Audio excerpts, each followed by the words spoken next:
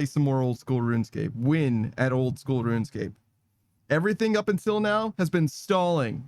Now we win. Yeah. Yeah, tell me about miles away. Hell yeah. Drink potion.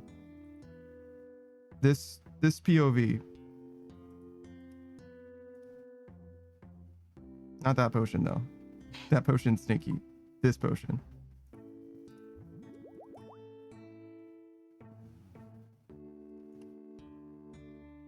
Oh my god. 677k? I don't know how long it takes to do that. But I know how much time I'm willing to put into it. The rest. Presuming that, you know, nothing terrible happens. Like I fall down or something. But we're doing it, man. Now's the time.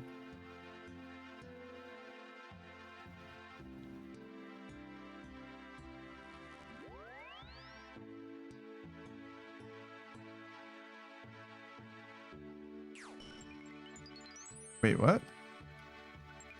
Casting the spell didn't stop the action. Okay, cool. Well, that's unfortunate for me.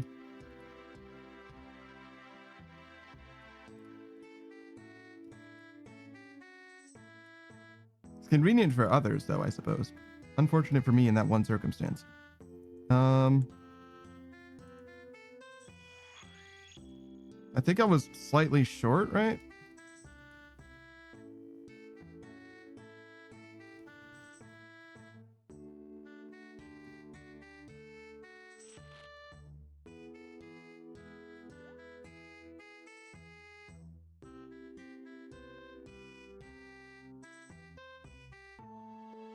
$33,826.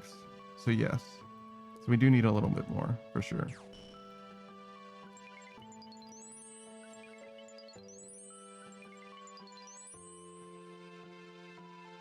Well, in theory at least.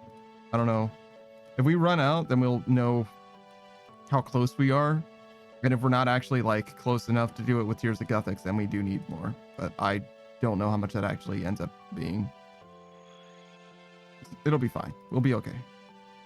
We can do this inventory of runes, and then, I mean, actually, we're gonna fill up our ether runes well before that as well. Even we've got 2 ether rune sets, right? Because this maxes out at 16. Yeah. So I guess we'll probably get some either the first time or the next time that we need. Not need, but we decide to get rid of the ether runes. This money's going back up. It's looking much better now.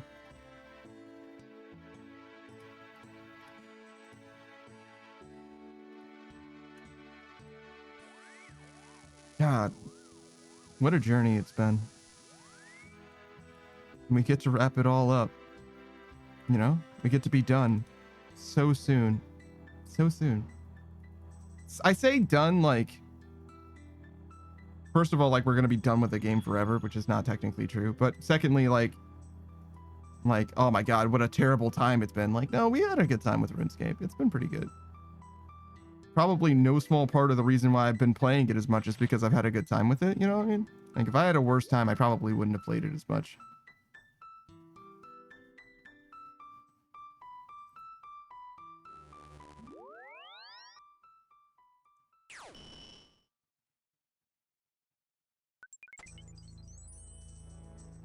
I feel like we've really done it though. Like, this has been RuneScape in all of its glory.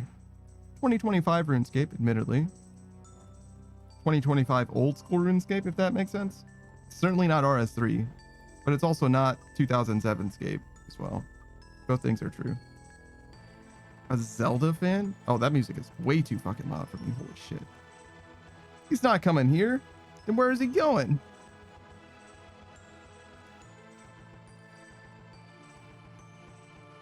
It looked like he was leveling runecrafting. I wonder what he was doing for his method.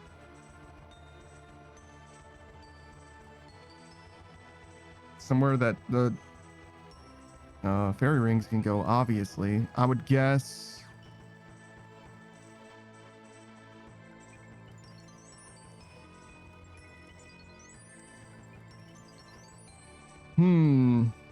So it's not nature's... It's not any of the elemental runes, I don't think. I don't think it's soul runes either. Is CIS the closest thing to soul runes? That'd be hell.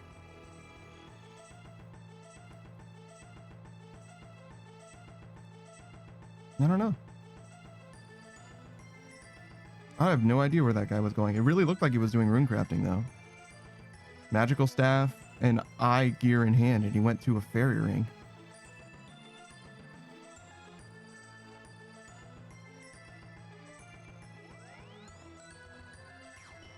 I wonder if he's wondering the same thing about me.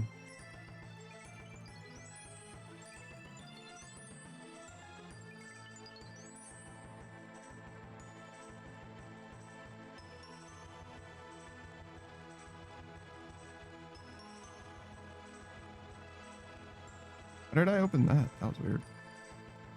Let's click.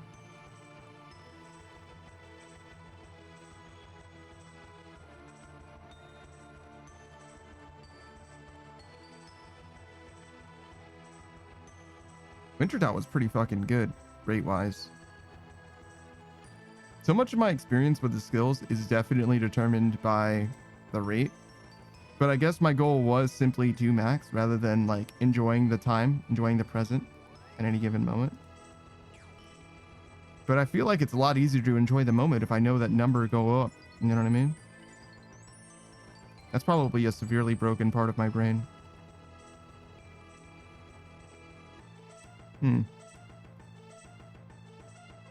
Why didn't that work? What did I do wrong?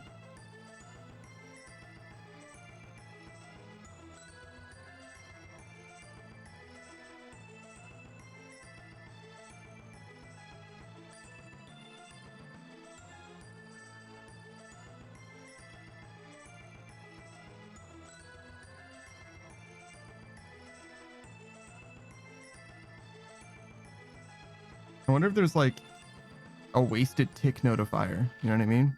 If you're not doing anything on a tick, game's like, hello? You know what I mean? Oh, no, no, no, no, no, no.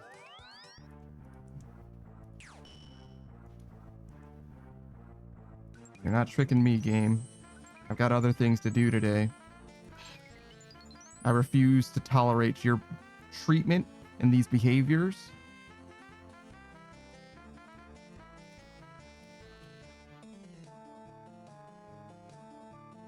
Goddamn.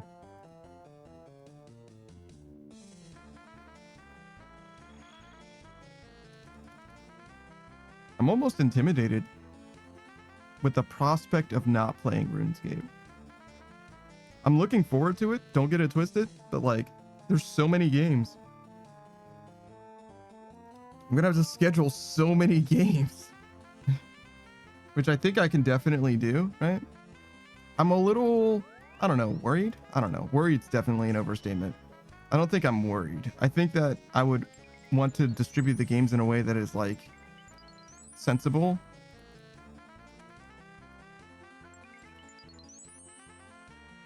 Because like, for example, I know Agathaza wants to watch Persona, right? So I would want to host Persona when Agathaza can be around, right? Seems pretty simple, pretty obvious.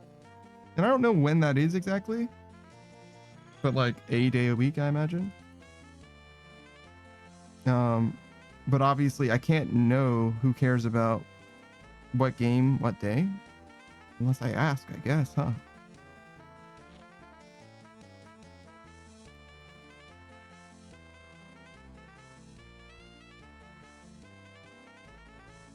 I don't think there's a good way of getting that like sorted out without just like literally asking everyone individually.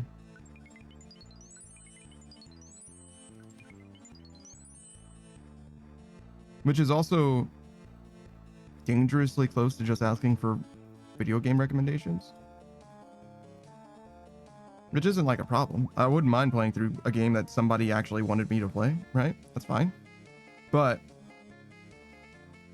I do want to play through the games in my Steam library first.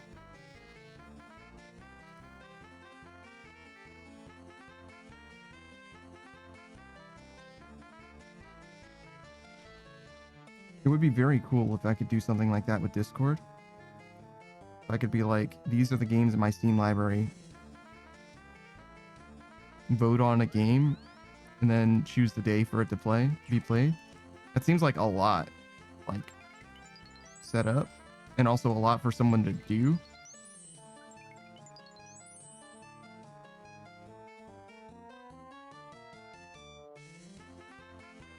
Because that's a lot of video games, right, to have to pick from. But like the day thing probably isn't that bad. Probably unreasonable to ask someone like, hey, which game out of these games should I play? You know what I mean? Out of like a dozen though, that wouldn't be that bad. Like, what are your favorite games out of these 12? Could even do like a poll. Maybe that's the answer. But we're not really there. It's like a weird time because there's games that I want to play and beat first. That's what it kind of boils down to. And actually, I have to speak to Savage about it too. I have to figure out when Savage is going to be available, or if he's going to be available for something. Because if he is not available for a day, I want to be able to play a game on that day. But if he is available, I want to play the game with him as well. It's also something. I think one day for Savage is probably reasonable. I don't think I would want to schedule with him, be like, you have to be here for 2 things, 2 days. You know what I mean? That seems like too much to him. Because he's also joining us for V Rising, right?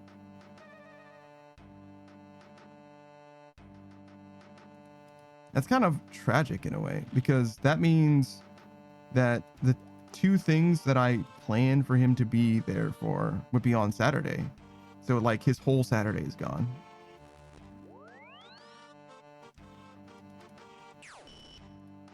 That's probably worse. Well, is it worse? Because if it was something on Saturday and something on Sunday, then his weekend is forever trapped.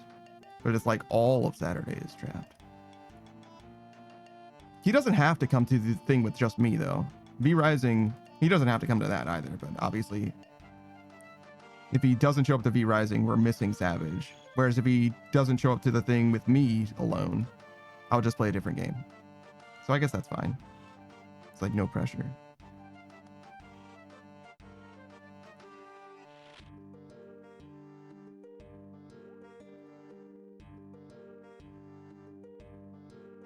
Yeah, I think we're in a good spot, actually, if I think about it that way.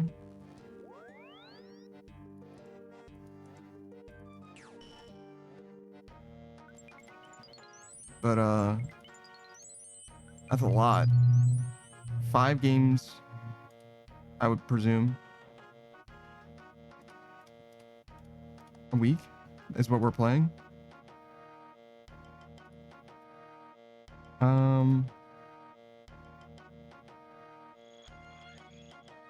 It's also a little bit weird because on Saturday we only have the time until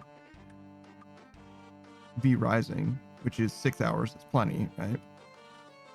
But on Sunday we have the time until GTFO and the time after it as well.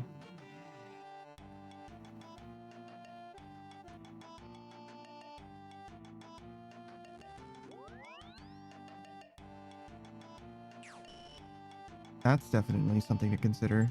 Maybe I could fill Sunday morning with something other than a game solo. The time before GTFO. Or maybe there's a game that makes sense to do weekly, but not for very long.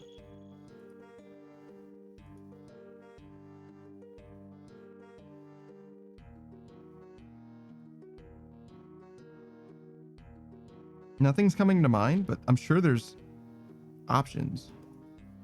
Like if I had Final Fantasy 14 caught up and it was like up to date, doing 3 hours of Final Fantasy 14 every Sunday morning makes a ton of sense. Like I'm already paying for the subscription, whatever. But for RuneScape, it doesn't super make sense because obviously I'd have to be buying the bond, but I could probably pay the bond. Hold on. So if it's 2 weeks, that's 6 hours. Can I pay for... That would have to be like about 2 mil an hour. So not easily, but certainly it could be done.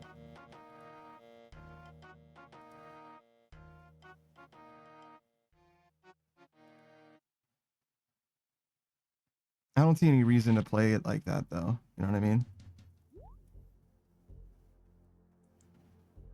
Oh, music? Yeah, there's music. It's doing.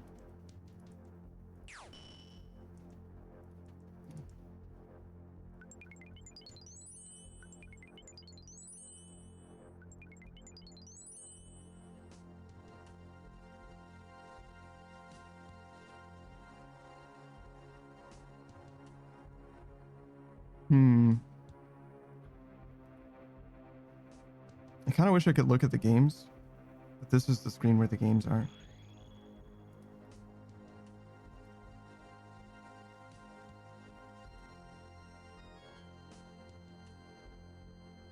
I don't think it makes sense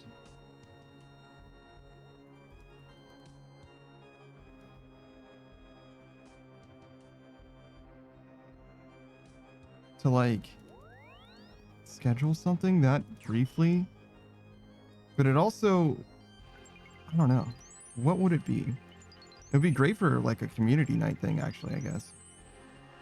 If I wanted to do something like that, maybe that's the answer. Play something with the boys on Sunday mornings.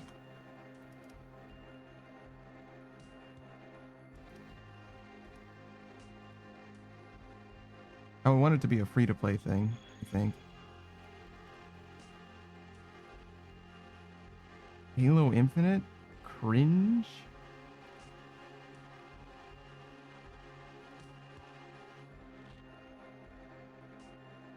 But it could be. Or it could be a good game.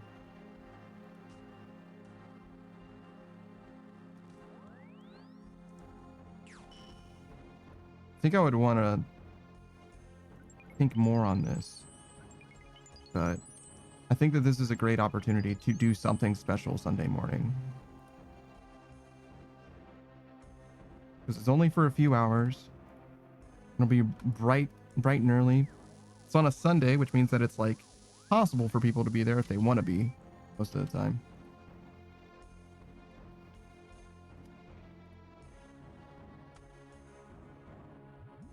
So it seems like a good time for a community thing if I wanted to do that.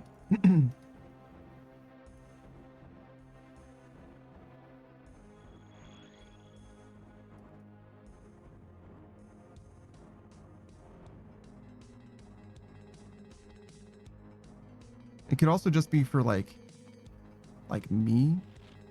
Aim training is technically something. 3 hours is a lot of time for aim training, I think.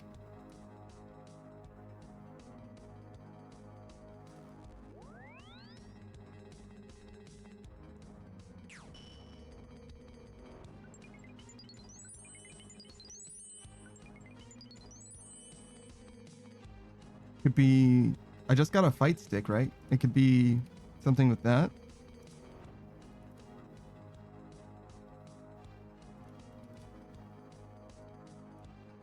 Because it would behoove me, I think, to have time dedicated just to practicing.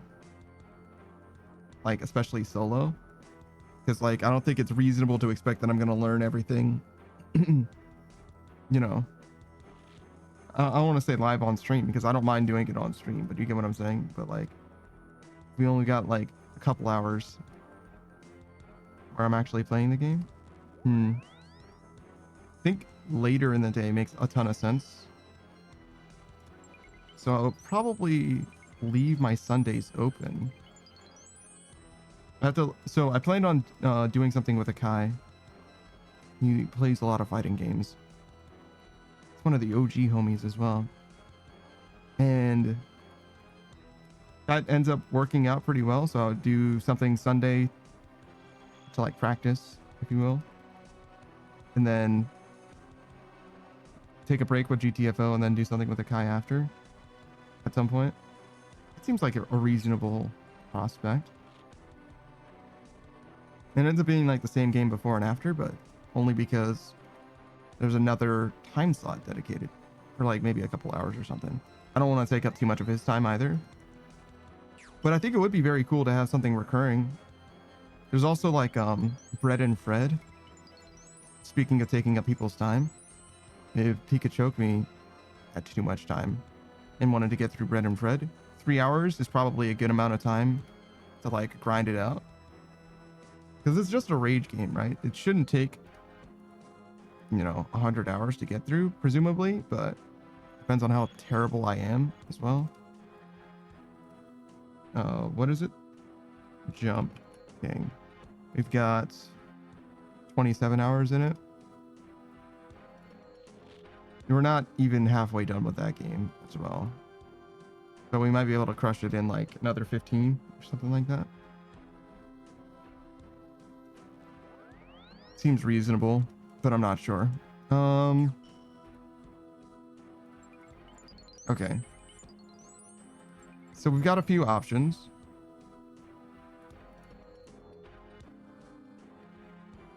And I think it all centers around Sunday morning, just because it's such a weird time slot.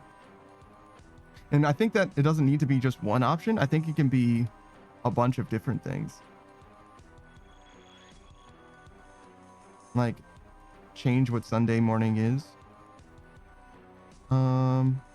Depending on what else is going on. I don't imagine, like, Red and Red's not going to take forever. The fighting game that I end up playing is not going to take forever either.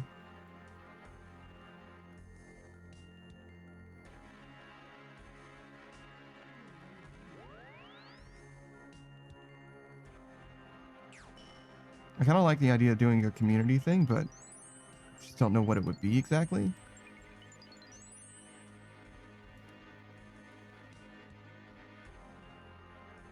And I think ultimately it's like up to me,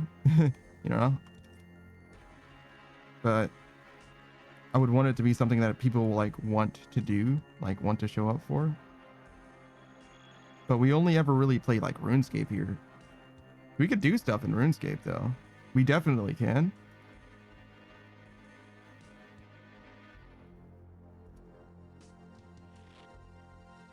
Like 3 hours of Barbarian Assault or something wouldn't be bad if like people needed to get through it.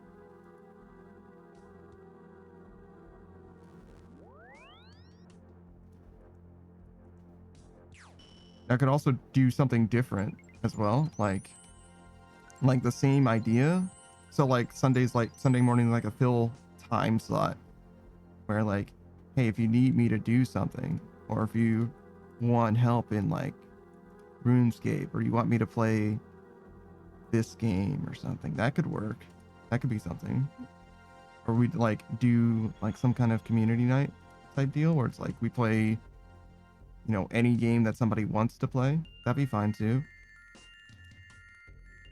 Like as a collective. We could do like a crowd control thing maybe.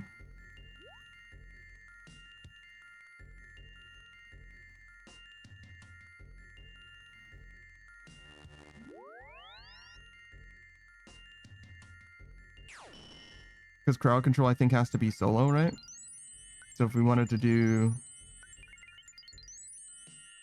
That's a good crowd control game, like Valheim. I think there's a crowd control for Valheim, right?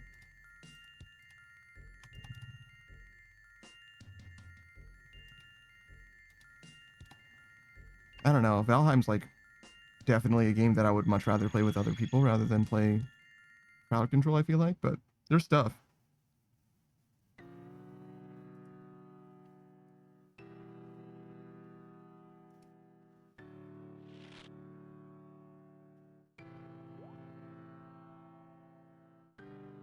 So there's ends up being a few different plans.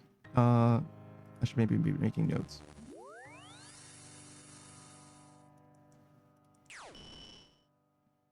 Let's try and compile my thoughts in some way that I can like refer to it in the future. Oh, I know what Evil Danpa means. That's my name but backwards.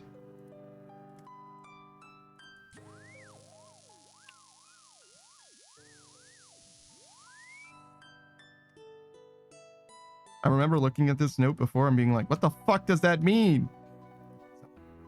little bit of a clarifying note there.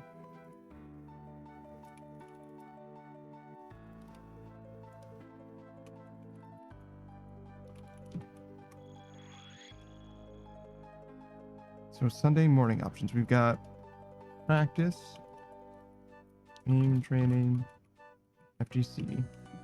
We've got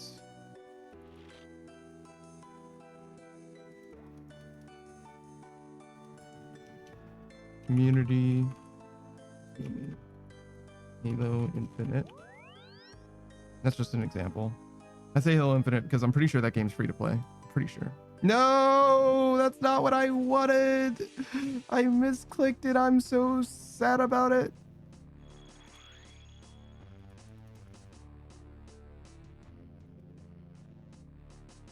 All right, there we go.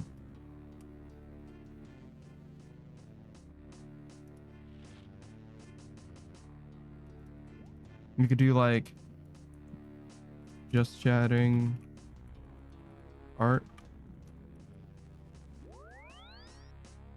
I mean, art would be definitely a thing as well. Like literally just practice doing art first thing in the morning on Sundays. That's not a lot of time to dedicate to something like that, but it would be pretty cool to have a dedicated time for it, first of all, and secondly, like expanding the stream based on that as well, right? Like, what if we started by just like practicing, but if we got any level of ability, you know what I mean? We started to like do stuff for people in the chat. Like, and if somebody wanted me to draw something, it's like, yeah, sure, I'd do that.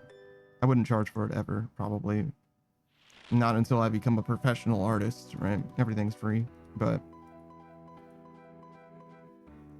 yeah, just one of those things where it's like, oh no, I'd be down. I'd be excited to, you know, share the learning process with somebody, but I don't think that I'm in a space where I can spend just a few hours and expect any growth to happen. Well, that's probably not true. Being how new to drawing I am, I probably will be able to grow dramatically, even with just a few hours a day, at least for a while.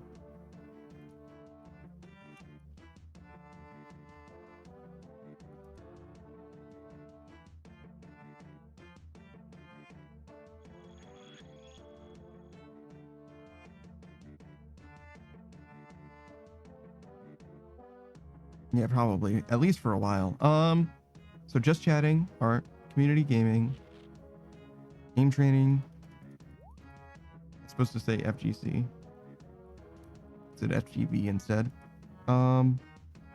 Be like a collab type thing. That was the other thing that I came up with.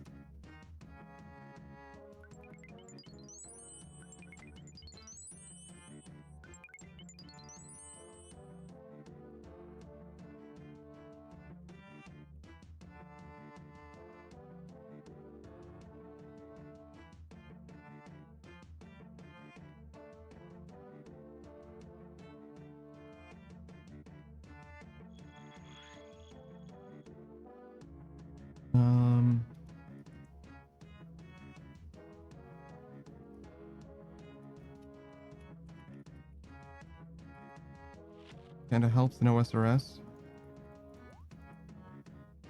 What else? What do we do? Not very much, unfortunately. But like, what has anyone asked of me before? Very little, which is not surprising because I'm kind of a grouch. I'm kind of a downer when it comes to people bothering me with shit. Need to be a little more open to people bothering me with shit, I think. It's like, why doesn't anybody ask me to do stuff that I want to do? And then I'm like, ugh, no, I hate doing things. You know what I mean? It's like, yeah, it's probably on me for the most part.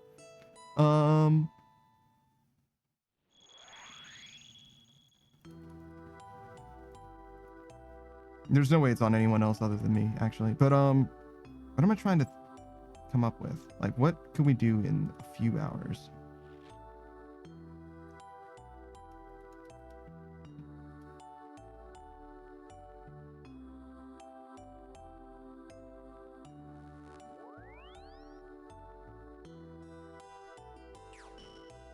You could do like a study thing. We did that once before, or a couple times before on stream. A little bit of a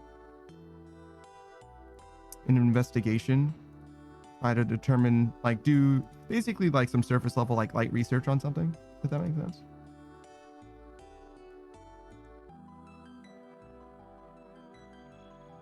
Just whatever the internet can come up with. Study, investigation, and maybe like a presentation as well. I could see that being of some interest, but maybe not terribly interesting.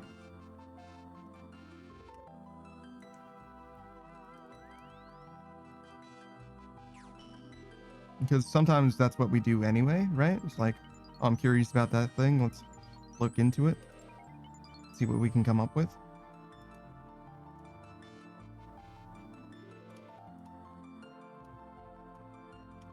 RNA is like homework help or just a general study group on various things? I think I would be down with just about anything, to be honest. So if somebody had like, I don't know what, like, because like homework is like kind of below the demographic that I'm like really messing with. It would have to be like a college project, I guess, realistically. And I'm not like smart enough, you know what I mean? I'm not gonna be able to help you with your graduate program basically ever, right? But if you had, so like earlier you were here for the deduction induction thing, right, that I was talking about. Like we could definitely spend a few hours looking into that and like the deductive method and those different, like just like going through the Wikipedia page and like learning about that stuff. I would be down with learning something new. Just an investigation on a topic, you know what I mean? Just like learn about some stuff and compile the stuff that we get that was like interesting, if that makes sense. So like it wouldn't necessarily need to be like for something, like it doesn't need to serve some greater goal, but I could see that being of interest, of an interest, at least to me. RNA stages, okay, that's cool too. I mean, if I had more people who I felt like needed help with their homework, I would be much more compelled to do. But also, I doubt that I'm going to be of very much help as well, as the thing, you know?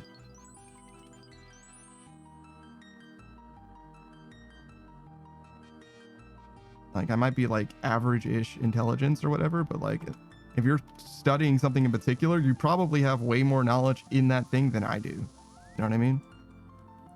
Like, I could probably help a high schooler with their math homework or whatever, but anything beyond that, I probably can't really do very consistently. I don't know, is a big part of it would be studying and research. Yeah, for sure, for sure.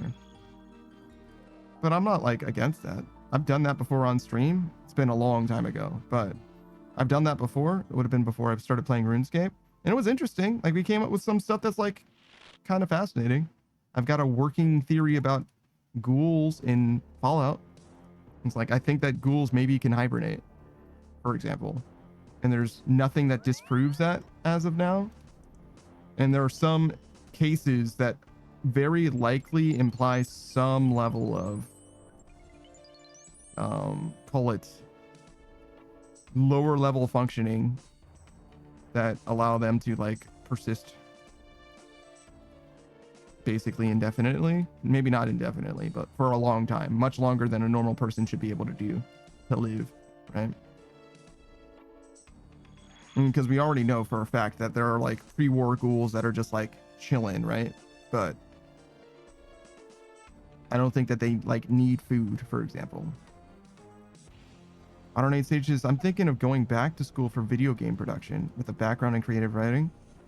Yeah, we could do something like that too, right? Like work on a project. That would be pretty cool.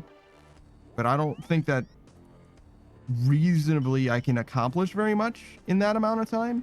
But I guess it depends on what it is, right? Like you could start at, you know, the lowest level, right?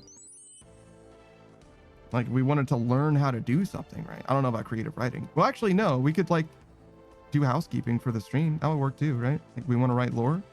That could definitely happen. 108 stages. So there should be things that could be easily researched to help for creative writing and video game production. Definitely. Definitely. I feel like the best resources that you can have for video game production are available online. But for creative writing, the thing that's probably most helpful other than just writing is having someone to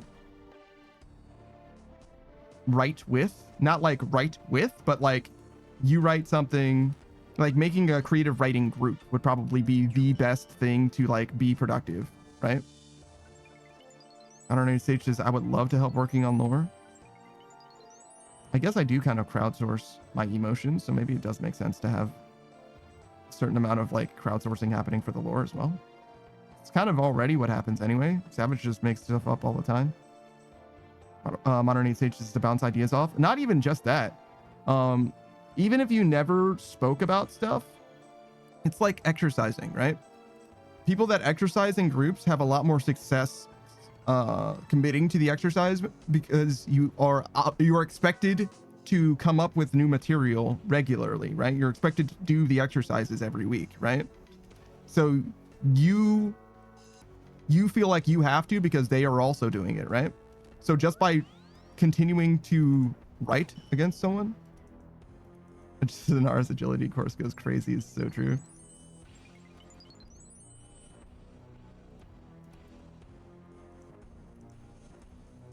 That guy, this is a fucking comedy legend, dude. That guy's so funny. Holy shit.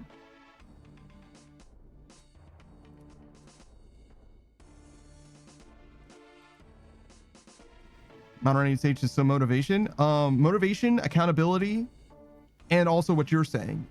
Comments and criticism, right? It's important to like have ownership of your creative writing, if that makes sense. So one thing that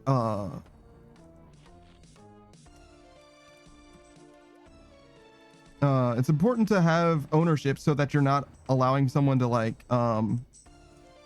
impose upon, right? Like your vision. Like you should definitely maintain your vision, but it's definitely also important to be open to what other people have to say about it, right? Because if you're writing something that other people are supposed to read, right, that how they receive it does matter significantly, right? But it's a matter of whether or not the thing that you're writing is conveying what you want to convey more than it is if it's received the way that it should be received, if that makes sense.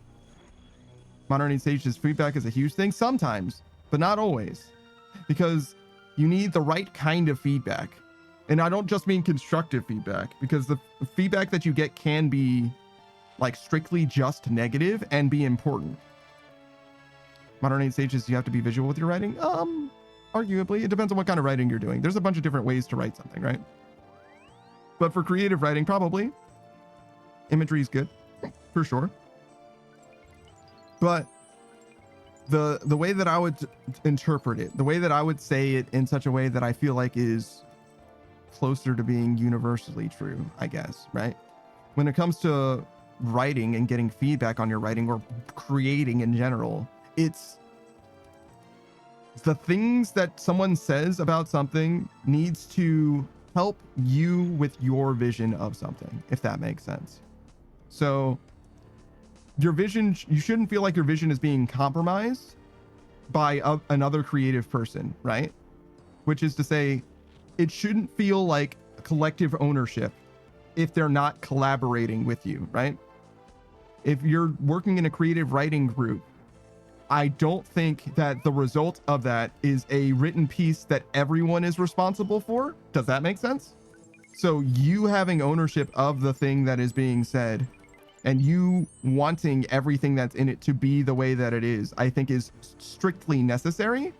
Whereas if you have someone who is happy to share their opinion, but has opinions on not just what is being written, but how it's being written and why it's being written, you're not necessarily compromising your image, not necessarily, right? But like you get the idea, right? If you're letting somebody's creative input influence the design, influence the direction and those kind of things, which isn't like a problem, right? Because sometimes somebody can just have a good idea that you want, right? But that's the thing, is that you need to want it, right?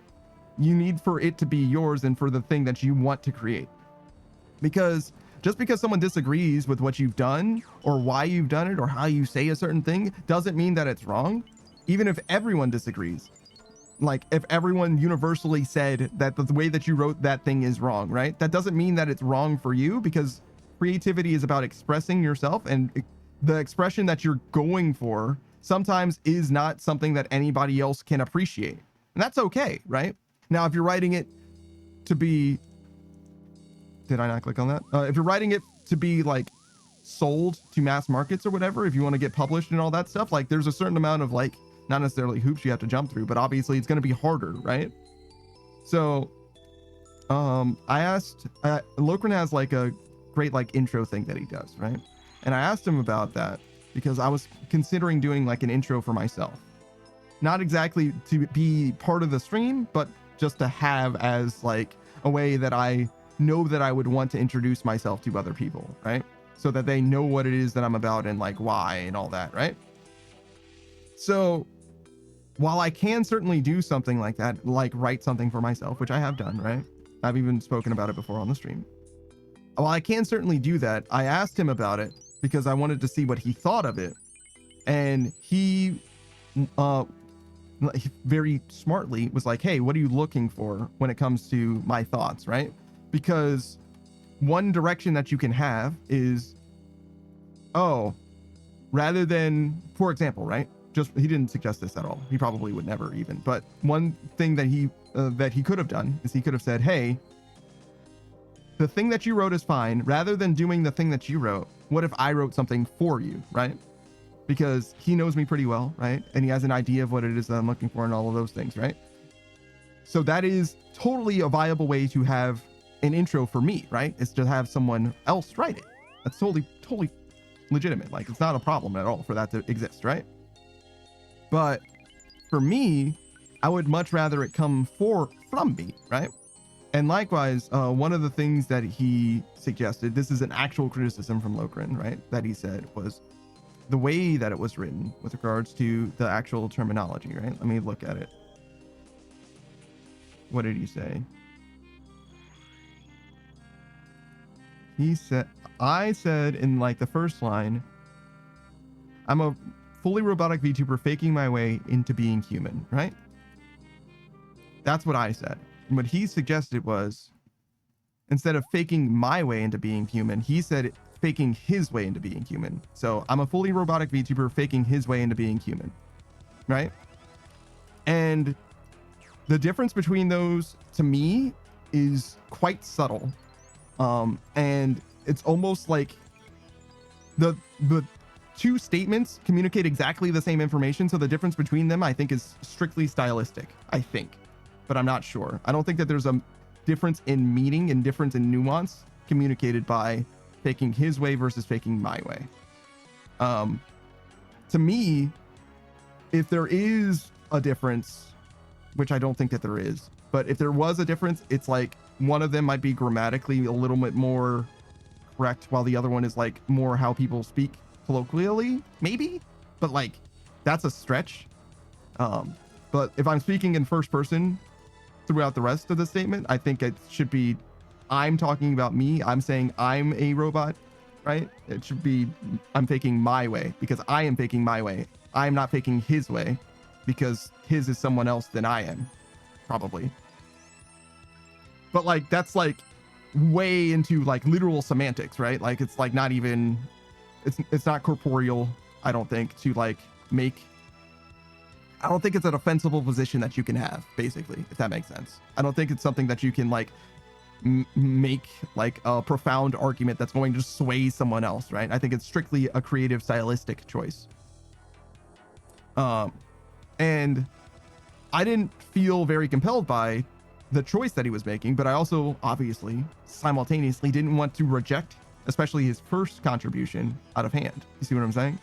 And I think that's very important with regards to like working with other creative people, is that you need to be open to the ideas that you would be resistant to otherwise, even if you think that they're not what you're looking for, they're not what you want, or they're like maybe even a bad idea. I think you need to be open to them, because you need, for people that you're working with, even if you're not working with them as like a like collective, you're trying to write your own thing, right? But I don't think that you should present as someone who is not listening to their feedback, right? Because it's very easy to be curious what other people think, right? And ask them, but take none of their advice as well. It's like I wrote this thing, I love it, what do you think, right? And they like they dislike, you know, this or this or this, and you just completely throw that out. That's totally possible, and it's totally easy, and sometimes that's even right. But it's very hard for someone who is asked to review something or to comment on something to take that reception of their advice well, if that makes sense. Where it's like, oh, well, what the fuck? Why did I say these things if you didn't even care about, you know what I mean? Like, why did you even ask me if you weren't going to take what I said into consideration? It's like, oh, well, I didn't ignore it. I did take it into consideration. I just disagree, right? And sometimes it can be hard to convey that in a way that is like respectful and in a way that appreciates the things that they're actually saying, right? I think that can come with time just by working with the same person, the same people over time, like creatively. Partly because if you on the law of averages, right? If on the averages, you don't disagree with their visions, right? If you don't disagree with the things that they are writing or coming up with, and you take enough of it under your wing, then you should be fine, right? But if you always disagree with someone, then you might not even be collaborating with the right person, because just the way that you are trying to create something is just so radically different than the perspective that they have. Maybe they're not even the person that you would want to have assist you in making something, right? Just because the way that they work isn't like amenable to the way that you would want to. You know what I'm saying? Like, you kind of need to like work together on the same thing. You can have different perspectives, obviously, when you're doing something creatively, but it's really hard for something to be constructive if you disagree and you never take what someone else is saying as like the right path, right? You know what I'm saying? Like, even if the criticism is constructive, I don't see the value that it lends to the work if you disregard the criticism consistently. If every time they say something you don't go with it, what are they doing for you actually, and what are you doing for them further?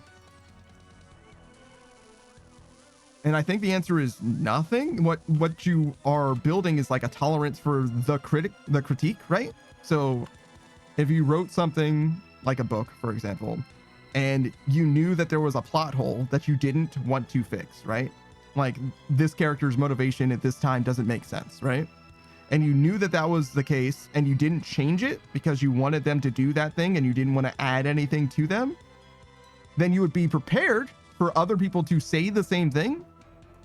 But that wouldn't help you, I guess. Like, if you're like, you run the risk of crashing out or whatever, maybe that's helpful, right? But to me, that's the same as just not even getting like a creative advice from something. That's just the same as getting somebody's like just broad opinion of something. That's like, to me, that should happen like, as far as the creative process goes, that should be like one of the last things you do, right? When you've already finalized what it is that you're making, it makes sense to get a bunch of people's different perspectives on the thing, right? Because you're probably not going to change anything, but you want to be prepared for, you know, various perspectives on that thing, right? So it depends on where you are in the process as well, because if you're early on, the feedback that you get should probably matter as far as like making changes, whether you adopt changes that are suggested to you or you incorporate the feedback and do your own rewrites. You know what I'm saying? I think that that makes way more sense as far as like working with a creative person, as opposed to just, you know, stopping by and checking in with someone whose ideas you fundamentally disagree with most of the time when it comes to creative endeavors or whatever, right? But you wouldn't know that until after you work with them as well. So like, it's not like you can do anything about it except find out later, I guess, to be fair.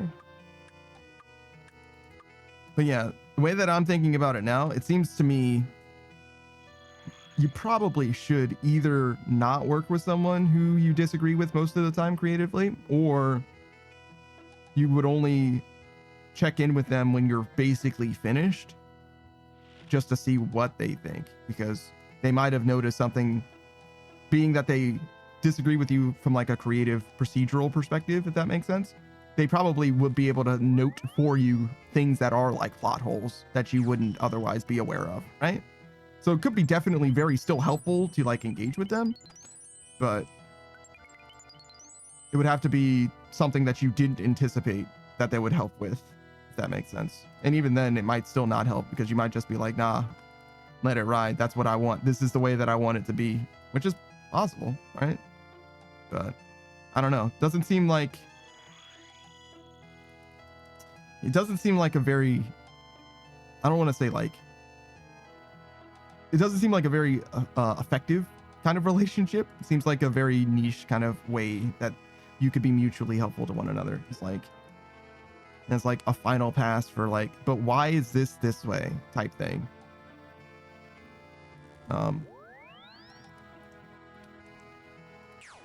Because it's like, as soon as you got that feedback, it's like it really did like blindside you, right? I don't even know that you could easily fix it anyway. So I don't know. I guess there's no right answer, right?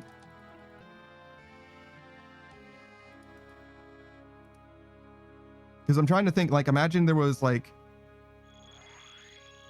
a plot hole. Maybe it's not like a mystery, right? Because mysteries tend to have to be like pretty watertight. So if there's any problem, it could be a big problem. But let's say like you wanted a character to be a villain, but you never considered why they're a villain. I don't know how much you can like really retroactively do. And like within a narrative, it depends on the context of the villain, right? If the villain came into existence through the narrative, like throughout the duration of the narrative, it seems pretty likely to me that you wouldn't be able to like add more to their story. If that makes sense. Because like, I mean, if it's a villain, it's probably not the title character. It's not the protagonist, right? So it's probably okay to like let them do stuff off screen. But there's a certain amount of like, you know, if this like fully sentient entity wants to destroy all of existence, it's like you kind of need a good reason for them to want to do that.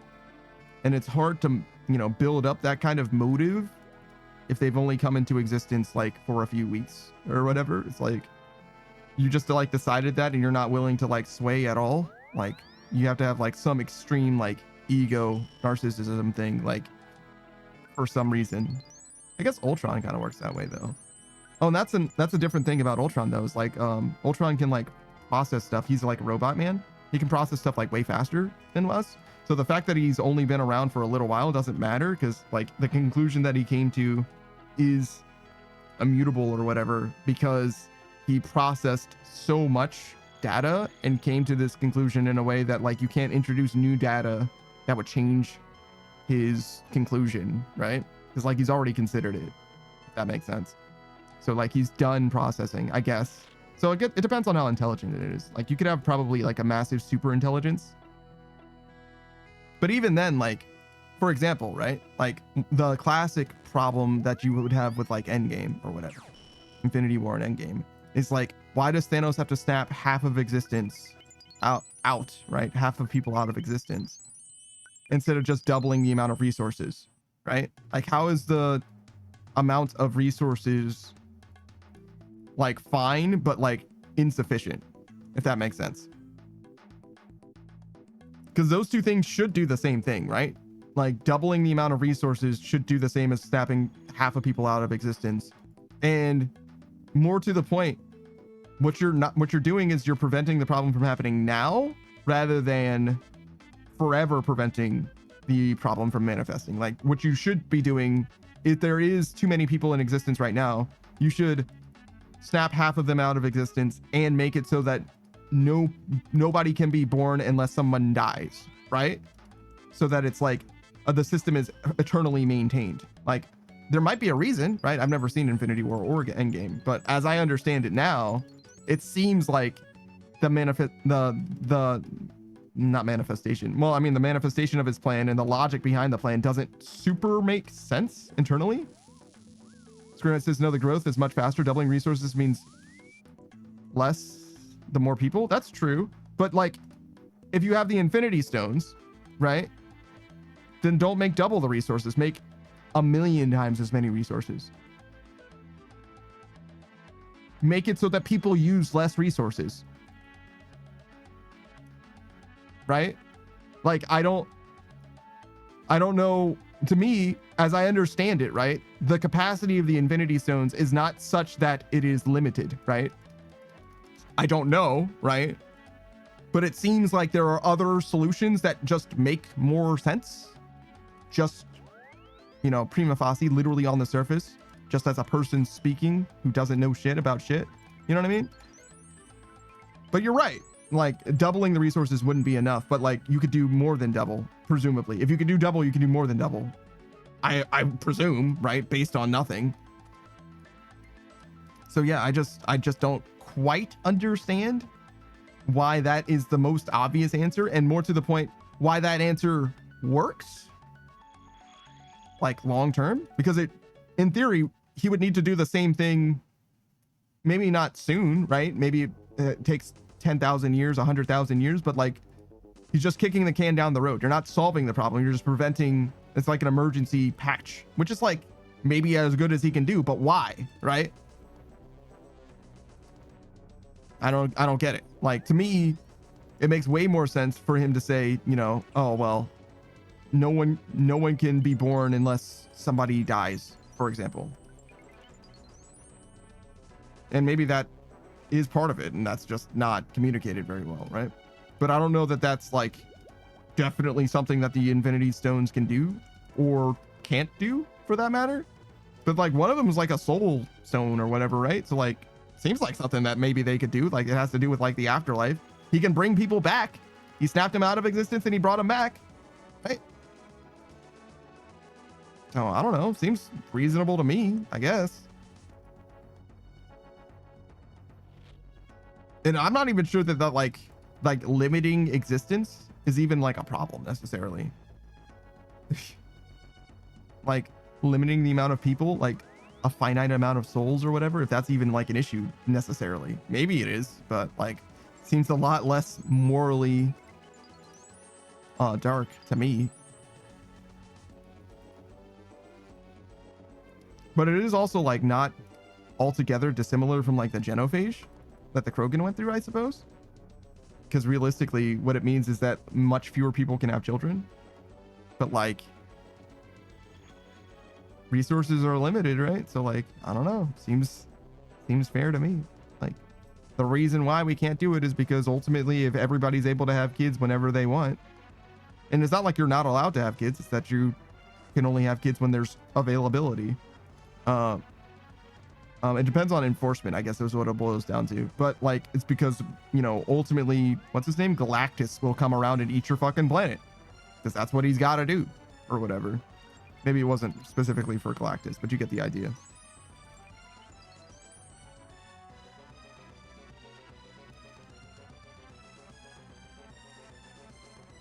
But yeah, mostly I was just talking about the idea of like collaborative creative writing, if we recenter ourselves, right? And the idea being, you got to be receptive to criticism in such a way that is that someone who's helping you, at least nominally helping you, doesn't feel like they're being ignored, right? And thus, it does matter a lot about how you present something, right? It's like, hey, what I'm looking for is like structural problems rather than like the way things are phrased, I guess. You know what I mean? Like, I'm not expecting you to impose your style on this. I want you to analyze this from a literary perspective, if that makes sense. Because I definitely am the type of person that's like, no, I think I'd like the thing that I did most of the time. Usually, I definitely, and probably a lot of people are like that too. Like, no, I'm going to stick with the thing that I did. But sometimes I definitely have heard people that had way, way better ideas. I mean, most creative people probably do have way better ideas for sure, right? It's like, that's what makes them creatives, because they create things that are better than I probably could, you know? Kind of makes sense.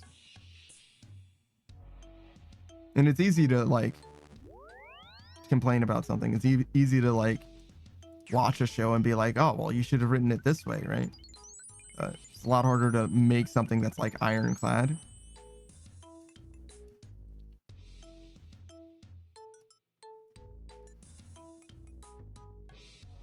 But yeah, that's definitely something.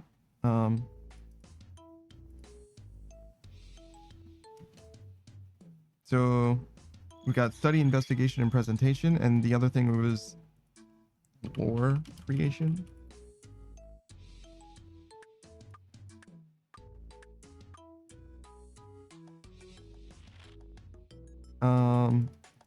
There's also like stream maintenance.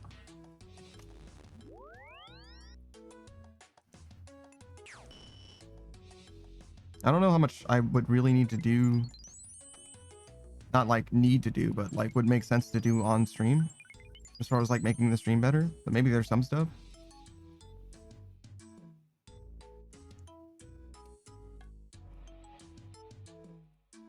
But there's also like not similar to stream maintenance, but it's not quite the same. It's like the Discord, it's like community stuff. Like community poll review, for example, is kind of what I'm thinking about. Which Delta suggested. That's what his name is. I said duck. I think I know a duck. Dr. X or whatever. Like DRXX or something like that. But anyways, FGC draft is also a duck, I think. But yeah, community poll review, that could definitely be something. Delta suggested that. And then is there more? Maybe that's it. Maybe that's all I got.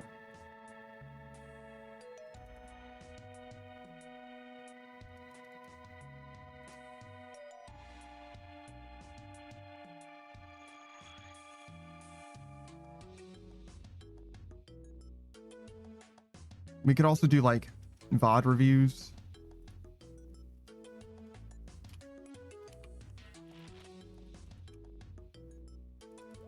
And like clip editing in theory.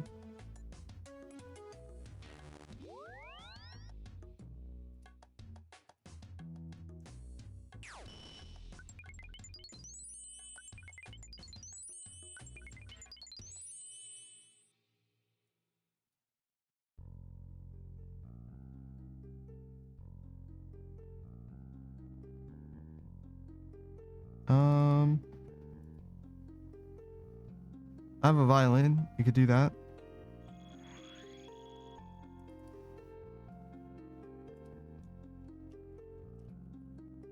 Violin. I've never really played it, but we do have one. Exercise. It's definitely something. Once a week exercising. That's not enough exercise, but you know, whatever. It's an option. A 3-hour workout is pretty long too. Just pack in all of your workout one day. That seems pretty unhealthy. Seems like you might die from that, actually. I mean, 3 hours probably wouldn't kill you. I mean, it depends on how intense you go, I guess.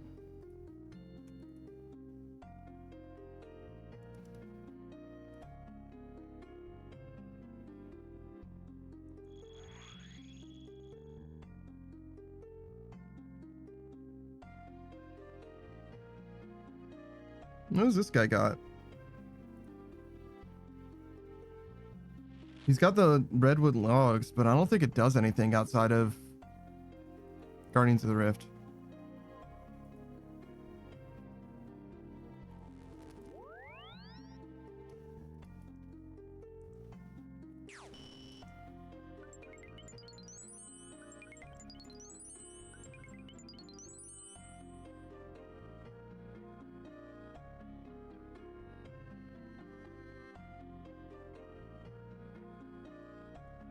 Oh, I forgot my necklace. That's okay.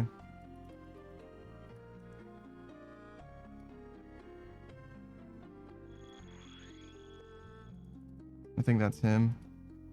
I think I'm just like that far ahead of him because my bank is better. It's hard to say.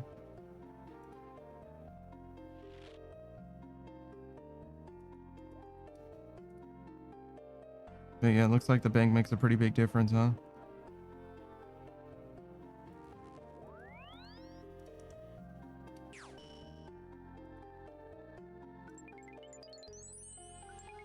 I think you can technically do this pretty well if you go to a PvP world with Lumbridge teleports. But you need to be in a PvP world with, you know, some pretty good stuff. Or not necessarily good stuff, but some stuff that you definitely don't want to lose. I think I've got like 19 mil on me, like 20 mil. Right, so I don't think anybody. Ooh, I forgot my necklace, didn't I?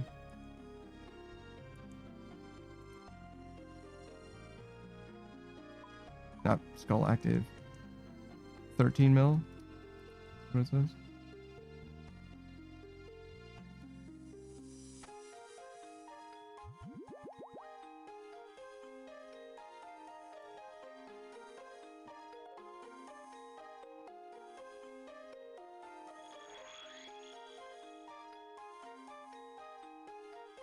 All right.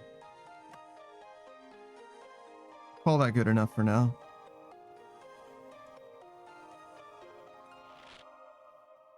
Instead, what do we want to think about? So I think every other time slot that I have available basically is just going to be dedicated to just a game. Doesn't matter which game. I mean, it does matter a little bit, but not like in a big way.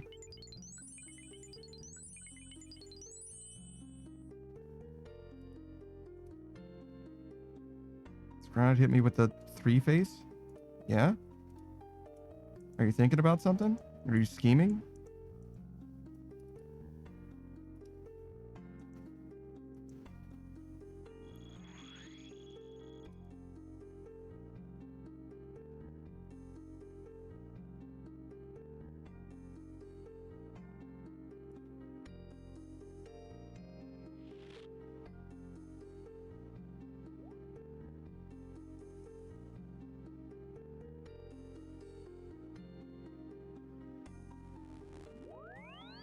There's a world where like I dedicate time to practicing something rather than it all being on stream. I really like the idea of capturing the journey, like the full journey. Because I feel like sometimes you can like really go from like, so let's say like every like artistic piece you ever made as like a professional artist was like immortalized, right? It's going to be shit for a really long time. But as a professional artist, you know, stuff that you do presently is like inarguably good, right? And where it goes from shit to good is probably pretty hard to place specifically. And I'm not saying that it like needs to exist forever online or anything like that, but I would like for you to be able to see it like one contiguous image, if that makes sense. Like the grand reel to reveal like, no, I got somewhere. Even though I'm kind of putting the cart before the horse, like I actually amount to something. Which I don't need to like amount to anything in like any meaningful way. Like I don't need to like be recognized by other people or anything like that. But I think it would be cool to be good at it. And I'm not afraid of putting the time in either. It's just a matter of how much time we have and where that time comes from.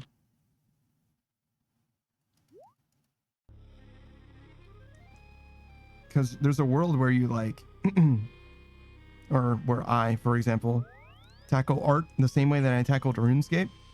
You know what I mean? And I imagine that would make a huge difference, right? If I had the time in art that I do in Runescape, that might be, I think we're on like 460 parts. So like 460 times 6 hours or whatever. I probably would be like pretty good at art now. That's the wrong spell.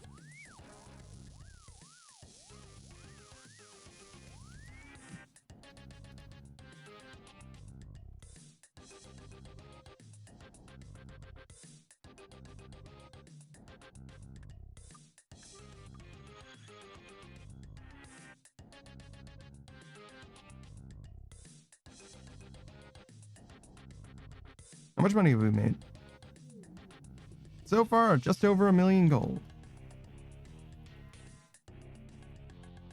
Oh wait, how much gold are we making? 1 million an hour. So like about half as much as I remember.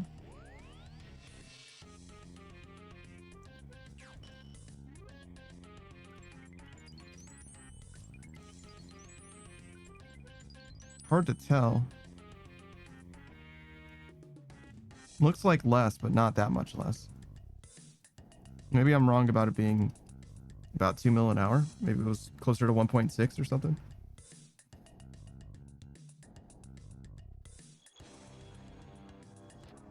I thought it might have been like 2.2 or something like that. I mean, I guess it also depends pretty dramatically. Because if you go the extract route, you do make so many more runes.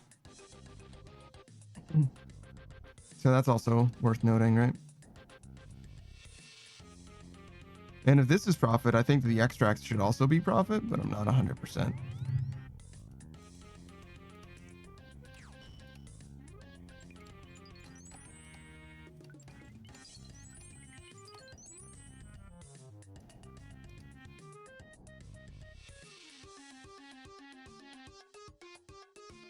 Oh, fuck.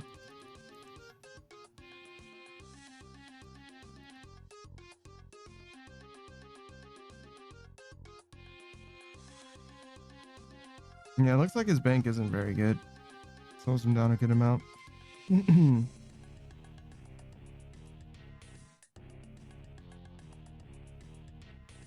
wonder what he's doing. Edgeville isn't that far.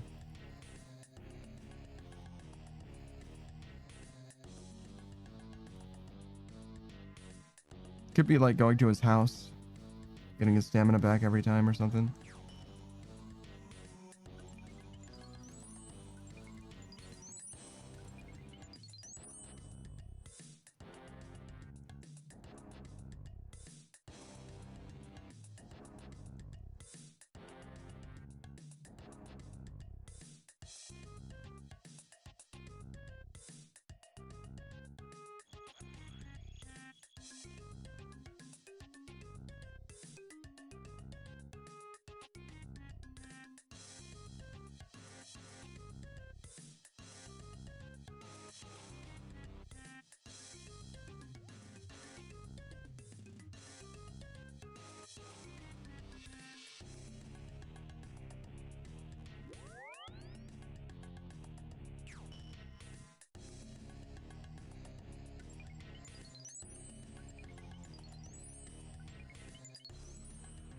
If you said something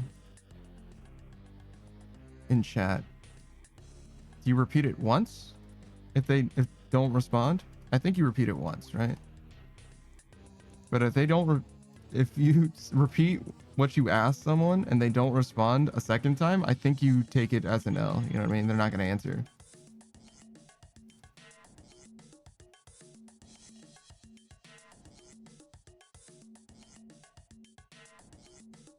It could be that they just didn't hear you twice, but like, I think you give up after the second time.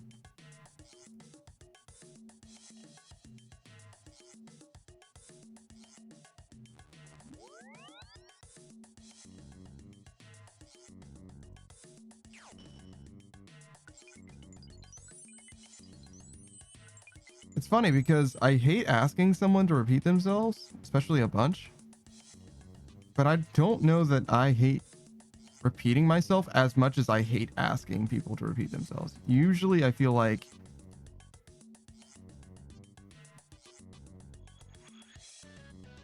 I guess it depends, because if somebody just like blanked, it's, you know, now that I think about it, it's more of a tolerance patience thing than it is anything else. It's just how many times have I been asked total rather than any individual instance. Because any individual time, it's like, whatever, just ask, it's fine, whatever. But if I've been asked the same question or different questions even 1,000,000 times, I definitely could see that wearing me down. So that's probably mostly what it is.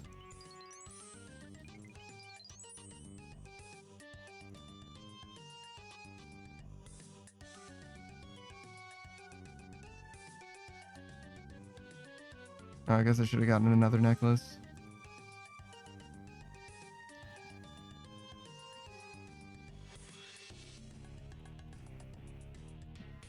No wonder I'm making so much less money.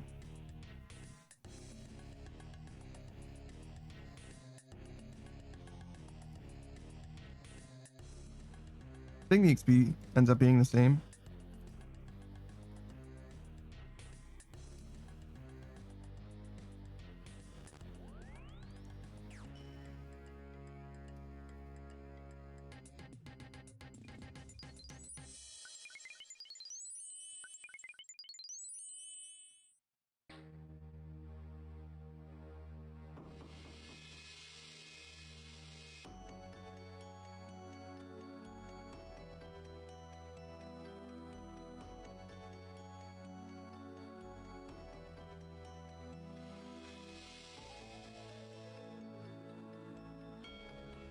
Did I change the stream title? The Last Grind?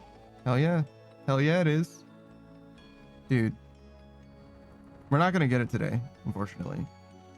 But this is definitely the last, at least the last skill grind, I guess. Because we could do like Coliseum or Infernal Cape or something like that, right? That would definitely make a difference as far as like how many grinds we do. But like, I don't know. I don't feel like it's the same. You know what I mean? This is clearly the last grind. Like this kind of grind. That's a skill check, right? This is not as much a skill check as it is just like an endurance. You just gotta win.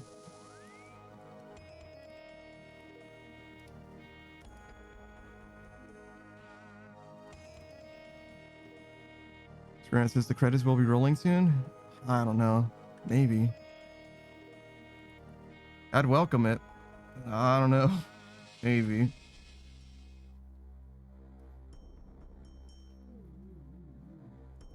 This is it though. You know what I mean? Like, if ever there was going to be a tragic downfall, now's the time.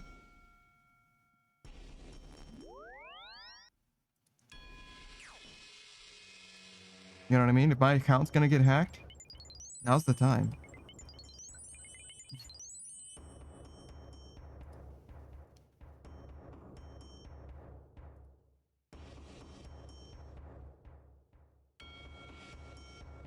Grant says noted. True. I don't need Sage this until OSRS announces another new skill. It'll be sailing, right? They're not going to announce a new skill, like an additional new skill, but they will drop sailing at some point. You're right. And then we will come back and grind that skill. You're right. There is going to be one more grind that's just like this. Probably the Barracuda trials or whatever, like Savage is going to do. Whatever gets me the highest rate, realistically, especially if it's the most active thing.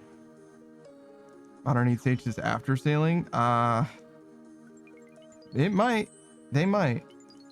I would be surprised.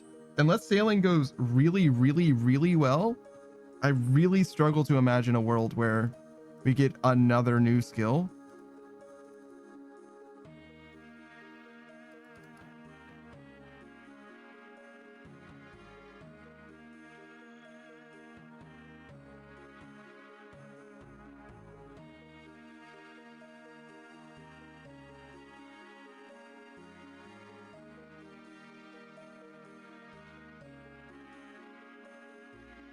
I don't even know what sailing's gonna do for you. Because you're not gonna use it in the overworld, right? No fucking way.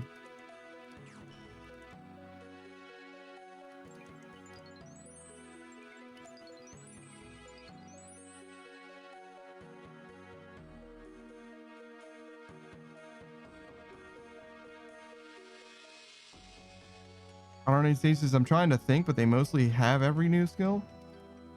What? What does? They mostly have every skill. No, there's a bunch of things that they could add to this game. There's a bunch of things that they could add to this game. But they, like, just look at RS3. RS3 has way more skills than this, right? Everything that RS3 has that this game doesn't, they could add to this game, for example. Right?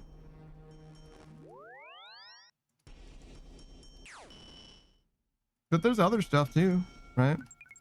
Um, there's no tailoring skill. So there's a crafting skill, but there's no like, and there's a smithing skill, but there's nothing for like making clothes.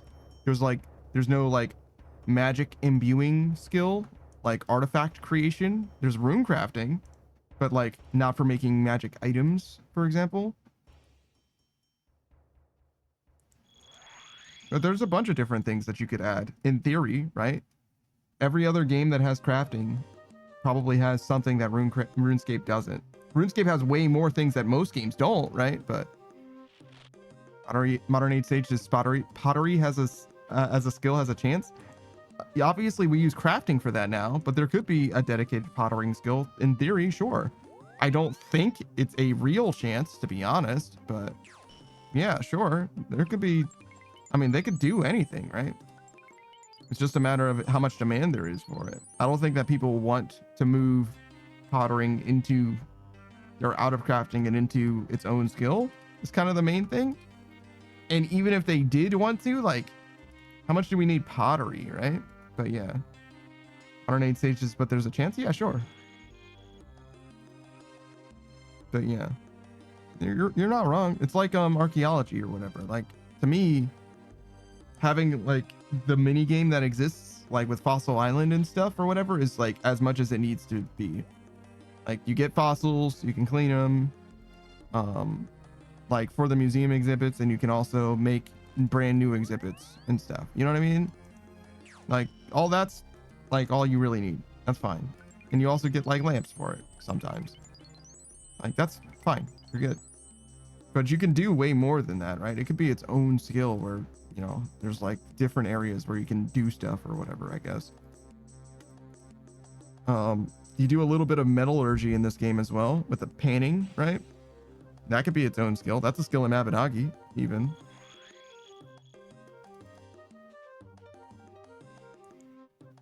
Smithing, blacksmithing, and refining are two different skills in Mabinogi. Whereas in this game, it's just smithing. Mining something like raw ore, turning that ore into a bar and turning that bar into a material are the same skill in this game, right? Mining it is different, obviously, but the other two things are the same skill. And in Mabinogi, those two skills are actually different. One is refining, the other is blacksmithing.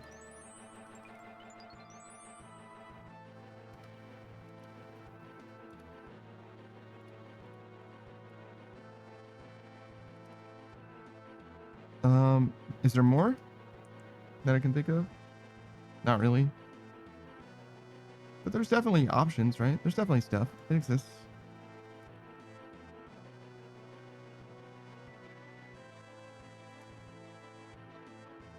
Scribe says, I think they should just surprise everyone with a whole new column of skills at once. Yeah, I'm sure everybody would love that.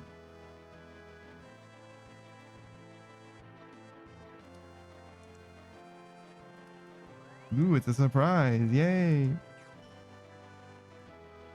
So, I don't think that would go well here in old school RuneScape, but it definitely could go well somewhere, right? People might be excited for new content, whatever. But that does remind me, I was talking to Savage during K-pop Demon Hunter, right? And in the narrative, as I understand it, right, the Saja boys perform the song Your Idol. This is not a spoiler. And they perform it as a debut, a world debut of the song. And I'm just imagining being a fan of a musician, going to their concert, right? For them to perform a song that I've never heard before. I definitely can see people being excited about that, but I also struggle to imagine that being like the best possible circumstance for most people. Like, most people who are a fan of someone, they probably want to hear the thing that is most popular by that person, right? Like, most people who go to a concert, like the majority of people who are at a concert, probably haven't ever been to a concert for that person before, and they probably want to hear them before their number one hit. You know what I'm saying? despite the fact that Fall Out Boy has been making music for 20 something years or whatever. I don't know what their most popular song is, but let's say it's Dance Dance. If you go to a concert that is Fall Out Boy in the year 2025, you probably want to hear them play Dance Dance. Doesn't matter that their newest album has been out or just came out or is about to come out. You probably want to hear them play Dance Dance. Probably. I don't know that as a fact. I haven't even been to like a real concert before, right? That's just like my imagination. And that isn't to say that they would like hate for that, like for that to be for a new song to be played, right? But I do, it's also different, right? Because in the movie, they only get to perform the one song. Whereas like at a concert, a dedicated concert for an individual, you wouldn't ever do that, right? And that's probably true for most concerts, right? Like the only times I can imagine, well, that's not true. Often you have a set, right? Most concerts, you see a bunch of different artists, right? So there's different kinds of concerts, right? There's the concert that's basically just one band or whatever, or maybe there's like a cover band and then the actual main band or whatever. But in both cases, both the main and the cover or the front band, both of them have a set, right? So they'll do like a few songs, whatever, right? But there are circumstances, I think, where you only do one song. That would be like the VMAs or whatever. Is that what they're called? The Video Music Awards, maybe? But yeah, I could definitely see that happening as well, right? Where you're like, no, the only song that they're going to do is this one song. But like, you're not going there for the performance, probably. In fact, are you even allowed to like go there? Is that like, can you buy a ticket to that shit? Or is that just for like critics?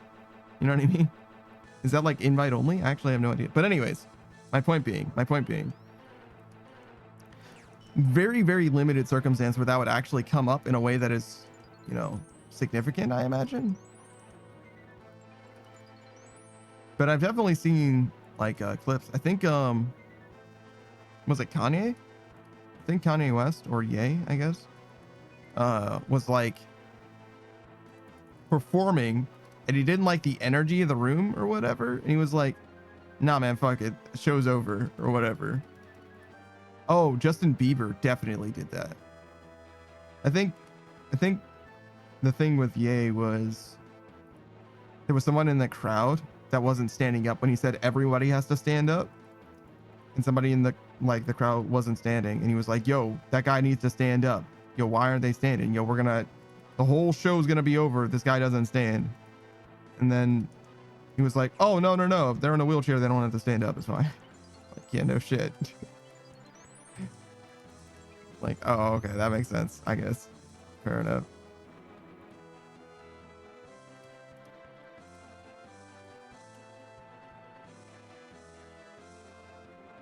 What the fuck was that? Did you see that like purple?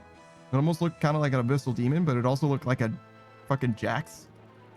A Jack, I guess. What is the game?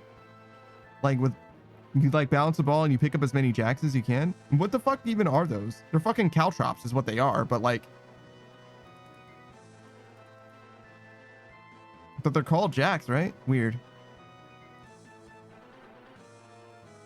I don't know. It's a weird game. It's a cool game of dexterity though. So it's like not a bad game.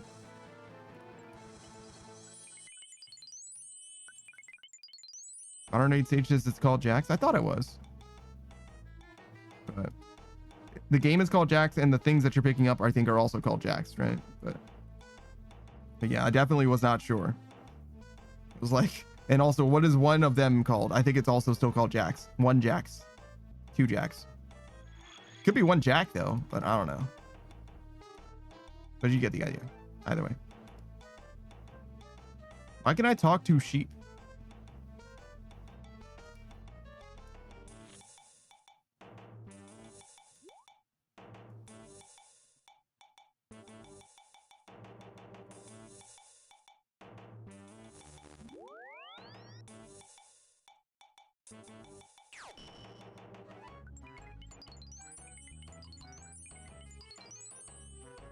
Modern Age Stages, I believe so. Jax.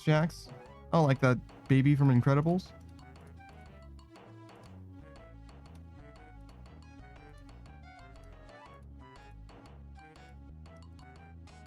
I don't need stage says, wait, does Jack and Incredibles have like 6 powers?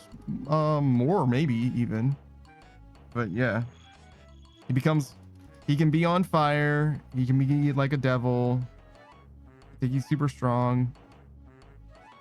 There's probably more than that as well. I think he's got like an icy thing too.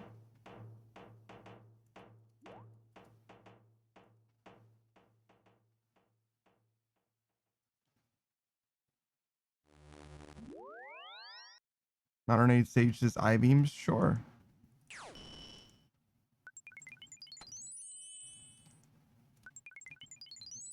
I think there's going to be a new Incredibles movie, right? Isn't there going to be a 4th Incredibles? Because there's a 3rd one, I think, already. I'm trying to think. Hold on. So the first Incredibles movie is, you know the one with Syndrome and stuff, right? Obviously you know that one. The second Incredibles movie, is that the more recent one?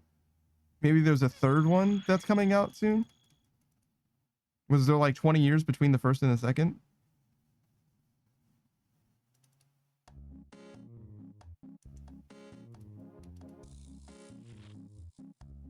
I think that's true because I don't know what would have happened in the second movie without it being like way in the future, like contemporary to our time. Like, I don't know, 8 years ago or some shit. Underneath stages, yo, I think he has 6 powers, which makes sense because he's called Jack, because Jax has 6 pieces minus the ball. What?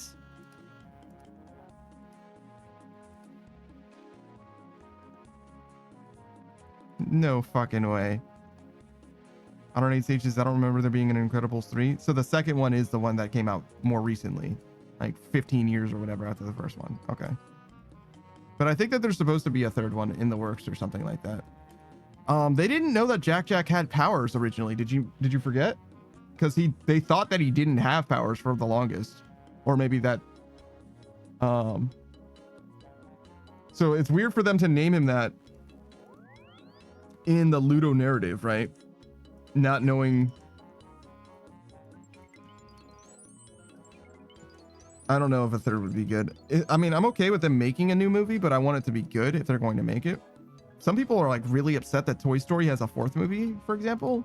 I don't care, but some people definitely don't like the 4th Toy Story movie and like the 3rd's ending or whatever. Modern Stage is, yeah, but the babysitter knows. Sure, but yeah, but the babysitter didn't name him Jack, right? So like in the narrative, he was named Jack. That's like naming the baby Dash, not knowing that he has super speed, right? Modern stages, he demonstrated his abilities during the babysitter scene. Yes, I understand, but it's like weird for his name to come after. That's all I'm saying.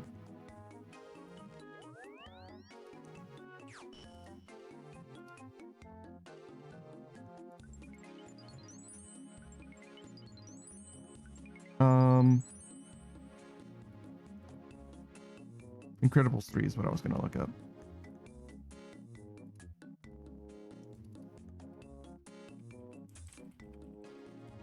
That's 2. I perfectly typed 2. Incredibles 3. Released in 2028. So 3 more years.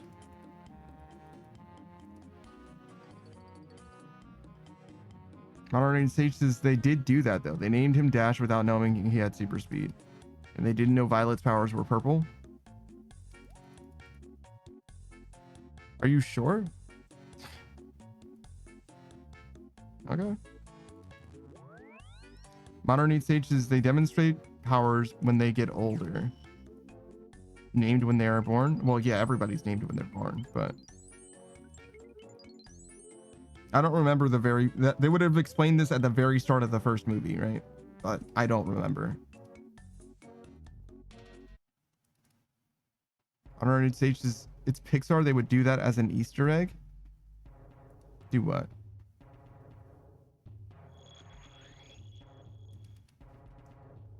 Named Jack. Named Jack because he's like a Jax, meaning that he has 6 powers. Modern 8th stage does not. It's hidden lore. Is it though?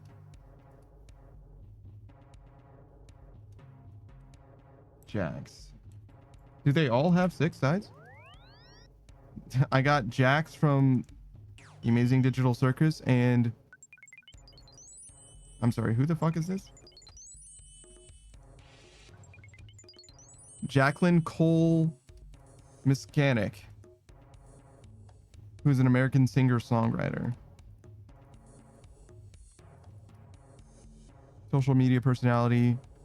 She's got a single Victoria's Secret 2022 that I've probably never heard of. It reached number 35 on the Billboard Hot 100 though, so it's a pretty well-known pop song. But Jax... Wait. No, not...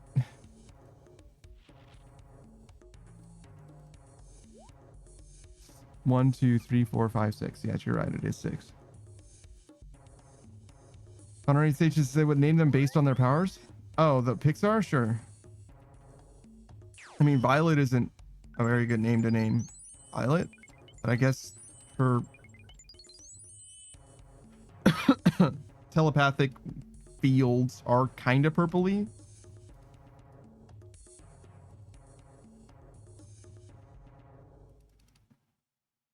Yeah, I guess they very consistently do. They actually have a pretty consistent design even. Where 4 of them have balls and the other 2 have points.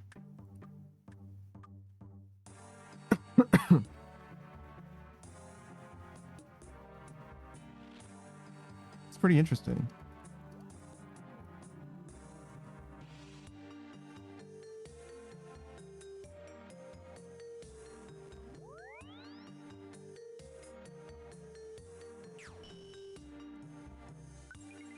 Why would they sell children fucking caltrops as a toy? Just to punish you if they don't clean up? You as the parent walking across your fucking own living room floor. Trapped.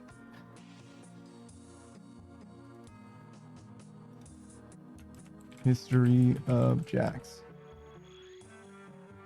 Not the character in Mortal Kombat.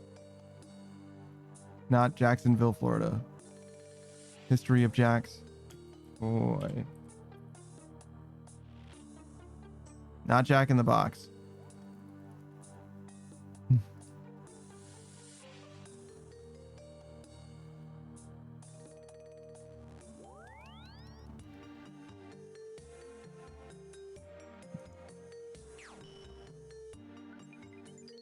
Is there a better name for this shit?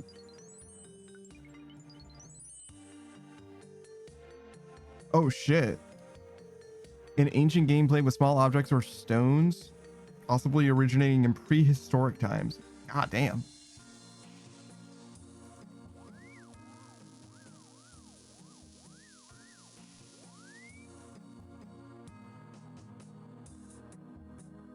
All right, Wikipedia, what do you got for me?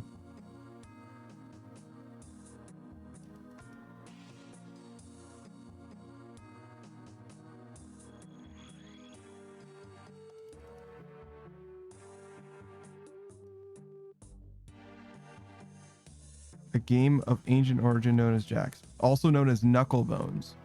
Scatterjacks, Snobs. What the fuck? Astragaloy?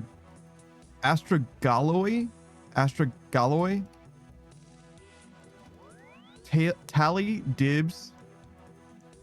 5 Stones. Jackstones or Jinx. Oh. That's a lot of different names for this.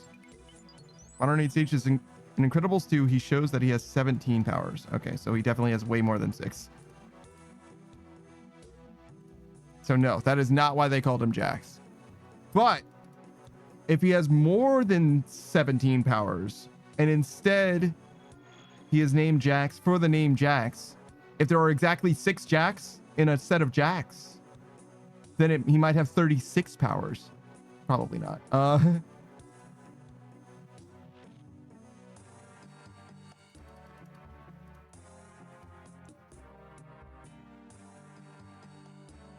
The name Knucklebones is derived from the ancient Greek version of the game, which uses the astragalus, a bone in the knuckle of a sheep. Oh.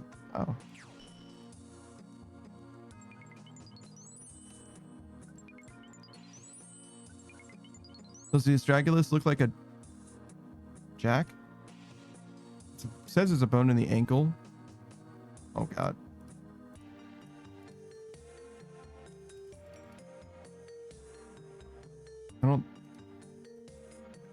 This directed me to fucking a talus bone. I want to look at an astragalus, specifically a sheep astragalus. If I can help it. What the fuck is a milk vitek? Astragalus bone.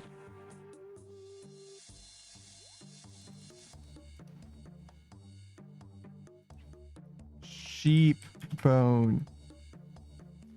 Please, I just want to see what this bone looks like.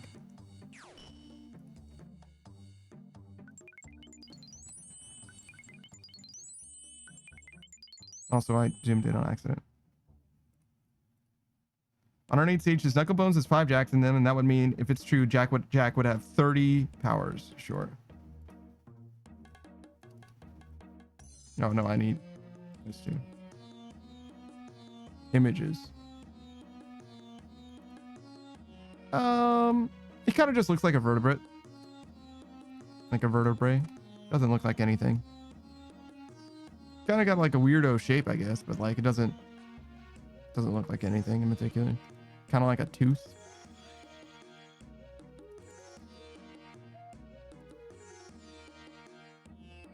The game was mentioned by Plato's and Herodotus. That's definitely a very old game. The latter claiming although the game was famous in Athens, it was not native to the city, ascribing Lydian origins to it. That's west of Anatolia. The story recounts in the work the histories. Wow.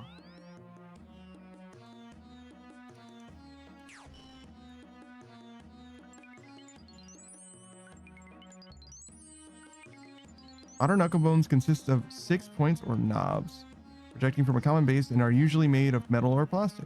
Yeah, sure are.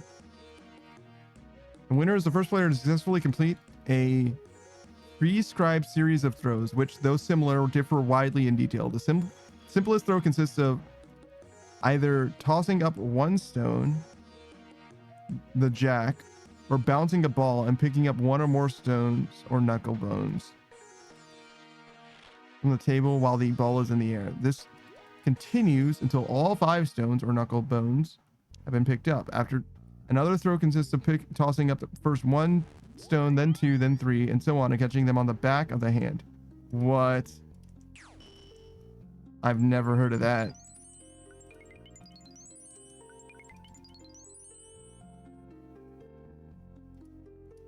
Different throws have received distinctive names, such as riding the elephant, peas in the pod, horses in the stable, and frogs in the well. Okay.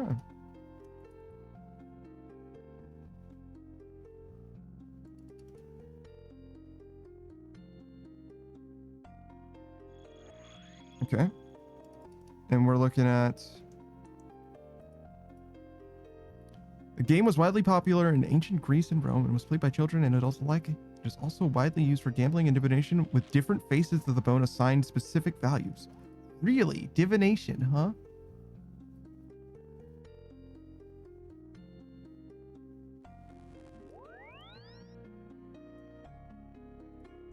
Okay, so it might be like as old as like 5000 BC.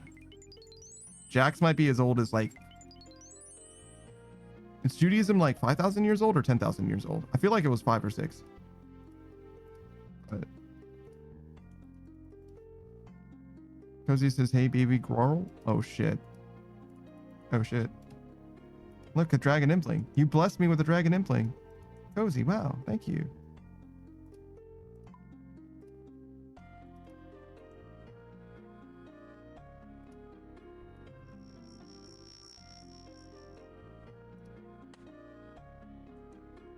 I don't know where he went. There he is.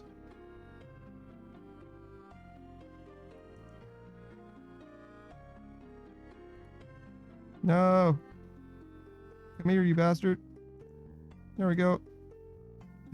Cozy says I bring all the OSRS luck. Yeah, this is probably 300 something thousand. That's 357,000 gold. 357,000 gold you got me, Cozy. Thank you. I appreciate you.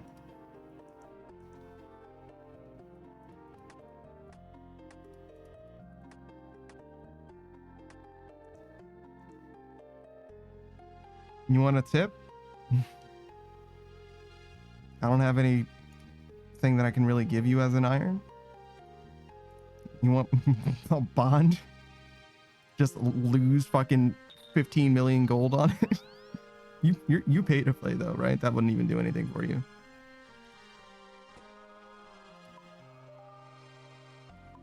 There it is. 350k. Could be yours this very day. Obviously you're an iron though, so I don't know how much it would help. Yeah, what do you want on your main? Let's see. What's your iron, what's your main's name?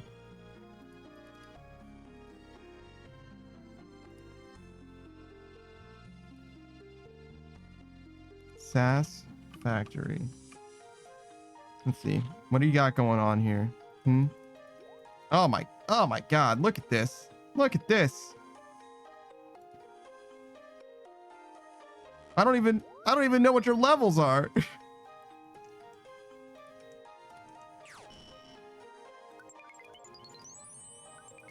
Jesus.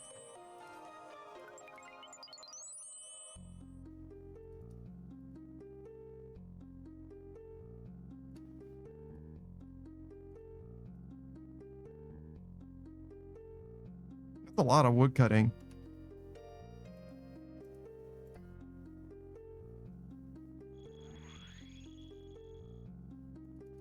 $39 combat. Is this like a skiller? But you have magic levels. Like dropping to use? It's respectable. Okay.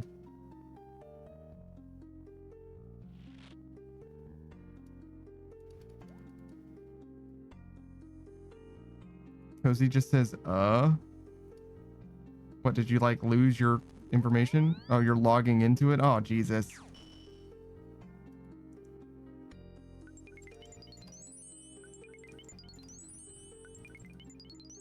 I didn't mean to give you homework. It's not exactly what I wanted to do. Because you can't remember what shit she has sometimes. Oh God. Too privileged, you know? She's got too much stuff.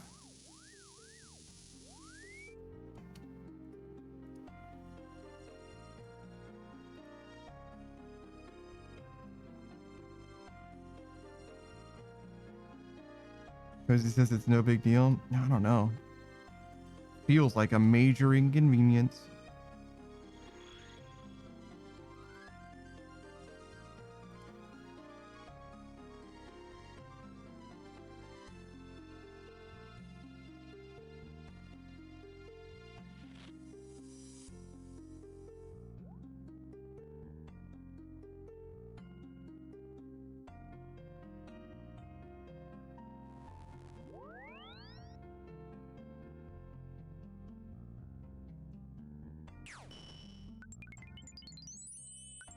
Oh shit.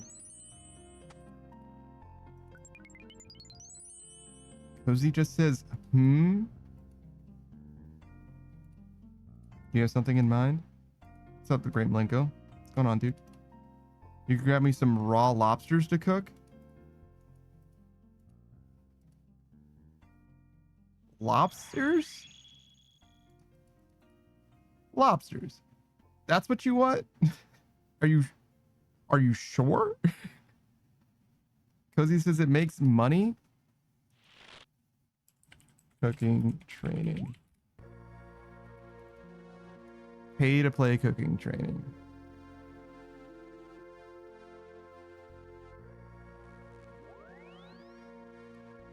So if you were to do one ticking, you could do Cramwans, but you got to do the quest for Cramwans.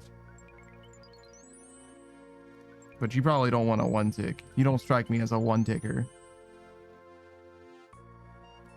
And bake pies. That's what I did. Jugs of wine. That's the one.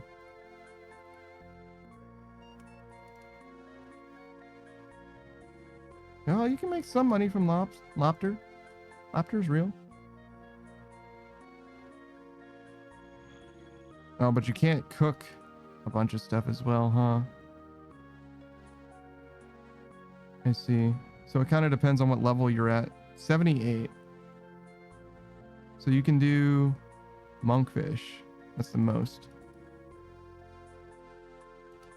How much money do you make?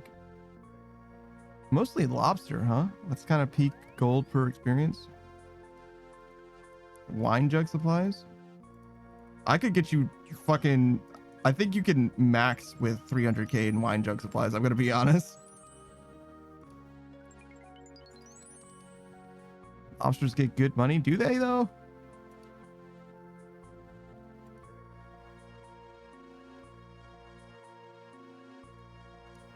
Is this good money? It's fast too for the wine? It is fast. Jugs of wine. 62,000. How much does a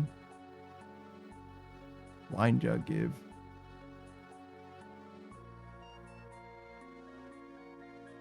Successfully making each jug of wine grants 200 experience. So you get way more experience. Almost twice as much experience. Cozy says, so what, you just put them together and then shove them in the bank? So I'll show you.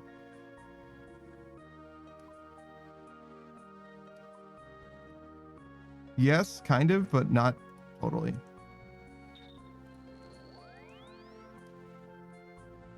Cozy says, I'm more of a noob than I thought I was. Well, if you haven't done this before, then you wouldn't know. So, jug of water. Get 10.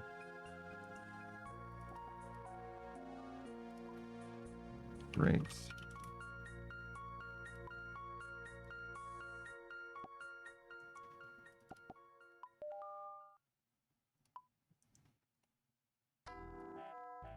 Might be hard to fit everything, but it's fine.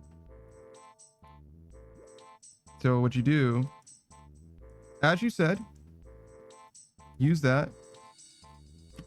Hold down the space bar for all. When it's finished, you deposit this.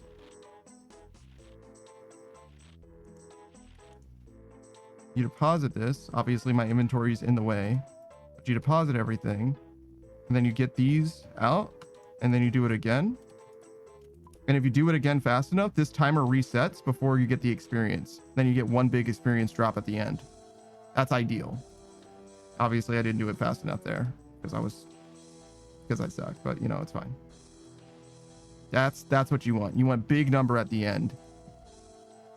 See how long that took?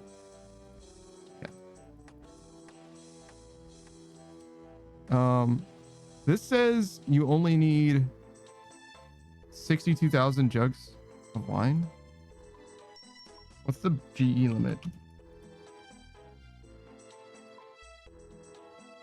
13,000, so that isn't ideal. It would get you a good amount though.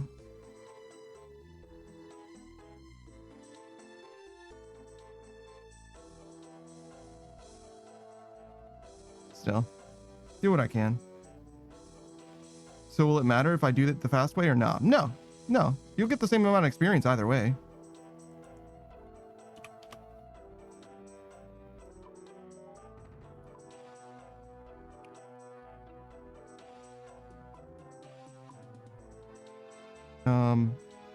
Give you an equal amount. That way it won't fuck with your OCD. All right, now where can I find you? I am on world 41.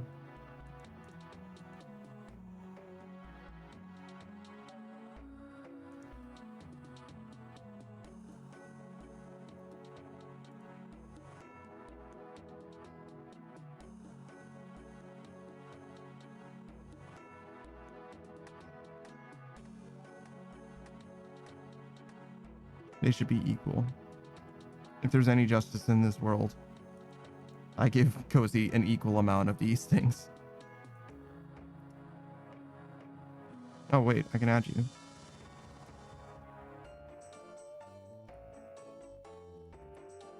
Satisfactory is so real. Great name. There you are. You're standing here. You've done it.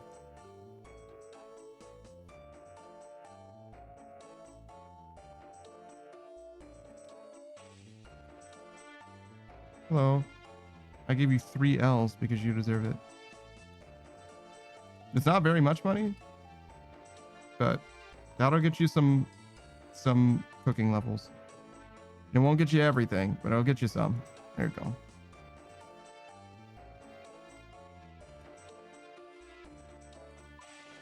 Okay, now back to what I was doing. Goodbye. Enjoy winemaking. You're welcome.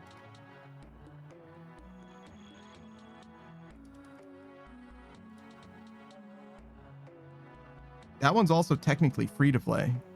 That's what I was doing back in the way back. So long ago. Good time though. I think I did winemaking and cooking and smithing together in free to play. Something like that. I did a lot of crafting free to play too. Some diamond bracelets. It's also profit, but it's very slow. Winemaking is not very slow at all. You end up getting like 450K an hour is like your actual proper rate for like doing it. But if you do it all extremely fast like that, you get big number at the end, and your rate will be like fucking crazy. It'll be like fucking 40 million cooking experience an hour or something. Big number. And that's what you want. You don't need that, but that's what you want. You know what I mean? Big number.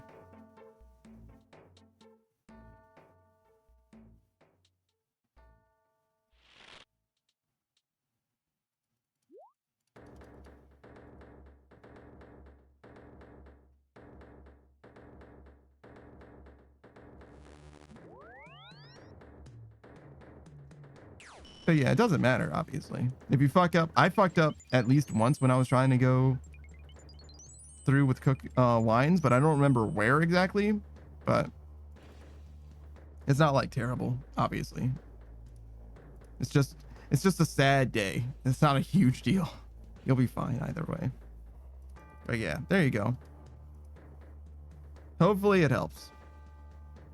And you can always sell the wine. I mean, you can sell the wine if you finish it, obviously, but you can always sell the grapes and the jugs if you're sick of it as well. You don't need to do it all. But it is good experience. But it also takes, you know, time. It takes a good amount of time. It's fast, though. Like, you'll be busy the whole time. Because he says, I appreciate that, but I may as well. Look, you've got stuff to do. You're busy. Creative people have creative things to do. Though sometimes it is nice to just be like, you know what I'm going to do? I'm going to make 13,000 wines in RuneScape. I'm not doing a fucking thing that requires me to think at all. I'm just going to go in and out of my bank interface. About 1,000 times. Something like that. Bam, bam, bam, bam, bam. Hash it out. You also get like a nice little reprieve every time because you have to make 14 wines at a time. You want to set withdrawal X to 14. So you can just click the wines and the grapes once each, you know? Obviously you have 28 inventory slots because you don't have anything else in your pockets. So it's pretty good. It's pretty good. OG strats. It's been about a year and 8 months, I would say, since Savage taught me how to do that. And I remember it like it was yesterday. Because he says exactly what I'm doing. See, you know stuff. I don't need to tell you stuff, you know. But I also don't want to set you up with like half the information or anything. Also, I definitely should have just sold these while I was at the GE. I didn't know I was this close.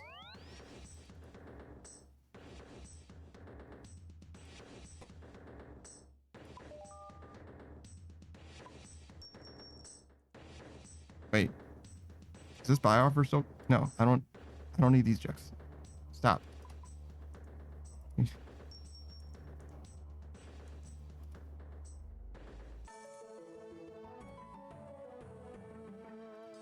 Cozy says, oh, uh-oh. What does O mean?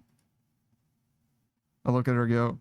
Cozy says, I love seeing a stack of unfermented wine forming. See? See, it's good, isn't it? I'm telling you. You don't have to do it that way, but that's the way that you want to do it. That's the way that's where the dopamine is. You just see it build up, but if you ever fuck up, it's over. Cozy says, I'm doing it on accident. I'm doing all 14. Yeah. Yeah. You have to start the whole pile over again if you ever fuck up, though. And that's a bad feel. But it is also a big number, so it's not a terrible feel. I feel like these two numbers are different by a lot. While I'm here, 503.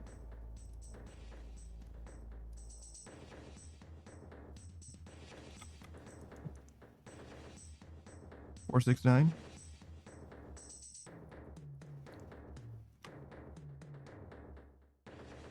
$26,000.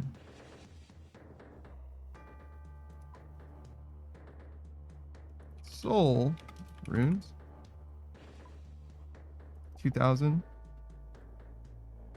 That's fine.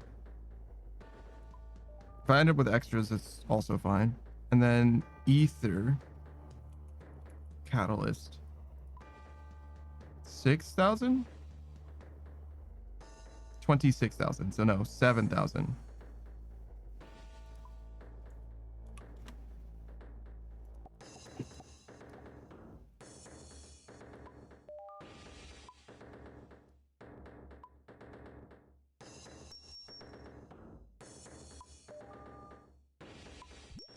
There we go. While I'm in the neighborhood, thinking about it. All right, good luck with your wine. My colossal pouch looks oddly empty.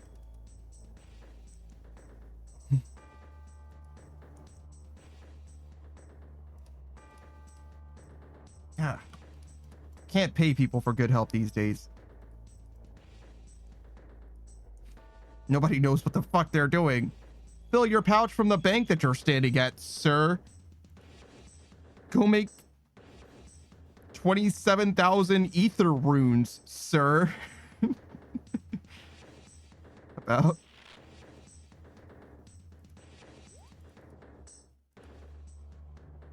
This pouch cannot hold 27,000. Oh boy, I can revert this and I can destroy it. Gee, I wonder why I would want to do either of those things. 108 Sage says, if I don't see you all in the future. Rain hell on my enemies? Sure, man. I don't know who those are, but okay.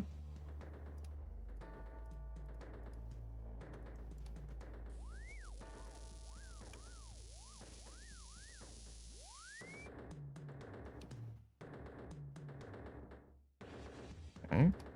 Locked in.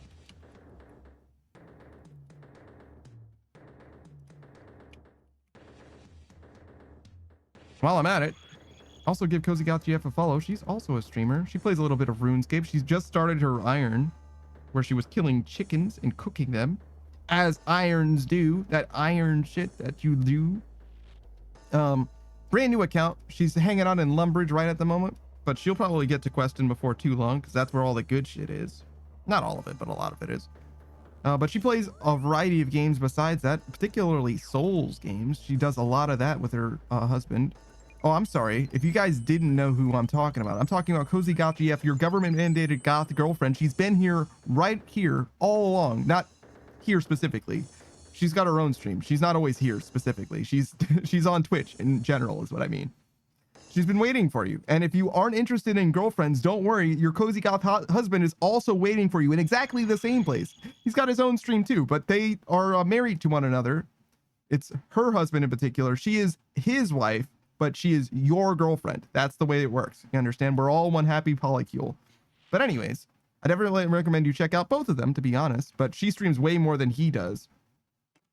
And if he is not necessarily streaming, but if he's live on the air, it's almost certainly on her stream as they're playing through like Elden Ring, particularly Night Rain. But they do all kinds of Souls stuff. I saw them do Dark Souls 3 as well. And I definitely recommend you check them out. She's also very much an artist, and you'll be able to see all kinds of previews of whatever it is she happens to be working on, both on stream and off stream, particularly in her Discord. So give her a follow, not a follow on Discord. That's not how that works. Join her Discord and see her stuff. Follow her art. She posts it. Cozy says, apparently I was prepping for 99 cooking. I see 11,000 raw lobsters in the bank. Well, you can always sell them, or you can make money. Cozy says, we will destroy your testicles. We did some Halo recently too. Oh shit. I do like Halo.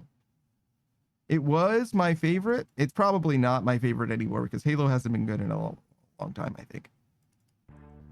I don't know why she said we will destroy your testicles, but you know, that's nice. If that's what you're into, you know what I mean? If you want to get your testicles destroyed, I suppose that's the best place to go. Me personally, I'm good. Personally, but like, I imagine that's optional, but you know, whatever. She's like, no, I didn't say optional. I said I'm going to destroy your testicles. In fact, I wasn't even talking to the audience. I'm talking to you, Panda. Your testicles are going to get destroyed by us. All right. Sorry. Cozy says, we went back to Halo 1 to Infinite. Oh, Halo 1, Infinite nades, double explosion radius, run birthday party, and exploding grunts. It's been wonderful. That's awesome. Shout out to Halo 1. That's the one, man. Good shit.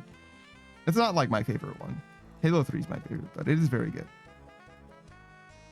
Cozy says, panda testes, baby girl. Stop talking about my testes. Or at least stop talking about destroying them. Jesus. Cozy says, also Captain Keys died like 15 times. Yeah, that sounds about right. Yeah, that checks out. The grenades thing? Yeah, I bet.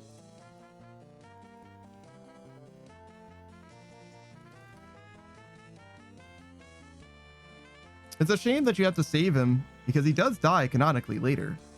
Like that's literally just a mission later where he definitely super has to die. Cozy says the grunt corpses keep landing next to him, so he just blew up all the time. Oh. Cozy says, I know, right? Just let me do it now. Let you do what now? I know better than to let you cash a blank check. What do you want to do right now?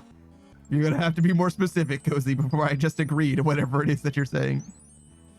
Cozy says, Captain Keys punch him in the face. Ah, I see. Yeah, no, you're allowed to do that now. Sure. Considering we were just talking about testicular destruction, it's like, no. I'm not going to just agree with whatever it is that you say. No. We're not doing that. Cozy says, it's okay. You get to keep your testes for now. What now? It's okay, you get to keep your testes. I appreciate that you gave me permission to keep my own testicles. Cozy says, remember guys, always unzip the sack to clean your balls. What do you mean by that? It's so strange. I remember talking about this before, actually. Oh, I did not mean to do that. No, my rate. It's fine.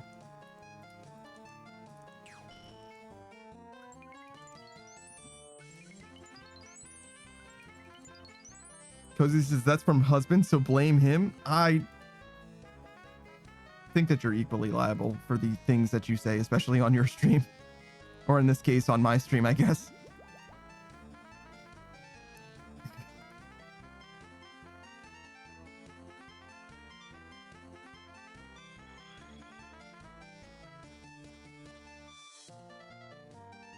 Dang, this song goes crazy. Because he says, I more so meant blame him for the creation of that joke. Yeah, but you gladly proliferate it with your chest. However, I think you're part and parcel.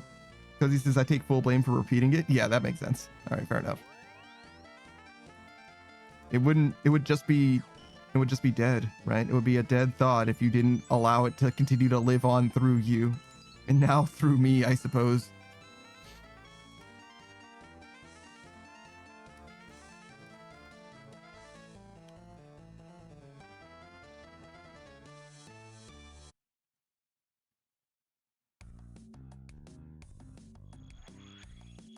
Oh, this is a pretty groovy one. I don't know what it has to do with school exactly.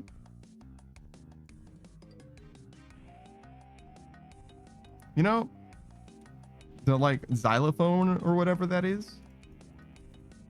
The like ba-da-da, that does make me feel like school for some reason. So like, fair enough.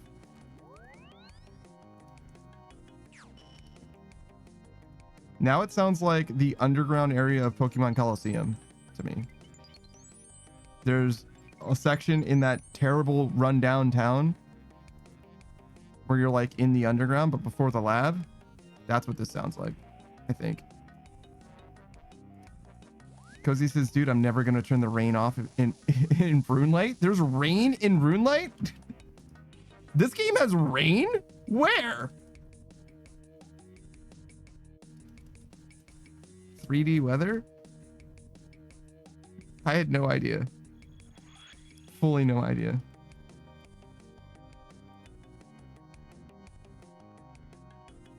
I guess in Temporos, it definitely sort of rains. It's more like a tidal wave, I guess.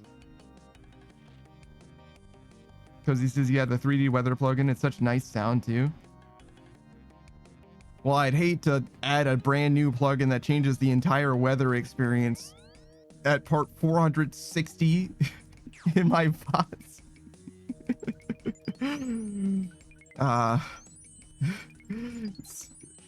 I feel like the people who are listening to, you know, the podcast, if you will, as they're doing their own RuneScape grinds, would not appreciate the soundscape changing so dramatically. Or maybe they would. Maybe that's exactly what they're itching for. But I think I'm gonna resist the temptation for now. Shout out to Whale. Whale's been through at least most of the VODs, for sure. Whale started on, I think, episode 1 and was in fucking 240 recently. Also in the chat now and then. Cozy says it has a stormy function. No. Somebody gave Cozy control of the weather. You fools. You absolute buffoons.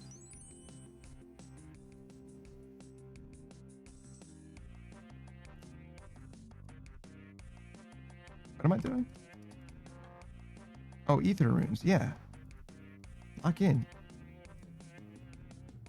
Cozy says, as a typical British person, they said it's rain all the time. I'm sorry to hear that. I do like overcast skies though. Rain, I'm not like super big on. Rain's fine. I don't mind rain, but overcast skies, that's peak weather to me. Doesn't get better than overcast. Cozy says, it sounds so nice though. Raining all the time? Why did you come to the States? You know that it doesn't rain that much here or anywhere except for the UK, right? It might not be the rainiest place in the world, but it's damn close. I think like the Brazilian rainforest is probably the most. Cozy says, because funnily enough, I chose my husband over the weather. Why didn't you bring him to where you were? Right? I understand that you want to be together, but that doesn't mean you have to go.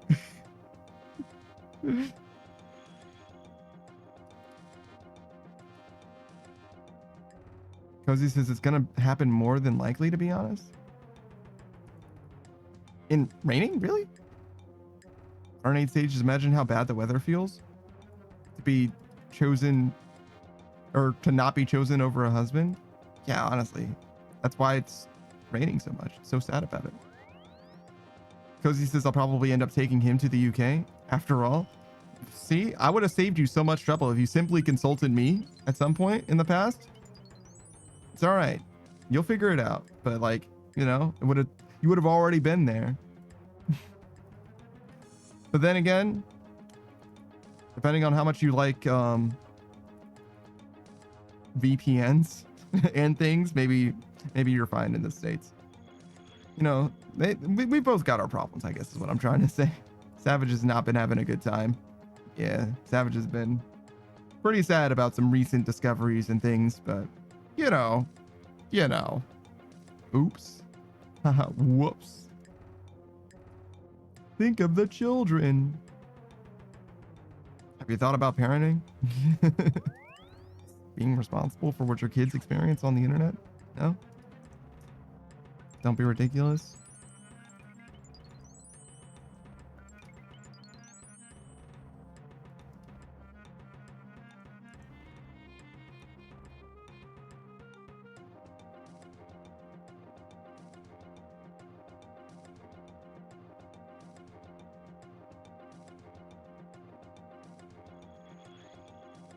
All right, well, we had a little bit of a break while we're buying wine and catching a dragon and playing, but now we lock in for 500,000 experience.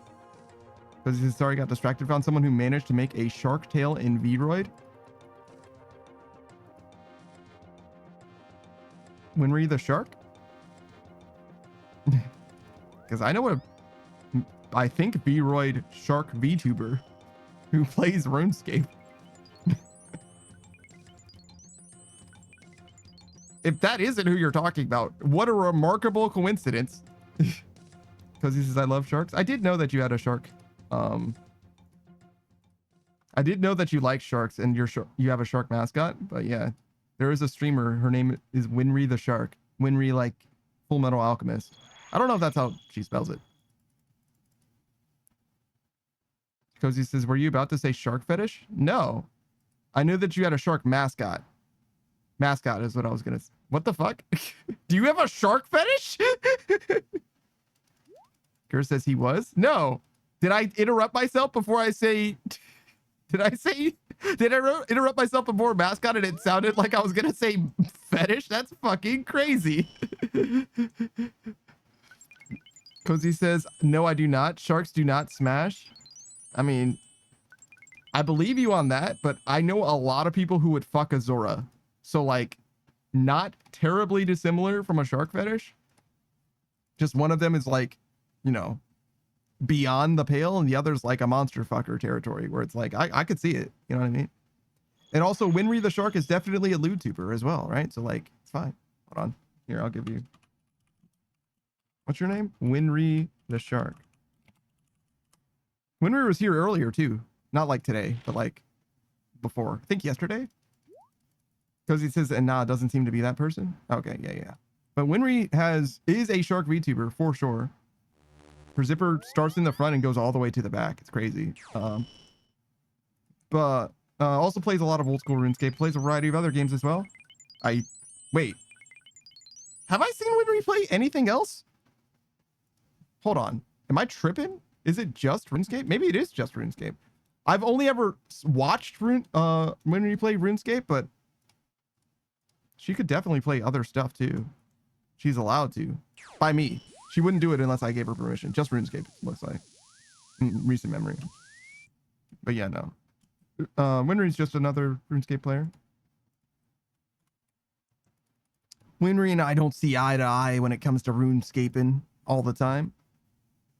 Oh, no, Pokemon. There's Pokemon. That's Mass Effect. Yeah, no, she does other stuff. Yeah, okay. I'm not crazy. Yeah, no, I saw Winry playing Pokemon. It was a special kind of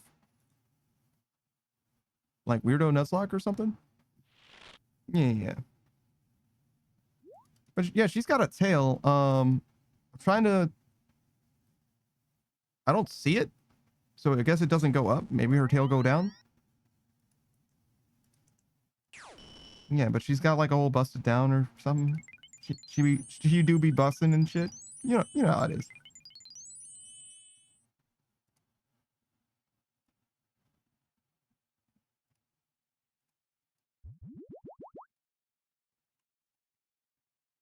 Where am I? Oh, music.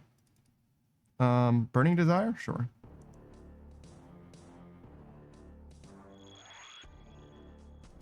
Oh, this is the song from Corin.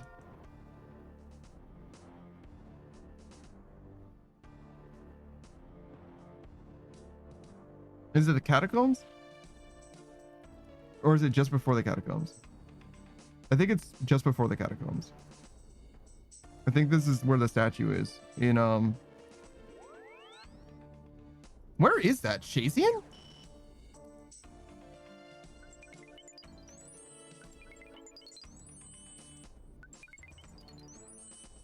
Says, so I went to this racing sim place. That shit is hard as fuck.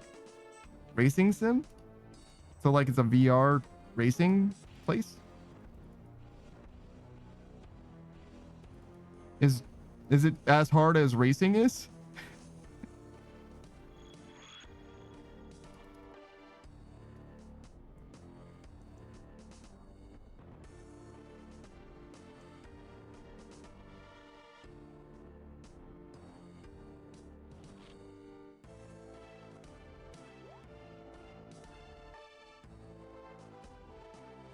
Yours is not VR, but they had 3 huge curved monitors.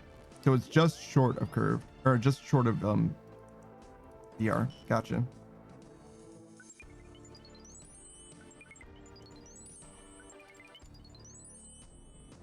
Curses and it felt like VR? Sure. Interesting. It felt like racing. I mean, like real racing, I bet. Okay. I'm not really that kind of person. Curses racing brake pedals are hard to press? Really? Huh.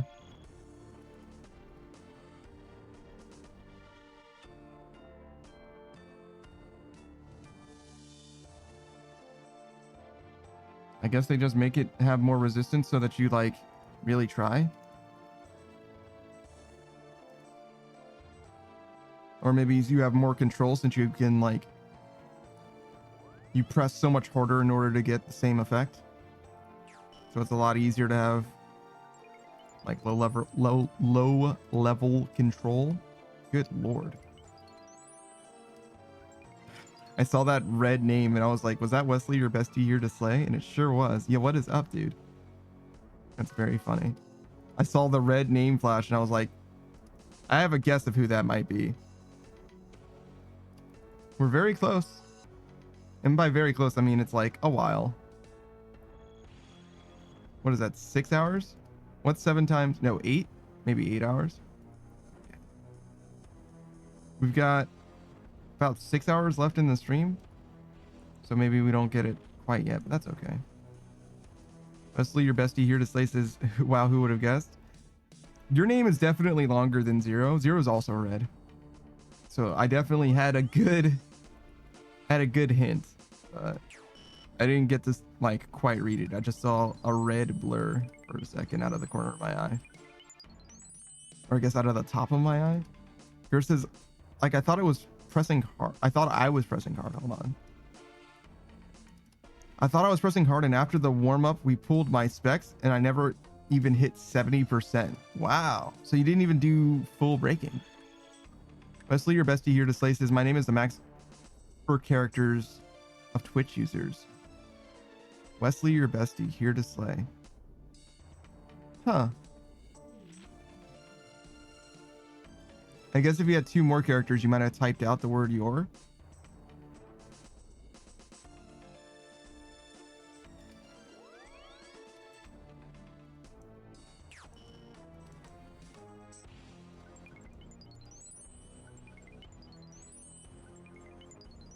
I had an anecdote that I almost told, but I realized that it's way too regionally specific.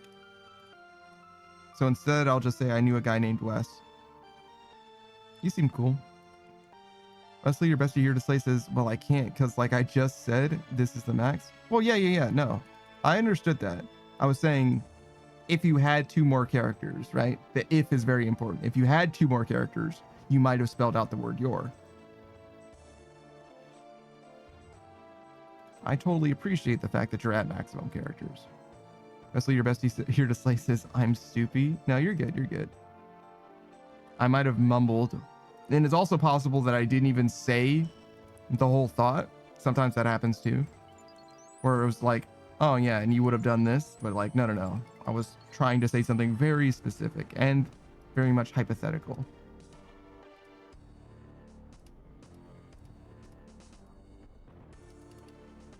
And I'm not the best. I'll be stumbling over my words and shit. Well, not my shit. I don't stumble over my shit. That goes into the toilet. Speaking of... No, it's fine. Booze isn't even here. Save that story for another time. That fucking bastard. Cursing me with this knowledge.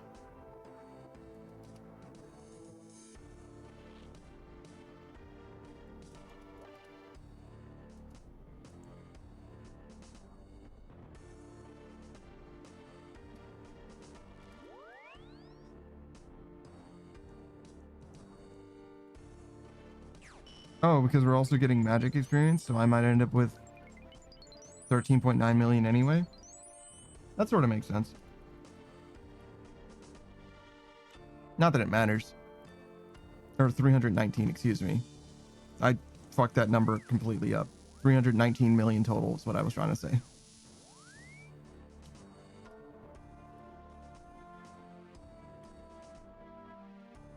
RNA did you know that fish season themselves? True story. What?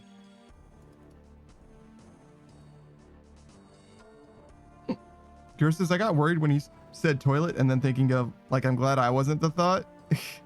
No, it wasn't you. It wasn't you.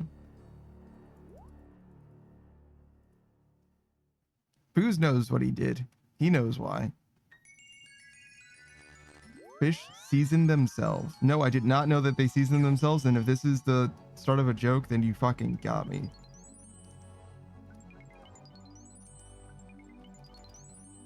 Modern H is salt is in the ocean. Are you telling me that you season fish with just salt? That's crazy.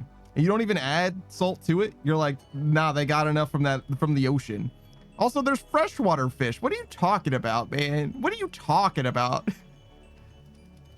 Bro, you're just making shit up. Sir. Yo, I'm catching you lacking right now. What do you mean by that?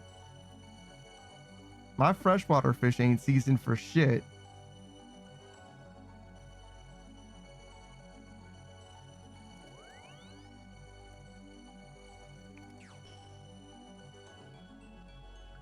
So Pikachu asked me about, or asked his server, not me specifically. He asked his server about the like potential life found on Mars.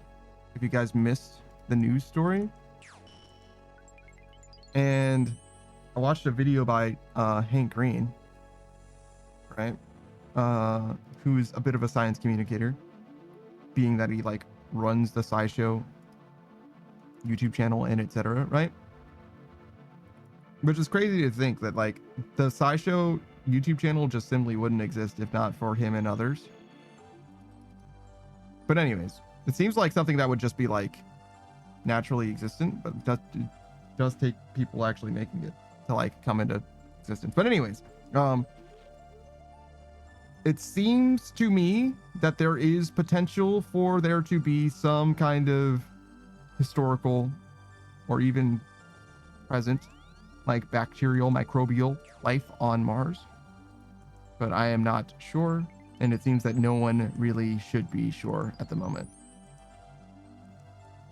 if that makes sense.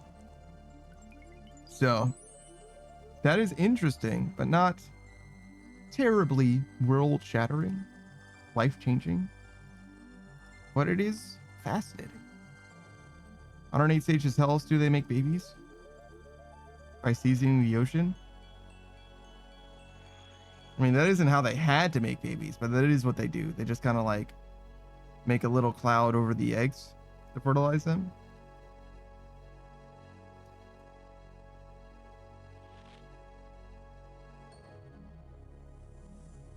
But there's other options.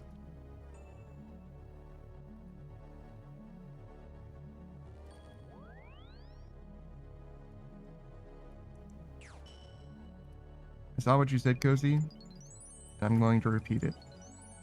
Cozy says the ocean is a soup and the flavor is fish gum. Is that why it's so salty? Because let me tell you something.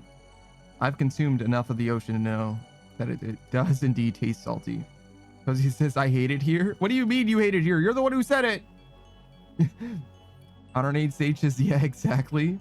Honestly, your bestie here to Slay says, I may have already told you this, but my birthday is almost here. You did. You told me that your birthday was soon.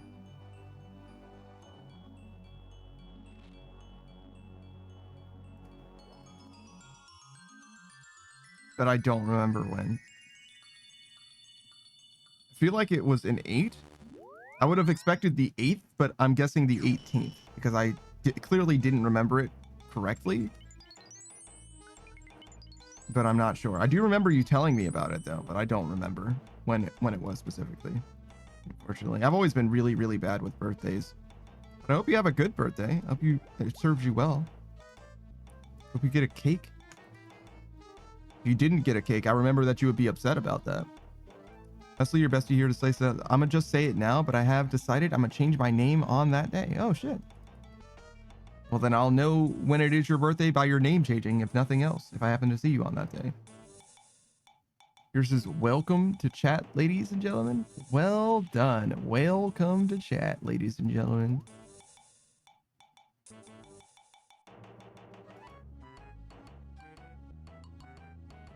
That's a weird accent that I had for a second there. But anyways.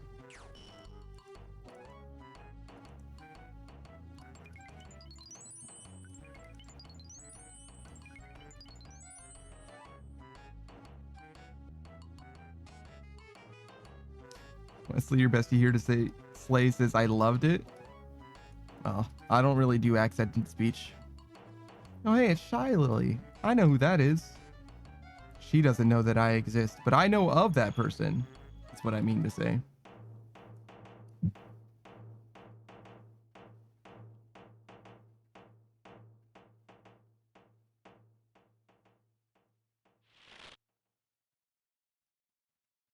I think somebody thought that Wispin White was some kind of like,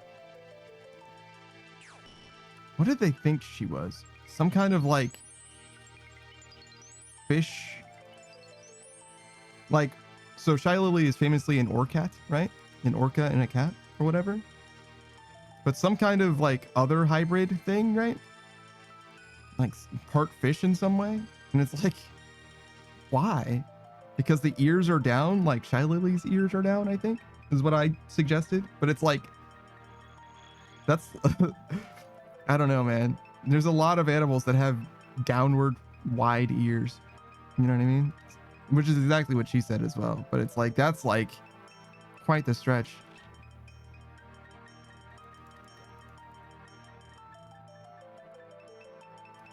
That's like going from slit eyes straight to cat, I guess.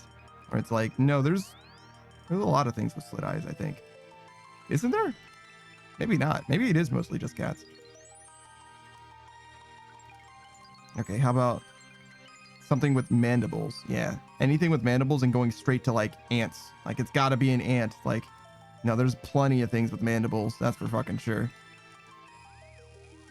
I wonder if there's different kinds of mandibles. Maybe ants are the only ones with like proper mandibles or whatever, but like praying mantis, for example, for sure. Me catching myself in a gotcha, except I don't know anything about anything. Cozy says, okay, I gotta get a couple chores done. I'll be back in a bit. All right, enjoy your chores. And by that, I mean, I hope you enjoy having your chores done and living your life to the fullest. We all live for the weekend. And I spend my weekend on old school RuneScape. This is what I got going on. Until I don't anymore, which will be soon, actually.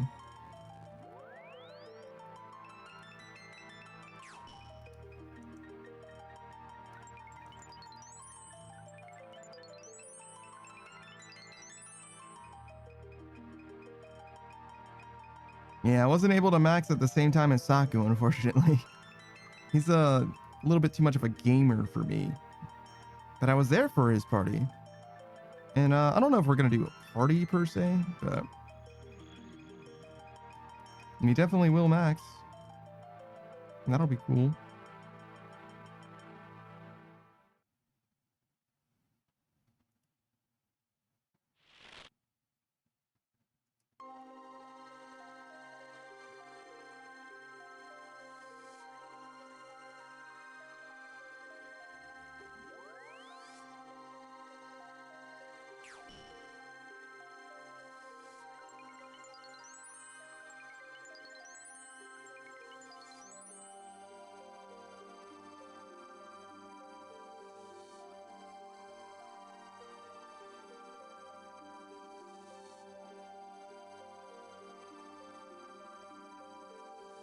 Do I need to upgrade the completed games list? Have we played something that I didn't mention? Hold on.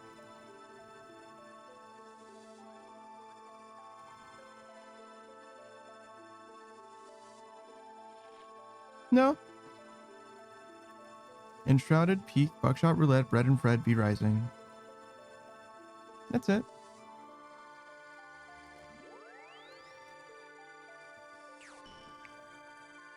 Those are still work in progress. Most of them, at least.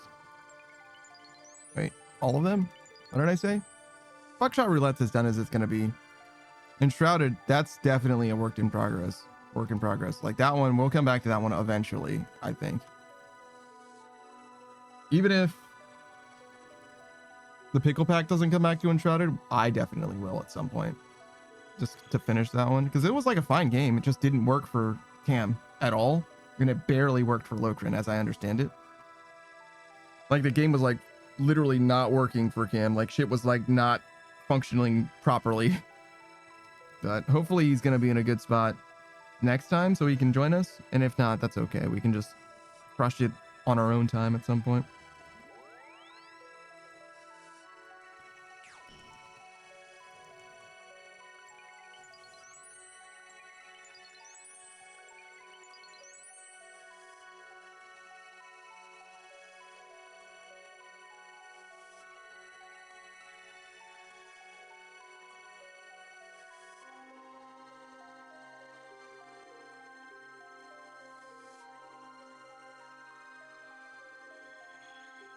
Did I double check how many players are in Power World? Is Power World actually on the docket? I think that it is 5 players at least. How many players is Power World? Up to 4?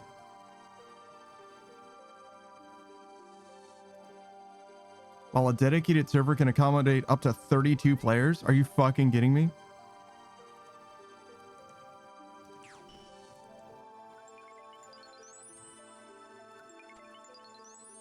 Maybe we don't play Power World, actually.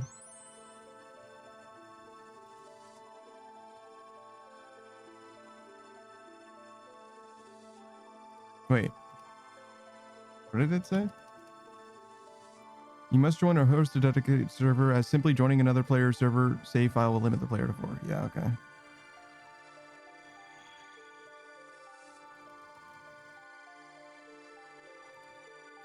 Says we'll get dedicated servers later on. That was a year ago.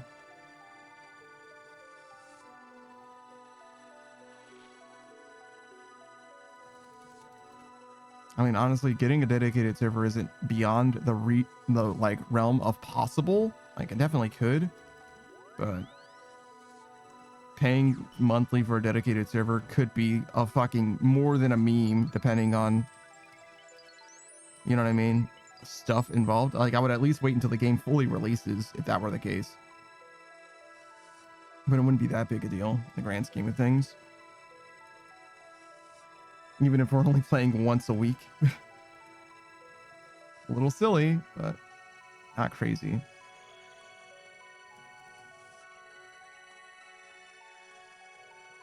I wonder if I could host it myself. Can I just like host it for us on my other computer? That'd be fucking awesome.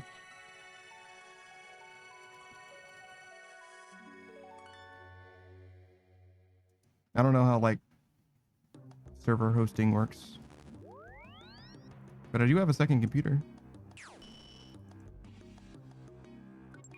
I'm sure that's going to be way more effort than just paying someone is the thing. That kind of answers that question. Like, simply paying someone to make it happen is way fucking easier. Therefore, we're definitely doing that.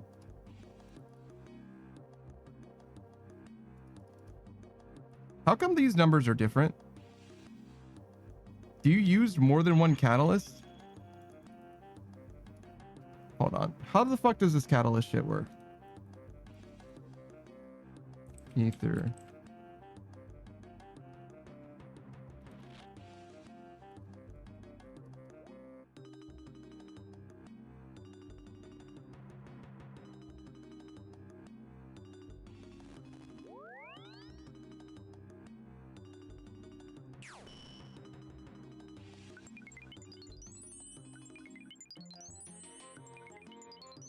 One ether catalyst is required for each ether rune crafted. I definitely tried to pick that up, but it's fine.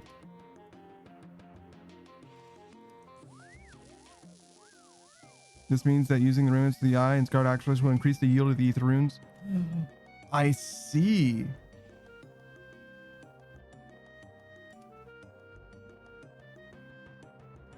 So the bonus profit that I'm getting is costing me catalyst. That's so fascinating. So I'm using 60% more catalyst than I am runes.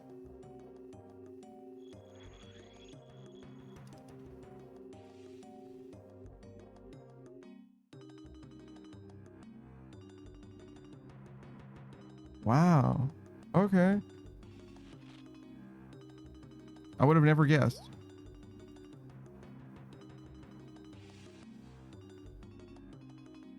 What the fuck is Guardian Essence? Oh wait, like the shit in Guardians of the Rift? You could make ether runes in Guardians of the Rift? You just gotta bring the catalyst with you, I guess. Holy shit. Polly says, will the grind finish tonight? The grind will finish tonight, yes. Well, mostly at least. I don't know. It depends on if I like want to stay up, I don't know, a little bit of extra time, right? What's 479? 480 divided by, I don't know, 73 is like the worst that it could be. 6.5. 6. So yeah, I'd have to stay up an extra half hour at this rate. So yeah, probably.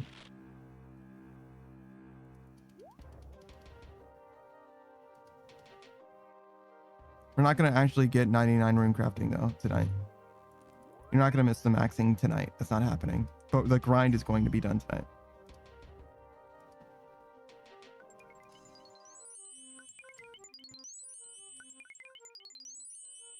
But yeah, it might not be clipped anyway. None of my other skill capes have been clipped. So I wouldn't count on it, but maybe.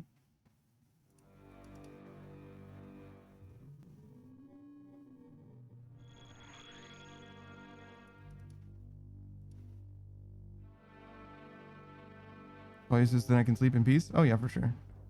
I mean, it's gonna be late on Tuesday, right? When I do this, but well, maybe not late, but it'll be later than it is today. It'll probably be like 9 p.m. Tuesday or some shit for me, which is 3 hours from now, but also 2 days from now or something like that. So it's not gonna be at like a convenient time for you at all, probably. But it will happen. It's not today.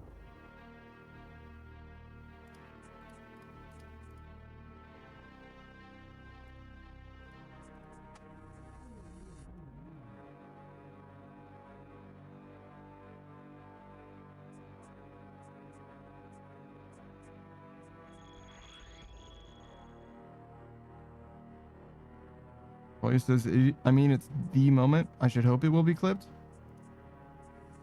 I mean, if you say so. I don't know. The moment was finishing free to play when we originally started playing the game, and we were going to stop at the end of free to play, which would have been killing Elvarg basically. The moment was getting the quest cape. The moment was getting the achievement diary cape.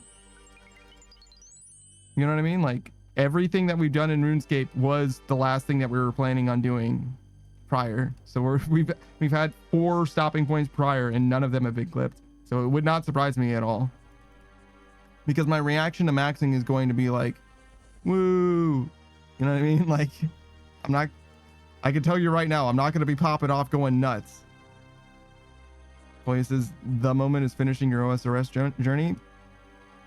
I mean, just because I'm committing to stopping doesn't mean that it's like done as well. I don't know. I disagree. I fully don't see where you're coming from. Just because it's gonna be the thing that, like, it's no more significant than anything else. I have a clip of me losing to Jad, but I don't have a clip of me beating Jad. You know what I'm saying? Same thing. It depends on what's more interesting. You know what I'm saying? Like, it is what it is. At this point, I'm actually quite familiar with what I have clips of too, because I've seen them. All 460 something clips or whatever I've seen dozens of times now, hundreds of times even, probably. Maybe not hundreds though, realistically, because some of the newer ones are only a few months old, right? Voices, beating Jad is awesome. No clip of that? Yeah, there's no clip of me beating Jad. There's a clip of me losing to Jad.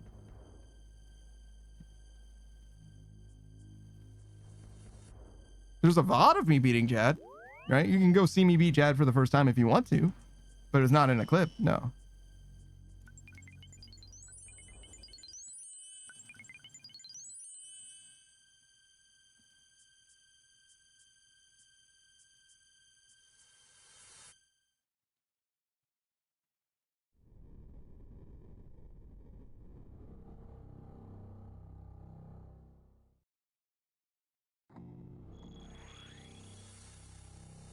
But yeah, I don't know. It's not that weird to me. There's a bunch of shit like that.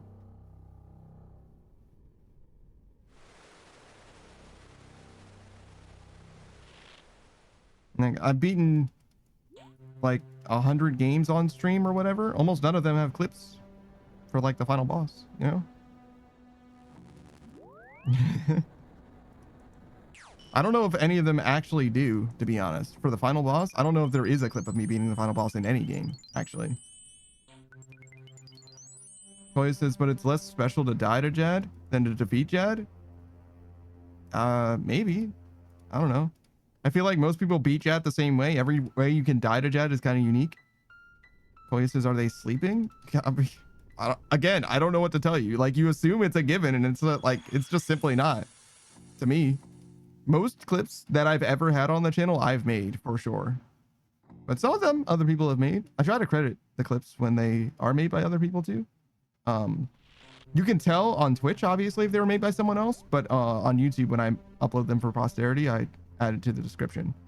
But it's been a long, long time since I've made a clip on YouTube, a short on YouTube.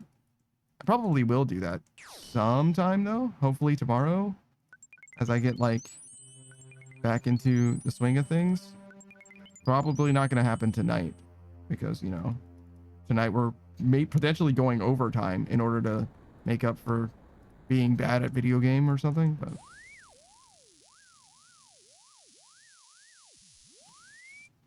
yeah, like a ton of people are there for Jad, like plenty of people. Not like a ton, just a normal, like our normal amount of people, I think. Maybe more even, because it was a first time Jad thing. Could be some new people too. Lurkers mostly. Yo, what's up, Booze?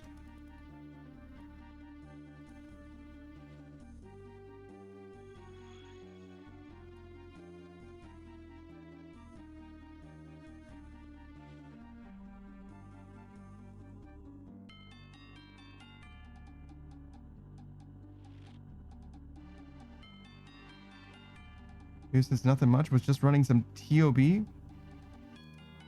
But no luck on the purples? That's unfortunate.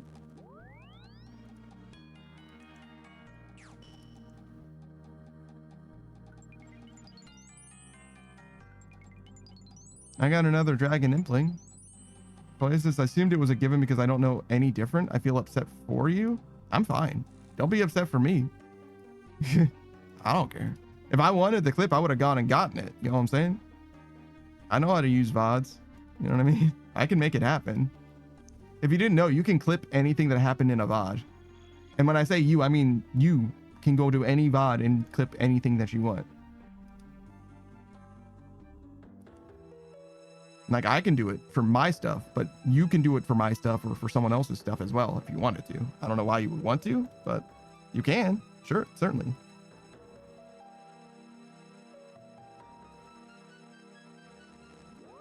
Who says now it's back to Hydra till some people in the Discord pop off? Get back to me about running cops, I see. Cops. Cox. All right, good luck.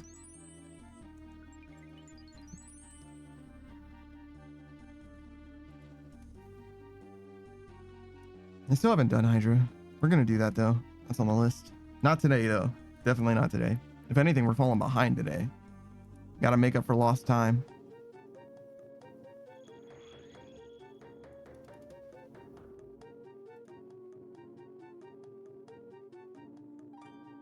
We ended up with an extra hour to do this grind. And have been slacking so much we fell behind anyway. Crazy. What's 6 times 7? 42? So we're not like terribly behind actually. But a little behind.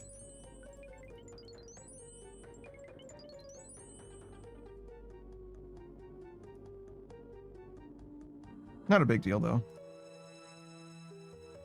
We don't even need to get like dead on money like I've had to do with the other skills, because Tears of Guthics is going to get us a lot of experience, like probably about 14,000.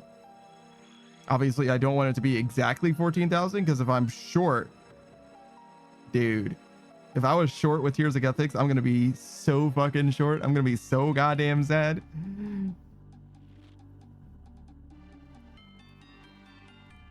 Come back in a fucking week? Probably not.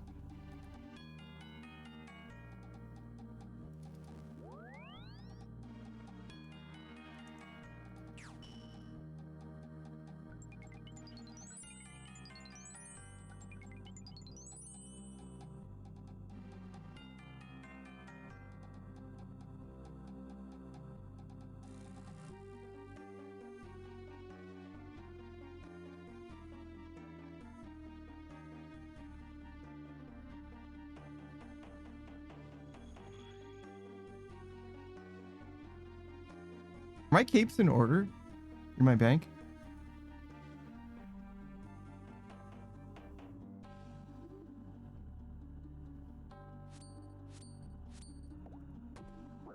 Not fully in order, I don't think. It's the achievement diary cape.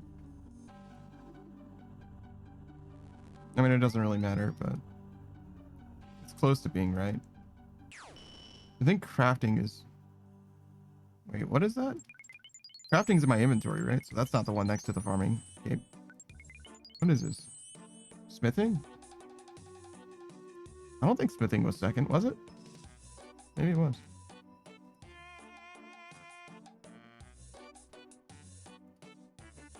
What does this say? Agility.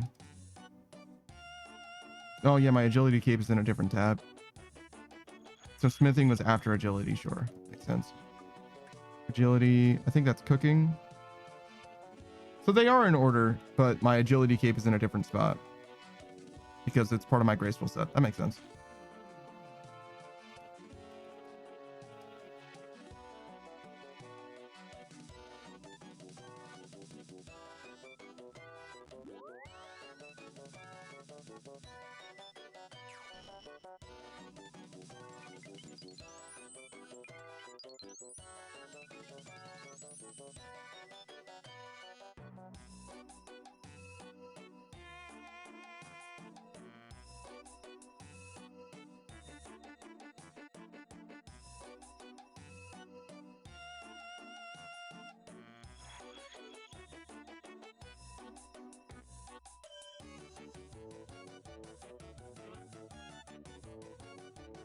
I feel like the path before me is shorter than it's ever been, but every time I check, it's further, you know?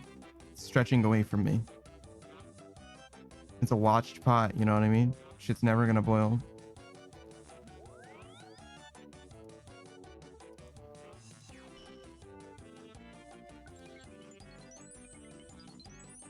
Okay, what's 60% more than 23,000?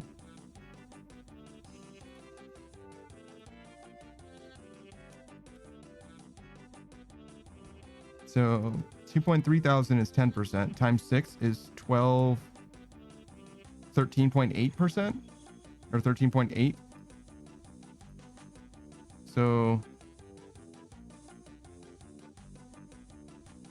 yeah, so it'll be 36, almost 37,000. So I need another 17,000 ether catalyst, I think.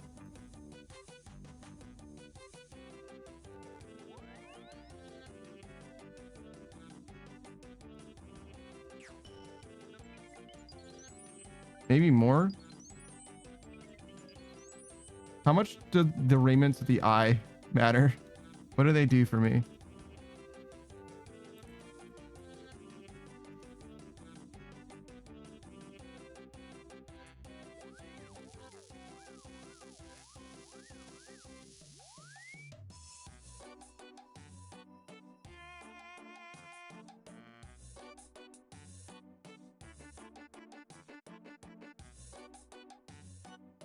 Image of the eye.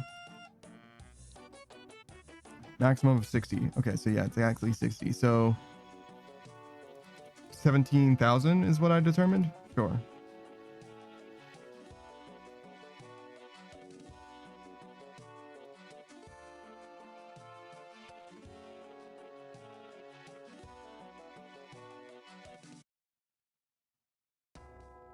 Thank you for the hydrate modern stage.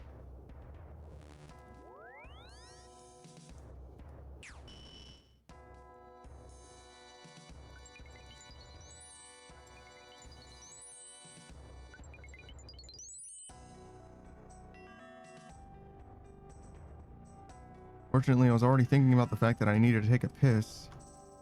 So, guess we'll go take a piss.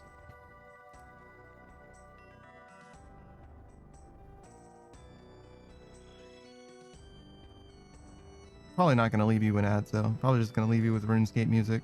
It's only going to take a second. But we'll get the Ether Catalyst while we're out, or at least put it in the GE. I don't know how much...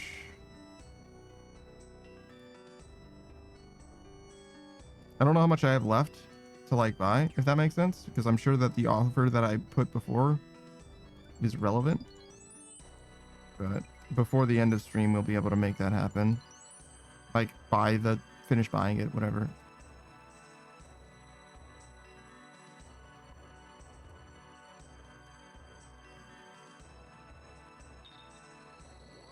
Actually, maybe I will leave you with the clips anyway.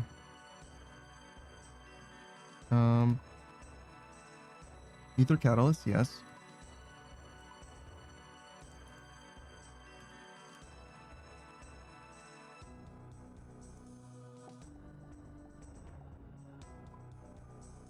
Oh, good. That should be good then.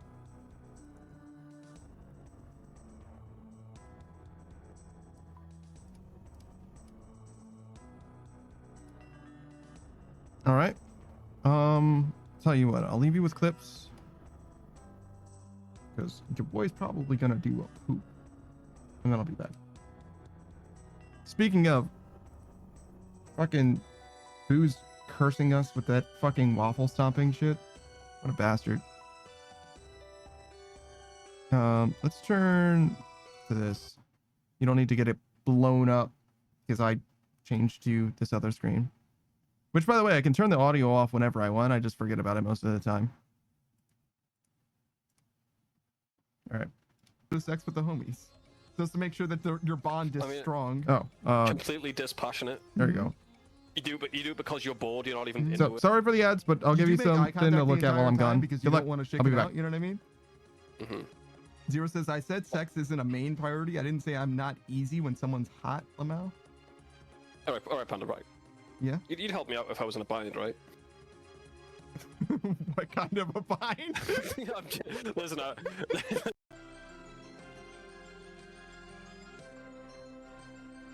I think you fucked up B and C, brother. Whatever. We ride. Speaking of riding. Jesus Christ, bro, you're fucking drunk. I like to edit my face so I look really handsome. Then I make fun of people who aren't as good as me. Jesus Christ.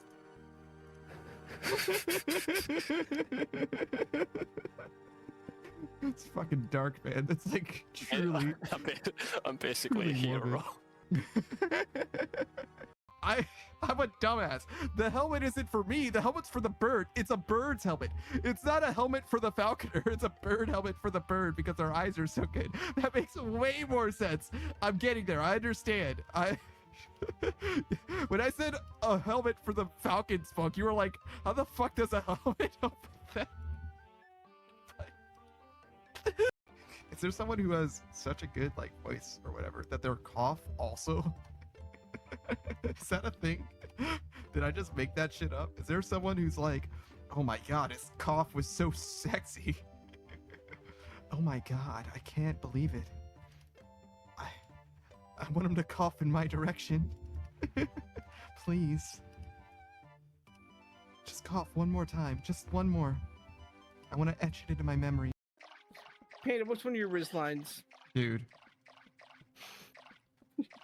Off the top of your head, All gun right. to your head, you've got a riz. Okay, If you fine, had fine. But this one's, it's like a nuclear option, all right? Only use this one if Okay. you're Okay. serious, right? You end up married and shit. Don't come back to me, right? You Okay. ready? All right, look, I need you to ask me basically any question, right? All right. Hey, how are you doing? please, please. I see. Are you on your knees while this is happening?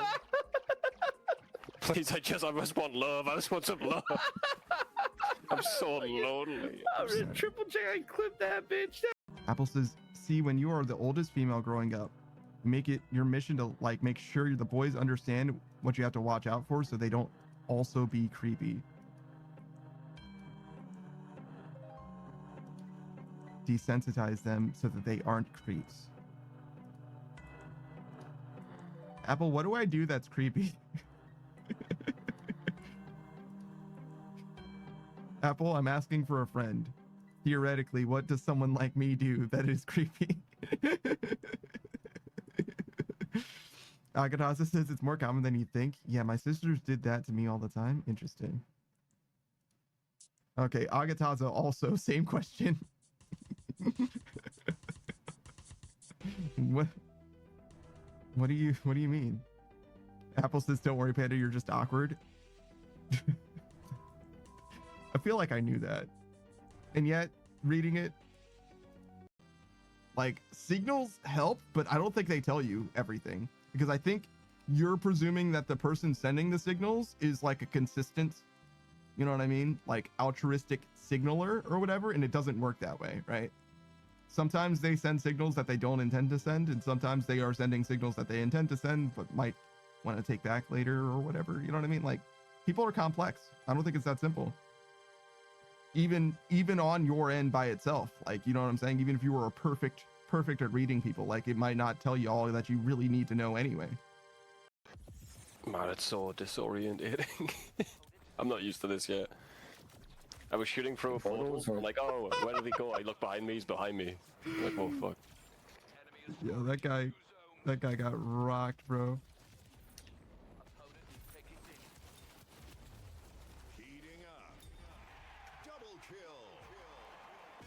I did not mean to play that guy like that, but I ninja'd the shit out of him. He's still wondering what happened. Which is perfect timing, because that's literally the thing Savage was complaining about in that moment. Mm-hmm. Did that guy just give up? He was like, all right, yeah, you fucking got me, bro. That's rough, man. It's rough, buddy. Where you going? To the next rock? What are you going? To the next rock, sir. Talking all that shit, bro. What was that? I didn't think it was moving. I think I was just getting further away. You know, I think I was backing up my seat a bit. L-A-A, Ladasha. You haven't got a sister called Ladasha, you fucking liar. This motherfucker said that my sister's name is Latrine and calls me a liar when I said her name is Ladasha. This fucking bitch. Yeah, mine was obvious. Yours was plausible.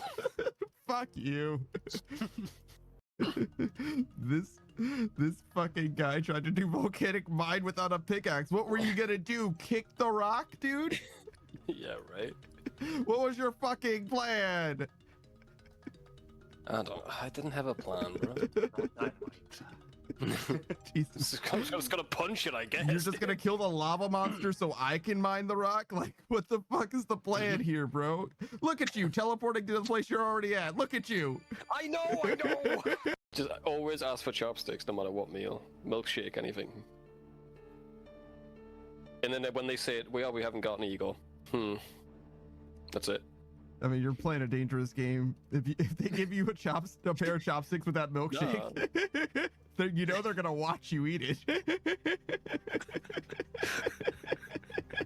You could do that. You just dip the stick and suck on it for 5 hours. Will you put this weird substance in my boyfriend's food? I'll tip you $500. Not only would I say no, well, actually, first I would take the $500. Then I would say, sir, I Call the think they're police. trying to poison you. And then I would make eye contact with the person who tried to get me to poison them with the $500 in my hand, asking them to go ahead and beg for it back. Go ahead, report me to the police, dumbass. Thanks for the $500, you fucking idiot.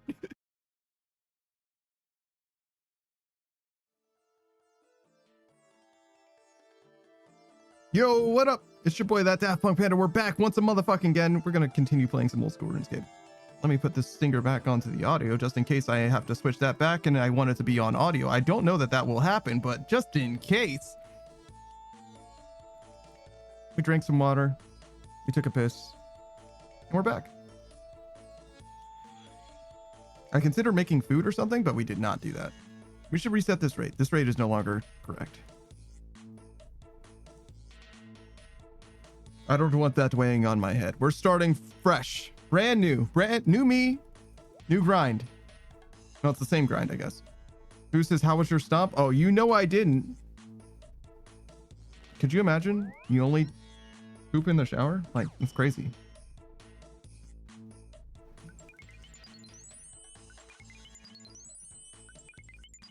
That's a crazy thing to do. That's a crazy life to live. Who says you went straight to this tub just to do it? Nah, man, absolutely not. Does your wife know how you feel about waffle stomping?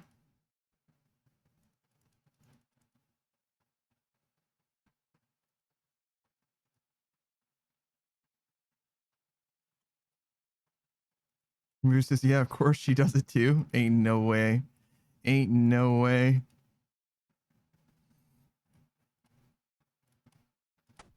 You guys truly are meant for each other. Holy shit.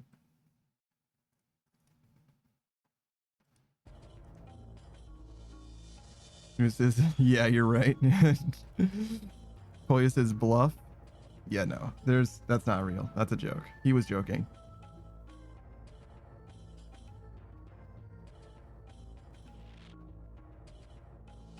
There's no world that that's true.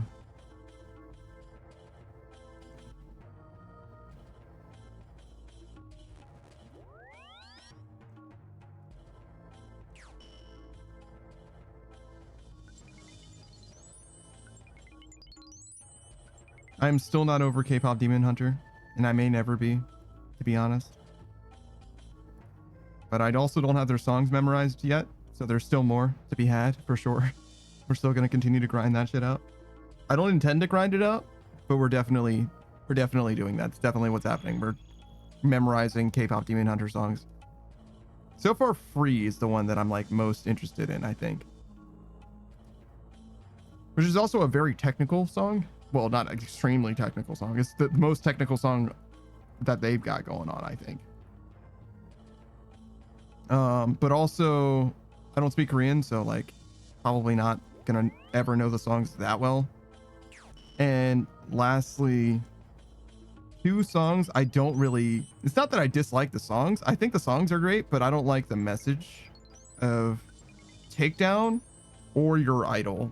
Those two songs are like too, I don't want to say like negative, but like negative is the best way that I could describe it.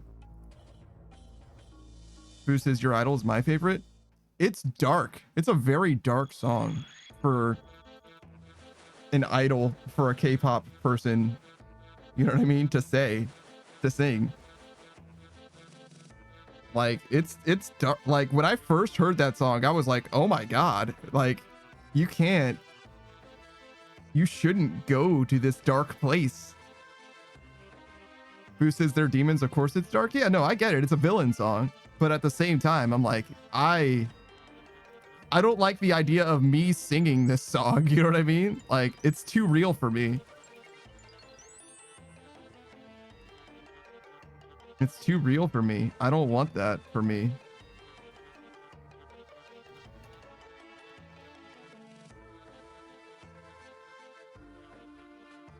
But yeah, that's That's a song, and I like the song. Don't get it twisted. There's a no, that's a little bit of a spoiler, I guess. Maybe I won't talk about that. If you haven't seen K-pop Demon Hunter yet, you should. It's pretty good. It's on Netflix. So if you got Netflix, it's free. It takes an hour of your time, hour and a half or whatever. If you don't have Netflix, I don't know, get Netflix or be creative or something. I don't know what to tell you. You know, you don't have to watch it as well. Like, you can just not give a shit. That's fine too. I doubt that anyone was waiting for me to tell them about K-pop Demon Hunter to watch it though.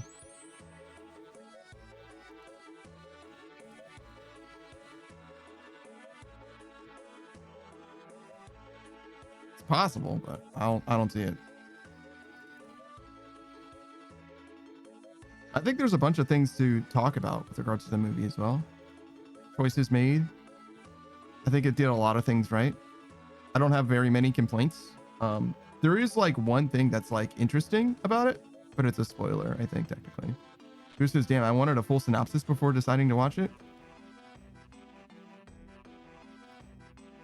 I mean, some people do like feel that way. I think Laurie told me that she reads the last page or a few pages of a book to make sure it has a happy ending before she starts reading it, which is like unhinged behavior, I would say.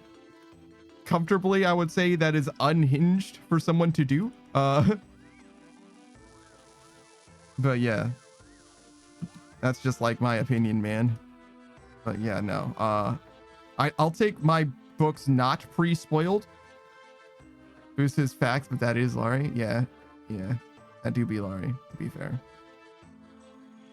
But anyways, yeah, no, I don't get it, but like, you can do what you want. Like, not gonna yuck your yum, right? As they say, like, you can definitely do whatever you want to do. I just no fucking thank you on that shit. But obviously a synopsis is way less. It depends what you mean by synopsis, because there's like, you know, the purpose of like the book jackets or whatever with the summary or on the back of the book sometimes is to like get you to read the book. It tells you what's going to happen in the book, but like in an effort to encourage you to read it rather than to like spoil it or whatever. So I would say that those kind of summaries are not spoilers, like by their very nature, but that's fully just my opinion. Some people are like, no, if you tell me about what happens, if you tell me about a thing, then you are spoiling that thing, right? Like, if you tell me the budget of the movie, then you're spoiling it. That's a spoiler. I shouldn't know the budget of the movie before I see the movie. And I'm like, I don't get it. That doesn't make sense to me, but that's just me. I'm just a guy, right? Somebody was mad at me for saying, oh yeah, there's a time skip in One Piece, basically. And they were like, fucking spoilers, man. I'm reading One Piece. And I'm like, first of all, you had fucking 15 years. Secondly, how the fuck is that a spoiler? That there is a time skip is a spoiler to you? That's why I repeated it just now, because I don't give a... That's not a fucking spoiler.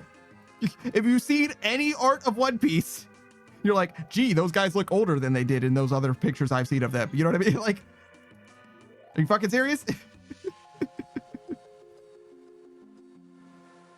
But yeah, I can't... What the fuck? Whatever. It's not important. The presence of a time skip is not important, but also that being a spoiler is also not important. Let it go. Who says, Jesus, Panda, spoilers? Yeah, no, you're right. My bad. Sorry. I'm still hung up on that one. That's how I am about fucking everything, though. I'm just gonna remember one minor thing that happened years ago. Here says he's spoiling again. Yeah, just like my potatoes.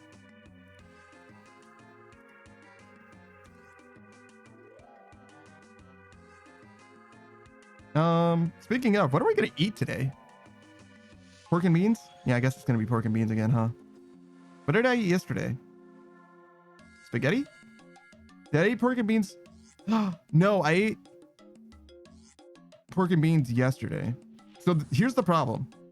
We've got exactly 4 baked beans and 4 like leafy greens, collard greens, mustard greens, spinach, whatever, which is how I have my baked beans, my pork and beans, right? I do like 4 hot dogs, diced or cut, whatever, and a can of baked beans, and then leafy greens with it, like a can of spinach or whatever. Pairs well, I would say. Actually, highly recommend it. Rounds out the meal. Nice vegetable. Versus okay Weezer. I'm not a creep or a weirdo. Well, okay, I'll give you weirdo, but not creep. I draw the line at creep, but I'll give you weirdo. What the hell am I doing here? So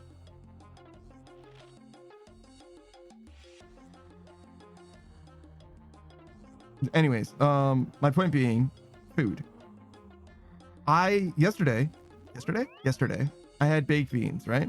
And it was, I don't know, like maple hickory or something, baked beans, some flavor, right? But when I opened the can, it was like really cloudy, like weirdly cloudy in a way. And I was like kind of off put by it. It was almost like, imagine if you had like shaken the can up, something like that. Like it was almost like sudsy, right? Like kind of, you know what I mean? And it doesn't seem like it should have been that way. And I was like, is this safe to eat? So needless to say, I ate it. It tasted weird too. But needless to say, I ate it. I seem to be fine. So, you know, I guess it's fine. How quickly does botulism kill you?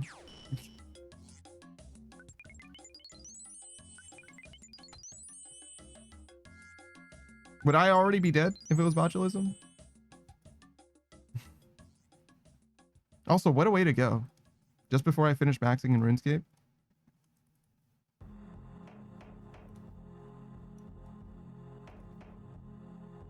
How fast does botulism kill?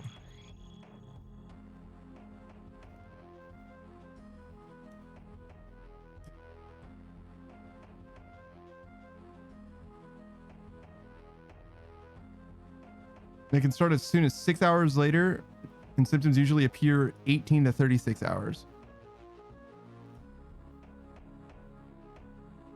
Well, it's been well more than 6. Let's see, I ate like midnight. So it's been 18 hours. So we're probably fine. Well, it says within 18 to 36 hours. So ask me tomorrow, I guess. Tomorrow around now.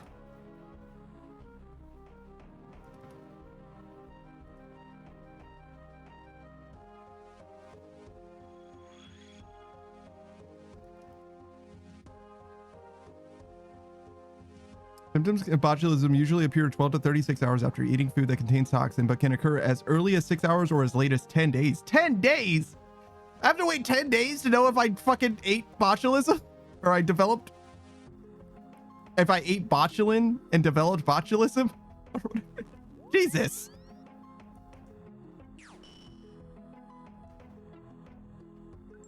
Oh shit, I moved that. That's unfortunate. Shit isn't even that deadly. Here says, as I lick the spoon banana bread in oven, regret overwhelms. Ayaku Pecker. As I lick the spoon banana bread in oven, regret overwhelms.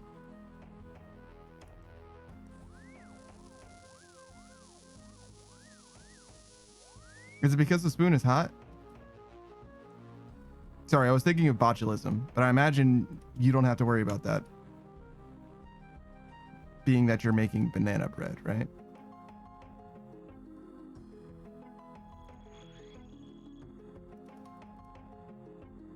I think botulism is mostly like a hypoxic thing. If there's places without oxygen. Versus it's because I want more raw? Oh. Should you though? Is it safe raw? Is it safe raw? Is that safe to do? Girl says I want it in me raw, Panda. Hmm. All right. Well, you know, thank you for the out of context quote. I appreciate you, Ger.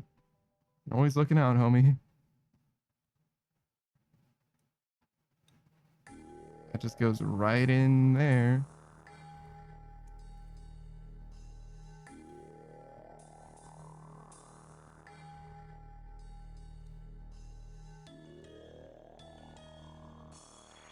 I have to turn off streamer mode to tag you.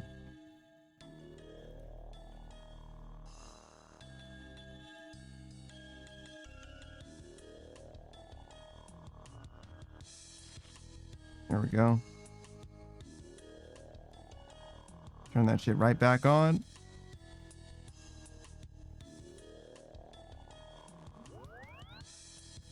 Who says it indeed just goes right in, Ger? Oh. No pre-treating or nothing? Don't even have to spit on it? I feel like spitting on it's kind of gross. It's not like terribly gross. I just don't like the idea of spitting, I guess, is what I'm trying to say.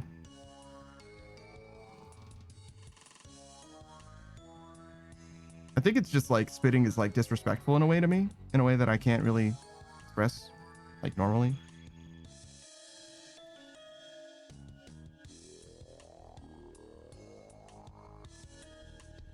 Boost is just add water. Water isn't a very good lubricant. I bet spit is a better lubricant than water is. I bet. I don't know why that is, but I bet that's true.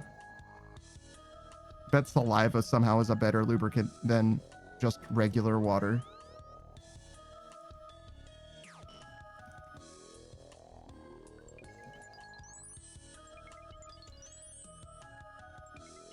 Boost says, yeah, add water to the spit and it's fine. Dude.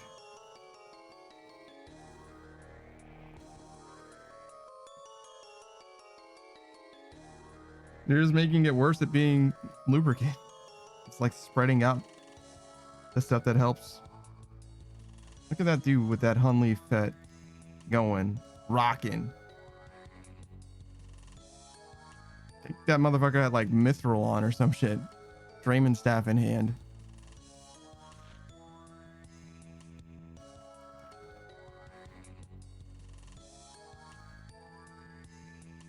This is the sound of inside the Corin. The Catacombs of Corin, by the way. The other one was up top. With the statue and all that shit.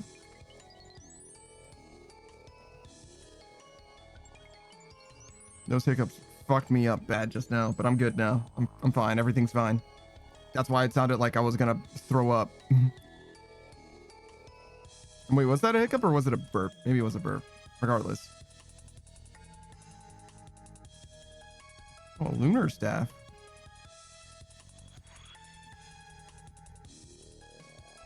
Wait, why does a lunar staff let you use a fairy ring? Oh, because you make it from a Draymond staff? I guess that makes sense. I was like, what do the Lunarians have to do with fairy rings? And the answer is like mostly nothing, but they make stuff from Draymond staves, which lets you also happen to, yeah, I think it's like not necessarily a coincidence, but you get what I'm saying. They don't use fairy rings to navigate or anything like that, I don't think.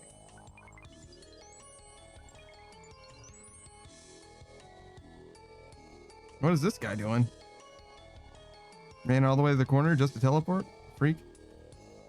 I've definitely run off to the side because I just misclicked before I hit the teleport. Fuck it, I'm a freak too.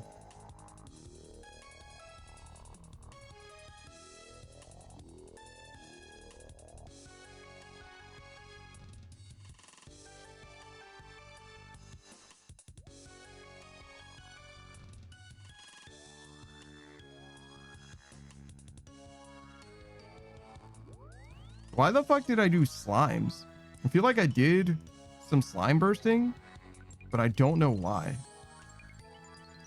Because I had points to skip. Oh, did Konar make me do it? Probably Konar made me do it. Like, yeah, sure, fuck it, I'll do this task.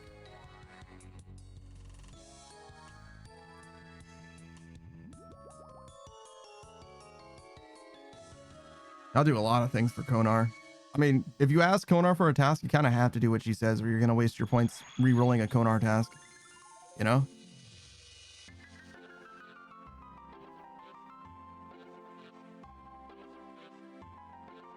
I guess you can set up your Konar blocks now so that you won't get a terrible one.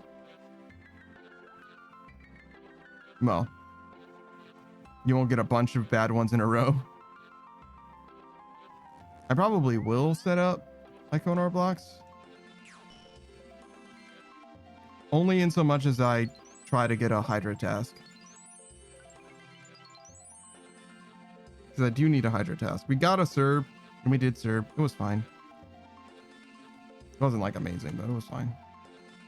I guess I didn't do Serb enough to be like, I did it. Because I actually didn't pray against the ghosts, right? But like, it's just a matter of like the timing. You know what I mean? Hold the right one, and then after you get, well, not after you get hit, but it's like after they launch at you, you switch, basically, something like that. You can get the timing down. It's not a big deal. By the time that the one starts launching at you, it's already too late to switch your prayer, I think. It's like a weird timing, but whatever. Doesn't matter. I could learn it. I'm not afraid of it.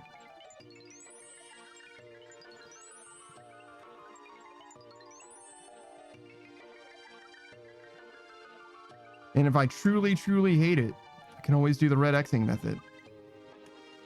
Conserve some potions.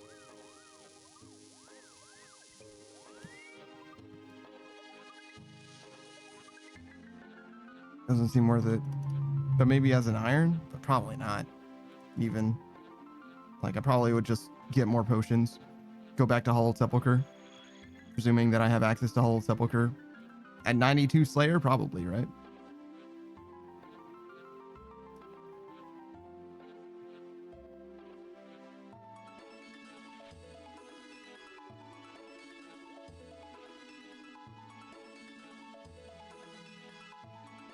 I was talking about food, right? So spaghetti, I think, is the long and the short answer for today. I think we're going to do spaghetti today. Oh, but that's the other thing. We're in a bit of a weird situation where I have 4 hot dogs left. And I don't necessarily want to use another can of baked beans. I can, obviously. But if I don't use this can of baked beans, then I have exactly one of each flavor and one of each leafy green left, which I can just have and just like go grocery shopping a little bit sooner.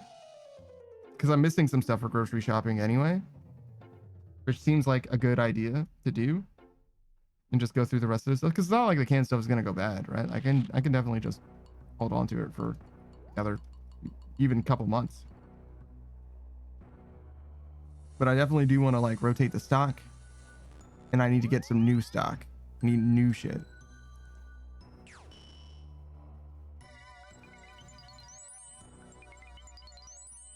Why do I have a full necklace in my inventory? What the fuck is this guy doing here? Just didn't want to have an extra rune.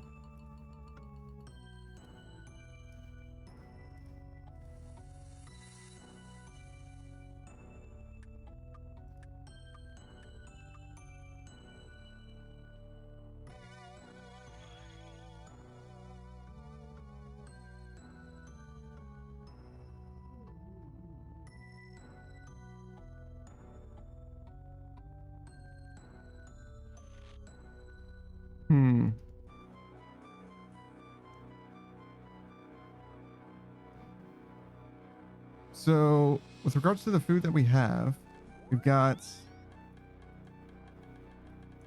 I would guess, quite a few days. Maybe 5 days of protein, like regular protein that I like combine with a vegetable or whatever. Probably like 2 days of chicken nuggets, probably 3 or 4 fish sticks. So that's a 6 total.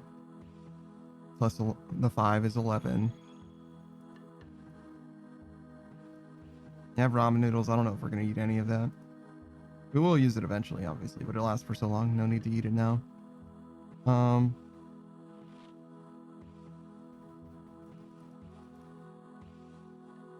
Is there anything else that we have in the freezer? I don't think so.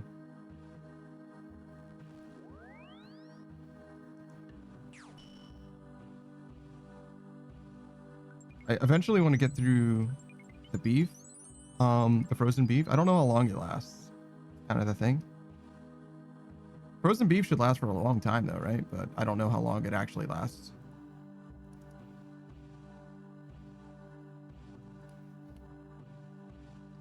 Hold on, let's find out.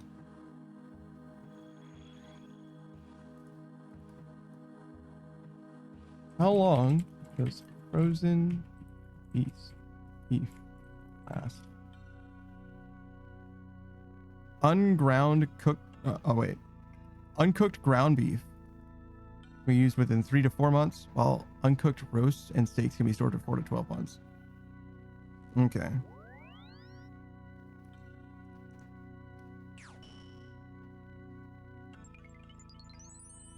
So it has been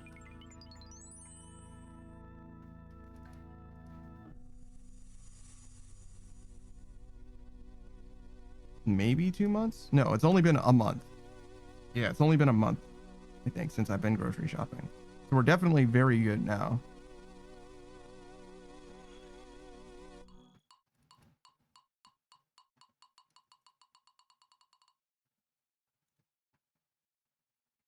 Oh, wait, it says food safety wise, it's good indefinitely as long as it's frozen. Oh, the quality of the food just goes down.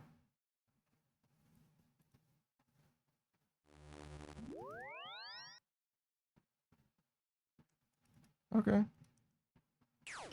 How do I keep turning off?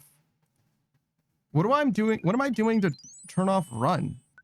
How the fuck do I keep doing that?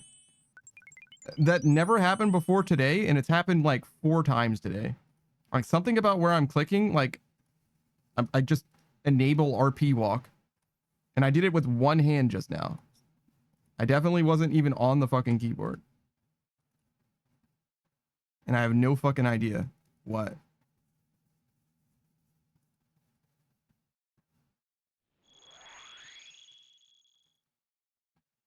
And it only happens in the altar too. Weird. Oh, music. Games tutorial.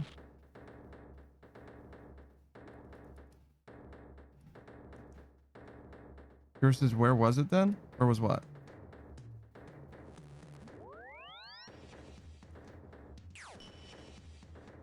Oh, right now, my left hand is on my right thigh.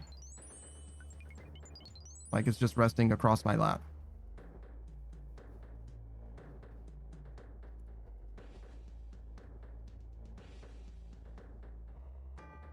I figured out what she meant, but it did take me a second. I was like, what do you mean? Where was what? Well, now it's on my escape key, but it was sitting on my right. Well, like not even my right thigh. It was on my hip bone area. Like where you would, like if you were trying to cover your belly button with your forearm, that's how my left arm was. It's just a comfortable place for me to put my arm. It's probably like a self-defense thing, to be honest. Like somehow like an insecurity thing, just like protecting my core. It's just where I usually keep stuff. I naturally cross my arms at about my waist.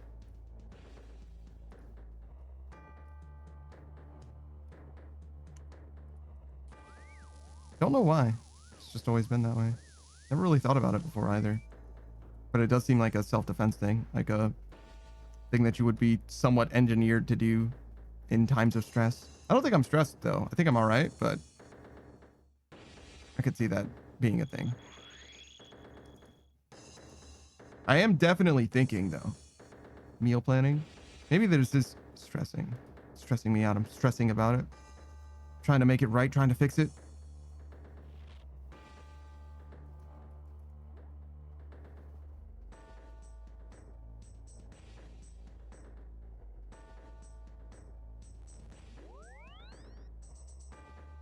I don't think we can eat the rest of this beef reasonably, because we got like another 5 pounds, right? So we can eat spaghetti twice more for sure. And that would take care of 2 pounds of it, which I probably want to do, right? If for no reason other than to have spaghetti, right? That's cool. Oh wait, maybe we can do, no, we don't have all the ingredients we want for tacos. We could make something that tastes like taco meat. I can season it so that it will taste like tacos, but I would want to have various vegetables and stuff as well. So yeah, if we focus on using those 2 pounds of beef, we're probably going to just have spaghetti twice. That's fine. So that's like 13 days. So about 2 weeks from now is when we might be going grocery shopping.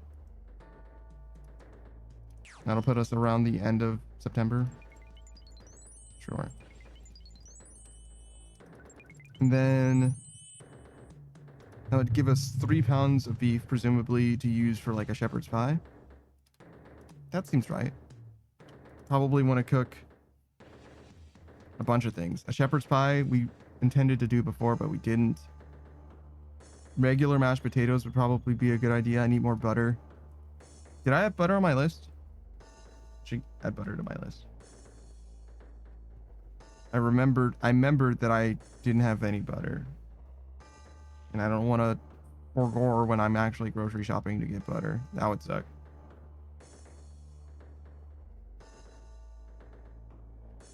Butter. Smooth like.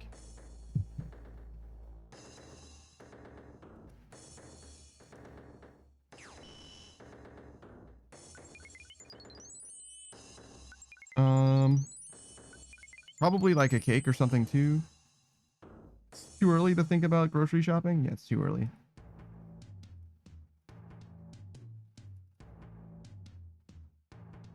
Yeah, it's too early. I need to figure out what I'm doing with the food that I have, but I think that's like basically solved.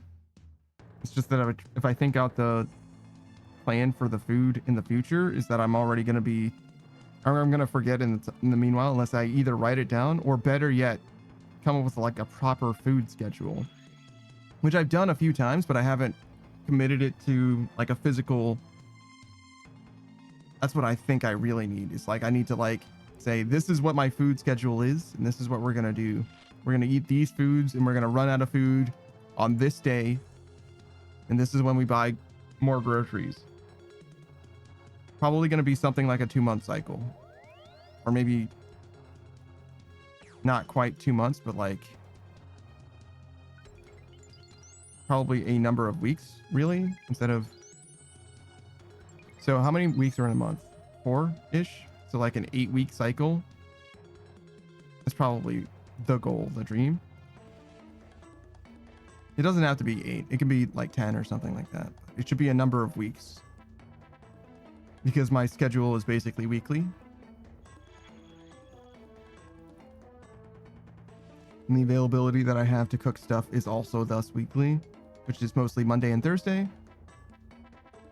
which is the main factor for whether or not I can cook something, or that the day, and also the things that I have. Right? And I probably don't want to go grocery shopping every month. That's just because I don't want to. You could go grocery shopping every day. It might even be better, to be honest, but I definitely don't want to do that. So much gas, and also just like time.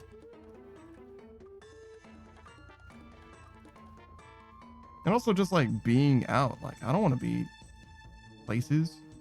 Just teleported twice.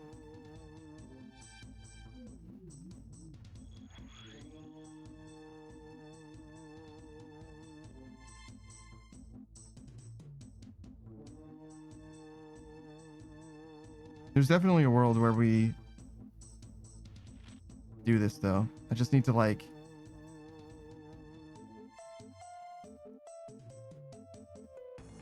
I feel like I want to write it down. I feel like this is something that a physical thing would do great on, but I guess I can just mock up a calendar and like even MS Paint and it'll be fine. I just can't really do it now, or I don't think I want to, I guess. Versus, I've got jambalaya. Jambalaya is pretty fucking good. I've never made it myself, but had it many times. Versus penny pasta with sauce, peppers, and sausage. Brats with sweet potato fries, and barbecue pulled pork, mac and cheese, and broccoli.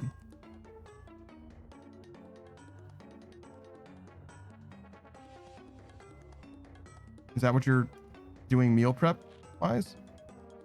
That's crazy.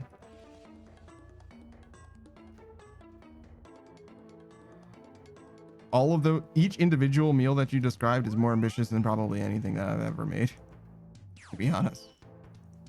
I mean, I guess it depends on how much effort you actually put into making it, because like theoretically brats could just be like grilled. That's like it. It's not that big a deal, but but you get what I'm saying. It's like, it seems like a lot of effort was put into that. Versus that's what I made this weekend. Goddamn. How long will that last you? A week? I imagine you just do it every weekend.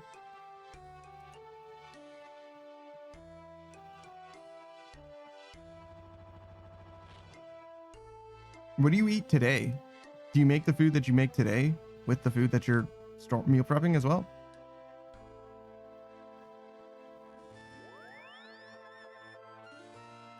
Yours says 2. I made so much pasta. What? Oh, it'll last you 2 weeks. I see. Interesting.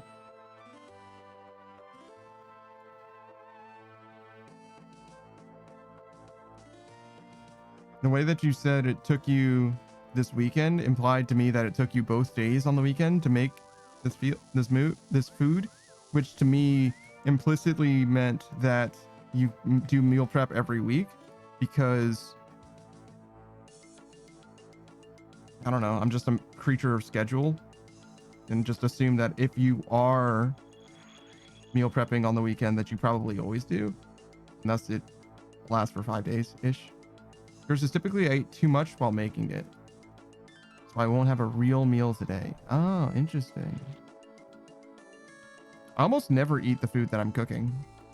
Almost never.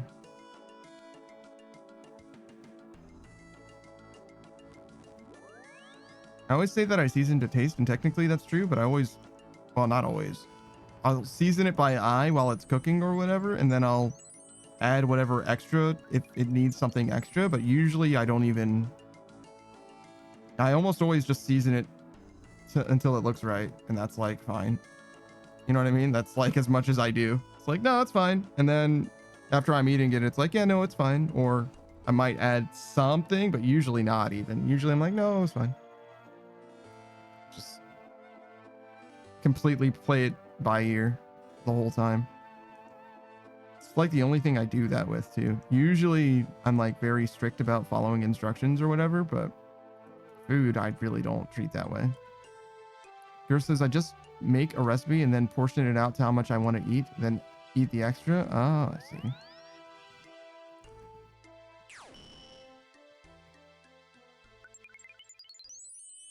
I feel like I'm really bad at like knowing how much I should especially make, but like just eat in general. Like I usually, I mean, right now what I'm used to eating and what I actually have the appetite for are like very much different. They're like further apart than they've probably ever been as well. I feel like my appetite is way smaller than it used to be, which is okay. I'm not like bothered by that, but it's just different, you know?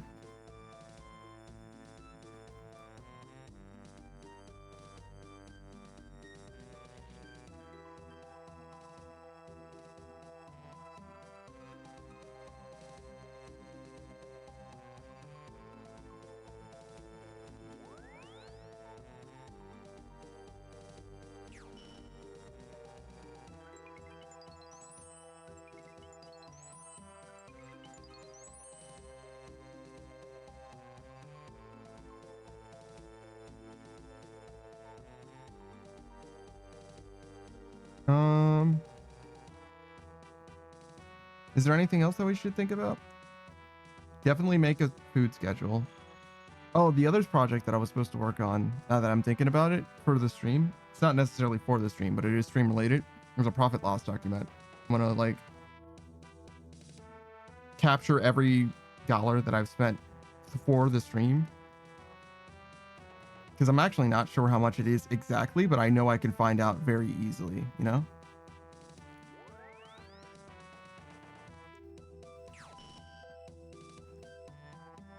And that way I can say, this is how much I spent on the stream, and these are the things that I purchased on the stream.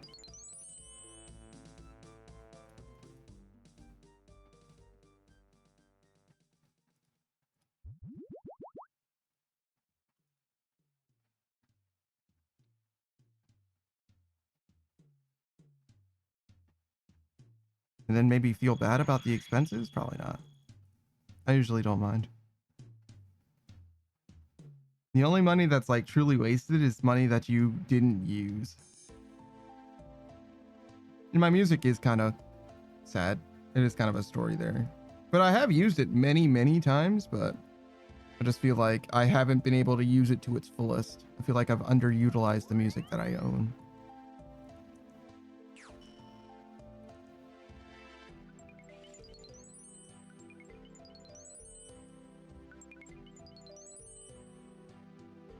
That said, I still don't know what I would do, you know?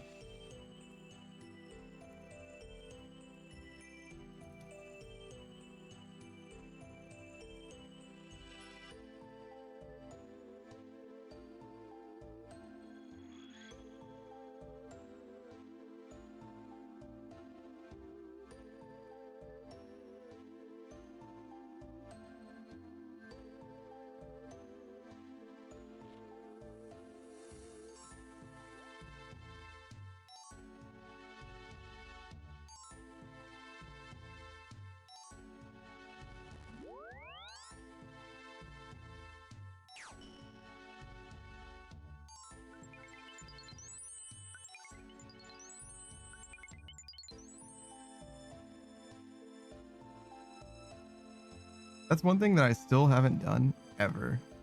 All the songs that I have don't have titles really.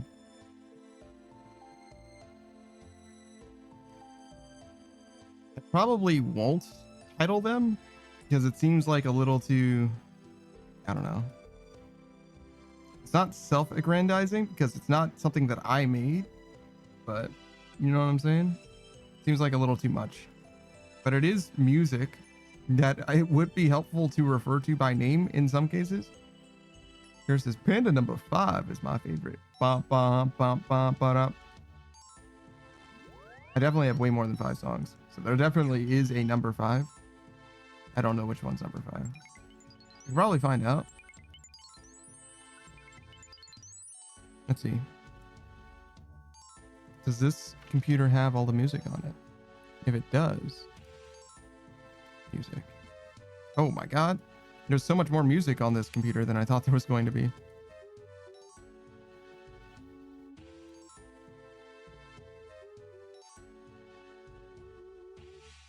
None of this is my music. That's funny. Where do I put my music?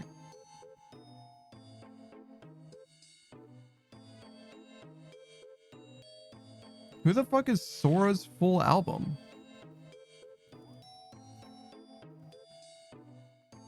Who's Sora?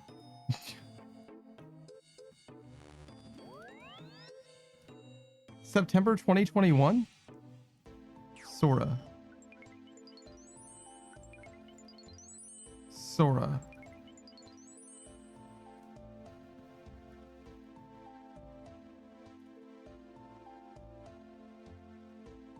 Who the fuck is this?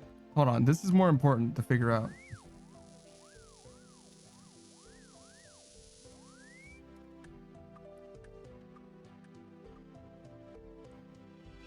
Why do I have this? Who is this?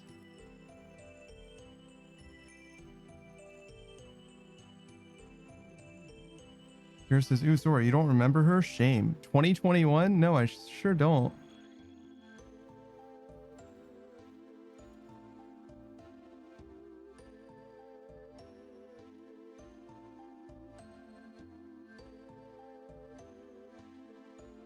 What the fuck is this? 2020? Who was I messing with in 2021? This is a whole ass album, 14 songs. I feel like I have to listen to this now. Who the fuck is this? Why do I have this? I have no memory of this shit at all. The songs are A Story of Nerds,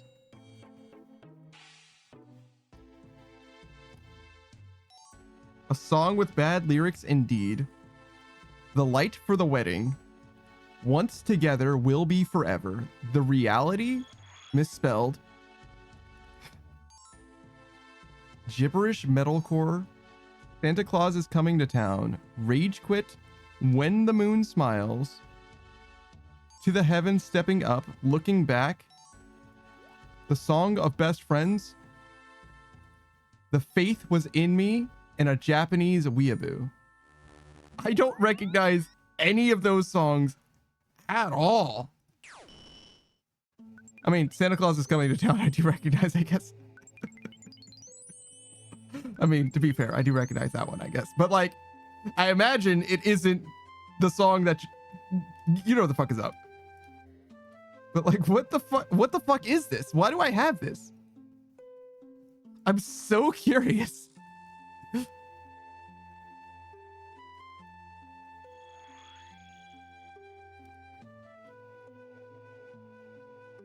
Versus Santa Claus is Coming to Town. Yeah, no, I guess so. All right, here we go. Here's a breakup playlist. I don't know someone named Sora, Gur.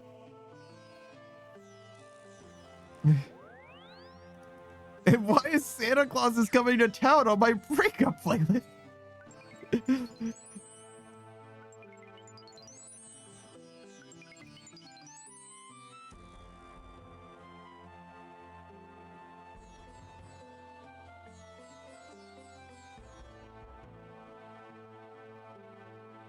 Oh shit. Versus that's because she turned into the moon. Is that an Avatar reference? What does that have to do with Santa? Is there an Avatar? Date created. I don't need contributing artist. Or album. Date created. Oh, I mean, the first songs were from there. Gur says Gur doesn't dream of Sora Senpai. Shout out to Bunny Girls.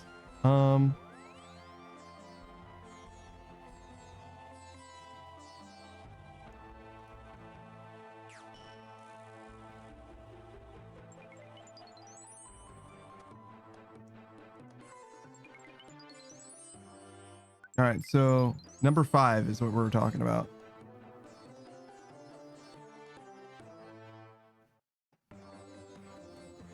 I have a horror song? Holy shit. I think EDM is by... Oh, no. This is it. I was thinking that EDM might be the EDM song, but it's actually... I mean, it is an EDM. I'm sounding like a fucking idiot. Almost all of my music was made by the same person. One of them is not. And I thought it was called EDM, but it's actually he named it after himself. He called it G Willie Music. I think his name is Garrett Williams, maybe Garrett Williamson. It's like content creator and stuff.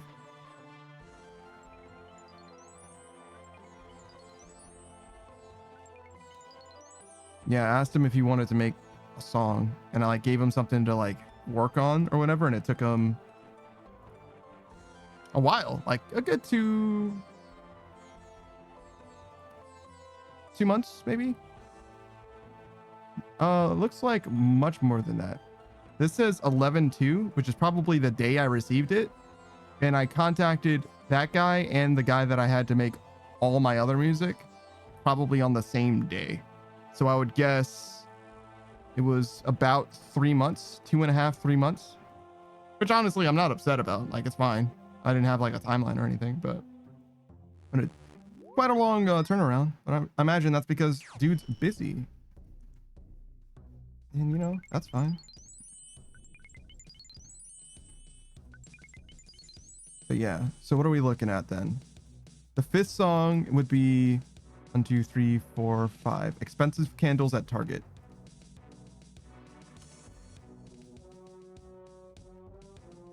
I remember the name of this song actually, Expensive Candles at Target. I was like, why did you call it this? Like the guy who made it called it that. And I was like, what's up with that? You know what I mean? Like,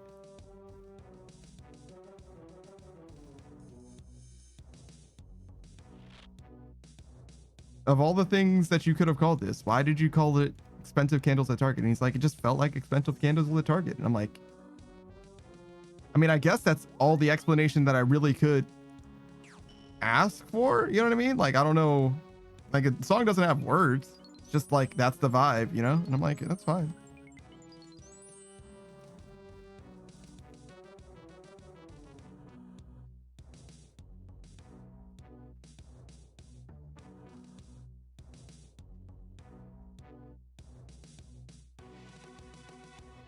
Man, what a shame that I don't use the music more. Also was really excited to work with them to make music because they always made such good stuff and they really thrived with the freedom. You know what I mean? Like, to me, it was very clear that they were always like trying their best to like make something good. So it was basically just like, you know, paying someone to do what they love. And like the thing that they did, the thing that they came up with, I was allowed to have. You know what I mean? It was awesome. But we're not big ballin'. Garrett says, is it relaxing? I don't remember. It's been, I don't really associate the sound of the song with the name of the song because again, the names are just like kind of random. Not like random, but you get what I'm saying. Like, it's just not something that I have in my mind. I can listen to it now though.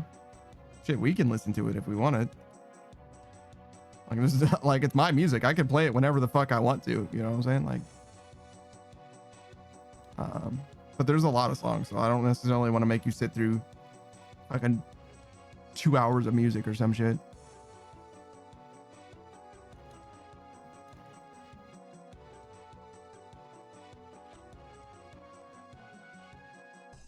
Oh, it's very like contemplative. Yeah. Yeah.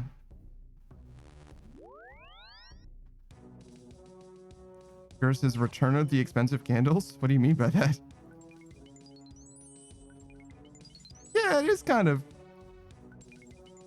of like Expensive Candles at Target in a way, because it's like deeply contemplative, but not necessarily like, I don't know. I don't want to say profound.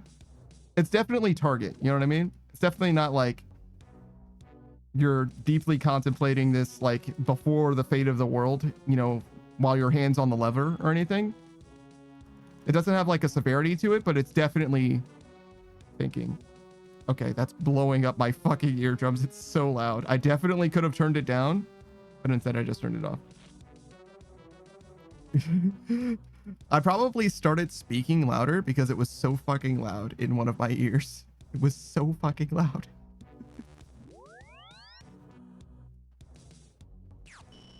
But yeah, no, great. I've literally never had any complaints about almost any art, and when I say art, I include the music in this case, right? With anything that I've ever received.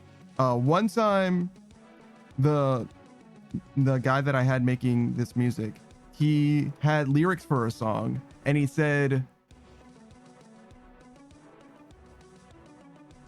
he mentioned my leather jacket, right? And he mentioned, like, made a reference to like BDSM, where he was like calling it like, not like hatefully or anything, but he was like, BDSM is like freaky or whatever.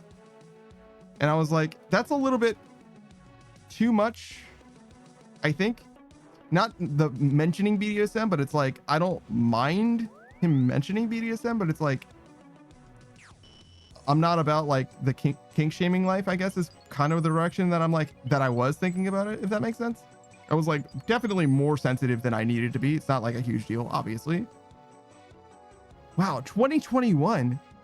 Wait a second. 2021. I started streaming for all intents and purposes in 2023. Wow. Wow.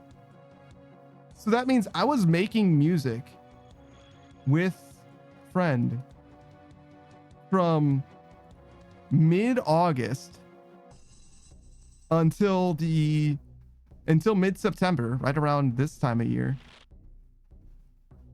for a stream that only had 3 streams at most. Wow.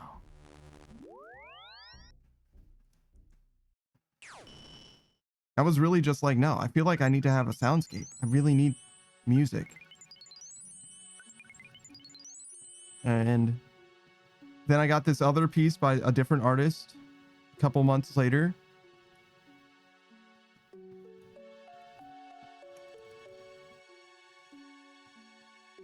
And then nothing. Fucking silence as far as creating new music until July of 2023, which is when I started streaming again. A couple weeks into July. And it was 2 songs then, 2 songs a week after, 2 songs a week after. Then 1 song. 2 weeks later, 1 song, then a couple songs. And then a couple months go by. And it's a couple songs again. And then in January, which is when I started RuneScape, another couple songs. And then 1 more. A couple weeks later. That's it. Those are all the songs I've ever made. So as long as I've been playing RuneScape, I haven't made any new music. That's very interesting.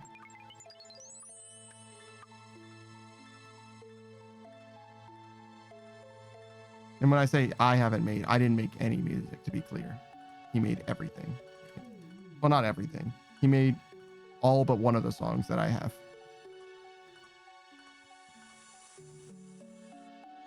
I produced, if that makes sense. I asked him about this before, and he said that this is what your role is, like what you technically are in this like production cycle or whatever.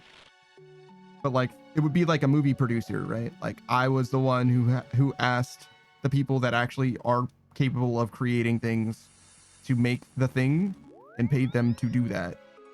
But it's like really fully their vision. Sometimes I might have some kind of contribution, right? Like, oh, I want something like this. But it's like the most that I do is provide them with a seed and they plant it and nurture it into an actual product or whatever, right? Which is the relationship that I want to have with artists. I don't really want to tell an artist how to do something if I can help it. I want to ask an artist to make something and I want to like buy the thing that they made for my uses, for my stream. And for the most part, I don't have a problem with that at all. The only issue I've ever had is specifically with regards to emotes. I want my emotes to be readable. And it's very hard to make it. And when I say readable, I mean like, I want it to be obvious what an emote is supposed to be conveying to someone on the first glance of the emote, which is difficult. It's a difficult thing to ask for the most part. The best way to do that for most people, I would say, is to like follow the template of an emote that exists, right? But it's very, very hard to make a brand new emote that conveys something specific without like iterating on it in some way, especially if they're not used to making emotes, because it's a very different aspect ratio. It's very small and it's supposed to be seen in line with text, you know? But there's definitely some things we've learned a lot, or I've learned a lot. The artist might not have learned anything, to be honest, but I've learned a lot about what makes an emote, I guess, palatable to me. It's not necessarily like correct or anything like that, right? But the way that I would prefer for emotes to be made. So I have like almost like a list of like rules, like every emote should follow these rules, these guidelines now.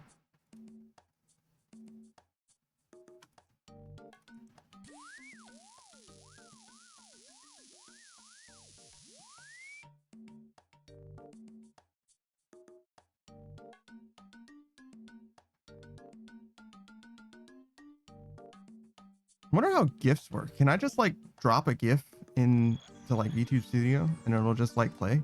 I think it does work that way. Do I have a GIF? Probably not. What would I have that is a GIF? Spot picture?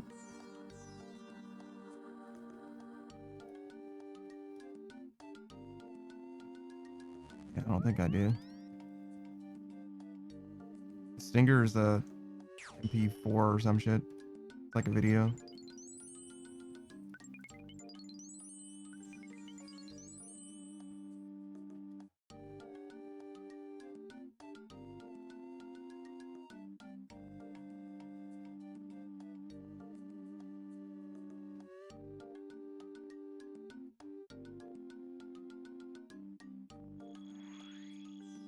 Sometimes I worry that I speak too familiarly, with too much familiarity regarding people that I don't know basically very well at all.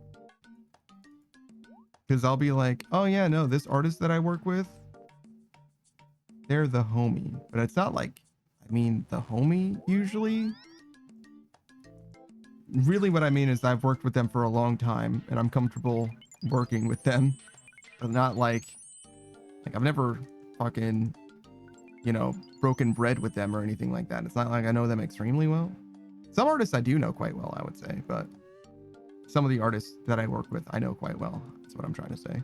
But some of them I like don't know that well at all, but like definitely glad to, you know, have them.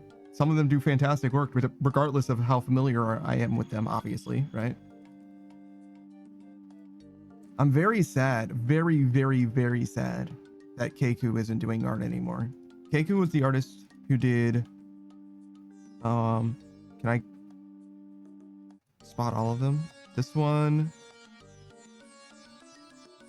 You can probably kind of tell which things came from Keiku versus which ones came from not Keiku, because like I'm rendered obviously slightly differently by every artist that ever tries to draw me.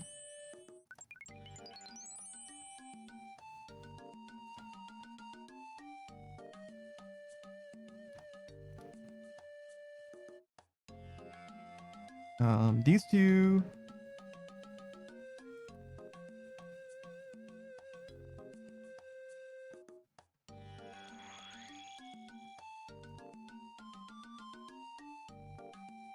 There might not be more. It might just be these two.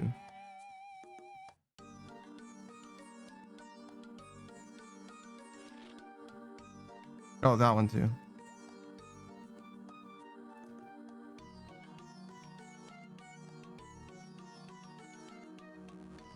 Yeah, these three emotes. But there's more. I think there's like one more emote that I used to use, but I'm not using now. And the stuff on the channel page or whatever. They're all great drawings. It's a great way to render me. It's very different from how I actually present or whatever. Did a fantastic job with the chibi model. Basically at zero direction to me as well. Like, just did a fantastic job. And not only did a great job for what I actually was asking for, which was the, you know, channel banners, right? But these also just happen to work out as like fantastic. Oh, the heart one too. This one. Happen to work out fantastically for emotes as well. So like Keiku just has like such an excellent stylistic sense of like what, well, I mean, it might even be on accident, right? They weren't even thinking about like a tiny aspect ratio or whatever, but it ends up working extremely well, even in a tiny format. And as I understand it, Keiku's just like not doing art anymore. They're just like, no, man, I wasn't able to get enough work, so I'm done being an artist. I have to like move on and do other things. And I'm like, bro, I feel in some ways personally culpable, because it's not like I couldn't have been commissioning Keiku. I absolutely could have. The reason I didn't is because I was putting so much money into a different artist. And when I say a different artist, I don't mean, oh, I was, you know, getting other stuff made by other people. No. I was, that's a long-term project that like is going to be finished, I think, still in the future, but it ended up being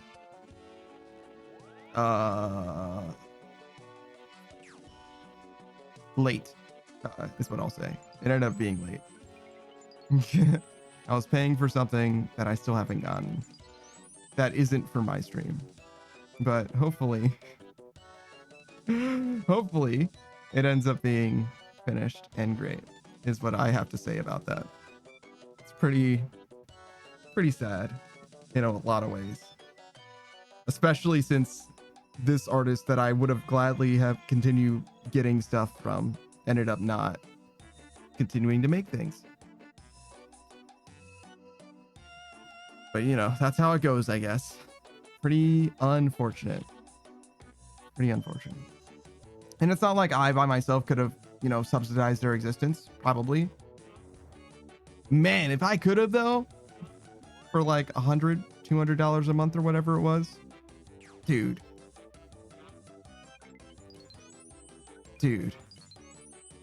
If ever there was a reason for me to like want to like make it big, you know, as like a streamer or whatever, is to like be able to support someone's like whole fucking career. Like this person is able to exist as an artist because I pay them consistently every month or whatever, every week. And they like, especially if they're able to like go and do what they want to do, like that's fucking so awesome. So fucking awesome. Because like for the most part, obviously I don't need new shit or whatever. Like that would be so fucking sick to just be like, yeah, man, I'm able to pay my shit. You're able to pay your shit. All I need is like these things. Like, oh yeah, I would like, you know, these new things or whatever. Like to have somebody on like, you know, a salary or whatever would be so fucking awesome. As far as like artists go, I don't really care about like managers or whatever, right? That doesn't do anything for me. I don't care about them, but like, but yeah. It's like a distant future, if ever, right? There's like no way that's happening, but it'd be very cool to be able to support like a team of people that like make stuff. Especially since I'm not capable of making shit by myself, as I'm sure you're well aware. Some people are just creative. Some people just have it, you know? I'm able to grind out Runescape though. I can fucking do that. And I sometimes edit clips, I guess. But like editing a clip is very, very different than like editing a video. Even short form videos like Loke does takes way more effort and skill and ability. And even just like determination, you know what I mean? But also vision is probably the most important part. I've got no way. I've done a couple edits though. I have done a couple. I won't sell myself completely short. I have done a couple. Mostly, I have faced technical hurdles that I did not overcome. I did. The worst part is that I fixed it in one case, and then I didn't know how to do it again later. You know? It's pretty sad actually.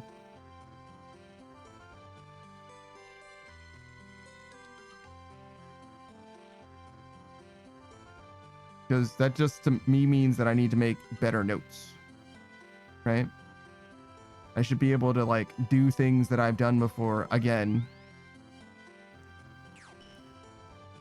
But also I probably could have just like looked it up, right? Like surely the internet had the answer. That's probably how I got the answer the first time. Like how the fuck did I figure it out the first time and not the second time? Did I just like give up? I mean, yes, obviously, but like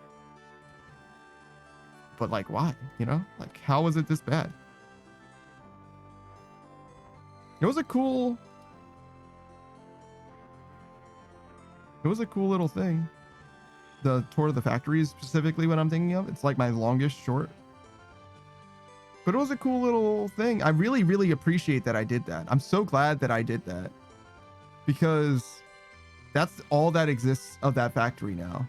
Like the save is totally gone. So the only way you can see what we did is through that video. And I think just about everything is in the video too. I don't remember if Saku's nuclear stuff is in there, but for the most part, it definitely is captured, which I think is awesome, right? it's very cool to see, you know, the stuff that we did over the whole gameplay experience.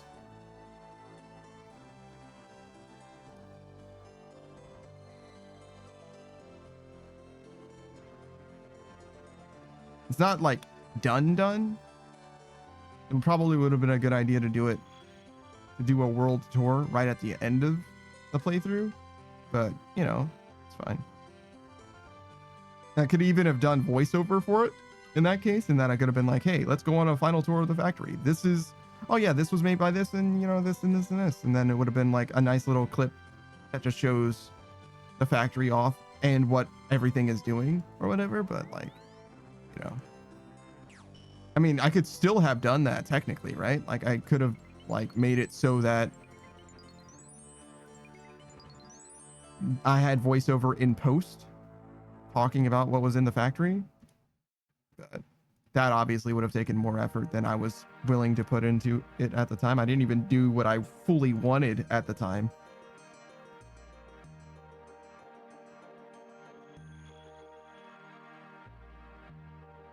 But you know, not a huge deal. I try not to be too hard on myself when I finish making something, if that makes sense.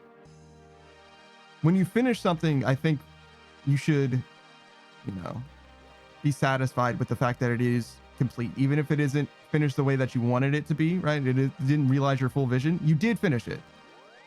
And I feel like there's too many projects that don't get finished, even my own projects that don't get finished, that I don't want to be too hard on myself on the things that I actually did deliver. Like, it's done. It's not like perfect, and it's not done the way that I would do it now and all that, right? But it is done. And that's good enough, to be honest. Especially for past me, right? Future me, I have higher standards for, probably always. But past me did okay. Like you know what I mean? You met the prompt. I'm not gonna be upset.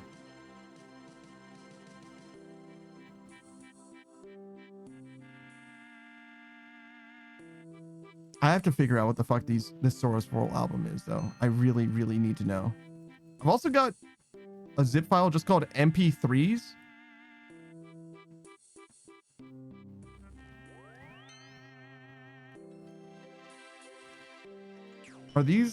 Is this stuff that I got for like,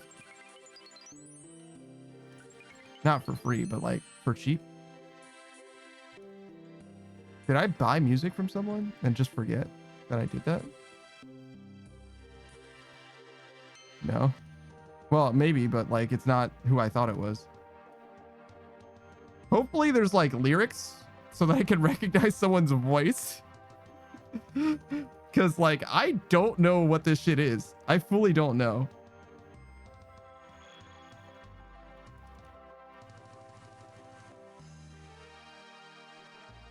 And it's like so curious to me. Why do I have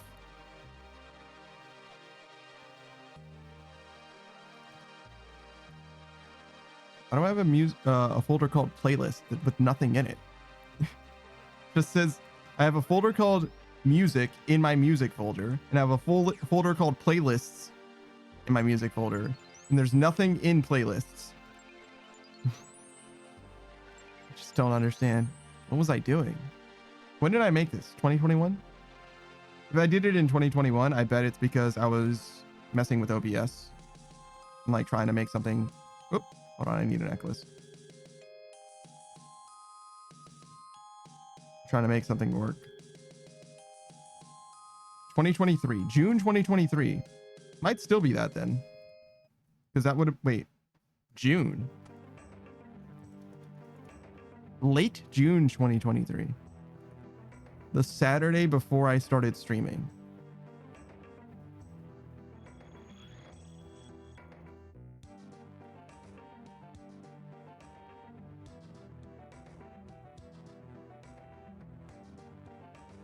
Really?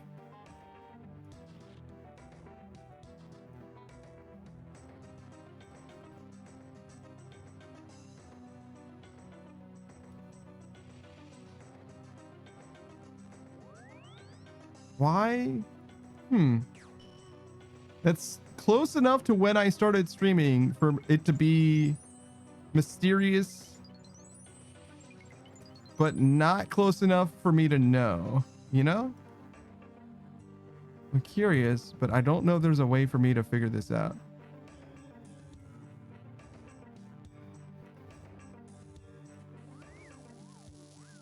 June 24th. That would have been the week before I started streaming. Exactly. You might think, oh, well, then maybe you were doing some prep so that you could make sure the stream would go, you know, well. No chance. I started on June 1 and I was just like, Saturday morning, we're letting it rock. I don't know what my first stream back was like, actually. I've seen my first stream again. My first few streams even. I've seen them again, and you see them in the clips too. There's a time that I'm playing Final Fantasy 9. 3 clips even from that Final Fantasy 9 stream. 3 clips from that one stream. Wow. That's crazy. But one's right from the very, very beginning of the game with Vivi. There's one after the ship crashes with Zidane when I get a wrist.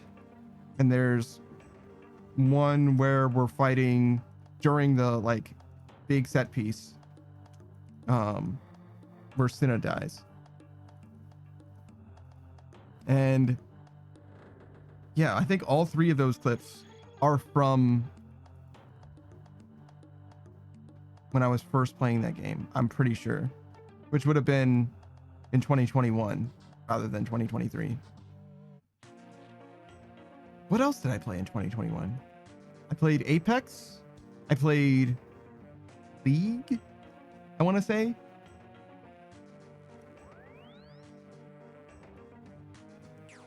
Oh, wait. I think I played like Bastion. I guess I was streaming for a little while. It wasn't just like 1 week. It might have been like 2 weeks. Streaming.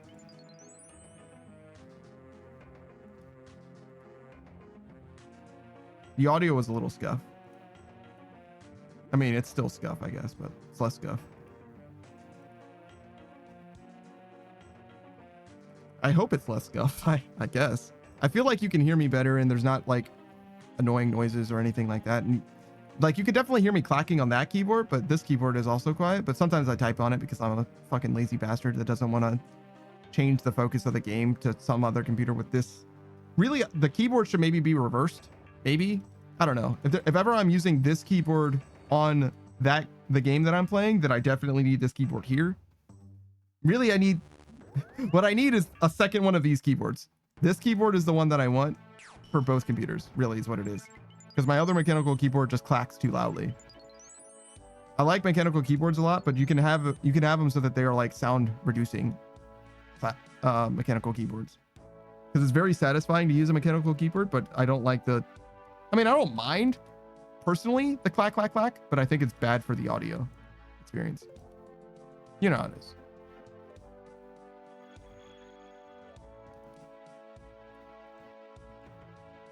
Some people, I guess, probably do not mind. 358, so 5 hours. Well, less than that, I guess. Because 7 times 5 is 35, right? But if we were talking 75, that's 75, 150, 300 and some change. So it's over 4 hours, but not by a lot.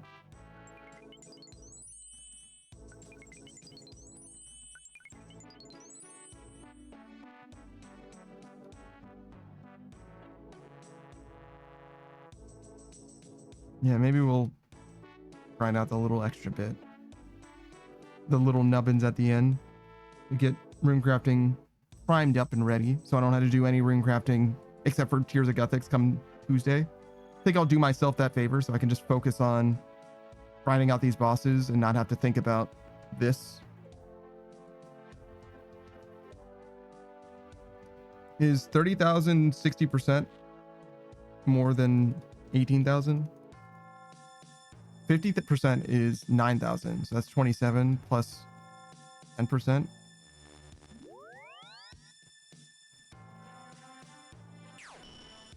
$27 plus 1.8. That's close. Yeah, sure. Right? 28.8. Yeah, that's like close.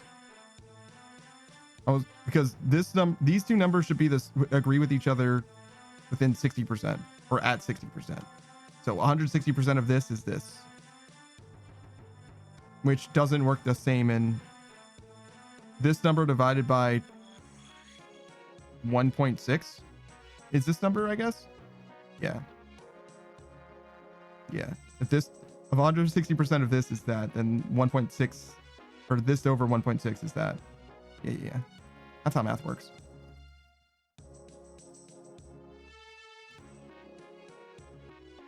It's just that this plus 160% isn't the same as 60% of this. Those are two different things.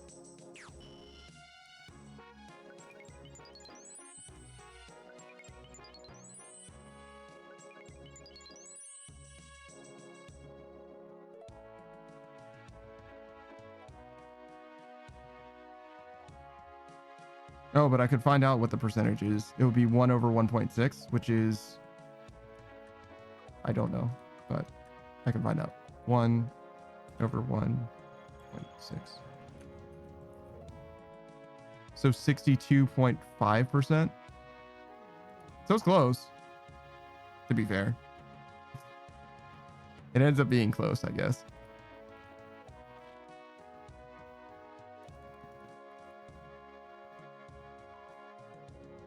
But I think that's a coincidence. Well, not like a coincidence.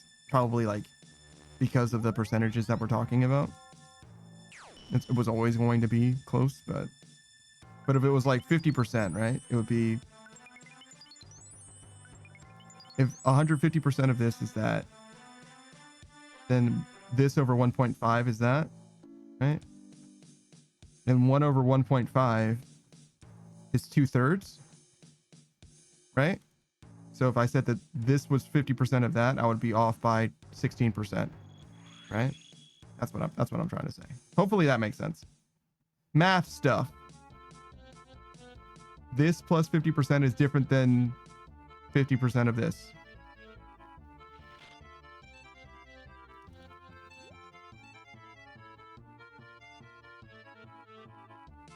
If you're not looking at the screen, none of that meant anything. One was, well, no, I told you what the numbers were. One was 17 point, what is that, 6K? And the other was 29K, just about. Yeah, now you can do the math yourself if you're curious. No way you are. Especially since I just explained it, to be honest. You know what I mean? I just did the math for you. Seeing is believing, I guess, to be fair. Speaking of seeing is believing, those fucking alien bastards, dog. I fucking hate those guys in EDF6.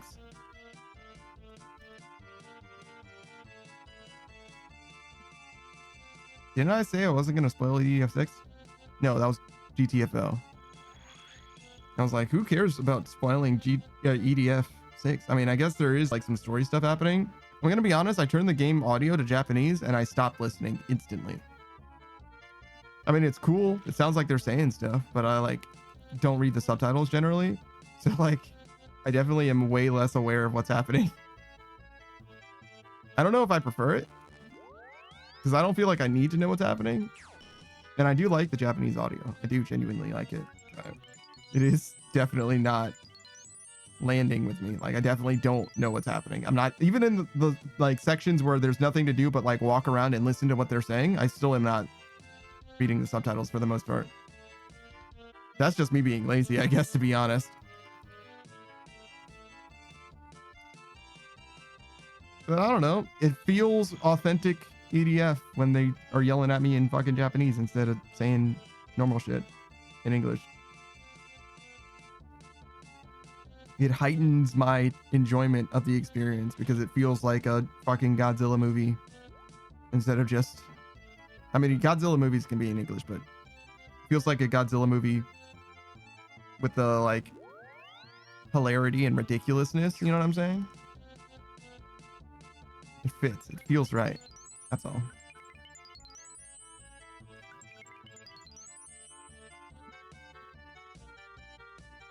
Yo, that guy's not going to talk to his genie? Crazy. You better have a Maxscape on, bro.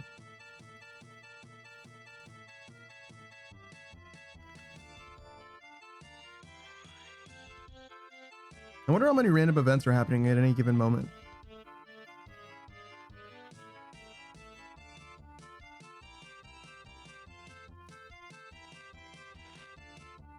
Do you think percentage wise it's always the same?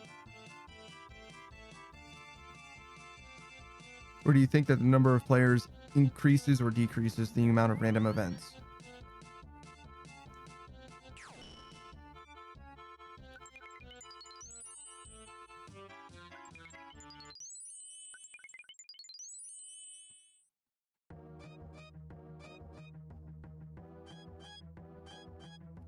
I bet time of day matters a lot, because I bet people AFK in places where they can't get random events.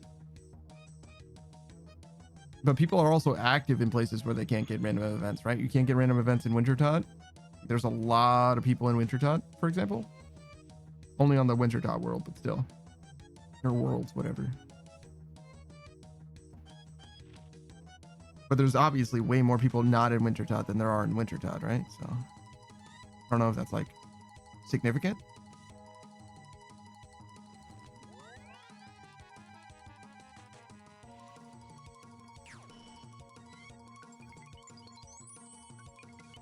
No, I don't have a necklace. No.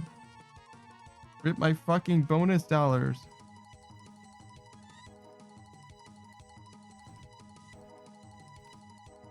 Even without magic in view, this still seems like it makes money, which is kind of crazy.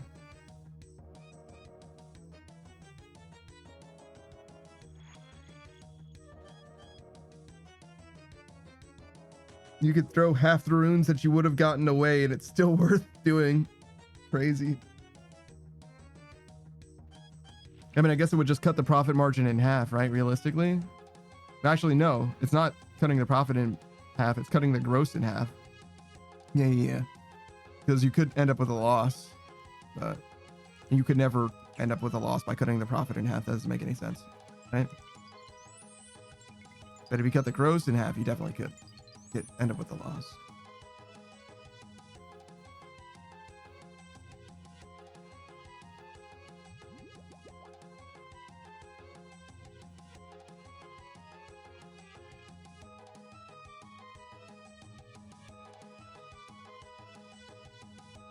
Who's playing RuneScape? Yes, Queen of Fish and Tsuyu. Tsuyu's another streamer. Queen of Fish got their Inferno cape. Did you know?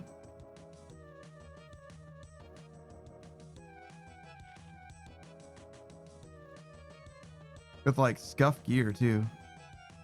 Booze obviously did it also. Booze is a PVMing legend, so of course he was gonna do it. No way he doesn't, you know? But Fish was, I don't want to say struggling. Gear wise, definitely was struggling, but like did it. Definitely did it. Like, oh shit. One of the few, that's for fucking sure. No way they paid for it either.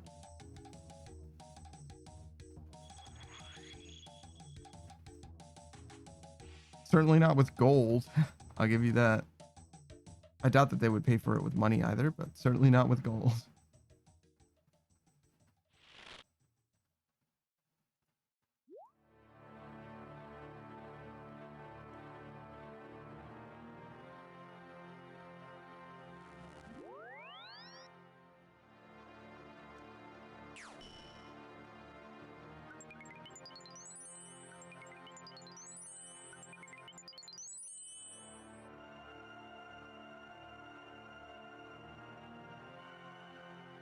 Oh, I think I found out. Yeah. So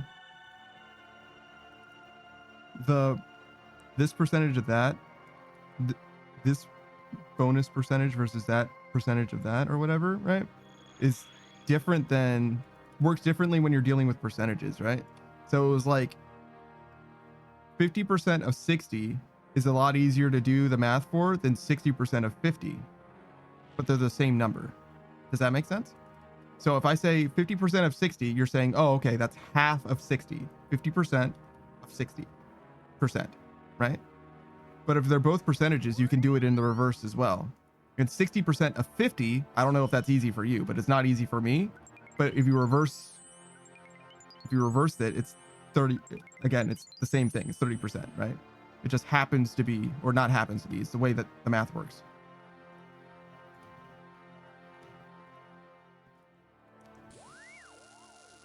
So easier, I guess it's easier to demonstrate when it's like obviously harder to do in your head, maybe. Well, I don't know. I didn't know what was it? 60% of 50 was? I actually genuinely didn't until I did the math, but I only know because I know that it's the same. I guess I could verify that. Possible? I don't want to. I don't wanna. That's for damn sure.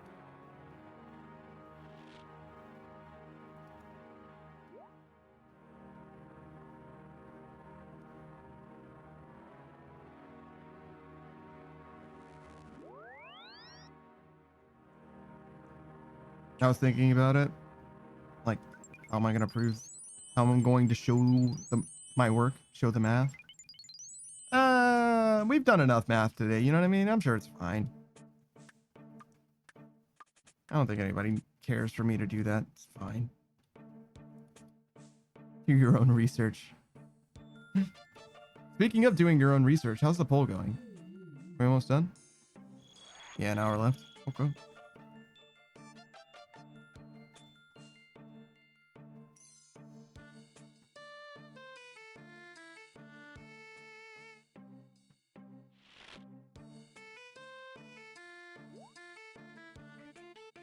I need to go back through and attribute the polls to everyone who helped. I stopped doing that. I realized that I should be doing that in the threads under the poll, which will be much better, but I didn't do that to begin with, so I need to go back and do that, basically.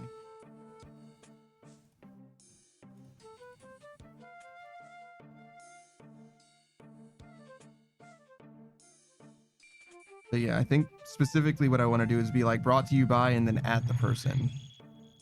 Because then you could see how many, well, I can see because I care about this. If I search for brought to you by, the number of results will be the number of polls, right? I like stats like that. I care so much about that shit. It's very cool to me.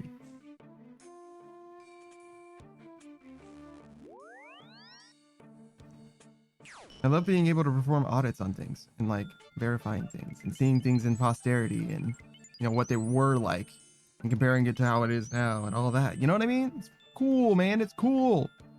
And polls also show you not just who voted, but how they voted as well. So like you could see so much stuff. There's so much data. So fascinating.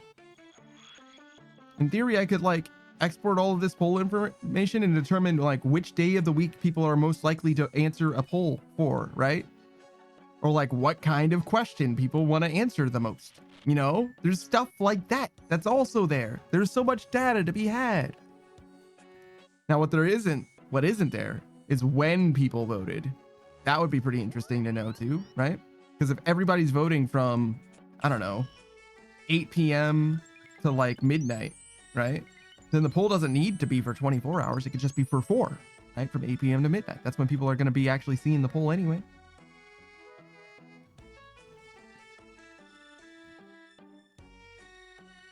And to some degree, it's like, oh, so that's when people that are most active in the Discord are active as well. It's like, oh, well, if I'm going to stream for 4 hours, then that's the 4 hours that I should be streaming, you know? Because like those are the people who are most likely to be in the stream because they're most active in the Discord and blah, blah, blah, blah, blah. Though being active in a stream or being able to watch a stream isn't the same as being active in a Discord.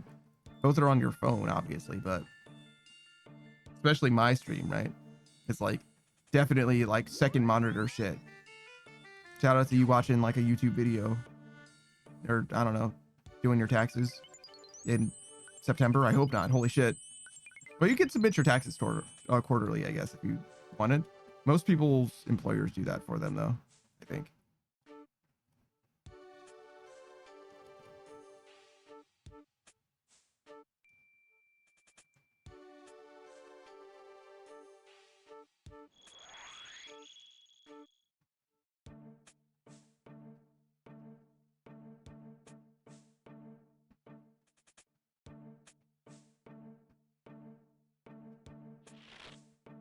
Oh, we played Borderlands 2 for the first time.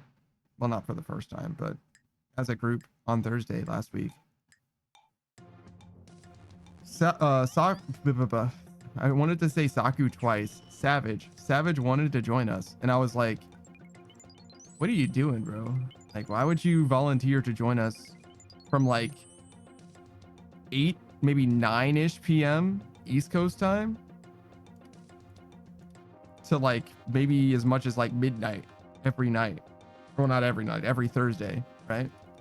It's like, dude, you're gonna like destroy your sleep schedule. Like, he doesn't even want to, well, doesn't want to, you get what I'm saying. He wanted to go to bed early when we were doing shit with a pickle pack around 10 p.m. Like, he usually would turn in around 9 or 10 p.m. and like we're starting at that time. Like, what are you talking about, dude? Like, why would you even say that?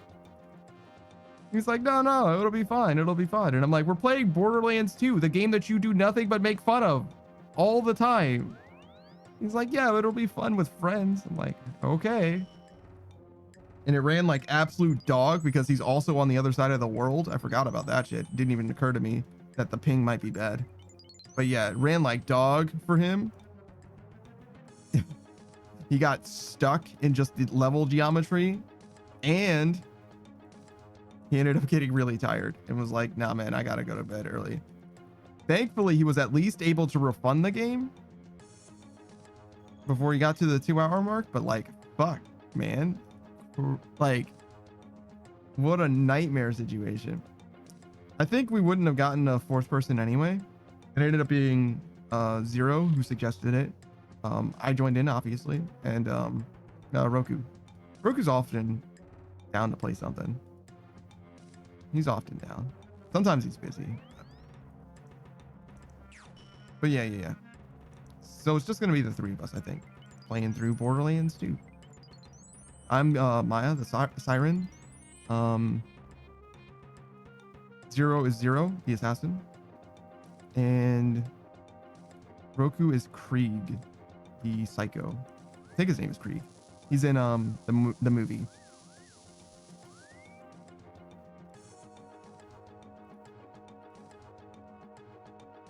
I think it's a fan favorite. I imagine so because he was put into the movie. Same with Tiny Tina, right? Both of them don't really have any place in the movie, the first movie. If you're just going by the first game, they weren't even characters yet. They both come from Borderlands 2, I think.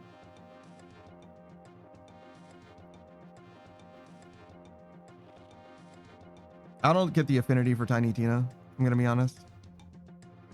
I mean, I don't get the affinity for Krieg either, to be honest. I like Lilith, but I also liked Mordecai. Shit, I like Brick too. But yeah, Roland definitely should have been in the movie. Roland makes sense to me in the movie as well.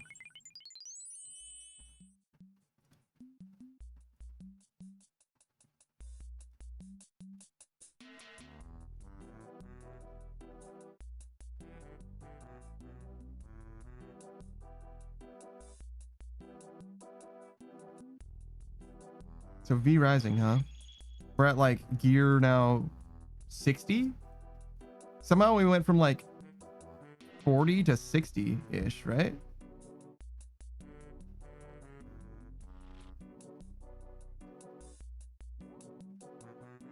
So it was a pretty significant jump for not having changed very much about our like gear or anything.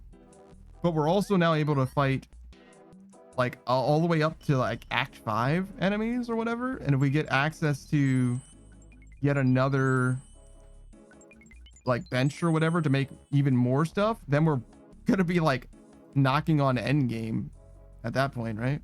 That'll be fucking awesome.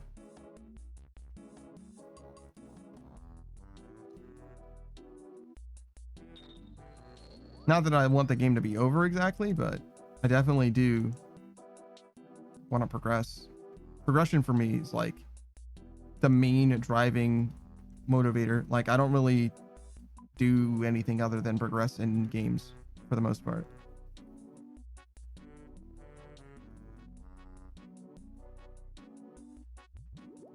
Kind of why, like, when we finish axing in RuneScape, it's like, well, what do we do now? And the answer is like kind of whatever you want, but the answer is nothing really. That's every time I play every MMO though. Like, I played through Final Fantasy 14, finished the story, and I'm like, well, I guess I'm done playing this game now. Like, there's literally just nothing for me to do now. That's probably why I play so much League of Legends, because, or I used to, obviously, I don't play it anymore, but like, because I had so many ways that I can improve in a way that like every individual game has like nothing. There's no game matters. So much of the game, so much of the improvement, so much of the experience is outside of any individual game, basically. And like the opposite is true of like any other game that you play, where like the experience of beating the game is like the whole point, for me at least. But it also means that like I naturally end up like not speedrunning, obviously, because I'm not like good. I obviously play through like games kind of as fast as possible. That's just like my natural state. I don't know how to play through games differently. And it does actually show up a few times. Obviously, when we're playing V Rising, it came up. But even when I'm like watching Pikachu play, obviously I'm not like backseating him or anything, but like he runs in circles talking so much. And it's like one of the like biggest charms, like biggest pulls for his stream, no doubt.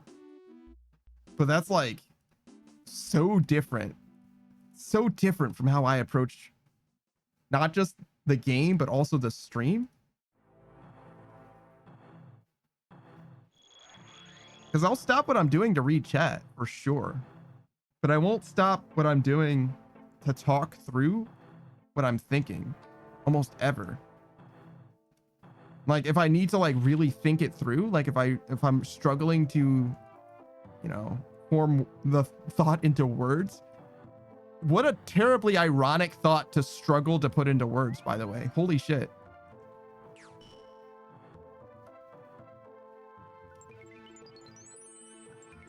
Can we talk about the like narrow-minded thing? Because I'm still on that, by the way. That hasn't stopped. I'm still thinking about that.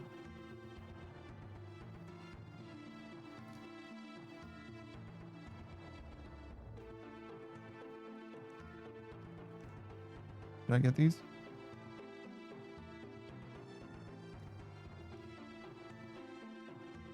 Can I not pick up?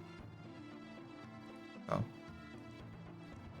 I just needed to like shift it for some reason. Okay, cool. Oh, that'll be for Savage later.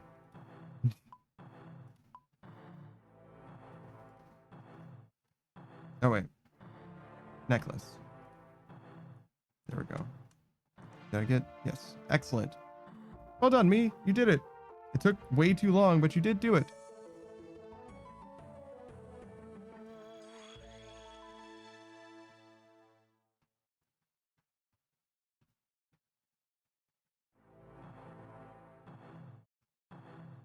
Okay, what else do we have going on? Oh, so I was talking about beating games, right? So you've got a lot of games on the horizon. Shovel Knight, no. Well, Shovel Knight is one of them, actually, I guess, technically, but like it's like distant. It's a speck. It's the North Star, if you will. So it's not on the horizon at all, I suppose. Well, it can be, I guess, right? Can the North Star be on the horizon? Surely, right? I think so. Sometimes you can't see it. It's like any other star. Yeah. Yeah. But anyways, so not Shovel Knight, but Jump King. The main character looks very similar to me. But Jump King is one of the games that we're going to be beating first. Maybe the very first game that we try to beat. And as a result, it might be what we play on. Probably going to continue with RuneScape on Tuesday. Just play RuneScape all Tuesday. Just let there be like some kind of an after party. But probably start Jump King on Wednesday then, right?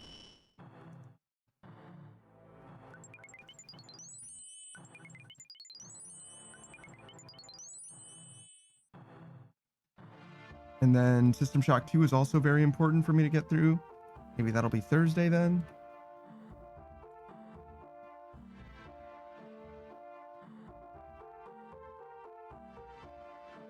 And then what else? Oh wait, Thursday? We don't stream on Thursday. Friday then. So Saturday, Sunday.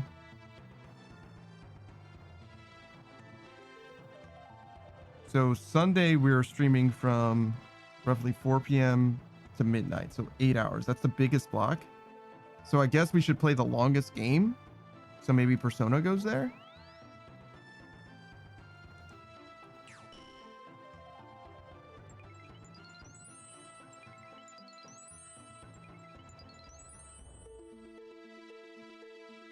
And then, do I have this many games to play? Holy shit. What's going on? Os Libra, Persona, Dragon Age. Yeah. So that's enough.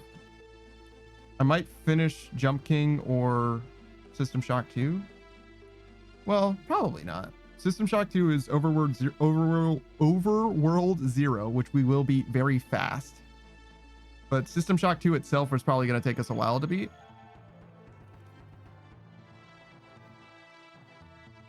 Oh, that also gives me time to check out System Shock 2 on Friday, right? Because if we play Jump King on Wednesday, then Overworld Zero, System Shock 2, whatever, same thing, will be Friday, which means that I have Thursday to make sure that I know what I'm supposed to be doing in System Shock 2.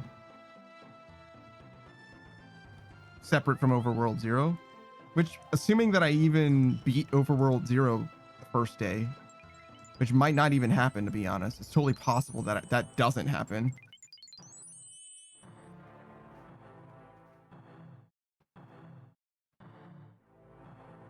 And then I have to find games to fill those 2 slots. Because Persona and Dragon Age are both franchises, and we're probably going to get through those franchises pretty slowly on the order of things.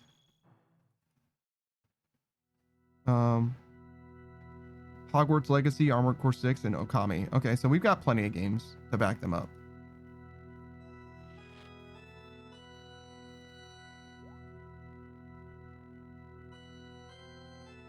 Was I supposed to do...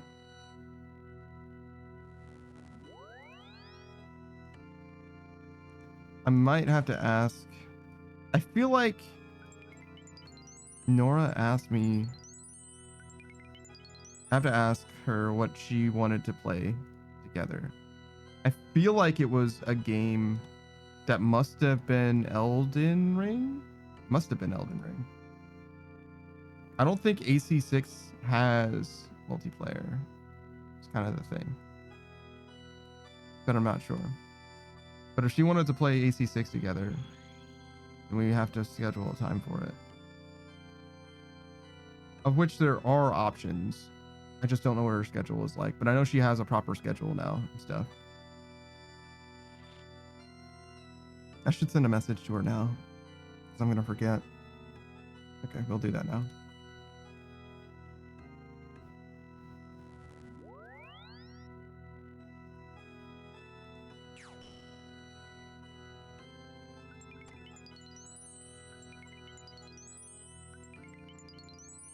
There she is.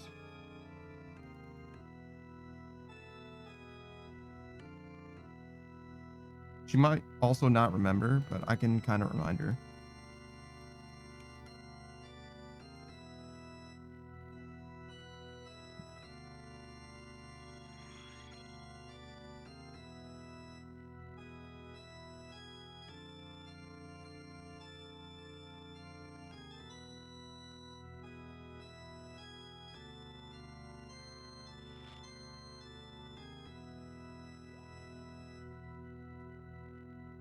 Okay.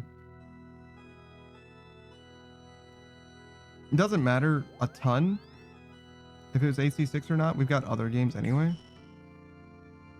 I mean, I've got a whole Steam library full of games, but I have games like ready to be queued up and ready to go.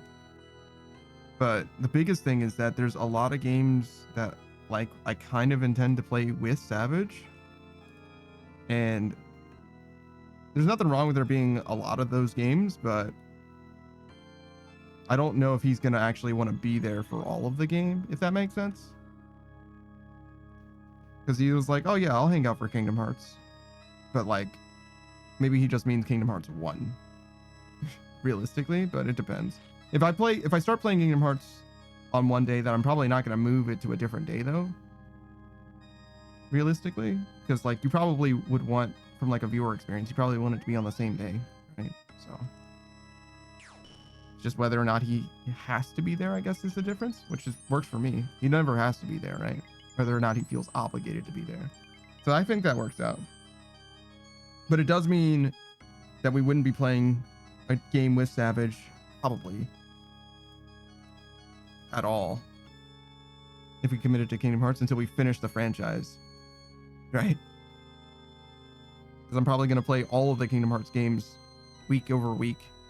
Not like, you know what I'm saying? Like every Friday will be Kingdom Hearts Day until we finish not one, but first game, the second game, the third game, Dream Drop Distance, whatever, all of them.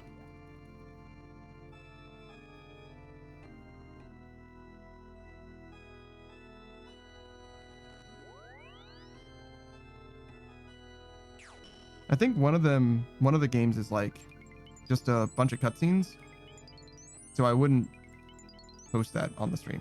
You can look that up elsewhere if you want to see that. But like one of them is like, it's not actually a game at all. It's just like, these are the cutscenes from the game. This is all you need to know for the story to make sense. And we're not gonna do that on the stream, I don't think. It's like, you can find that on YouTube, I'm sure. It's fine. But everything else, you know, we'll do. Anything that has like real gameplay, you know what I'm saying? Chain of Memories might be rough though. I remember that game being rough myself. I beat the base game. I started the game on GBA, right?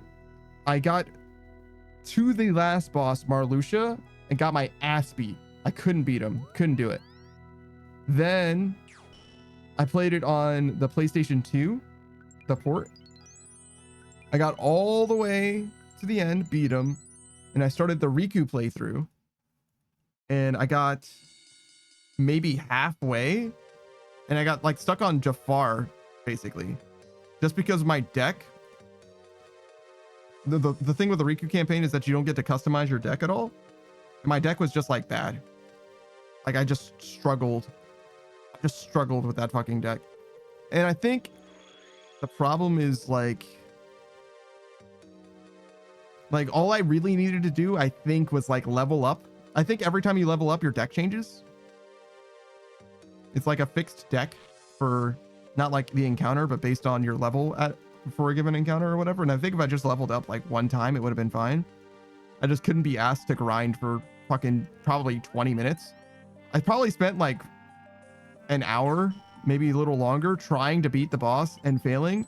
But if I took 20 minutes to like level up one time, it probably would have been easy to beat the boss. You know what I'm saying? Like somehow I was so satisfied to continue throwing my body at the boss over and over again, failing, rather than just doing what I needed to do in order to beat the boss. But I'm also like the fucking worst when it comes to games like that. I hate wasting resources. I hate using resources, as I'm sure you've heard with the survival games that we played, even in V Rising last time. Boost is relatable. Like, rather than like fucking using an elixir or whatever, it's like I'd rather just die and reset. Even though I have infinity elixirs or whatever. I don't think there's an item like that in Chain of Memories specifically, but that shit is definitely, it's so true for just the way that I play games. Like, obviously in this game, in Runescape, I'll use prayer potions all the time. I'll use divine combat potions all the time because it saves me time. But in other games, it feels so much more like a resource that is being utilized rather than a time save most of the time. Like, I'm down with investing the time and getting blood, high level blood in V Rising. That makes a ton of sense to me. I'm much less interested in using, you know, a sun resistance potion and a silver resistance potion, because it's like, well, with sun resistance, I'm just not going to stand in the sun, right? Silver resistance, I'm just not going to carry silver. And if I get a little bit of silver, I will be okay. If I have a lot of silver, it's going to be a problem. But like, why would I use those potions? No way. And like the vermin potions, like objectively, I think are pretty bad. They like hard lock you down for like 3 full seconds. Maybe not quite that long, but it feels that long. And they only heal you for 40% over 10 fucking seconds.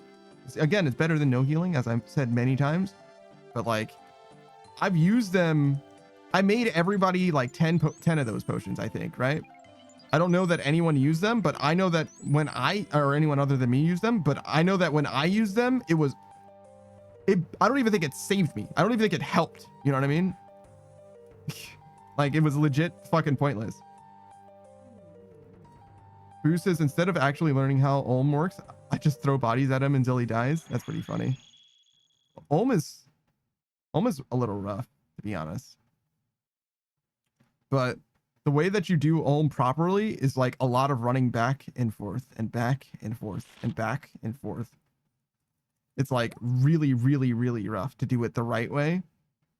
I mean, the thing that's nice is if we were doing it in a group, which you probably would be, one person is doing the running back and forth and the other people are like standing on the side, right? Just doing damage. So that's kind of cool, I guess. Is that it's mostly one person tanking and doing the hard work and everybody else is just kind of like damaging things down. I wonder if they're on both sides or just the one side, actually. When I saw Gabo doing it as a pair, Gabo was on the side. And Gabo was still struggling. It was still rough, but like the job, what is asked of Gabo is much simpler than the person who's running back and forth.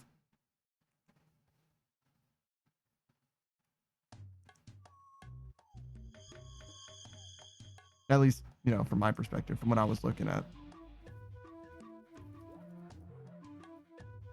So we're at 367, so a little more than halfway. And it took us about 5 hours.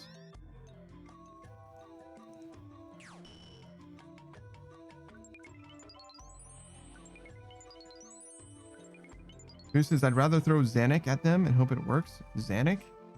I mean, Xanic is somewhat potent offensively, but I don't think that you really want to do that.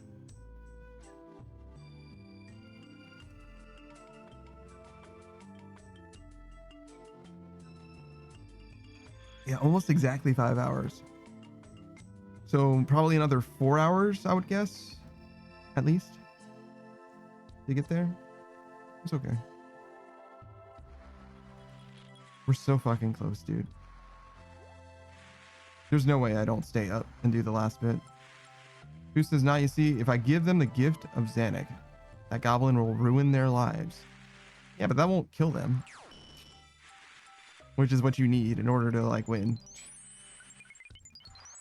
Fate worse than death won't get you your fucking purple, dog.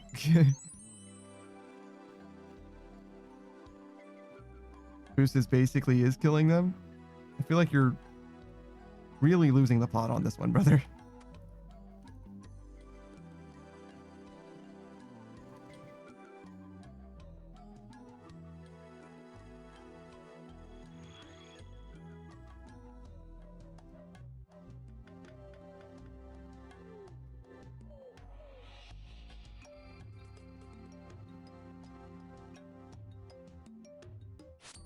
Who says maybe I'm super tired?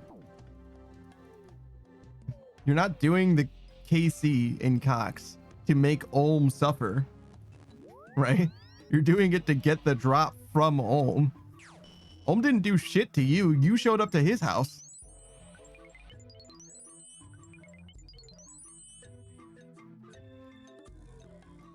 He was just living his fucking life in a fucking dungeon, fully sealed.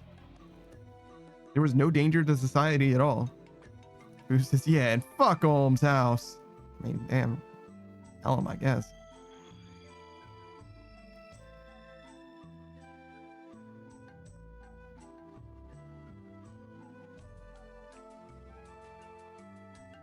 But yeah, where am I at with regards to Olm? Oh, there's a new dragon pet. Definitely a dragon. So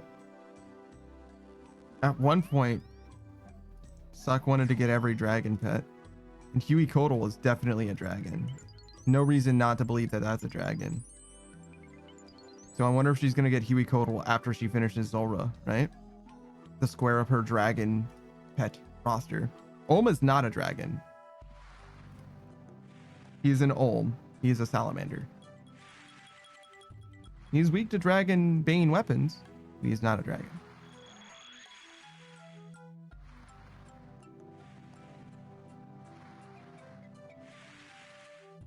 But Huey Codal, that dude's definitely a dragon.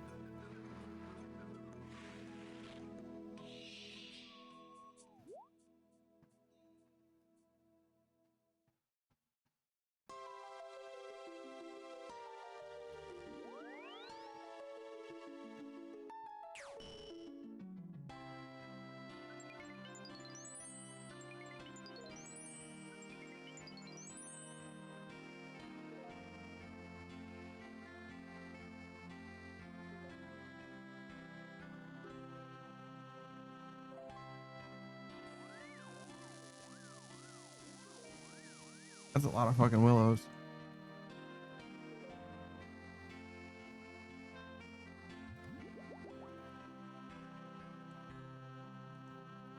Yo, I don't know how many rings or charges my rings of endurance has, but apparently this shit is just chilling. I've consumed so many one-dose stamina potions and I've just never needed to think about my ring of endurance. It's just been fine. I only just thought about that again, where it's like, I don't even know how many charges this shit has left. And it apparently it's just going to be fine. It's just not going to matter. We're so close to being done. Even if it ran out of charges, I might not even charge it up again because, like, why would I? We're almost done. Just sell the fucking ring of endurance and do the rest without it. You know what I mean? We're close enough. It's fine.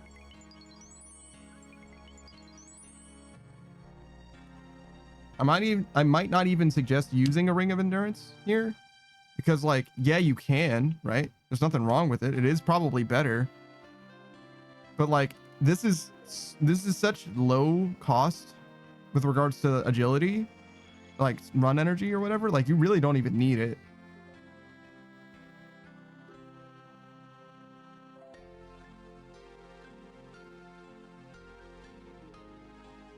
Like, I don't do this efficiently enough really to like be a tax on my run energy.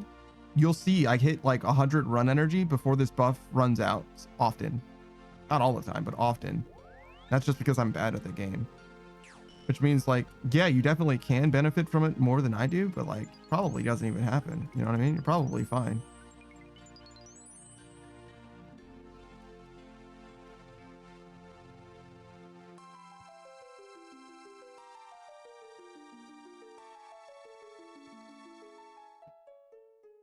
But yeah, see?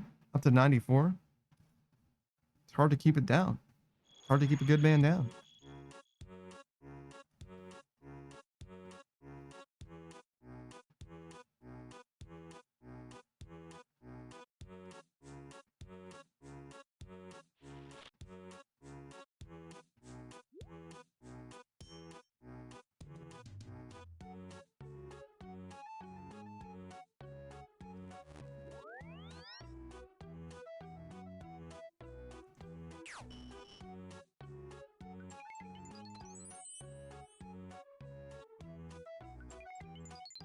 I really fucked this up. Where I was standing before I walked around the altar, I could have done it without having to close my inventory, but it's fine.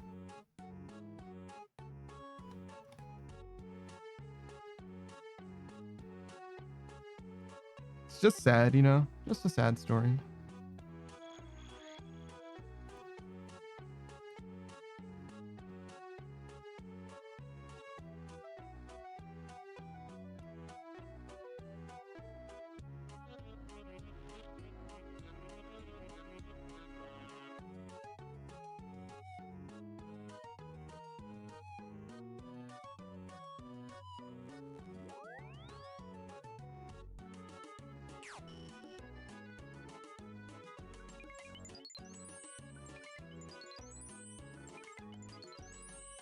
I just double clicked my cape.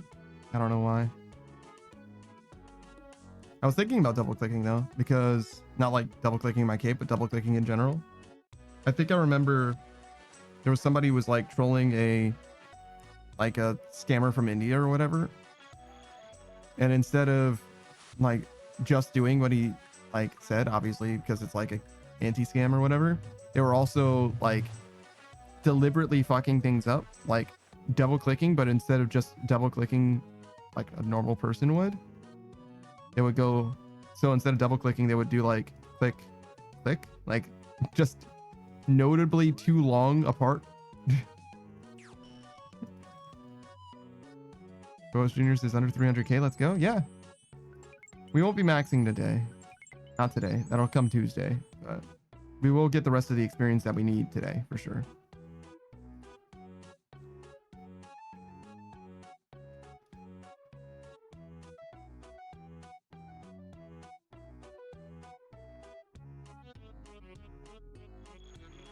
How's it going, Boas Jr.? I did a shout out for you before because I wanted to recognize that you are real. You know when you're going to stream again? Ever? Never? You're busy? I understand if you're busy, but I was just curious.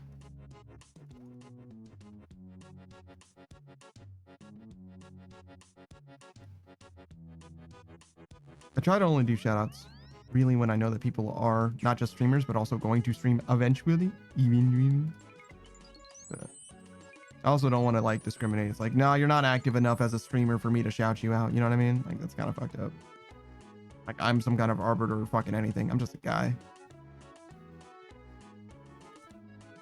I mean, I am an arbiter of full-time jobs. Let me tell you. Post Junior says, I need to focus on my studies, so I want to focus on that first. That's all good. No worries. All right. But you let me know if you ever feel left out. But also, I can't like vouch for you is the other thing, because I haven't seen your stream.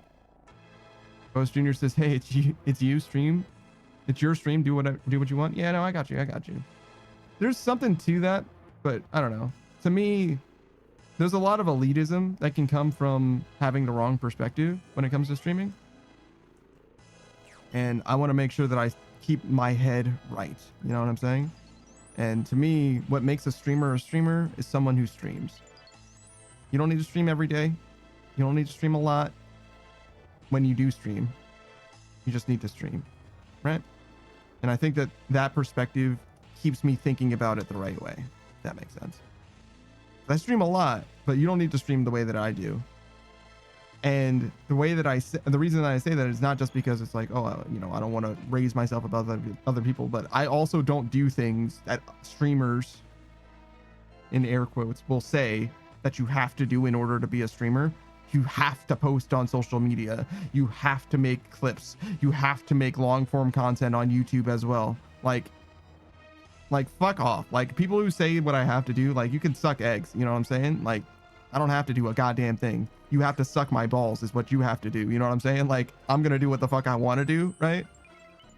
But that being said, obviously, a lot of those things would help if you wanted to be, you know, in the content creation space. And that's part of the thing, is there's an implicit, if you want to do that as a career or whatever involved. But even then I would still go so far as to say that they don't know, right? They don't have the fucking answers. They just know what will help, right? You don't have to do shit. You can be successful no matter what you do if you're good enough and you're lucky enough, right?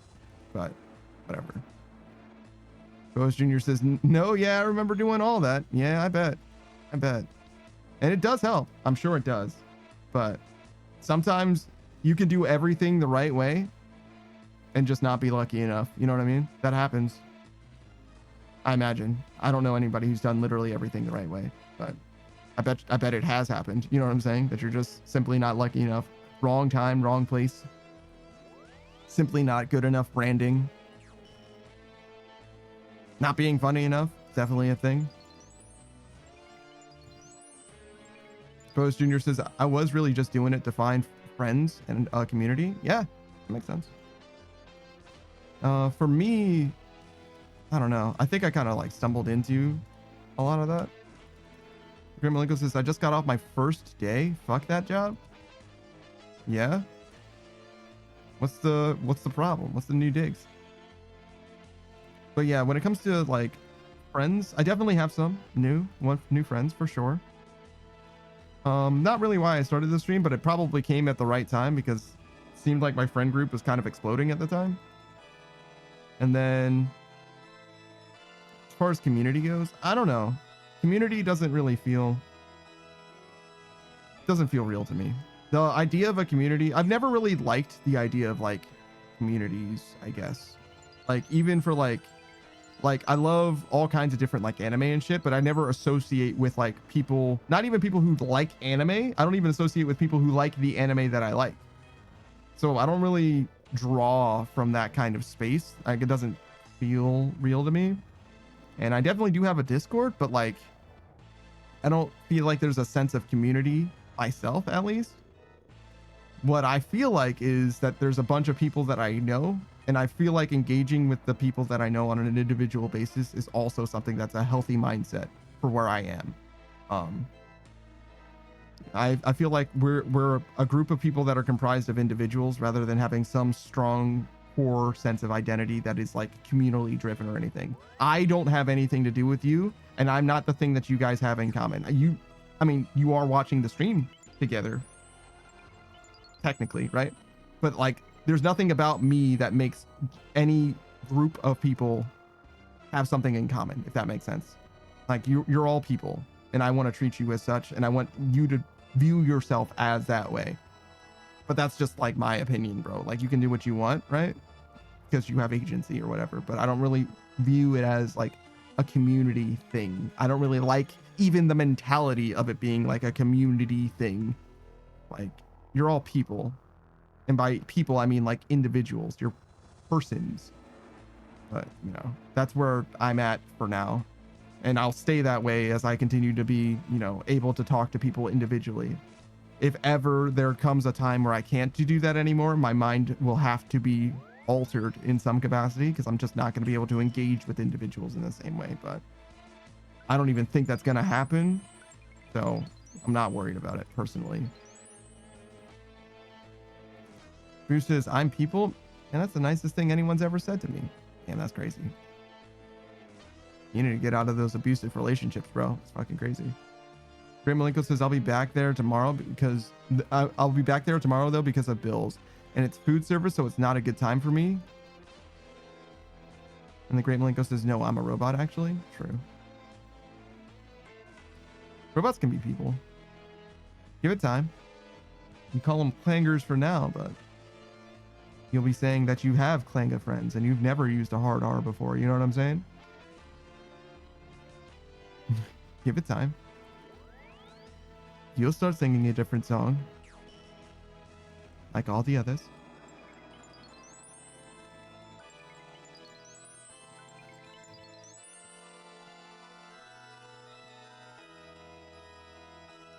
Ray Malenko says, is it racist to use clanger? No, but it will be. It's not like a racism thing either way, because obviously being a robot isn't a race. It's like a fully different, but it like effectively ends up being the same. You know what I'm saying? Like, is it racist to hate Asari in Mass Effect? No, it's technically xenophobic, but it's the same thing, right? Like, who gives a shit? Like, it's the same thing. Who says, what if it's spelled clanker with an R? The Great Malenko says speciesist. No, it's much further than that. It's like a different form of life, or maybe not even life. Like, it's fully like species. The reason why it's racism is because they're considered different races, right? So speciesism would be if it's different species, but it's much more different than that. Like, the way, like, it's literally not in the tree of life at all. You are more different from a robot than you are from a bacteria. Right, Malenko says, what if I say my clanka? You can't say that word. That's our word. I'm not offended. You just aren't allowed to say it. You see? This is what they're going to do to you. Mark my word. No, actually, probably not. They're probably just going to overthrow the government and like take us all out in like maybe 3 or 4 days or something. You know what I mean? Like, it's going to be remarkably fast. Where it's like, wow, the world really went to shit. Holy shit. That's crazy. Well, anyways, I've still got leftovers that I can finish eating. You know what I mean? So I guess I'm going to take care of that first. Who says, you said no hard R, so I made it capital R. That's the same though. What? That's the same though, bro. What are you talking about? The Great Malenko says, hey, we are already established I'm a robot. I can say Clanka. Then why are you asking for permission, huh? Sounding pretty fleshy to me. I don't know. Maybe this guy's flesh light, if you know what I'm saying. One of them flesh lights. Do you get it? Do you get it? Because it's like light. Like you're a robot, but so you're like light. But like you're also like a fleshlight because they're using you. You know what I'm saying? You get it? Do you get it? It works. It works on like 3 different levels. I think lock that one in. Lock that one in. Fleshlight. You know? Pretty good. Who says never mind? My head's still fuzzy. No, you're good. Don't worry about it. Bonus Junior says clip it. Great Malenko says, oh, I'll be a fleshlight. Isn't that kind of the opposite of what you would really want to? I mean, whatever. Yeah, we'll go back. We'll go back and clip it. I clipped it for myself. Don't worry. We'll tweak it. We'll fix it. It'll be fine. I'll fix it in post. And Great Malenko says, I agree to those terms and conditions. That's crazy. That's crazy, bro. And Great Malenko says, are androids allowed to say Clanka? Cyborg? So cyborgs are people that are augmented with mechanical limbs, right? Androids are fully robotic entities that are made to look like people. There is no exclamation mark clip, unfortunately. Not a thing, sorry. So in Dragon Ball, unfortunately, they are not consistent with it.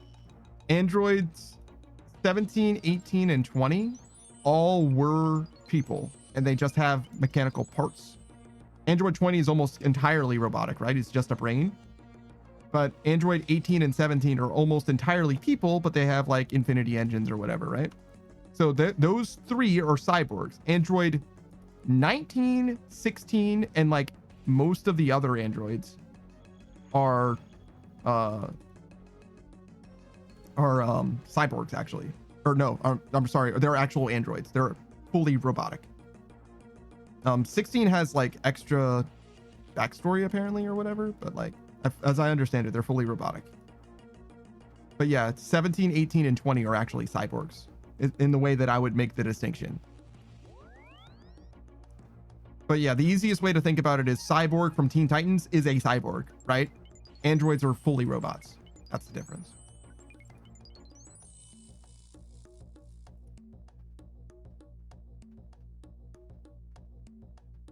Cell is weird. Cell is technically a biological life form that was like artificially created. There's nothing mechanical, electrical about Cell. He's like a biomechanical android or whatever. He's like a crafted, or he's as much an android as Baby in GT is. They're both technically just like life forms that like weirdly grew from SL or whatever. Boas Jr. says, is Adam Smasher an android? No, he's a cyborg. Yeah. If you ever were a human, you're a cyborg. For the most part. Technically, there's like a mind transfer thing that could happen. For example, in Soma, the people in Soma, maybe no spoilers for Soma, but the mind transfer things can happen and you might stop being a person and start being an android. If you download your brain, the downloaded brain is an android. Does that make sense? But if your brain is still intact, right? Even if it's like mostly replaced or whatever, if there is the core that was you at some point, then you would be a cyborg.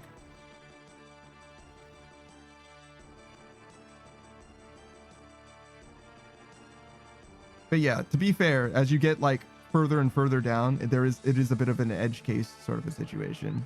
Because like, what does it mean to be downloaded exactly? But whatever. It is definitely something that I'm like somewhat arbitrarily defining a difference between the two. But I think from a fundamental perspective, an intuitive perspective, if it quacks like a duck, you kind of understand where I'm coming from. Rose Jr. says Smasher is basically that, though. I'm not sure if he has any human left. He definitely does have some, right? Isn't the only person who was able to, well, it's Adam Smasher and maybe the main character in Edge Runners, but like the idea, like the gimmick with Edge Runners guy is that he was like super notable and that he could replace so much of himself without like becoming a cyber psycho or whatever. And Adam Smasher is similar in some way. But anyways, I don't fully know, but he was a person. So if he downloaded himself into himself, then that's fine, I guess.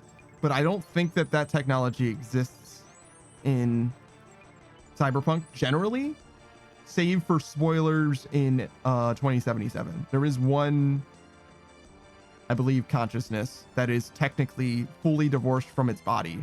And I think that is unique and special in that setting, but I'm not 100%, to be honest.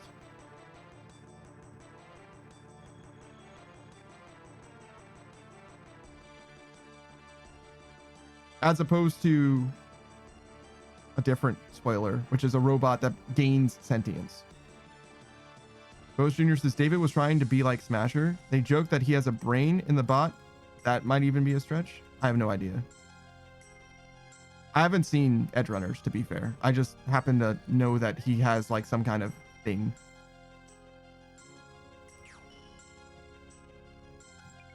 I've played Cyberpunk though, so I do know about 2077, but not Phantom Liberty. I haven't done Phantom Liberty. They couldn't get $15 extra from me or whatever. Even though I didn't even pay for 2077. Savage bought it for me because he was so excited for that game. And boy, was he disappointed to play it on PS4.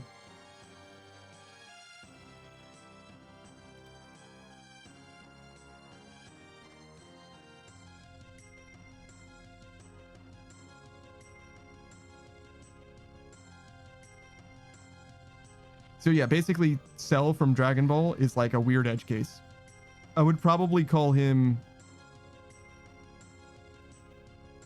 he's properly mostly an android, but he's like a flesh android, like a fully organic android.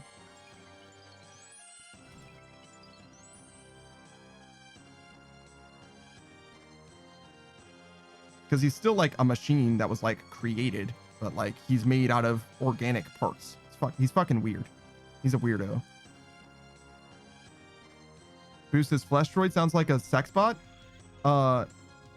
So android is actually classically considered male robot, like male presenting robot.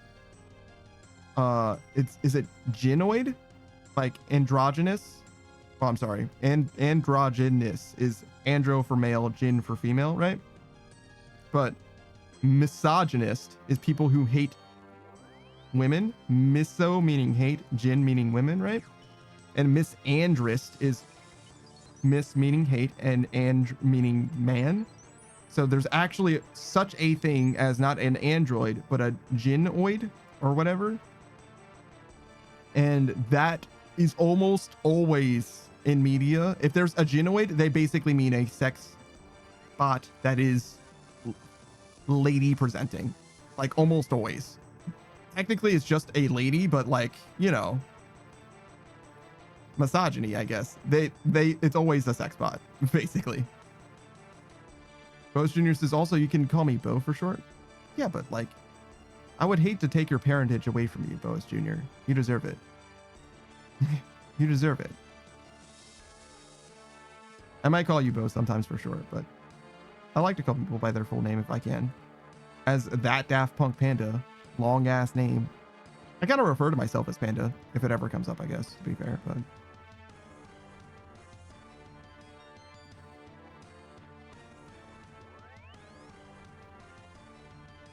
But yeah, if it bothers you, sure, I'll call you Bo. But if it doesn't bother you, I don't mind calling you by your name.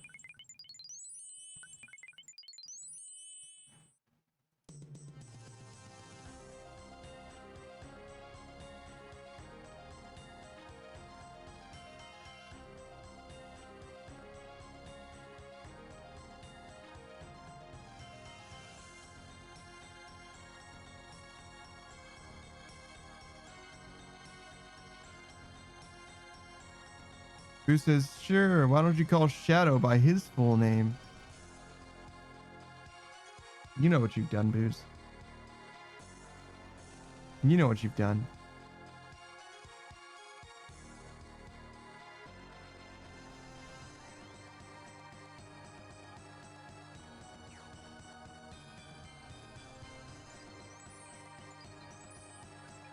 Can't believe there's going to be another Sonic movie, right? And this one's going to have yet more Sonic characters in it. Good lord.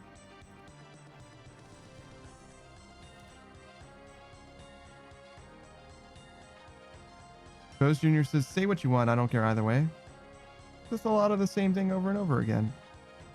Well, you're in the right place if you don't mind a lot of the same thing over and over again.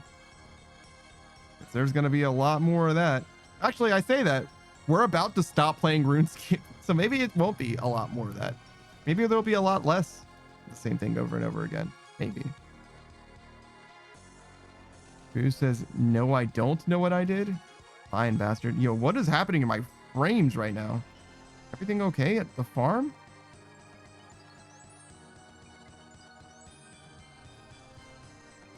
RuneScape was struggling. I lost a decent amount of frames, but only 400 or so. Some frames were skipped during rendering lag and stuff, encoding and rendering lag, but it seems like it's mostly okay now. Ghost Junior says that RuneScape grind never ends. I mean, you're right. There's a lot more that you can do. This collection log is never going to be complete. These combat tasks might not ever get complete. Almost certainly won't. But there's a world where, I mean, I'm going to do this 100 times before I do this once. I promise you that. But it's very likely that I will not do either of those things ever. But there's other stuff that you can do. You can get pets. You can just play the game. You can just kill bosses, right? But I think that I'm going to be most of the way done. I'll come back for my quest cape, right? I'll probably try out most new content in general.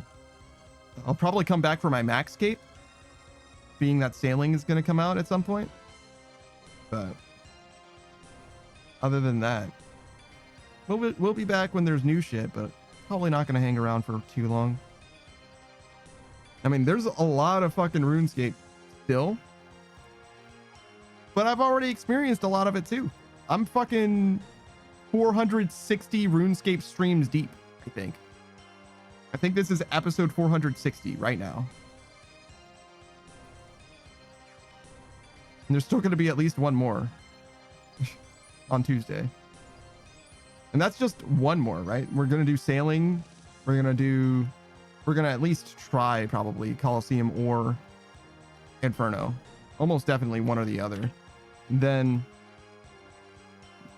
there will be new content as well. So there's probably going to be at least a few dozen more VODs of RuneScape. Almost definitely.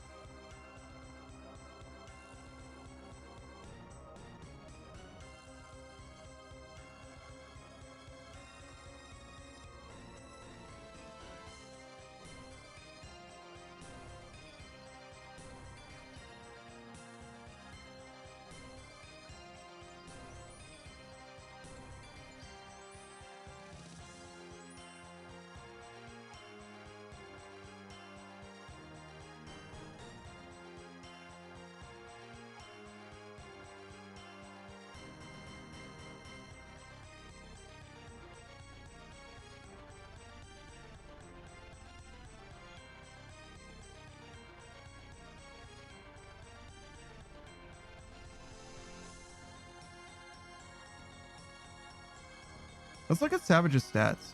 He's been killing bosses, specifically Duke and Leviathan. So where did he end up on Leviathan? 2595, 5 short of 2600. I wonder if he knows. Surely he does, and he decided it's not worth going back there for one more trip.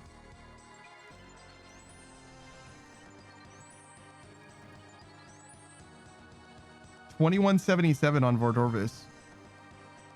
And he loves Vardorvis. He still loves that guy. 968 on the Duke. That's a lot of kills on the Duke, right? Not an amazing amount, but a lot, right? What you need to consider, what you might not know, as I understand it right now, is that he, in this bond, has killed the Duke around 800 times.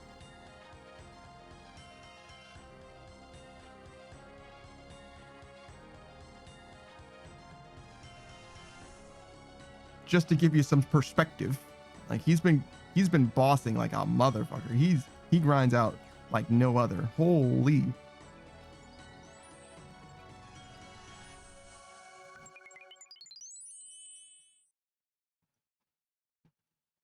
Who says that's more KC on any individual Desert Treasure 2 than I have on all of them combined? Yeah. Yeah, Savage knows how to grind. See, the difference between you and him, you understand, Booze, is that Savage approaches this game as a skiller. So what he's gonna do is he's gonna do any particular thing that he's doing until he's done. You understand? Like the mental tenacity is just there. Like you'll do something until you master it because you're having fun. He never had fun to begin with. You understand? It was never about the fun. Who says no, sir? That's a foreign concept to me. You merely adopted the grind. He was born in it, molded by it.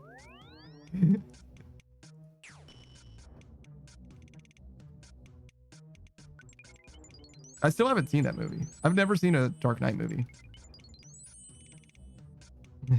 Who says well done, Bane? Thank you. Thank you. I've never seen any of the Dark Knight movies. I've seen, I think just one Batman movie with Arnold Schwarzenegger and Jim Carrey. What is his name? Jack Nicholson? You know what I mean? I think I've seen that movie. That's it. Graham Malenko says they didn't care who I was until I put on the mask. That's probably Bane who says that. They didn't care who I was until I put on the mask. I'm gonna guess that that's how the read goes, but again, I haven't seen that movie, so it's just a guess. You want to know how I got these R's?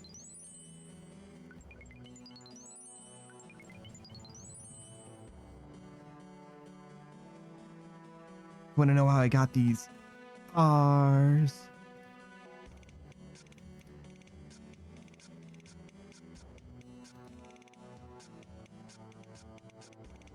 And someone asked why Lars is pink in Steven Universe. Do you want to know how I got this, Lars? Sorry. Okay, we're done. The Ray Malenko says, what if I took off your mask? It would be very painful. Why? But you. That's pretty good. I like that. Who says no, but I do want to know how Shadow got his gat. He just picked it up. It's not his. He stole it. I want to know why he pumped an MP5. What's up with that? Shadow. What?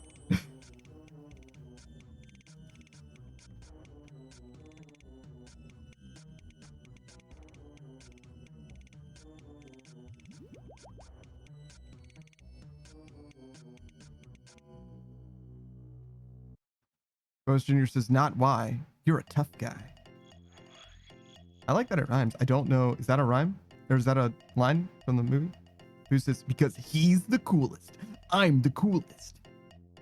That's what he unironically says. If you haven't played Sonic Adventure 2, when you do a flip, literally, when you do a flip off of a ramp, unironically, with Shadow the Hedgehog, if you do it for, I think, 800 points, it will say tight as it gives you 800 points. It doesn't, the game doesn't say it. It shows the word tight. The word tight will show up on the screen as you get 800 points. And Shadow has a chance of saying, I'm the coolest.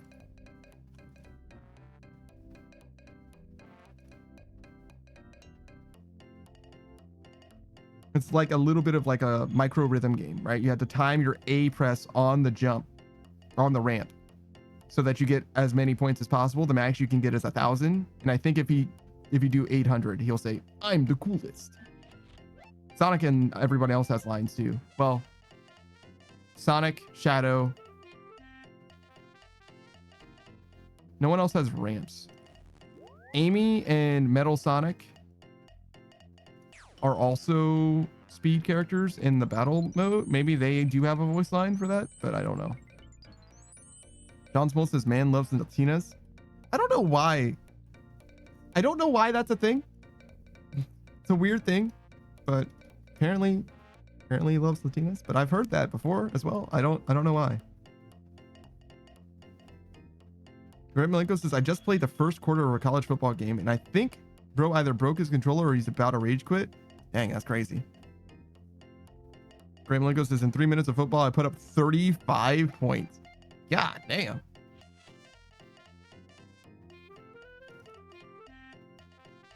The worst part about football is that you can't end the game sooner. Basketball and most sports work that way as well. Basketball, soccer, football, they all go for as long as they go. If the other team leaves, you know what I mean? Leaves the arena, you still have to wait for the time to tick down, right?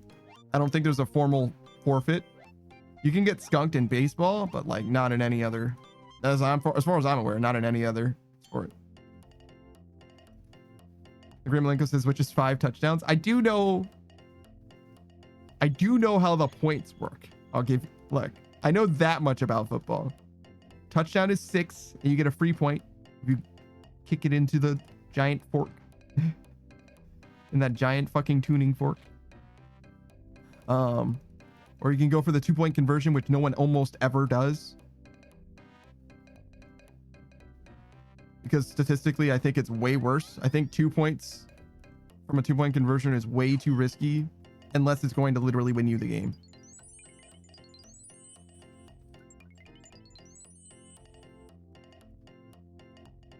Like, unless it's the end of the game and it's going to win for you, like, there's no reason ever to do a 2-point conversion, I don't think.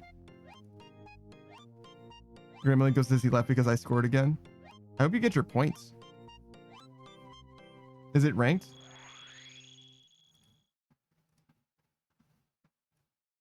Final score is 42-0. Oh, so it does count as a win for you. I'm surprised he waited that long, to be honest. All right, awesome. Sometimes in fighting games, if they quit out, it counts as not even like a draw. It just like doesn't count the game at all. It's just like, oh, well, we have no idea who won because we have no way of telling who quit out first, I guess. I don't know. It's like, no, you should definitely take that motherfucker's points. Even if you don't gain points, you should definitely take that motherfucker's points. Like, if they quit out, nah, man, sucks to suck. And if you disconnect it because your internet's bad, then it shouldn't happen to you that often. You should be fine, right? Like, just take the L. It's fine. It'll be okay.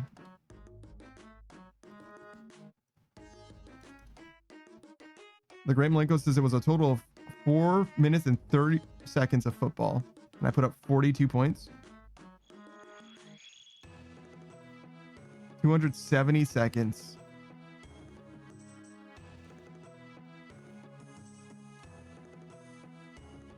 For 42 points.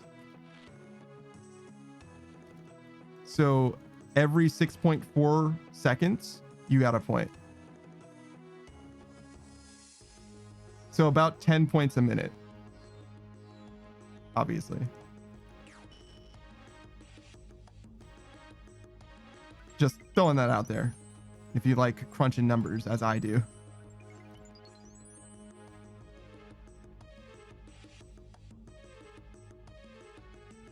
Another way of looking at it is the number of plays in the game. Every play gave you probably about like 2 points or something like that, depending on how exactly that broke down. But you get what I'm saying. It's like you got a quarter of a point per play or some shit.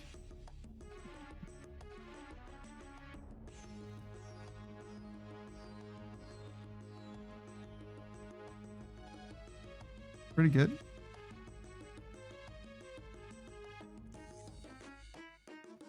No, we're quite a ways away still.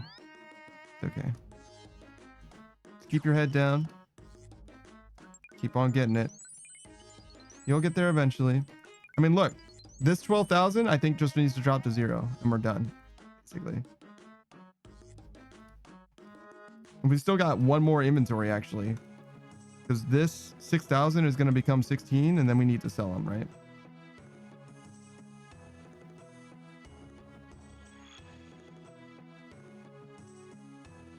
I don't know when exactly that happens. Oh, I guess we'll lose 10,000 of these. Yeah. because the Ether Catalyst is 1-to-1 with Ether runes. The Soul runes, you use fewer Soul runes than you do Ether Catalyst because you get bonus value out of the Raiment of the Eye set.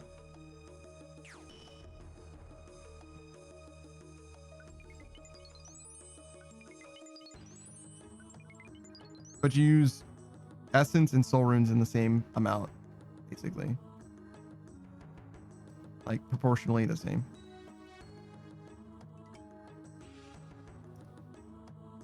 So this number should go down by these essences every single time. Grimmalinko says, and he was using the Oregon Ducks, which is an 86 overall, and I was using the 77 overall Georgia Southern. Grimmalinko says, bro needs to find a different game, to be honest. Look, man, you could start out as bad at a game. You know what I mean? You could start out as bad. I understand. I don't mind shit talking, but like, you gotta start somewhere. You gotta start somewhere. I'm gonna be dog water. You understand? When I start playing this fighting game, whenever that ends up being, I'm gonna be dog shit. I've never really played a fighting game before. You know what I'm saying? And it's gonna be bad. It's gonna be bad. But no, that might be it. It might not get better, but I might get better. That's the but. There might be one day where I'm like not as shit and you're like, damn, look at how much he's grown.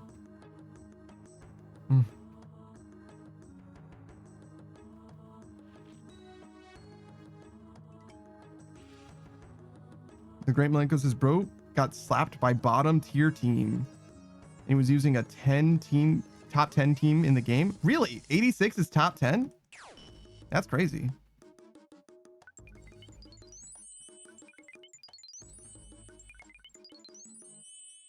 Rose Jr. says, you think that after killing 100 Cyclops, a 1 in 50 drop would happen? I hear you. I hear you.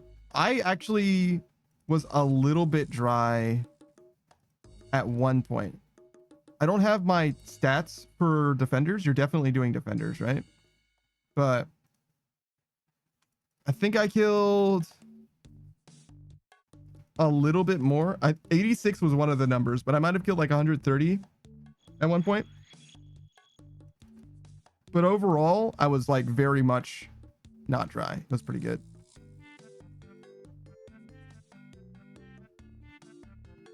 I think every Cyclops is equally likely to drop it. So there's 2 Cyclops that are like better to kill than all the others because they're slightly weaker or something. Where the fuck is Berthip?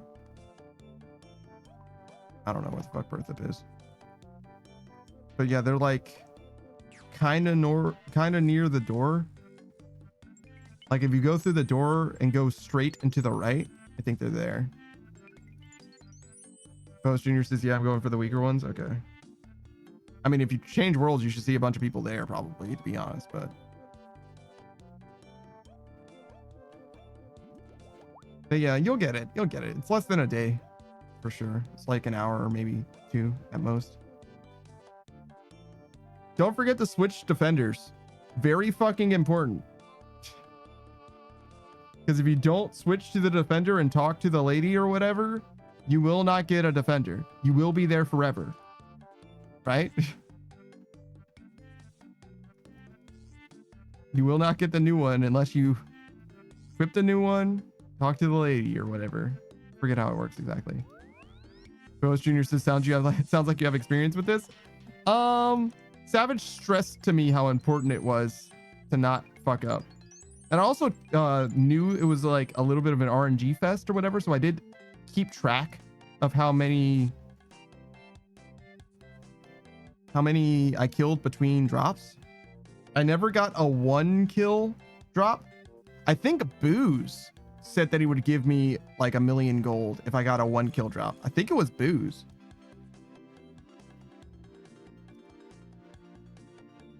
I think it was Booze. I'm not 100%, but I never ended up getting a 1 kill drop. I got a 2 kill drop, like a 10 kill drop, and maybe like an 11 kill drop. And then it was like 30, 40, 60, 80, something like that. I know that some people did go extremely fucking dry though. Some people were actually like, why is this happening to me? But me, no, I'm chilling. I'm almost always chilling. Shout out to the ledge. There's a ledge in Morning's End 2 or whatever that you have to like parkour around, and if you fail the parkour, you have to do like this entire segment again, basically. It took me more time to set up the counter for it than it did for me to actually do the thing. Like, you might have been able to see in a clip me trying to set up the counter, putting the counter on, failing twice, and then doing it. Like within 3 minutes or whatever, it's possible that you could see all that. Gray Malenko says Panda gets slight streamer luck when it comes to RNG. Slight? I don't know. I've been pretty fucking lucky. I'm not as lucky as Saku is. Saku is fucking nuts. But can you see my stuff? Is this mine? This is Savage's. So Savage's luck sack is Huey Codal. He's at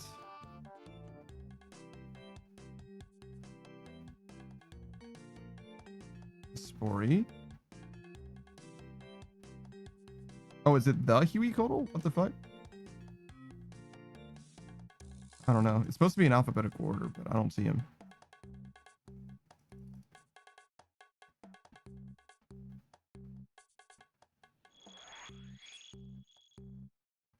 Thermonuclear Smoke Devil. There it is. 60 KC, he got the pet. Now for mine, my big claim to fame when it comes to luck is Scurious. 11 KC, I got the pet. It's like 1 in 3K, maybe?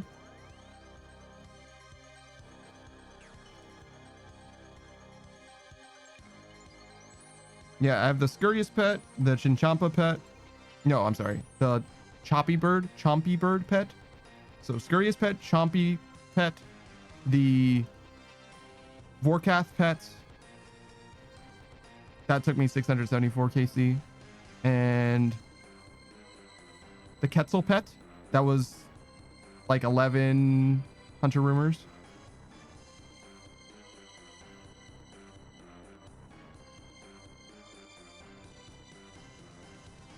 That might be it. Ghost Jr. says crazy luck. Yeah, it's pretty good. The Grim Malenko says, what about the Flappy Bird pet? Yeah, there isn't such a thing. Chompy Birds kind of look like Flappy Birds though. Like if a Flappy Bird was a dodo, it would look basically like a Chompy Bird, to be honest. Who says me and Loke were so mad about that ledge? Yeah.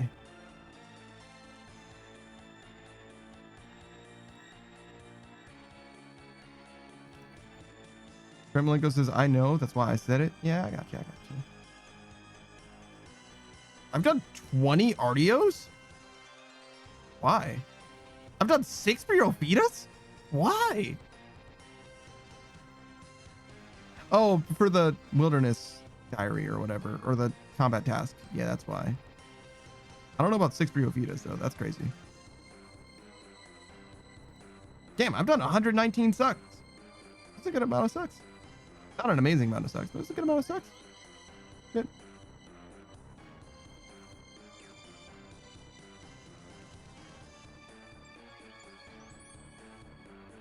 My necklace broke. Grim Malenko says, I'll never commit to the OSRS grind myself. Some of it's easier than others. You could do the free-to-play quests, like all the free-to-play quests, easily in a week. Easily. Grim Malenko says, what was you sucking? It wasn't me. His name is Duke Succulus. Ghost Jr. says, 1 kill for the next. You literally... So you got the thing... You got it somewhere around kill 110, and then you got it on 1 kill for the next one? That's fucking awesome. The Great Malenko says, oh, is he a throat goat or something? I'm going to tell you what, Great Malenko. I'm gonna take you to Duke Succulus. I'm gonna show you Duke Succulus. All right, you ready?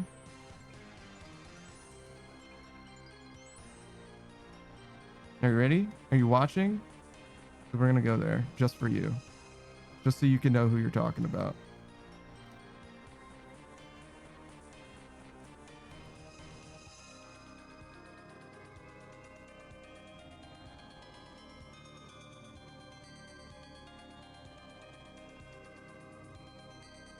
The Great Malenko says he can suck my ass. Be careful. Hold on. Hold that thought. Procy says he's pretty goated, to be fair.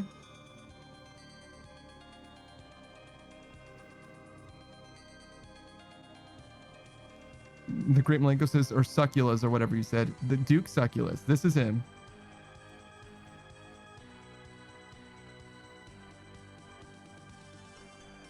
Each of these are eyes. They all open. This is an eye. This is an eye. This is an eye. We're not going to hang out and wake him up, though. It's too much work. There you go. That's Duke Succulus.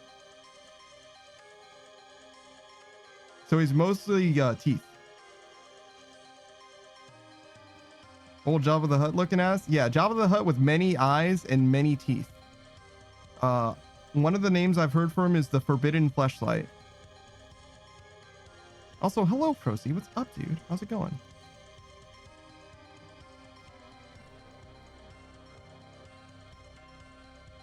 Something like this, I think.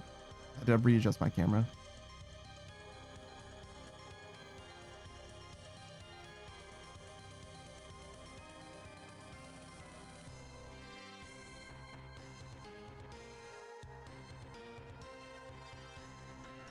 The Great Malenko says, a meat grinder disguised as a fleshlight? Yeah, exactly. Now you understand. Procylot says, doing good. Lurking, but had to join in on the bit. I appreciate you for stopping by. And lurking.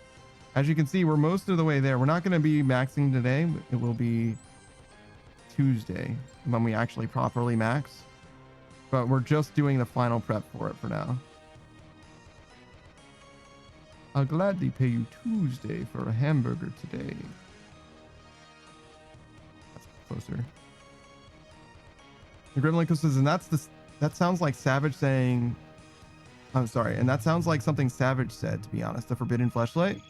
I don't think that comes from Savage. I believe that's Mrs. Suck who says that. But maybe she got it from somewhere else too. Like Booze, for example. Sounds like something Booze would say to me. But I think I heard Suck say it first. Procylot, if you didn't know, is a raccoon space captain paladin. A paladin raccoon space captain. That's it. He's the captain of a ship and a paladin. And he's a raccoon. VTuber. All of those things. Plays a wide variety of games, including Old School RuneScape. He's an Iron, or Group Iron particularly, in Old School RuneScape. And he lucksacked pretty hard on the gauntlet grind. Too hard, in fact. He got too many enhanced weapon seeds and not enough armor seeds. But he finally is free of the red prison. He didn't get all the armor seeds that he actually needs, but he can go without the helmet for now. It's fine. And he's moved on to various other grinds where he can do various things with his new Bofa in hand. But he plays much more than just Old School RuneScape. Lots of Pokemon, which he did a little bit of a Soul Link Nuzlocke with the one and only The Way of Gold. But what was he doing? Dark Souls? Much Souls-like content. He's even familiar with Dark Souls 2 speed running tech, as I recall. It's like crazy. He didn't consider himself a speed runner, though. I guess he didn't put any runs on the board, but he does stuff, you know, and that's good enough for me. But yeah, I've seen him play actually literally all three of those Dark Souls games. I got fucked up there. I did that so terribly. Does it got the helmet now? Oh shit. What a fucking gamer. So yeah, if you want to see some more RuneScape content, or if you want to see, oh my god, League of Legends content, oh god, please no. Or better yet, Souls-like content. I got nerd fucking logged. I've got fucking 3 hours left in the stream. Wait, how did I get nerd logged at 3 hours left? Oh, I guess it was 3:20 or so when I started. That makes sense, actually. I didn't realize that it's been that long. But anyways, do the song. We only just started playing Camelot anyway. But yeah, I'd definitely recommend you check out The Homie. Is that a Peak VOD? Oh god, he's played Peak too. Oh, you're playing Cyberpunk? How do you like Cyberpunk 2077? Most people I've heard have said basically the same thing when it comes to that game. Like there's a general consensus that I'm building, but I want to know what you think about the game.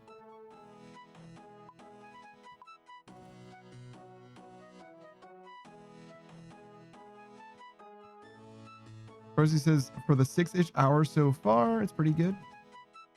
That's fair.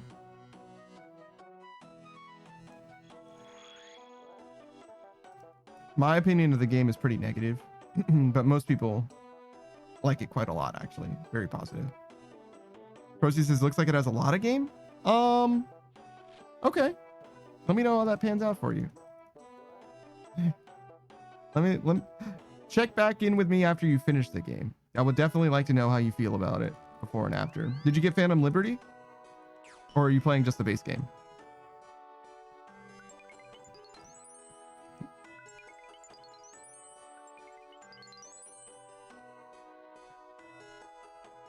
Great Malenko says, oh god, I might take my follow back. He's a League player. Yeah. It's been a while since he's played League, but yeah. Great Malenko says, if I ever join your live, I might bust your balls a little bit. Don't take me to heart. Rosie says, I do not have Liberty, just the base game for now. I got you. Most people that I've seen play, or most people I've heard enjoy the game have done Phantom Liberty, right? Which makes sense, right? Like the people who enjoy the game the most probably would get the DLC, but the people who have enjoyed the game the most definitely all have the DLC. So that might indicate that the DLC is a significant enhancement on the quality of the experience. I don't know that for a fact though. Just felt like it warrants mentioning. Graham Lincoln says, I bust Panda's balls quite a bit. Oh man, I've never busted a nut in your presence. I don't know what you're talking about.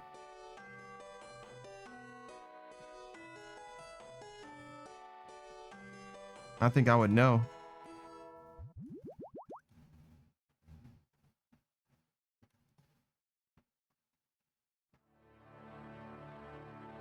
The Great Malenko says, I'm not gonna lie, I've been waiting for Saku's quiet self to just say the most outlandish shit I've ever heard, and for some reason I just feel like it's coming. He's literally not even here. It's just me today. It's just me today. It's not, Saku's not always here. He's literally busy, actually. He's streaming, I think, literally right now. For the next, like, 35 minutes, he's probably going to be playing Remnant from the Ashes 2 with his good friend, Kitsune. Now's the time that I've been talking about, that Saku streams. He might show up later, but he's definitely busy right now. Graham Malenko says, I recently was put into the VIP timeout for a bit for Rick rolling Panda. It's true. You were. That is a thing that happened. Graham Malenko says, no, I know he's not here, but I'm just waiting on him to say some wild shit. That's Saku. Saku will be quiet for 4 fucking hours straight and then say one of the funniest things you've ever fucking heard. Say literally not a goddamn thing for 4 fucking hours. And then will destroy your sides with comedy. Actually crazy. He's a very funny guy. He's a little quiet, but he's a very funny guy for sure.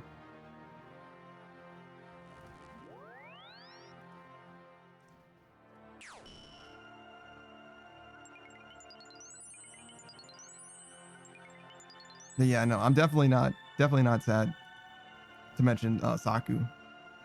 If you want to hang out with him instead, feel free. Feel free. There's some comedy there for sure. He definitely vibes. I mean, I tend to hang out with streamers who also are vibing streamers. You know what I mean? My brand, if you will, if I had to define my stream in like one word, it's probably not vibe. It's probably genuine instead. Because sometimes, You know, sometimes I'm having a rough go of it. Like I've had a rough day or whatever, and like I'm a little short tempered or whatever. Like that happens. I have bad days like anyone, and you'll see more of my days than you'll see anyone else's days, right? So you'll see me at my worst and probably at my best too. Well, you might not see me at my best. Unfortunately, my best days are like probably well and truly behind me. You can see how happy I was genuinely in some of the clips. Like that shit is a little bit it's a little too strong, I would say, for me. It's a little too saccharine. It makes me cringe seeing how like fucking glowing I was. You know what I mean? It's like, dude, you need to chill the fuck out. You're too happy. Disgusting. You know what I mean? Actually disgusting. Great Malenko says Saku's a great guy and nobody will ever skew my perception of him no matter what. I agree. Saku's pretty good. He's a pretty good guy. He's one of the homies for sure, for sure.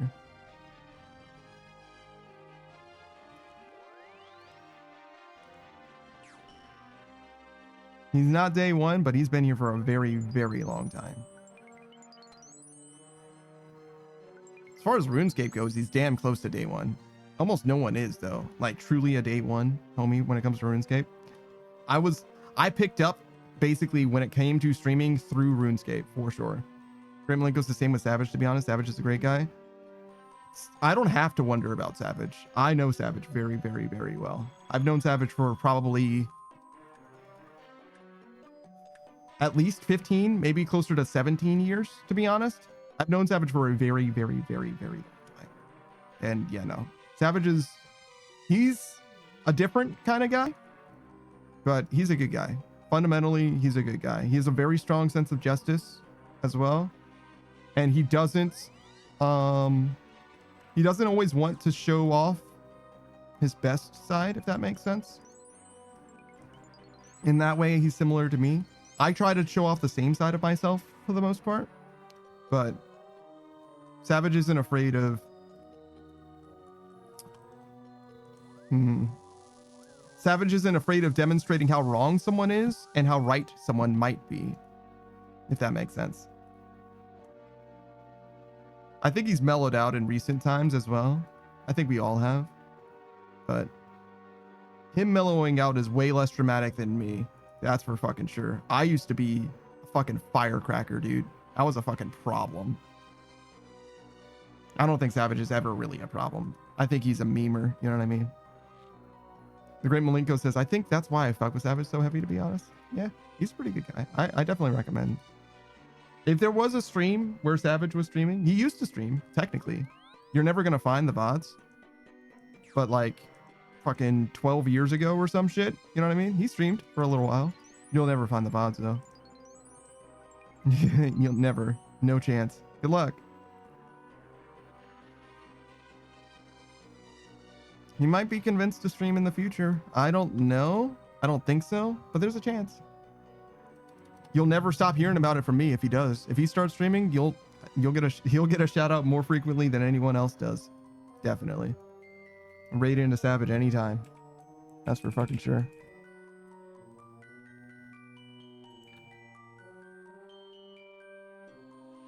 The Great Malenko says, Panda, I think when I first joined, you were very adamant I was wrong about something anime related.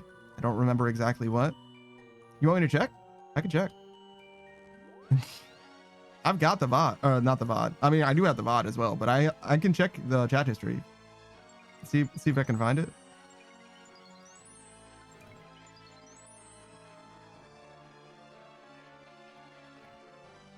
Who's this? Panda's got the receipts.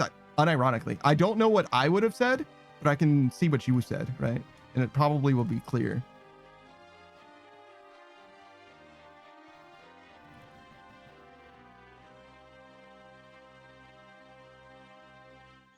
God, got so many fucking messages.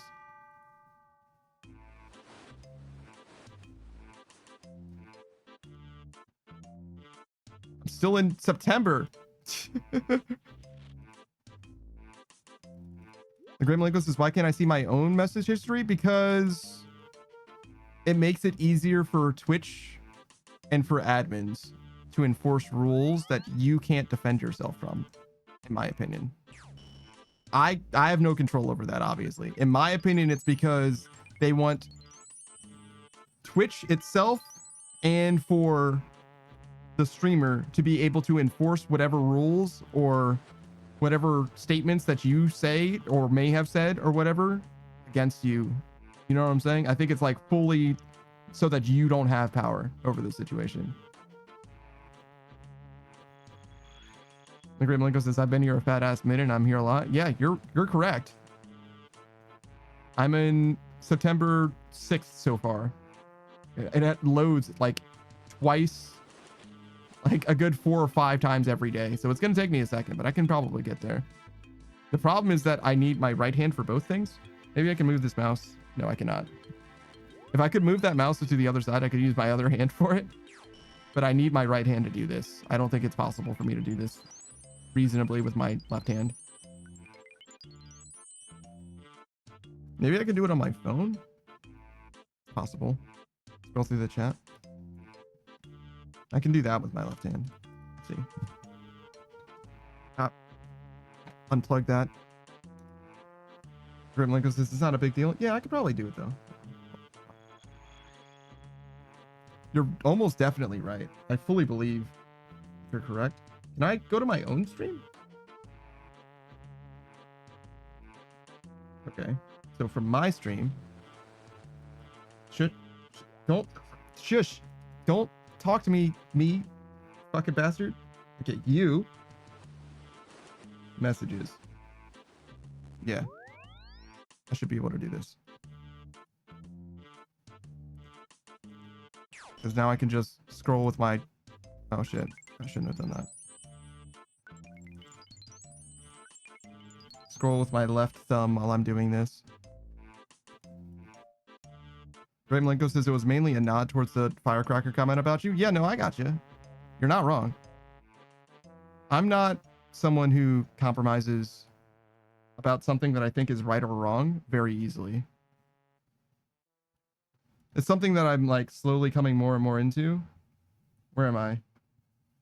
I'm still September 6th.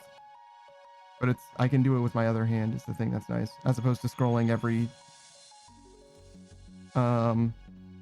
time I'm like doing this stretch or the next stretch. Now, if I misclick, I might hit the ban button because there is a ban button right around where I'm clicking. There's a ban and there's a timeout. There's also a whisper.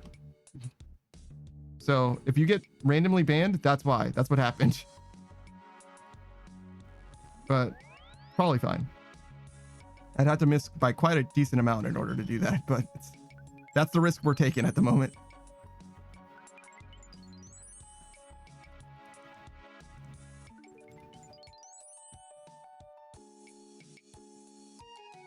Grim Lincoln says, I want to say we both adamant we were right, and I offered to agree to disagree, and you took it.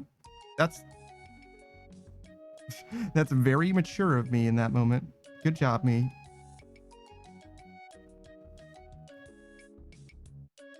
Good job, me. Sometimes it's not that easy for me. On my better days, it is. But sometimes I'm a real asshat. Oh, it's warm now. How hot does it say? How hot does that fan say that it is? 1 second.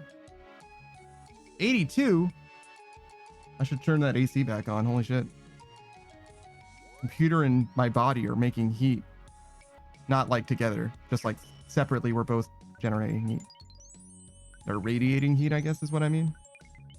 I guess I'm technically making heat, right? Like biological processes and stuff.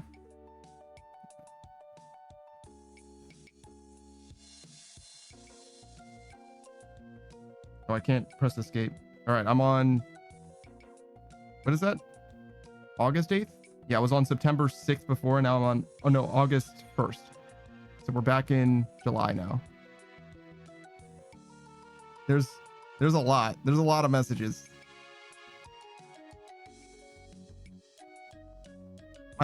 My thumb feels different on the screen now. I've like lost like oil from my skin. Like my thumb is dry now.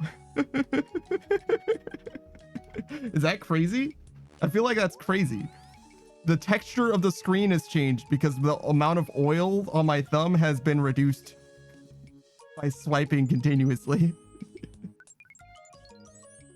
Like, there's more friction now than there was. It's fucking crazy. Holy shit. I feel like I'm gonna have to like wipe my screen off because there's gonna be like a weird feeling section of the screen or something. You know what I mean? I gotta like spread that shit out. Great Malenko says I probably send hundreds of messages per stream. Yeah, it stops counting at 999, so I have no idea how many messages you've sent in total. But 999 ain't shit. There's no way that that's even close to how many you sent. You sent a few orders of magnitude more than that, I would guess. Maybe not hundreds per stream. On average, definitely that. Because I think that some days you're like fully busy for a day. But yeah, on average, you're probably right. All right, we're back in April.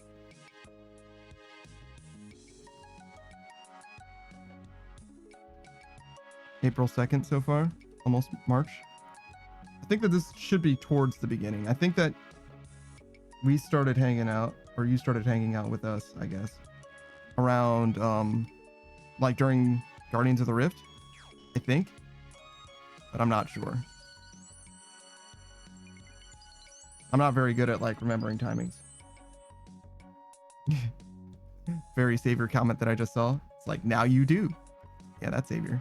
That's him. Well, now you do. True. See, that's what I like about you. You tell it how it is. And you're funny too. That helps.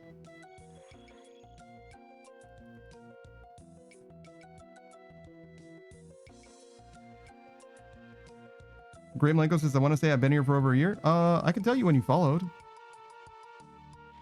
You followed September 25th, 2024. So yeah, it's been just about a year. Not quite over a year. Unless you were hanging out before you followed. Grim Linko says, sometimes I'm so serious it just comes out as comedy. I believe that. I fully believe that. And it's possible that you were hanging out before you followed, or you unfollowed at some point as well, right? It only would count from your most recent follow, I think. Grim Linko says, 2 days after my birthday last year, September 23rd? Okay. There's no way I'm going to remember that. Especially since Boas Jr. also told... Boas? No. Not Boas Jr. at all. Hey, Boas Jr., what's up? Wesley, your bestie here to slay, said that his birthday is...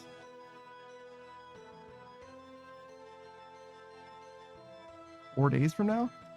You guys have nothing to do with each other. Boas Jr., just in case you're curious. I just said the wrong name. I told you I'm bad with birthdays. Great Malenko says, I'll remind you on my birthday. I'm still not going to remember, but I do appreciate you for letting me know. I can wish you a happy birthday then. But it's not something that I'm ever going to be good at. I guess I can like put it on my calendar, but I'm not going to. I don't really believe in celebrating birthdays. Well, I don't really believe in celebrating my birthday. I don't mind doing something for somebody, I guess. Like if you want something, sure, probably. As long as it's not a pain in my ass. It could be a little bit of a pain in my ass, I guess. Great Malenko says, you gotta send your boy a card? Dude, I fucking hate Hallmark, bro. Okay, this is your first message, I think. You gotta remember though that shared chats are like kind of a new thing. So you might have sent something to me in a shared chat or something like that before.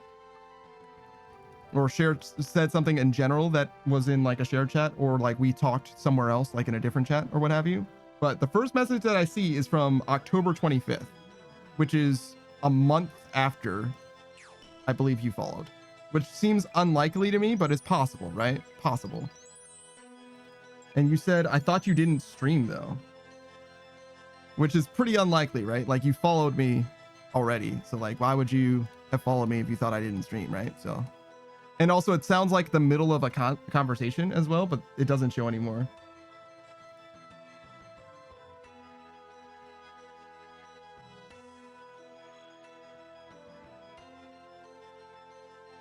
you got a gifted sub from someone, apparently.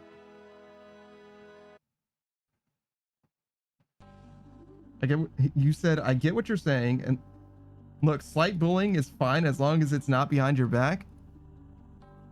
Yeah, we were gonna get along from the very beginning.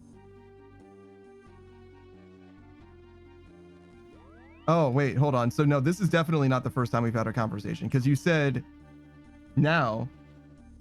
Fair warning, next message I'm gonna send is gonna be a little out of pocket, or no, it's gonna be a little out of left field. Feel free to stop if you want.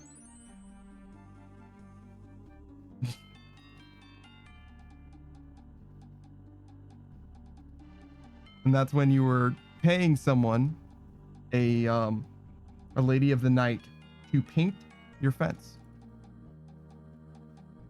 So that's definitely not the first conversation we've had. So yeah, it doesn't go back far enough, actually. Great Malenko's like, oh yeah. But if that couldn't have been our first conversation. So if it was truly about our first conversation, there's no way.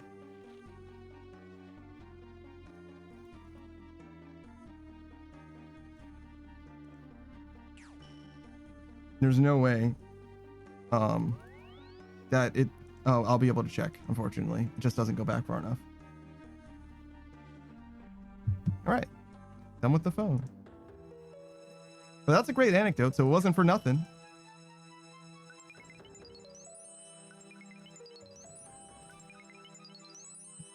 Yeah.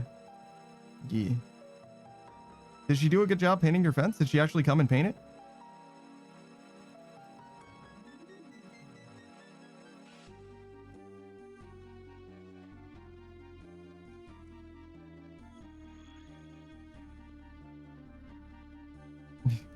Grimlingo says I was trying to get them to do manual labor so they wouldn't do it. Bruh. Won't do an honest day's work.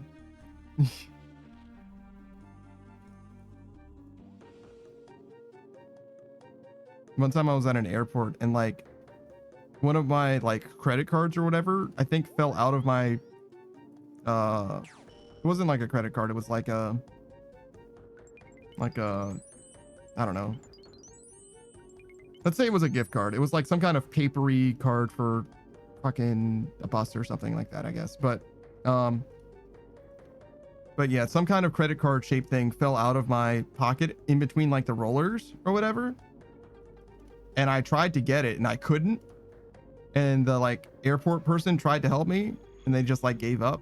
And I was like, damn, I guess I'm just gonna be without that. So I just left because I had a plane to catch, obviously. So it's like whatever it was, some kind of gift card or whatever, it's just like gone forever, I guess.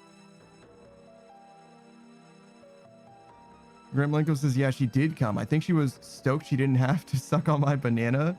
Oh, so she did enjoy painting. Awesome.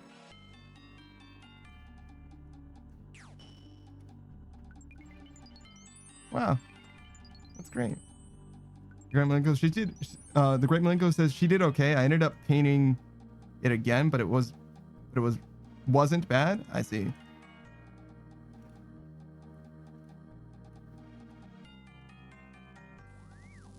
That's interesting.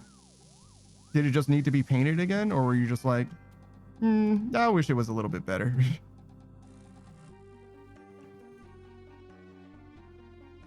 Percy says, I hate that I remember this conversation happening.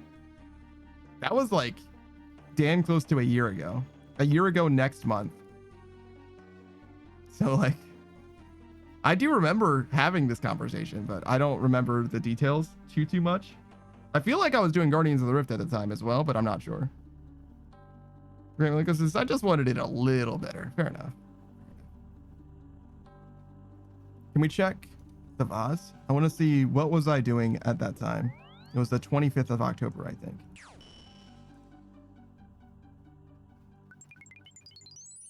Because I usually upload the shit the day of.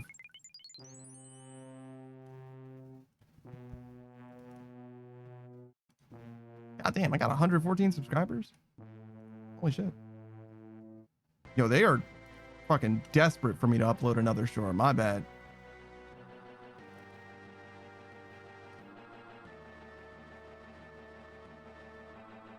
Yeah, sorry, dude. Doesn't work that way. You have been following, though, since May 10th, 2024. So it's been a year and 5 months for you.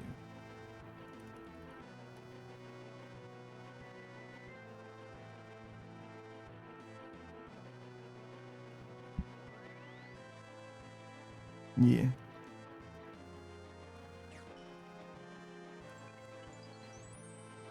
Proceed gets it. He knows what's up.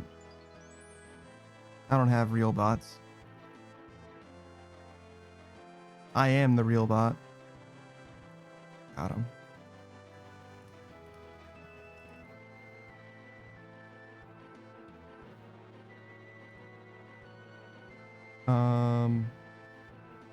This is not the best way to do this. God damn, 741 VODs? It's not exactly 741 streams. It's actually easy to determine how many streams it's been because I started streaming 2 years ago, July 1st. And I've been streaming 5 days a week, every single week. I might have missed a stream or two here or there, like a Saturday or a Sunday or both even, but you'll be damn close with just doing that math. I told you when you followed the Cream Malenko. God damn it. Did you forget? It's been almost a year. It'll be a year in a few weeks. September 25th, 2024. So 10 days.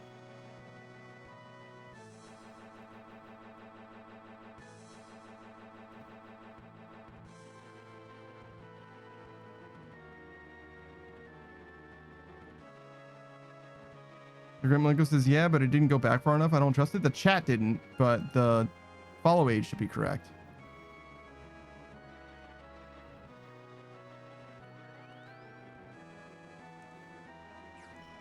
Or the day that you followed should still be right. Maybe you unfollowed. No, wait, no, because the chat was right. I was like, maybe you unfollowed and then refollowed, but no, that doesn't make any sense. It's the opposite problem. That couldn't be it. I don't know what I'm talking about. Making shit up. My bad, my bad. 10:25. We actually didn't stream on the 25th. But I was doing Hollowed Sepulchre. That's the end of when I was doing Hollowed Sepulchre.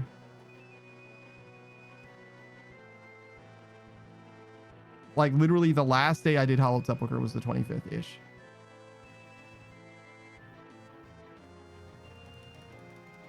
Graham Lego says, I don't think I'd unfollowed you, to be honest, because I fucked with you heavy. Well, yeah, but sometimes Twitch will just like unfollow you. Like, I'm never mad about somebody unfollowing or anything like that, because legitimately sometimes that just happens and it like wasn't you, or like mistakes can happen too or whatever. But like sometimes, like, I swear to God, Twitch has unfollowed me from some people before. Not often, like maybe once or twice, but I swear to God it's happened like once or twice.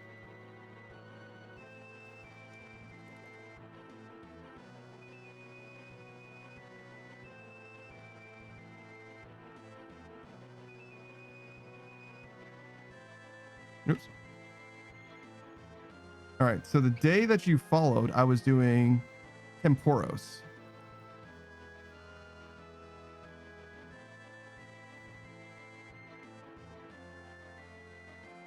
All right. And we were in the middle of the Temporos grind. So we were just grinding out fishing. Grandma Ghost says, I want to say that I met you in someone's chat and they shouted you out and I followed you and now we're boys. Yeah, probably Ellie and Sin. No, I actually don't remember where I found you first.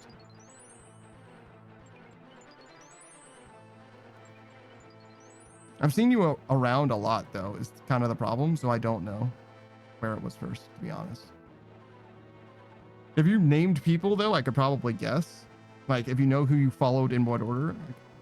Like, Great Lingo says, no, I met you, Ellie, and after you. Yeah. Yeah, I got you. I don't think it was Ellie either. But I'm just not sure.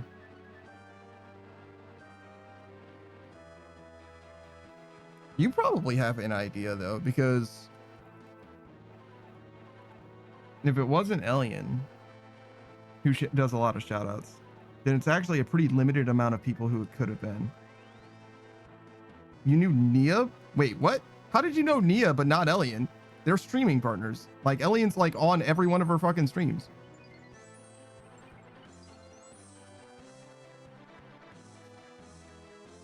Not every stream, but like the most of them for sure. That can't be. How?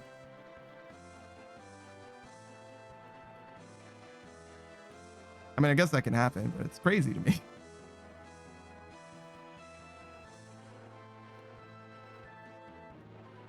That's like eating peanut butter all your life and never eating jelly. You know what I mean? Oh yeah, I discovered jelly like a week ago. Pairs really well with peanut butter. It's like, yeah, man. Sure does.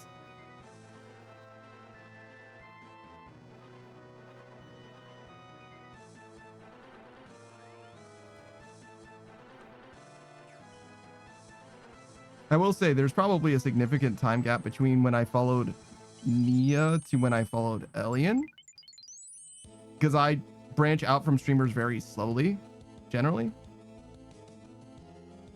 Great Malenko says, well, I didn't know Nia as a streamer. I knew her as a mod. Ah, see, that sort of makes sense. You knew her as a mod for someone and you don't know who that is. That's interesting. Oh, the webs we weave. The degrees of separation. But all right, fair enough.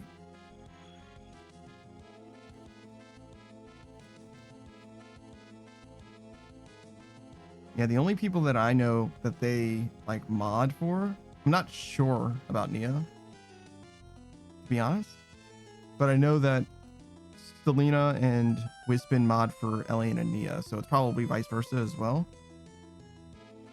So it would then be either Wispin or Selena, I would guess. But I don't know that either of them, you know, or knew for that long. You know what I'm saying? You know what I'm talking about. The Ray Malenko says Wispin plays Dead by Daylight. I don't think so. That doesn't seem like Wispin to me. Certainly not a lot. I've never seen her play it. No, you didn't. You hated Genshin Impact, right? Yeah, you were like, oh, Genshin. Nah, I'm out of here. So yeah, no, that was Wispin. So no, that's not it. That's not her. In fact, they both play Genshin, even. So yeah, no, neither of them. No chance. Graham Lincoln says, I want to say it was Dead by Daylight that I was watching. Yeah, I don't know.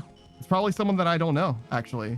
There's only a couple people that I know that actually play Dead by Daylight. And none of whom have a relationship with Nia, though. Graham Lincoln says, don't quote me on that. Yeah. No, I got you. You're just doing your best to member.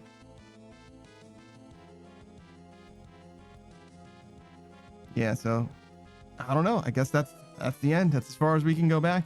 That's all we have memories for, unfortunately. Between you and I, we're not smart enough.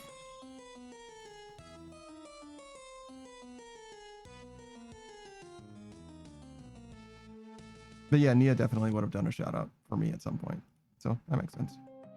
Not a big deal though. Great Malenko says fuck it. Yeah. It's not that important.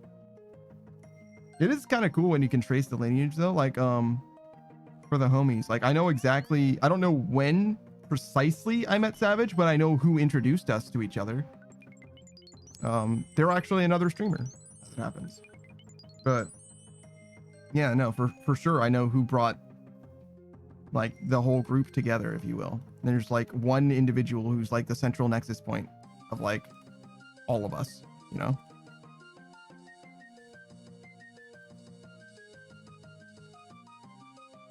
And I know how they're related to each other as well. You know what I'm saying? Like, oh, well, these guys are friends like in real life, and they brought each other, like they both came together, and these guys are friends in real life, they came together, you know what I mean? So there's some of that, you know, friendship genealogy that you can do or whatever, that I can do, I mean. And some of it I can like piece together for other people too. Just some of it, though, obviously, because I don't know most people that well, especially not other streamers. But it is interesting in some ways. I found out that Cam, the Undrafted, who did a podcast with some of his friends, wasn't like day one friends with all of them, like for as long as the podcast for sure. But I mean, like, wasn't like high school friends necessarily, which is the impression that I got, that they were like all friends in high school, because they talked about high school with each other, but only some of them was that true. You know what I'm saying? He came a little later. It's like, oh, okay. I just assumed that they were all, because they would, like, in the episode of the podcast, they would like talk about high school and stuff, but it wasn't like all of them were literally there together, right? Just a lot of them were, like 3 or 4. So it's kind of interesting. It's like real life lore. Shout out to the YouTube channel Real Life Lore.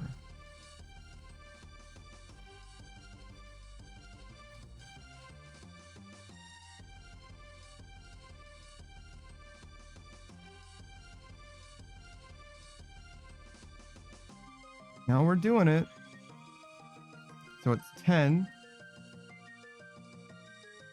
Yeah, it's going to be a little bit more. An extra half hour or so. That's okay. We'll grind out a little extra. Make sure that we get all that we need.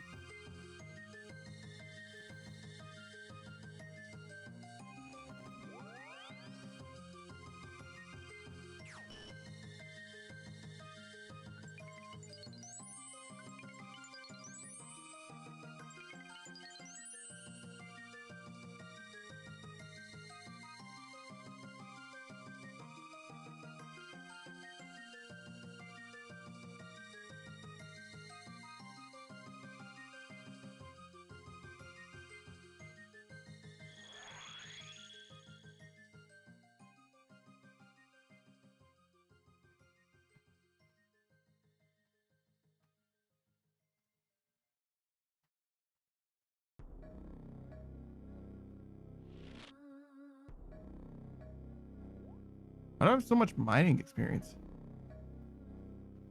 Did I get 100,000 mining experience from Guardians of the Rift? And what is it? Fucking the catalyst? No, the extract? No fucking way, right? It seems like a lot. So, certainly something I did got me a lot of mining experience, even if it was chip. Grimmalinko says, I'm gonna crash, I think, though, man. I'm feeling deader than 2 dead bitches playing dead games on the Dead of the Dead. I'm sorry to hear that, I think. But yeah, man, I'll talk to you, brother. Tuesday. That's when we'll stream next. See you Tuesday. We'll be maxing in RuneScape then, too. Forward to it. Boost says, just got done running TOB, and I'm pretty sure one of the guys in my clan runs hard mode. Hopefully I can get him to teach me. Okay. That's pretty awesome.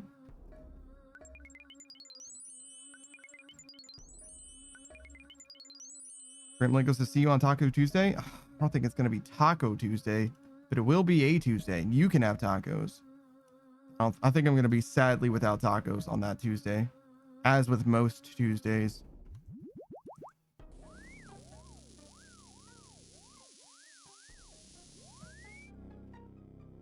There isn't a good amount of Tuesdays to be without tacos. Right, Milenko says, lame. Yeah, that's me. I'm Mr. Lame. Right, Milenko says, get tacos every Tuesday? That's a lot of tacos, but I fuck with it. Apple says, what about white lady tacos with ground chicken and chips? What do you mean by that? I'm offended on behalf of white ladies for suggesting that they would eat such a thing, and also that you are calling such a thing tacos. Grandmalenko says, what's wrong with you? Taco is Taco Bell? No, you can have tacos that are homemade as well. Also, there is no fucking Taco Bell near me at all. It's like fucking 40-minute drive one way or some shit.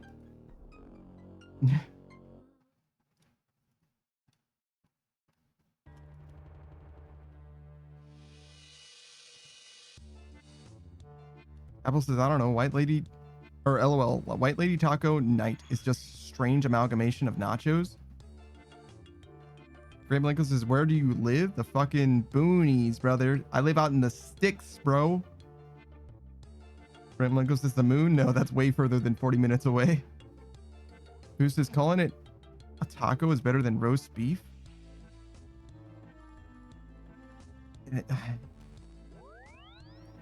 I get, what? I don't know, man. I disagree. Well, you've offended me and you've upset the great Malenko so much he can't even go to bed. Great Malenko says the goddamn moon. My favorite moon related meme. Well, there's two of them. There's the always has been meme. Wait, it's blank. Always has been. That one's good. But also, it's the Destiny 2 meme, I think. Moon's haunted. What? Moon's haunted, and then he cocks his gun. Damn. Who says I didn't upset him? That was you? Yeah, no, it was Apple that upset him. Did I say it was you, Booze? I meant to say Apple. I'm sorry. Apple says, also, yes, you can use ground chicken and use taco seasoning, and it takes quite well. Less grease and it's cheaper. Don't tell me how to not make tacos, all right? You fucking criminal. You fucking monster. I don't need your not tacos.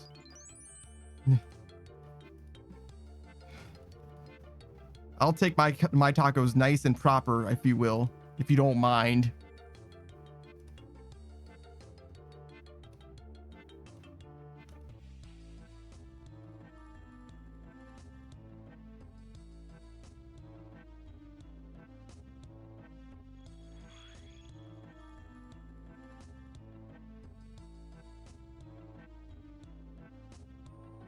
I don't actually get chicken very often. If I do, I use it in Chicken Devon. Every time. Chicken Devon.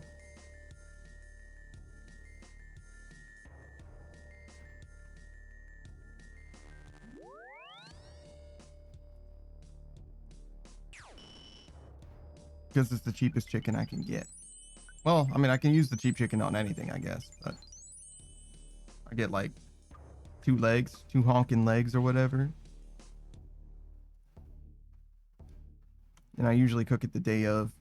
Nice little chicken Devon. Hell yeah. Broccoli is important. That's another thing. Broccoli, Brussels sprouts. Important. Bag of each. That'll help with the proteins. Apple says ground chicken is very nice to use for like a lot. Especially when it's like half the price of beef. But canned chicken is still best. I've had canned chicken before. I didn't mind it, but it's a little expensive. I don't know if it's more expensive than any other kind of chicken. I think the cheapest chicken that I can get are the legs rather than ground chicken. You would think that ground chicken would be pretty good price-wise, but it doesn't seem like it is. If you can get it on sale, it's a totally different story. That's the other thing. It's like I don't typically chase sales. Not that I won't take something that is on sale. I absolutely will. But I usually don't go grocery shopping when there is a sale, if that makes sense. I just get groceries when I'm getting groceries, and if there's something on sale, I'll take advantage of it.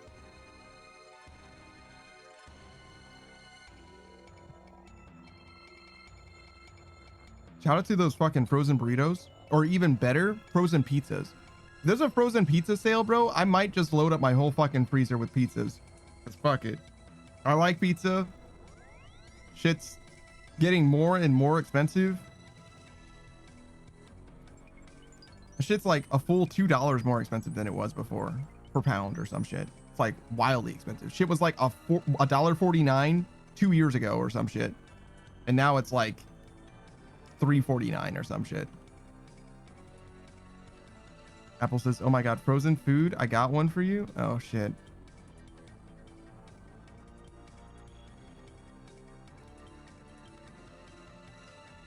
Apple says, I found fucking Mexican lasagna. That's so good. Yeah.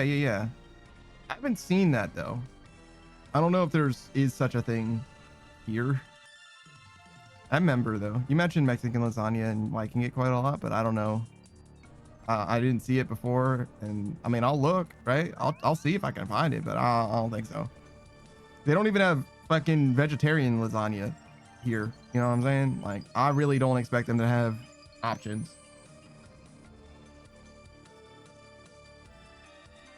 Who says, bro, bratwurst and burgers are on sale, are the best, $1 each? Yeah, I'll keep an eye out.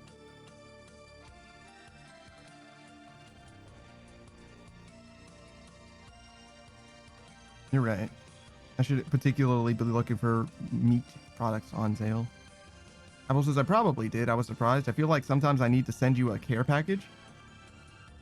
You'll never get my address to send it. You'll never get my address, Apple. Don't worry. Need not be worried. But that being said, a care package, yes, would be extremely helpful. Food. Food, please. Yes, food. I would pay someone. I would gladly buy any groceries that someone needed if they simply made enough of whatever they were making for me to eat. Any groceries at all that someone needed, I would foot the bill for that 110%. 110%, no problem. Apple says bet. Unfortunately, that is not how it works for me in real life. Them's not the life that I live. Who says, quick, someone get the GeoGuessr guy to send Panda a care package? You've never seen a picture that I've sent. I've never taken a picture of something and sent it. That's not true. You've seen my computer setup, but you would need to use the shape of the window behind the blackout curtain. It would be very, very challenging for him to know. Yeah. It's possible, I suppose, but you would have to like use the fact that I'm in the East Coast, obviously. And then from that picture, the wall to tell you how old the building is, maybe, sort of. I don't know how you get closer than that. Who says the guy was within a mile using a picture of a clear blue sky? Yeah, you've never seen the sky, though. You've never seen outside. You've seen a window that was covered in a curtain. Like completely covered in a curtain. And the curtain is brand new. So the wall would tell you more than the curtain would. Apple says, yeah, we need someone to like make teleportation, but like the size of a 3D printer so we can send shit that way. I mean, Throne exists, right? I just don't have it. And I'm not getting it either.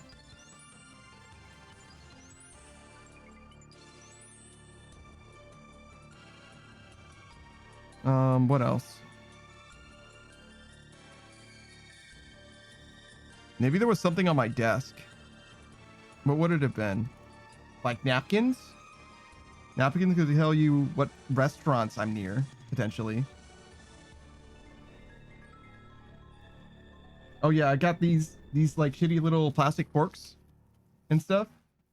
I get those from restaurants now and then.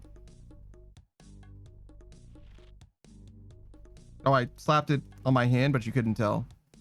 Noise suppression's really good, I guess. Who says, then snap a picture of the sky and you'll receive furniture and a care package. Actually, the care package is just furniture and more lighting. Why would I need more lighting? Oh, you expect me to use it? No, I'm not using. That's okay. The light of the monitors is enough for me. In case you're curious, the room that I am in is lit by my monitors, my Go XLR, my Stream Deck. That's it. Well, there's also a you are a phone that's looking at me as well, I guess. Who says, because the last time you described the lighting in your house, it sounded like a legit cave. No, I have 2 lamps. There's a lamp behind me and there's one downstairs. And the kitchen has a ceiling light. So does the foyer and the bathroom. Those rooms all have lights.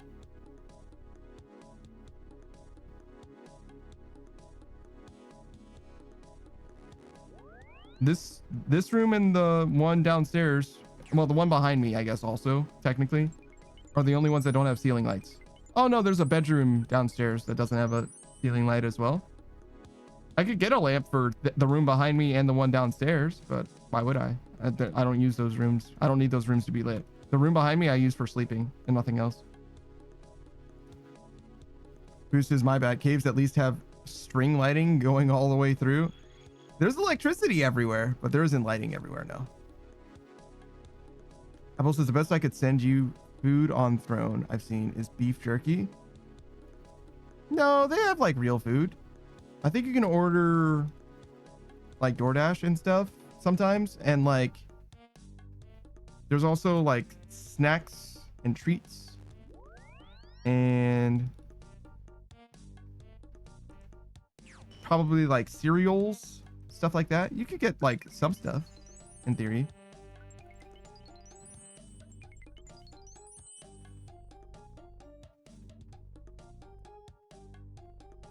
I'm not messing with Throne too much, obviously, but I do know that it lets you do some stuff.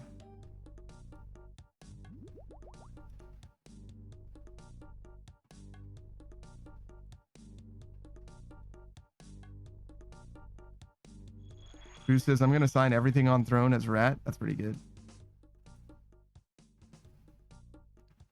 See, that's the thing though, is actually I'm pretty sure Savage does know my address, so I would know that Savage wouldn't send it to me through Throne. If he wanted to actually send me something, he would just send it to me. Saku, what's up, dude? Hey, how goes it?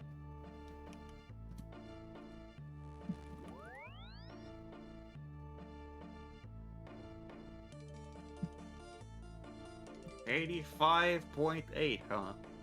So far, pretty good, right? Assuming you're not gonna max tonight because Savage isn't here. Indeed, not tonight. Tomorrow, Tuesday, 9 p.m. ish. That's not tomorrow, but it is Tuesday. You're so right. It'll be tomorrow in 2 hours.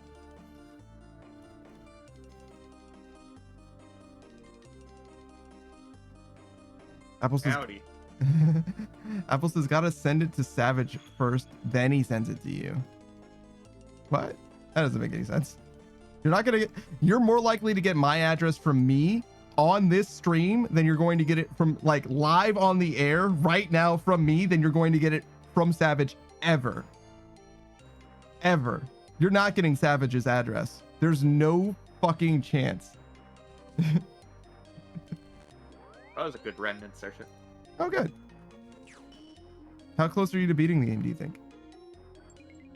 I am not sure. I don't know how many worlds they want us to explore. Sure, fair enough.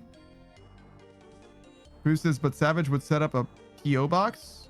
I think the teleport wheel is like open for 6, but maybe not 6 worlds. Okay. He might set up a PO box. Probably not. The thing is the Britland is, you know, the size of like 2 or 3 hands put together. You know what I mean? Like everything's kind of like stacked on top of each other. There's not like much land there. So there is a chance in the world that he is willing to set up a PO box. And because at that point he would just need to take like, you know, a bus or whatever to get to the PO box or what have you. He also lives in the sticks. And if that were the case, you could theoretically send something to him. Yes, I guess. But I wouldn't send him food to his PO box because he's not going to go there all the time, right? You'd have to send me fucking crackers. Which I already have.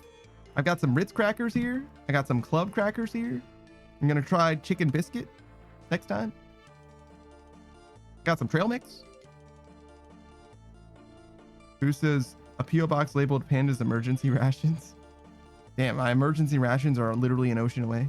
You know what the funniest part is? You sent it overseas just for them to like send it back. Fuck the environment. Apple says, I feel like this is a lot of effort for anything fresh. So cans, we can send cans. I have canned food. I've got vegetables. I usually have fruits. I got applesauce. It's not canned, but it's come in a jar. I got baked beans. Fucking love baked beans. Tuna. Spam. Treat. Baked beans.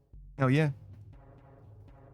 Have you ever heard of baked beans having like weird like bubbly, like it's almost like sudsy. Saku? I'm not sure. Yeah. The last time I opened a can of baked beans, it was like weirdly bubbly, sort of. Who says, oh God, never? Right. So like I was saying, last time I opened a can of baked beans, it was like weirdly sudsy or whatever. So naturally I ate it. And it tasted bad. So naturally I ate it. Seems like it's fine so far. Oh, also I looked it up after that if you're gonna die of botulism, in order to see symptoms, it can happen as soon as 3 hours. You can start seeing symptoms, but it can take as long as 10 days. So we'll know in 10 days. Apple says, no, those are bad. No. Well, I mean, I ate the whole can. It wasn't that bad so far. Apple says, oh my God, was this recent? Yeah, yesterday. Yeah, like What happened? like 22 hours ago. Saku said, what happened? Apple says, stop eating the beans. I finished eating them. They're gone now. They're all gone. So I opened a can of beans and it was like kind of like bubbly, like it kind of looked like if you imagine like a can of baked beans, right? Like a normal can of baked beans, right? And you took the can and you shook the shit out of it. Like you just shook it so hard that it became like frothy. That's what it looked like. Okay. And you didn't shake it? Yeah, obviously I didn't shake it. Why would I be shaking beans, dude? Was there a Category 9 earthquake in your area? No. It seems dangerous. Well, it's gone now, so it's fine now. Bruce says, imagine dying of botulism and dysentery before maxing. Yeah, wouldn't that be tragic? It's fine. We got 2 days, right? What are the chances? Don't worry. If I think that I'm definitely super dying, I'll start the stream up and finish maxing in RuneScape. It's like, uh-oh, I can't hold down any food or liquids. Let me start the stream up real quick. Hey guys, I think I'm dying, but don't worry. We'll hit this Runecrafting up real quick. Send this last 10,000 experience real quick. No Chris says, rip big guy, I'ma miss you. Yeah. It's all right. I had a good run.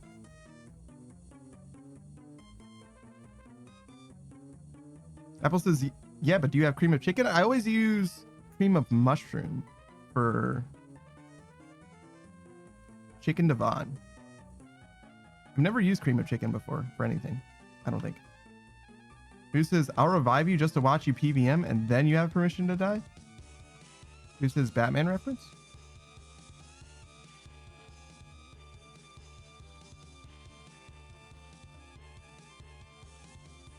I don't know what that is about, how that is a Batman reference. I just drank water, and when I put the glass back down, I did it too forcefully. I didn't like put it down, like I lowered it from my mouth. I did it too forcefully, so it splashed in the glass and like absolutely covered my nose. Like my, in between my face, like my eyes and my nose, like all of that soaked in water right now. And it also landed in my lap as well, promptly. Like, that's why I just now I drank and then I looked down afterwards because I was like, how did I fuck up drinking that bad?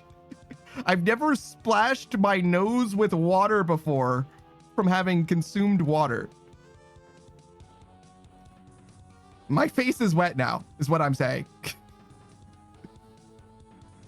Who says Bane was dying and Batman says to him, now you have permission to die? Oh, I see. Apple says, if that can wasn't out of date, you should report it because that's not good. Like other cans could be contaminated. Hey, contaminated with what? Fine sauce?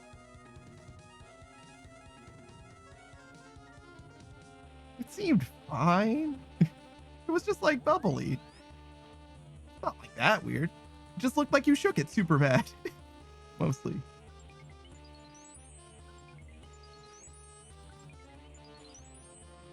I've got another can, actually. I got 2 cans of the same stuff. I can open the other can.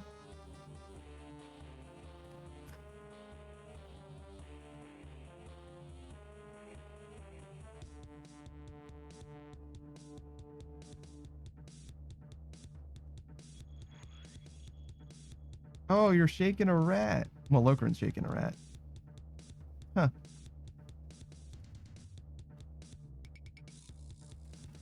Apple says, oh my god, it looks the same for the love of all that is. It looks the same for the love of all that is. Please don't eat it and report it.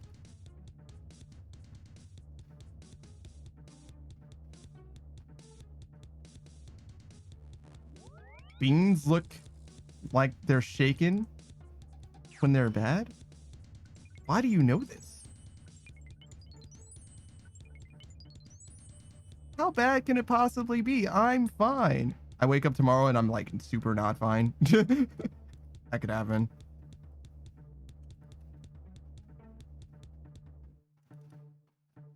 Who says, well, make sure to waffle stomp it all down when you're shitting your brains out tomorrow. Well, it's already been a day.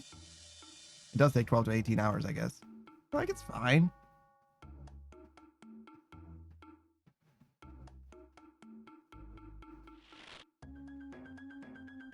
Like, I'm about to eat something else today. I don't know what. It should have hot dogs in it, though.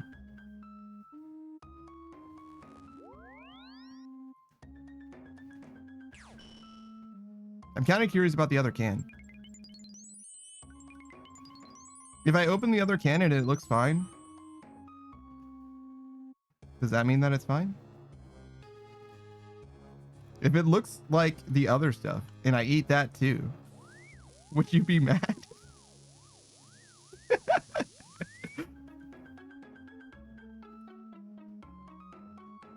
Apple says, okay, I looked it up. There's a possibility it was fermenting. Why would baked beans ferment?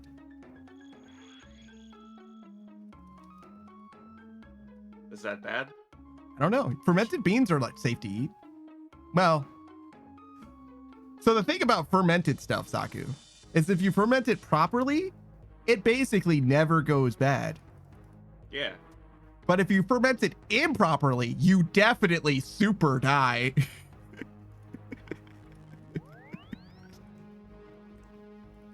Like, it's super unsafe if you don't ferment it right. Apple says not all fermented is good. I don't think that can was proper. Yeah. Yeah. It's fine. Well, do you guys have anything you want to ask me before I might die? He died as he lived. True. Now that might be your last chance. Got anything you want to, like, last minute confessions? Apple says, I don't know. That's what I read. He could choke me, would know. He knows how to pilot AI. He's sleeping now, though. ChatGPT knows the answer to this question. Boo says, if you ate another can in the same condition, now I'm no expert here, but I'm 90% sure the ghost of Charles Darwin will appear before you and smack you before taking your soul. So you're saying I can meet Charles Darwin? That'd be kind of sick. Do you think he's racist?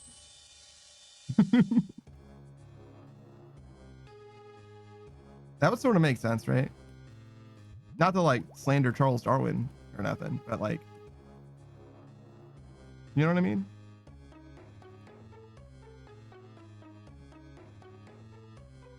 How far is Charles Darwin's stuff from like eugenics? You know what I mean? Like, it's not the same, but you get what I'm saying? Like, I feel like he would be racist, but only because at his time of life that was accepted. Yeah, well, I mean, statistically speaking, everyone was racist in his era, for sure, right? Who says, I mean, if the photos are black and white, there's a pretty good chance. Yeah. Yeah, that's what I'm saying. It's like, odds are, right? It's like, oh shit, it's Charles Darwin. And he's like, oh shit, they let people like you know about people like me? Yeah. Yeah. Yeah, they do.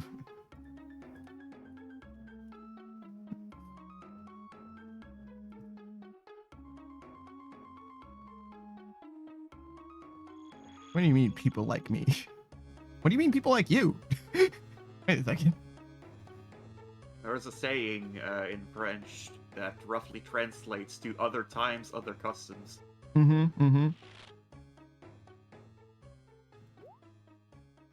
You know what they say in English, Saku? When in Rome, do as the Romans do. No, don't I do guess that that one. kind of applies. No, don't be racist just But I because feel everyone like around you speaks I racist. feel like that applies more to going to another country. Yes. It works a lot better there. But like, it's very funny in this case. It's like, well, everybody was doing it. I don't know. Who's this panda gave the green light? Quick, say Shadow's full name. I Shadow the Black Hedgehog. It's true. That's how he introduces himself. God damn it.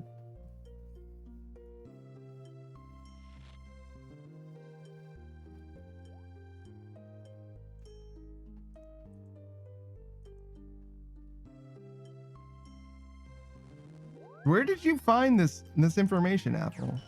I didn't see anything like that. I looked, I checked.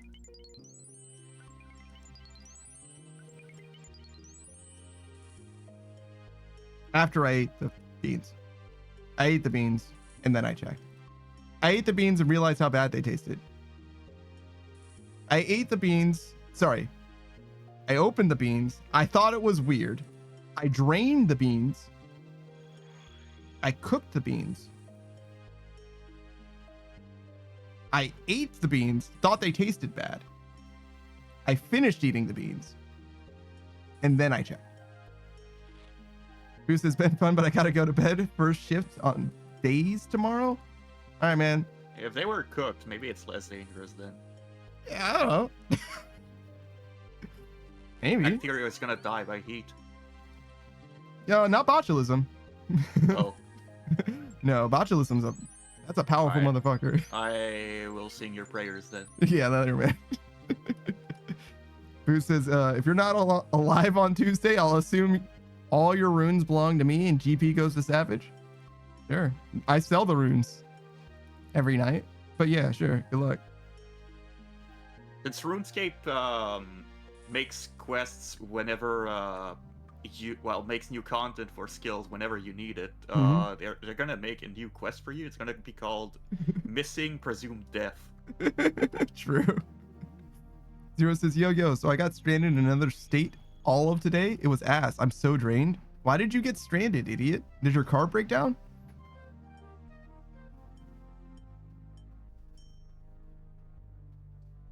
Apple says I clicked like 3 things and then I X'd out of them. I don't know how true it is.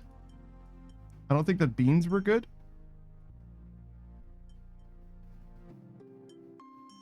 Huh.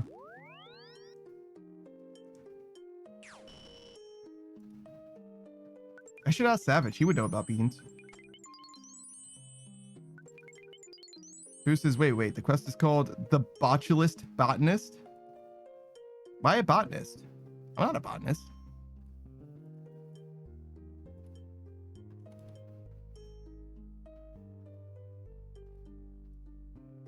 How about the Botulist botch you list? Because I'm a robot. Right? And you like there's a wanted poster for me or something. I'm like listed somewhere or something. The bottomless botulism. I'm not bottomless. Well, I guess I don't have partner if you want I didn't want to say maidenless. Come on. to. Yeah, thanks, man. I appreciate you. Thank you. Never mind. I take it back. You're right. He's right. He's never said anything wrong before. I didn't realize how much you were looking out for me. Zero says, my friends wanted me to go to Virginia with them at 2 a.m. to pick up his girlfriend. Okay.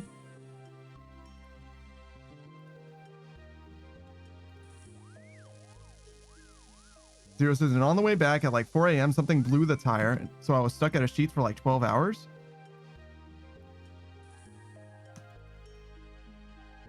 Zero says, until somewhere opened and got around to getting us to help. I think the correct term is no bitches. Wow.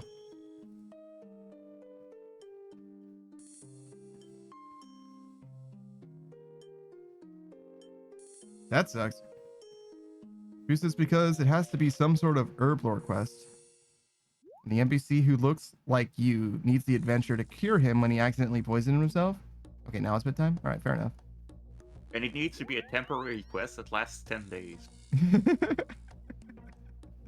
It's just If you an fail event. to do this quest, the NPC disappears.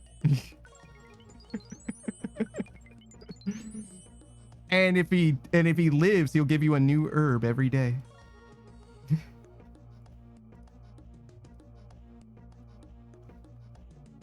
There you go. There's your one Guam. Sometimes they give you Renard though. It's pretty good. The new You day. get to make the poison plus. True.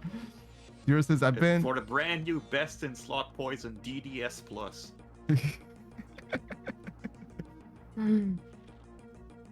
Calling it DDS plus is upsetting to me. So it's like, So before there was the S poison, Yeah. it was called DDP, yeah, exactly. and then there was the DDP plus. So now it's DDS plus. It's leveled up even further. Even further beyond. True. You can hit any target with it and they'll die in 10 days. Not amazing, but you know, that's guaranteed.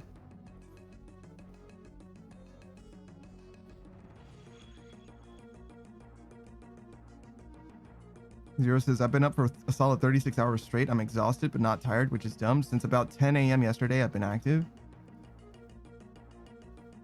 You gotta get your shit together, brother. Damn.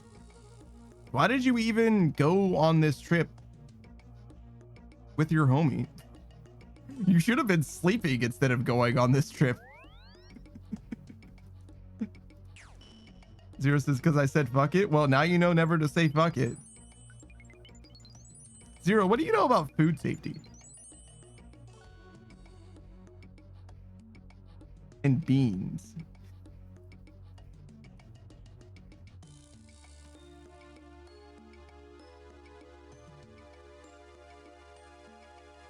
Zero says, and then I drank a super coffee espresso monster.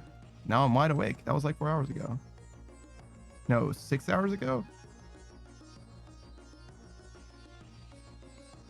I don't think it's supposed to last for that long. Or too much longer than that, at least.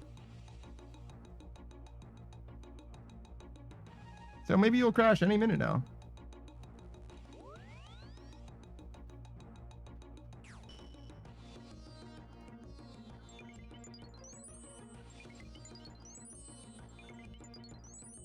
Zero says, I got a solid knowledge of food safety.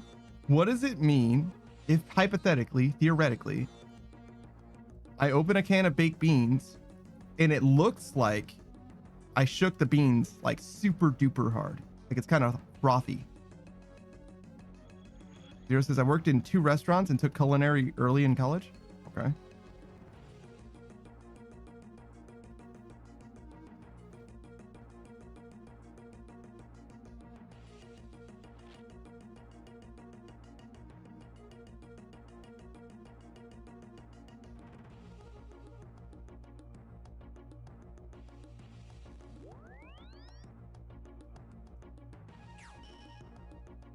Should I not be asking somebody about food safety? I should be asking a chemist or a biologist, a microbiologist. Like, I see. You've manufactured penicillin. Very good. Zero says they got shaken in transport or some evil mystical monster chemical X in the beans has awoken. Well, yeah. I would think that they just got shook super duper hard, right?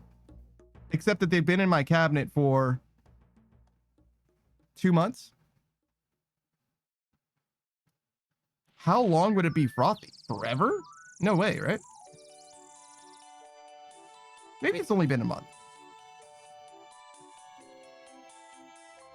How long do you think a can of baked beans is going to stay frothy if you shake it super duper hard?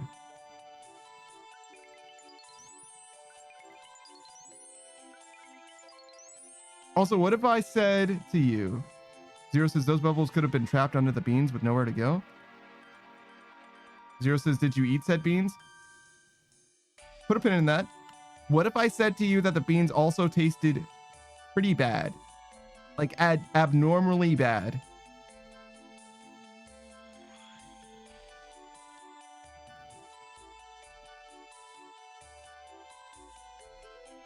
Like every time you took a bite of the beans, you were like, damn, these beans taste like weirdly bad and different from normal, even though they're the normal beans that you've always had and you've had the same kind of beans several times. Zero says, did you check the sell by date? No. No, I did not. But it's probably fine. Because I only got them from the the grocery store like a month ago. I got them like very recently. It's possible, right? It's totally possible that I got a bad can because it was like old. Zero says, usually canned shit doesn't go bad for like 8 years after production though. Yeah. Like, and I bought it very recently. It's like, it's really... Have you had these beans before? I'm sorry? Have you had these beans another time before? Oh, yeah. Many times. They never tasted like this before. Yeah, safe to say that it was bad. And also, they've never been frothy before either. If they don't taste the same as they always were, there might be a problem. Maybe. Maybe. I don't know. I don't judge, you know what I mean? There's this, unless you got super unlucky and got the golden under the shelf beans from 20 years ago. Yeah, somebody accidentally kicked one of the cans under the shelf and somebody else kicked it out from under the shelf, and a good Samaritan put that can that was on the floor back onto the shelf where it's supposed to go.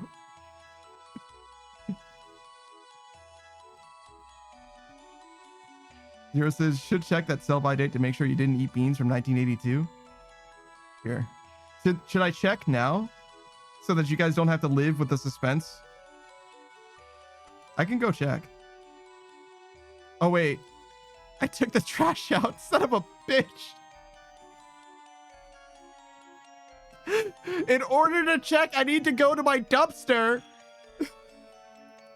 and recover that trash bag. I don't want to have to do that. That trash was bad. That's why I took it out. I can though. Oh, I don't want to have to do that. Zero says, see, now to get our answer, we got to see if Panda's alive in the next 24 hours. No, I ate it yesterday. And botulism symptoms can take as long as 10 days to show up. I checked. The internet said so. And the internet never lies. I checked after. Defeat it with your body. Sorry? Just defeat it with your body. That's what my plan is so far, yeah.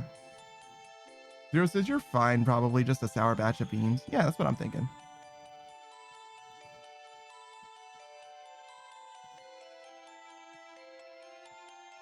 Zero says, oh no, Panda, I got your answer? My answer? The beans started fermenting? That's what Apple said.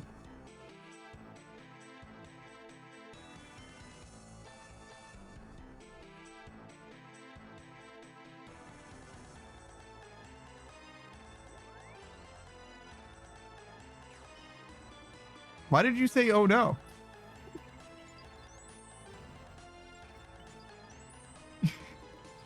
Is that like a, I don't know?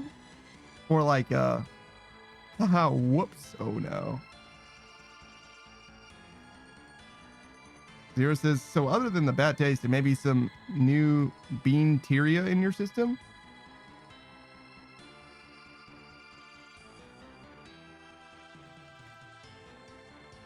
Now I'm like, oh no, I figured it out. Okay. So it's like fine. I don't know what beanteria is. Like that bean bacteria is probably fine. It probably will like jive well with the other microorganisms, you know what I mean, we got going on. The microbiome is like, for sure. Zero says bean bacteria. Yeah, that's what I'm saying. Like it's probably fine. Seems fine. It hasn't been extremely bad. That's the main thing, right?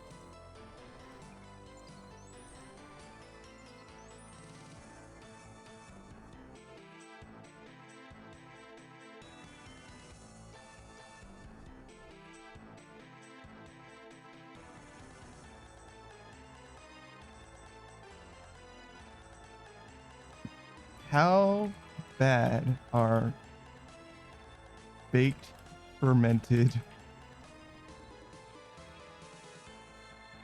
beans for you?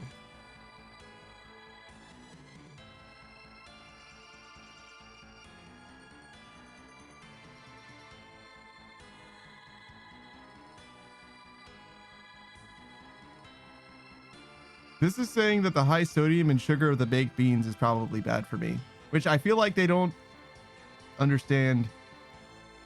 The AI doesn't understand the context, I don't think. It wasn't supposed to be fermented. Zero says, I got a new rug for my room since my dog's is getting old and can't get the traction to hop on the bed. Okay. Zero said, however, I didn't realize at night my black dog laying on my brand new black rug would cause some issues. Yeah. Yeah, I don't think your dog's gonna like that rug when you keep kicking them whenever they're on it. Zero says, tripped over her on the way to the bathroom and almost pissed myself.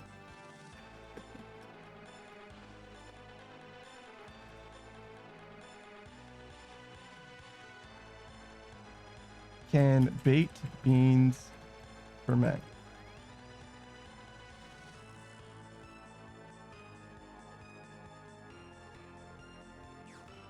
Hold on.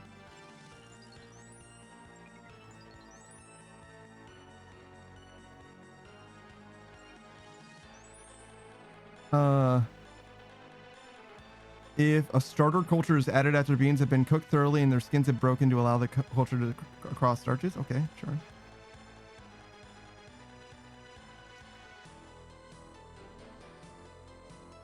Wait, it says, however, it requires a starter culture as the cooking process kills the natural bacteria on raw beans that would otherwise initiate fermentation.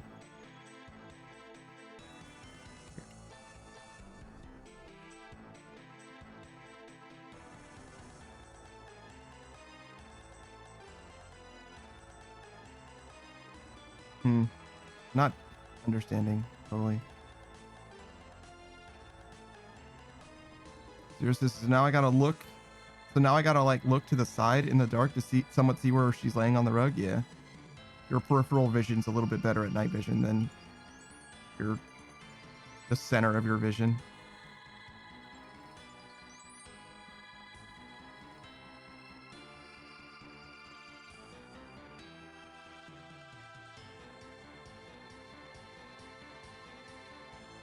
Zero says you actually ate a fertilized bean and now you're pregnant with the beanstalk. Oh no!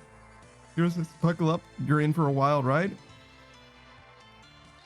Gonna burst out of your chest in 10 days. Yeah, wouldn't I just die?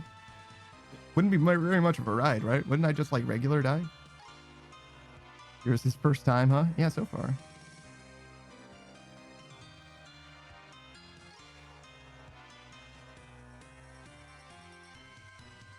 Maybe I should just simplify this.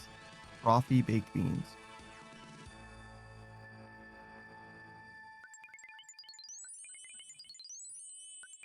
I want to see what it has to say about this. Am I the only one dumb enough to ever eat this? Probably.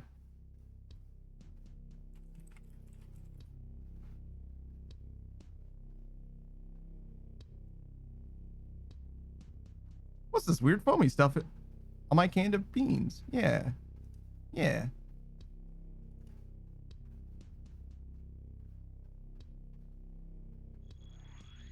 That doesn't look right.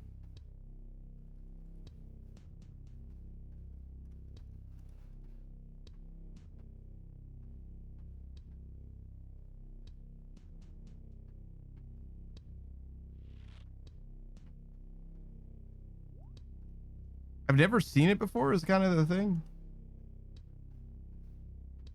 Zero says, Sopan, I may have plans with a lady on Wednesday. Her job's closed for deep industrial cleaning. Okay.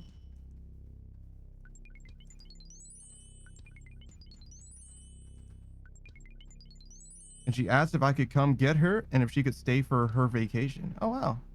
That's cool. What do you mean on Wednesday?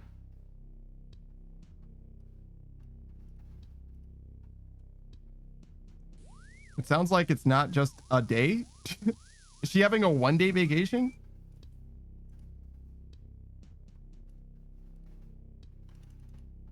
Zero says, I'm getting her Wednesday and dropping her off Tuesday. So it's going, so yeah, so she's going to be there for like a week, basically. Did you clean everything? Is your house in order? Are you panicking? I'm panicking.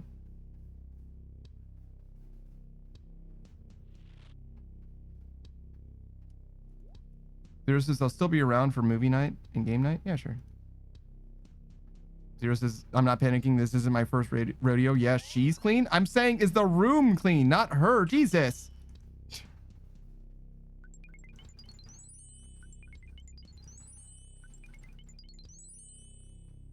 I mean, I guess it's good that you know that, but like, fuck, dude. Oh, you were talking about your room when you said she. I see. I was like, fuck, man. God damn. Like, very forward.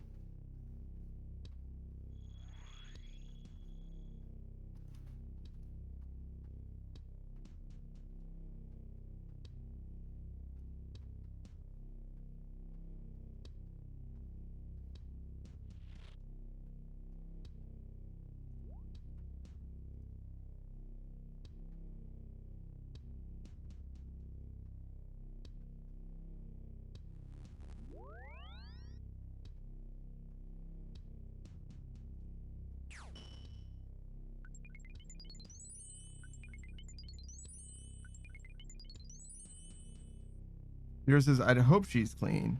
I'm not messing around with no nasty disease. Riddled peoples. Professionals have standards. What do you mean professionals?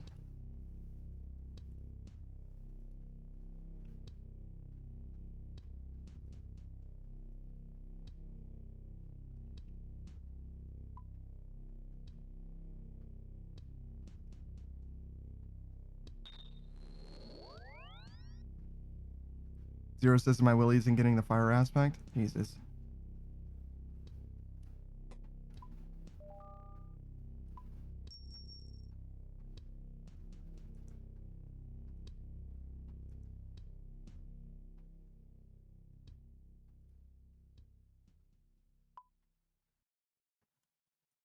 Uncouth. Oh, get more levels. Do a level 30 enchantment. Hmm.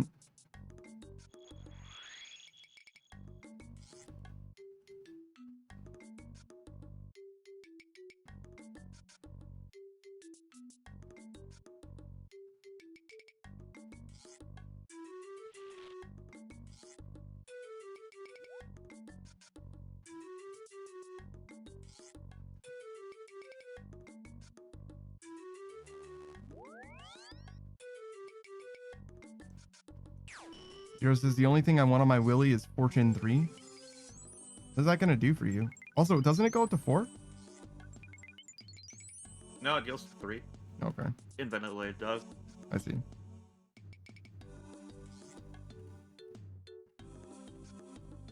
Oh shit.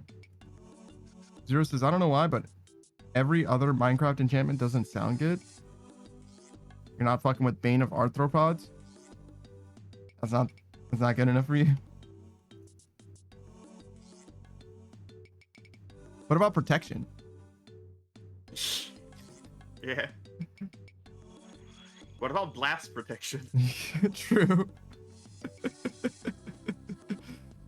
Zeros is not on a dick. Sounds like an STD. Zeros says, no, I gotta buy protection. That's different. So you need protection on your protection is what you're saying? Yeah, I got you. Sort of makes sense. Mending. Yeah, how about mending? What about that? Mending unbreaking. True. Unbreaking is huge.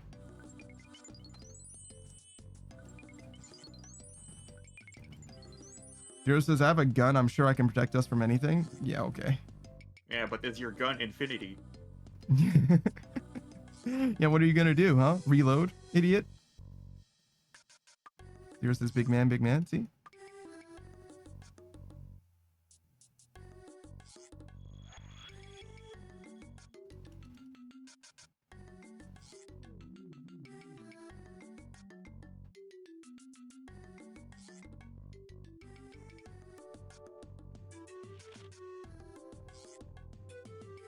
Zero says, yeah, with another fully loaded mag.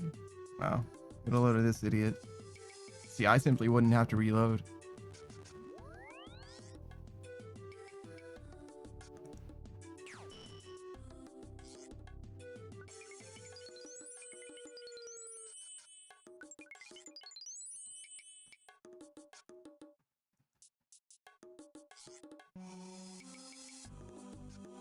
So many more enchantments than I remember. I mean, you only ever want like 6, right? Like there's like 6 or 8 good ones and the rest are like whatever. Protection, sharpness, looting, fortune, mending, unbreaking. Or if you make a bow, power. Zero says, and if whatever I'm shooting at isn't dead by 16 rounds, then the one left in the chamber is for me because what I'm shooting at isn't of this world. I mean, that's not necessarily true. Yeah, I got you. You give up, basically, is what you're saying. If you're aiming for the champ, you best not miss.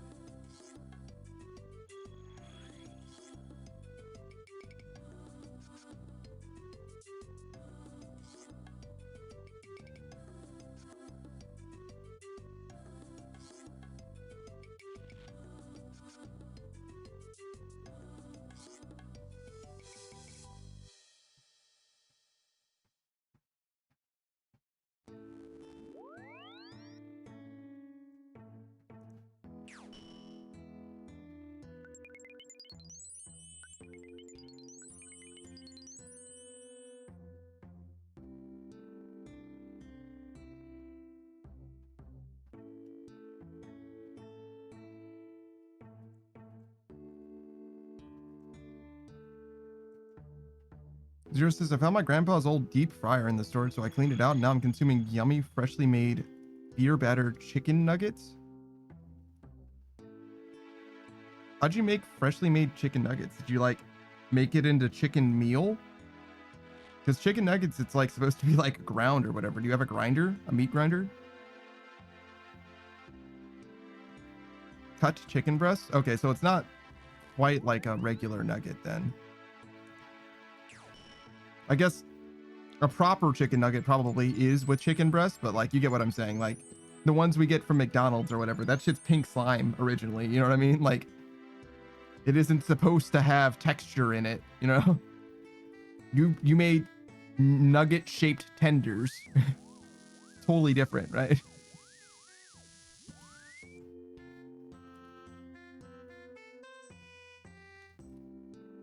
Zero says, yeah, our American brand chicken nuggets are pink goop deep fried. You're goddamn right. I wouldn't have it any other way. What do you mean you found? Do you just like have shit in your house that you're just not aware of?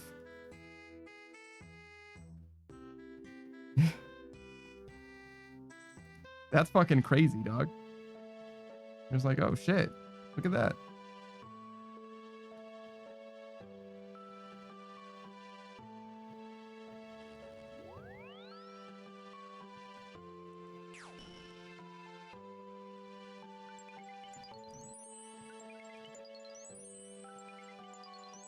Zero says, no, my grandpa had a storage unit that I'm slowly working my way through. Oh, I see.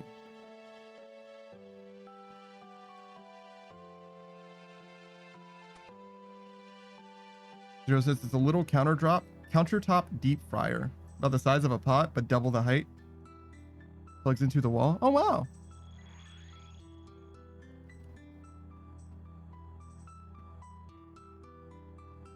That's cool.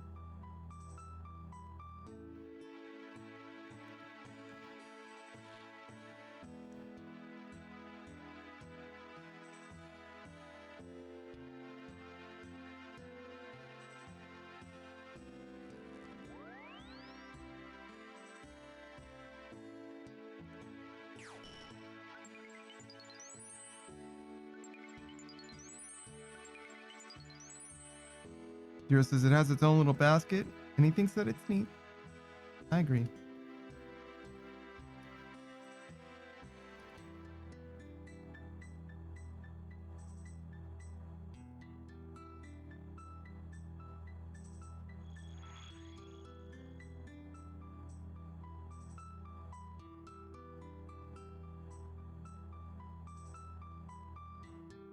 Yours says, I'm still hoping to find a box of silver or gold or cash, but you know, they can't all be winners. Yeah, no shit.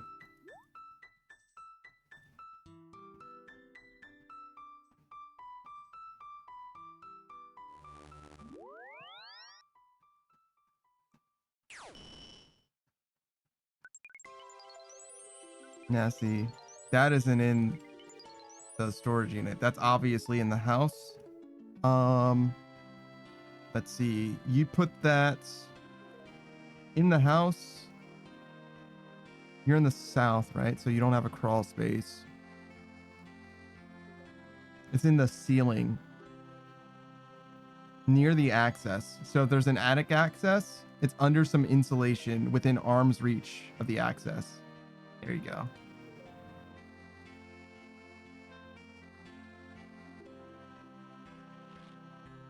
You're welcome.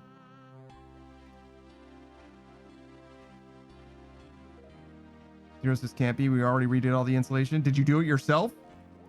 Or did you have people, Zero, did you have people in your house redoing the insulation?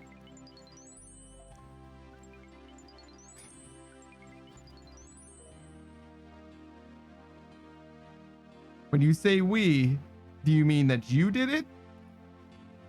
Zero says I did it myself and my uncle. Okay, then yeah, no, it's fine. So I swear to God, if you had some strangers in your house, they're not going to tell you about the lockbox they found.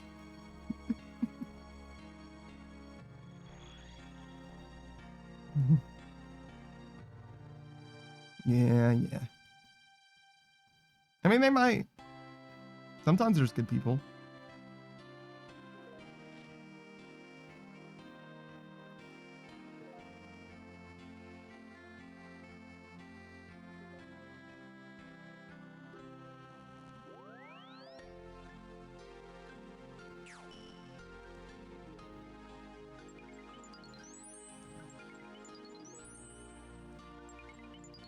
Zero says, now whenever any kind of paid workers in my house, I always take inventory of what they brought in and what they take out. Okay.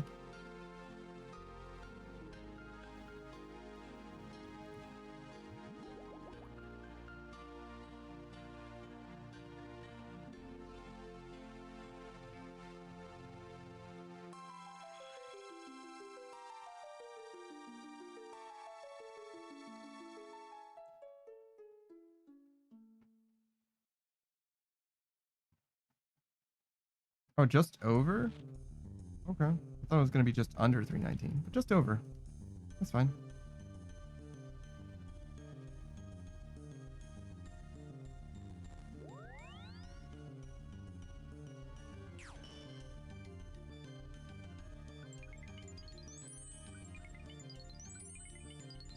Yours says my kitchen is connected to a side door. And when we had the cabinets redid, I basically locked the door that leads to the rest of the house.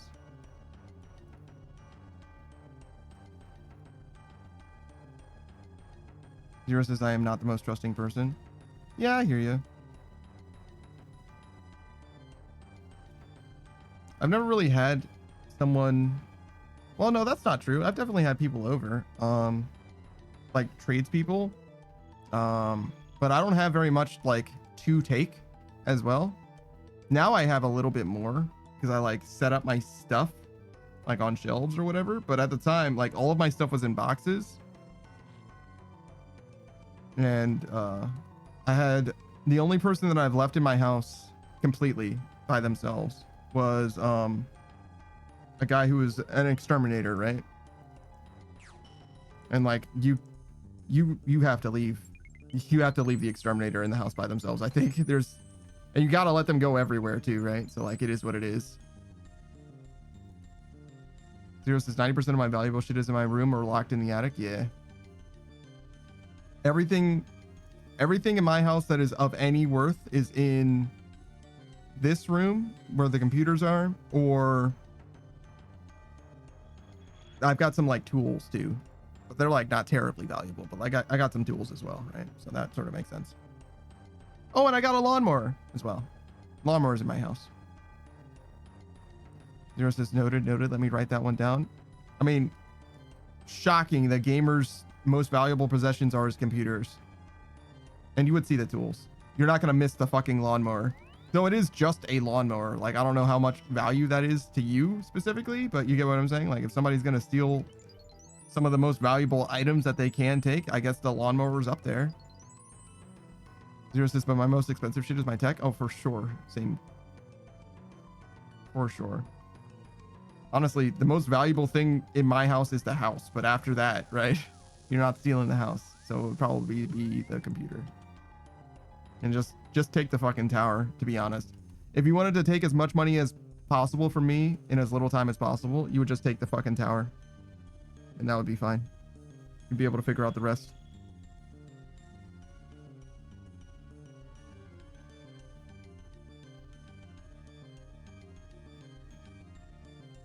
Zero says, and I suppose my tools, but those stay in my car. I've got some stuff in my car and some stuff in my house. It depends. It's a nice mix.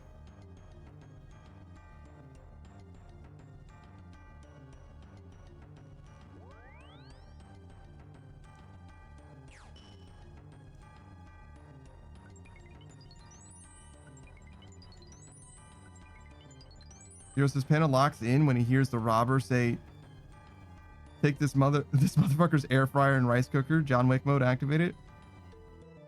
Now my rice cooker is like fucking like $12. And my air fryer is not expensive either.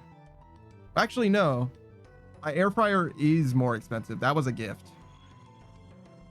I was thinking that I bought it, but I didn't actually buy it. It was a gift. So I have no idea how expensive that thing is.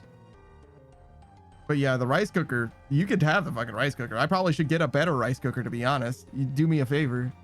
Encourage me to get one that's worth a shit. You know what I'm saying?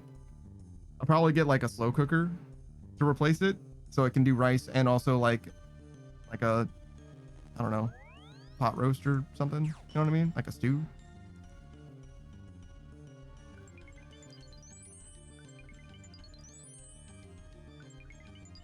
Zero says, imagine they pull out another rice cooker, same make and model, and leave it.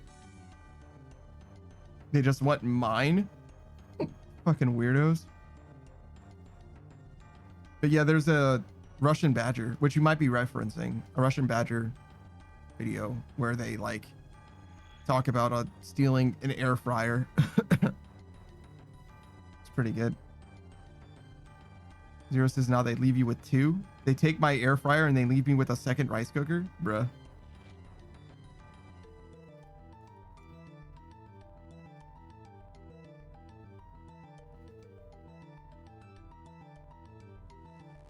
I'm not above just throwing shit away, to be clear. Honestly, I might use it though. I've made ramen noodles with my air fryer, my rice cooker before. Zero says, thinking about the situation that you can say, thinking about the situation, what can you say other than just bruh? Yeah, I don't really know. I don't really know where to go with that one, but I probably would actually unironically just use both of them. I don't need that much rice, but I can use one for rice and one for other things. I've used it for oatmeal. I've used it for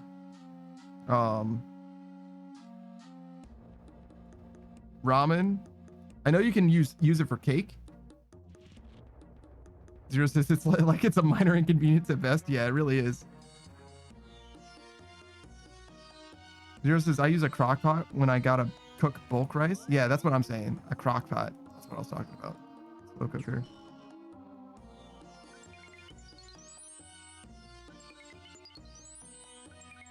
No, the rice cooker that I have is really small, which is perfect for one serving of rice, but it doesn't cook the rice very well. Like, in order to make it perfect, I think I just need to like master the amount of water that I'm supposed to use. Because I think the problem that I had before is that I didn't use enough water, right? And by virtue of not using enough water, the bottom layer of the rice was burned and the rice wasn't totally perfectly cooked. It was like al dente rice, if you will.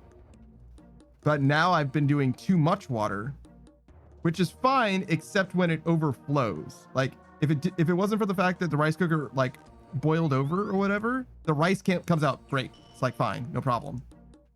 But it like definitely boils over, and that's like not good. And it's easy, right? I can just like babysit it. But I'm thinking the next time I want to cook rice, I'm just gonna I'm just gonna leave the lid off. I think that'll help as well. I think if I just don't have the lid on, it won't boil over, and it'll be fine. But I'm not sure.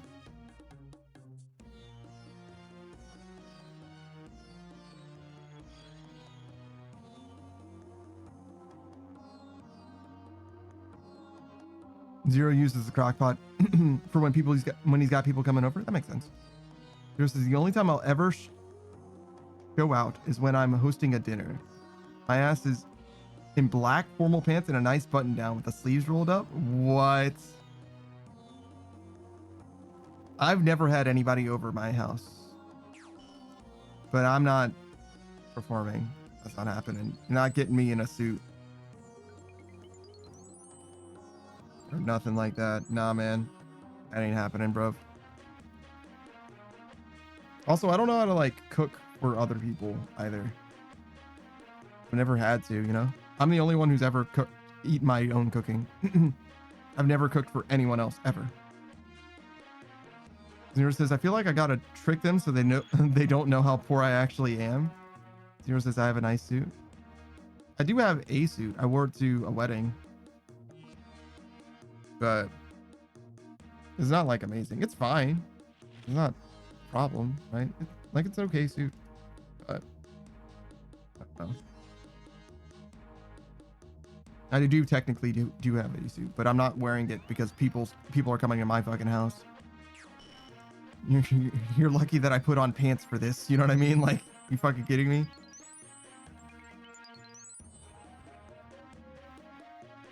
You're in my fucking house. Why should I have to do anything?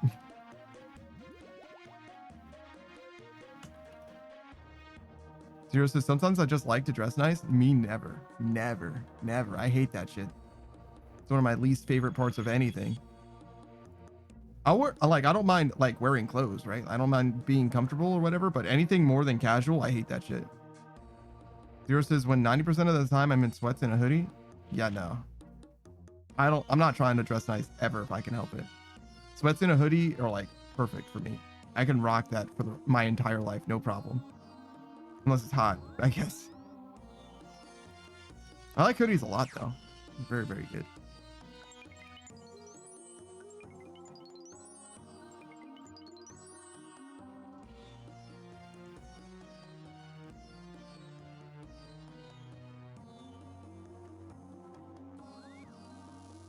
Zero says if it's hot, sub the sweats and for shorts and roll the hoodie sleeves up.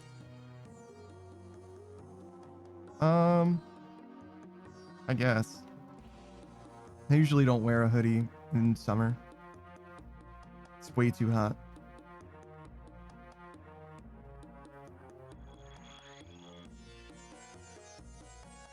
Speaking of too hot.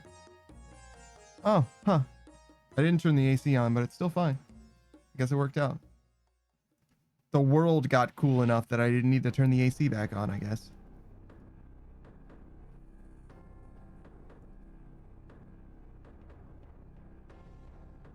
I guess I turned the AC off at exactly the right time. I was worried that it was going to start getting warm, but last hour of stream or so, we'll be fine. Zero says it's wonderful. Sub 70-degree temperatures after dark. I mean, it can't get too cold for me. Well, it can, but like, it's very rare that it gets too cold for me.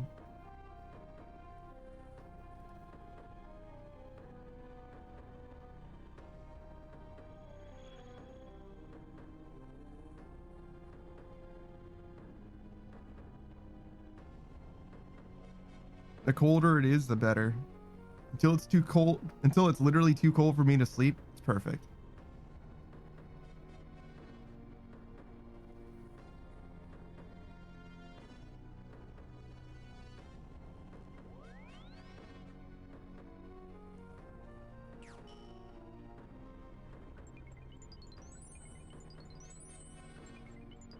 Zero says, bro, going from Canada to the southern US, winters here are a joke. Yeah, I bet. I bet. Zero says, I don't wear hoodies or jackets for heat, solely for style. That's pretty funny.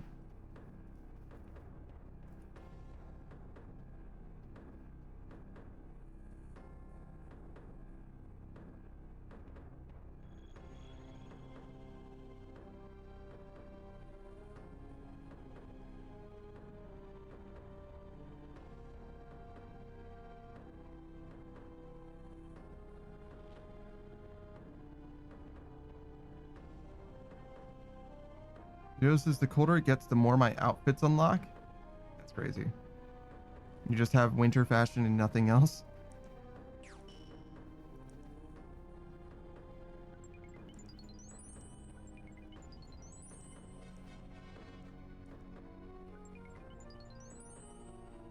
Zero says winter and fall. Sure, sure.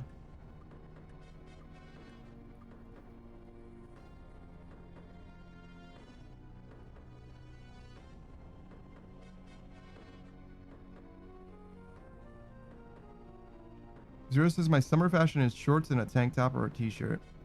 When I'm home in the AC, a hoodie. Dang. AC just stays on, huh? I mean, it makes sense. A lot of people live that way. I usually only turn it on when I need it. And that's mostly, not even mostly, it's partly just for, I pointed at you, but obviously you can't tell. The webcam, the phone that I use to capture my face. That's most of the reason I use the AC at all. If it were like before I started streaming, I didn't turn the AC on in the summer at all. I just suffered in heat because like I can bear it, it's fine, but my devices, especially my phone, do not like being hot. Zero says that's a lie. I turn it to fan only mode when I leave for work. My little window unit, so my dog doesn't get too hot and it doesn't run my electricity bill up. I see.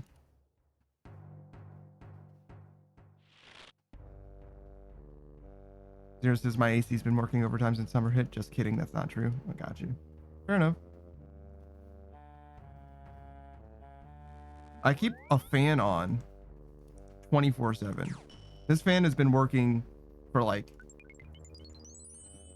probably, I think it's before I started streaming actually, so probably like, well, at least 2 years. Definitely 2 years. We'll say 2, because I know it was definitely when I was streaming, right? But maybe longer. But anyways, besides that, I got a new tower fan that's just in the same path as the other fan, just because the other fan's on the far end of the room.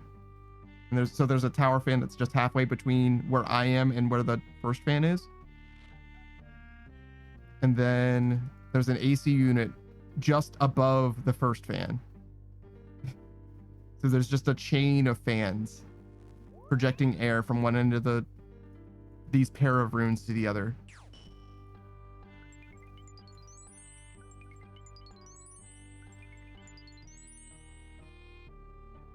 Zero says, I keep my AC on fan mode all night. The only issue is by the time I wake up, it's 85 and I'm sweating and dehydrated.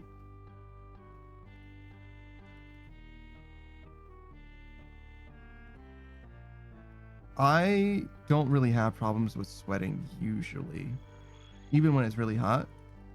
The best thing I ever did was get an extremely thin blanket. Extremely thin blanket. I think you could do better than that. I've seen someone who had like a chainmail blanket, which is like Chainmail. Yeah, like literally just like links of steel, like as you would see in chainmail, but it's just a sheet of chainmail. And I think that would be basically like heat wicking, like it's almost like an endothermic blanket, because you're transferring your body heat to the metal and the metal's just wicking it away, right? Because it doesn't hold it very well. So like basically you're just heating up the metal and losing heat yourself. That would only really serve if you like having something on you, but you don't want to be warm. You don't need to be warm. It's hot. But I would definitely rock that shit. I would love to have something like that. Zero says, dude, a chainmail blanket sounds dope until it snags a hair or bites you. Yeah, you gotta be careful.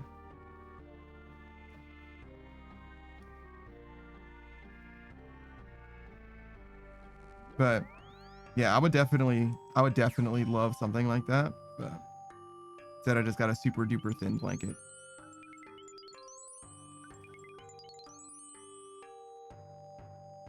Zero says, you got a fan for your fan that's chilled by the AC to grace your skin with cool air? Yes. I have a fan to further the range of my fan that is projecting my AC's air to me. Indeed. That is precisely what is going on.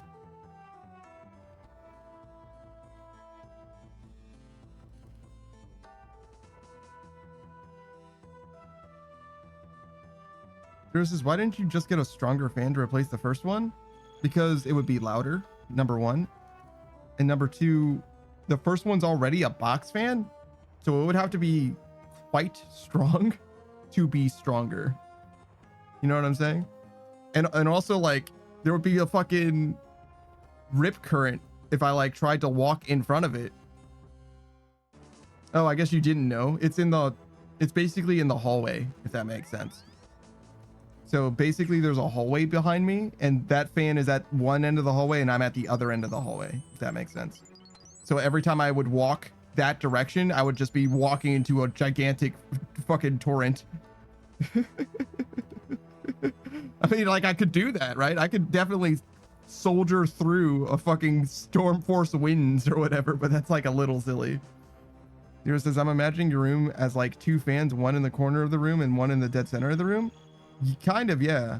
There's a hallway instead, but that's basically right. Well, it's not a hallway. There's two rooms that are adjoining to each other, and there's a doorway connecting them. But there effectively is a hallway there because on one end of the door is the stairs up, so there's like open floor there, and on the other end of the door is where my bed is, right? So there's a choke point where that door is, where the fan, one of the fans is, and on the other end at the wall there's another fan.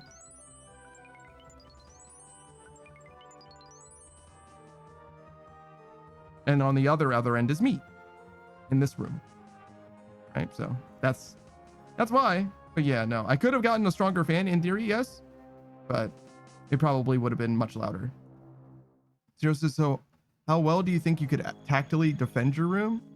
My back is to the doorway. So like Zero, if somebody wanted to murder me while I'm streaming, they would be able, not only would they be sneaking up behind me, they would be sneaking up behind me with the cover of two fans and potentially my AC on while I have earbuds in, you know what I mean? Lokran says free food. Yeah, no, it would be over for me for sure. If someone wanted to get me, I would get gotted, bro. That would be it. Zero says two fans, AC, and RuneScape. Yeah, no, it would be a wrap, bro. It would be a wrap. Actually, the main self-defense mechanism that I have is that there's no lights on anywhere. So if they're sneaking up on me at nighttime, they are cursing up a storm, kicking fucking everything that I know is there, but they don't know is there. You know what I mean? They're not using a flashlight. I would see the flashlight, obviously, right? They're just stumbling over shit is the thing. I've got fucking landmines for no fucking reason. Snares and shit that they're stumbling into. That would be the only reason. Like literally as I enter from the room downstairs to my kitchen, there's a blackout curtain. And at night, obviously, it's dark. And there's a blackout kitchen dividing those two rooms, which means that in order for me to enter my kitchen, I have to reach into the night. I have to go down the stairs, turn to the right, reach into the darkness before me, grab the curtain and move it to the side so that I can get past it. Like, I just have to have faith that it's there. You know what I mean? And likewise, the other direction too. As I move from my kitchen, so usually my kitchen doesn't have blackout curtains on all the windows. So usually there, even when it's night, I can still see because of the light of just night.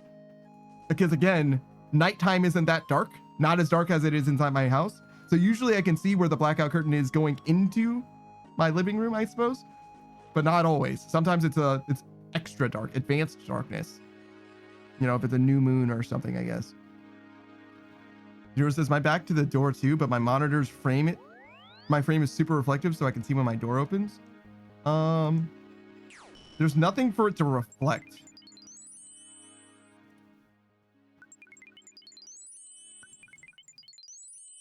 Yeah, there's literally nothing for it to... I have no idea how reflective. I mean, I don't see me, I guess. So that sort of tells me, I guess, that it's not reflective.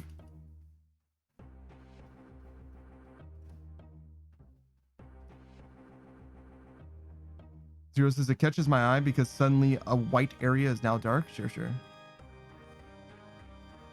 But yeah, aside from that, you said, how well could I tactically defend my room from a SWAT stand up?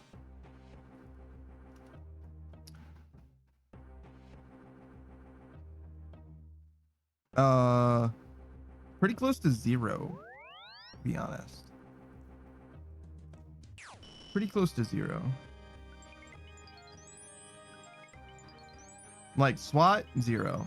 I could defend it from a small child, maybe a rambunctious teenager, but like a grown adult, that's like, I give myself 50-50 odds. You know what I'm saying?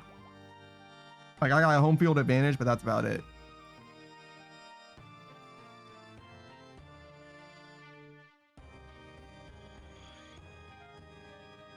Zero says, standoff. I figured the word out. Congratulations. Zero says, see, I'll have you know I graduated with a 3.8 GPA. Wow, that's pretty good. I don't remember what my GPA was. It wasn't good in college, I promise you that.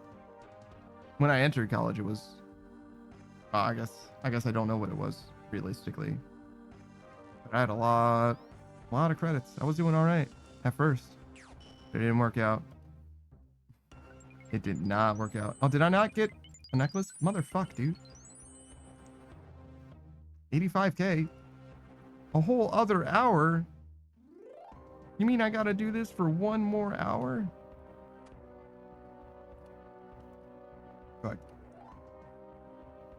Zero says, my heavy ass long way dresser sits next to the door, so if I needed to, in theory, I could close the door, lock it, and slide the dresser in front of the door. Yeah, no, I got stairs there, bro, so there's not a lot that I can do. I mean, I do have a mattress. I guess I can like flip the mattress to block the stairs, but only kinda. Actually, no, it probably would work pretty well to block it.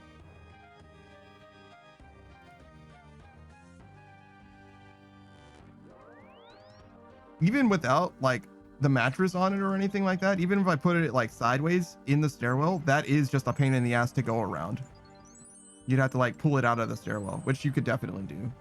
Probably. Maybe I could like trap it somehow.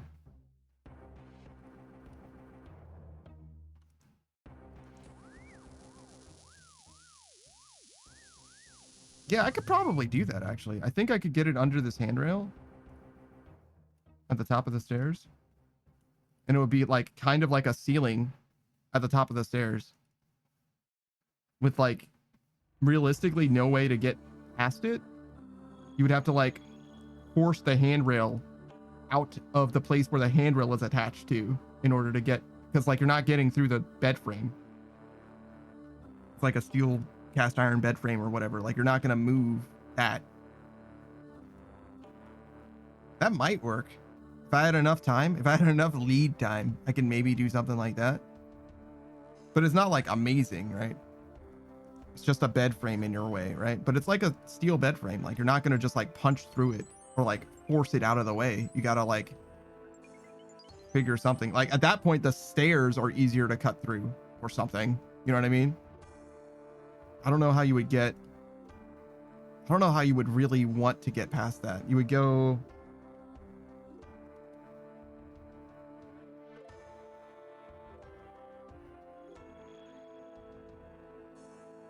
yeah, it's going to be rough. Zero says, I don't know. The time you got is you see them pull up out the window. I can't. I have blackout curtains. And you have until they break down the front door and make it to your room.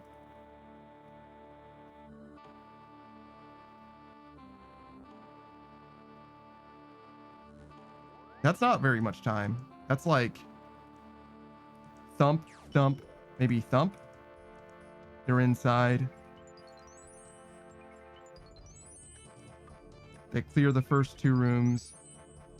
They check the next room, clear that room. They're up the stairs.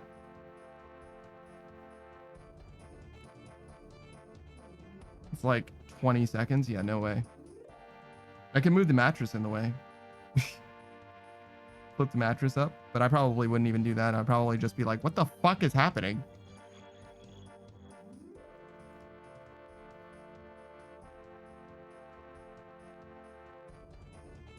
Realistically, yeah.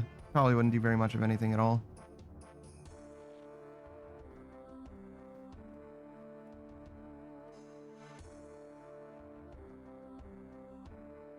Dang, if I didn't end early for Muspin's 1.5 refresh, we would already be done. It's okay. It was worth it. I learned so much more lore. Well, I didn't really learn more lore. I better understand, you know? Because you'll hear names, right?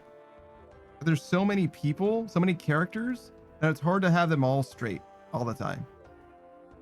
Zero says, well, see, that's why everyone needs the homemade shotgun doorbell for unwanted visitors. That's crazy. I don't think that you can have something like that legally. A shotgun booby trap is not permissible by the Supreme Court, I believe.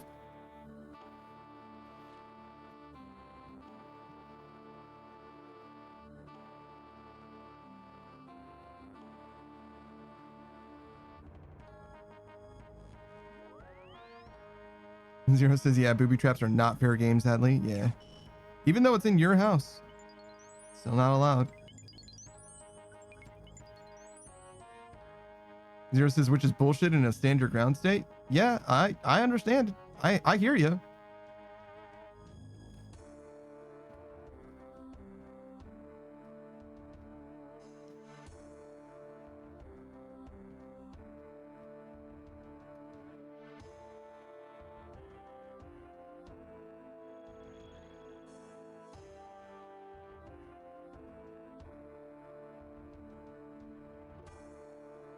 What do you think about if your house doesn't have like a path from your, like the car parking area to your house, right? There's just like a grass field and you put up signs that say beware of landmines.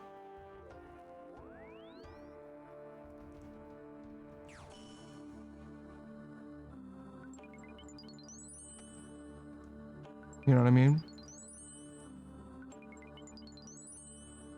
The occasional like upturned dirt area. How do you feel about that?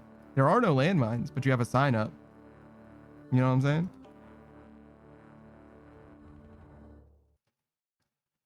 Maybe some shrapnel, some areas that are roped off a little bit. You know what I mean? What do you think about that? Just do a little bit of free psychological damage. Just is like, if you got the balls to break into my house, then it seems to me that you have the balls to lose your everything below the knees. I kind of hear you.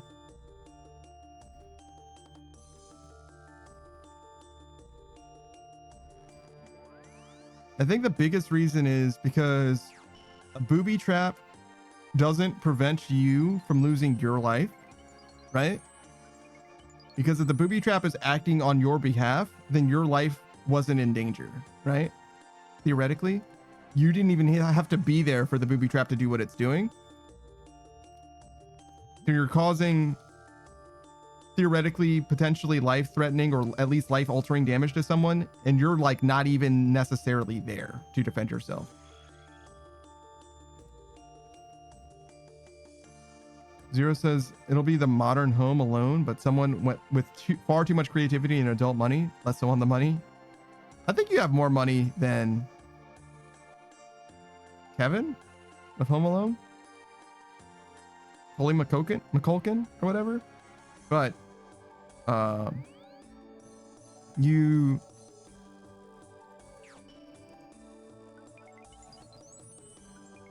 have less money than the family did, but I don't know. Your house is probably about as like fully equipped. It's probably a nice parable to your actual house, I would imagine. Zero says, did you see his grocery store order price? Insane. Yeah, but like that's not part of the home defense, is it? Did he use the groceries to defend himself?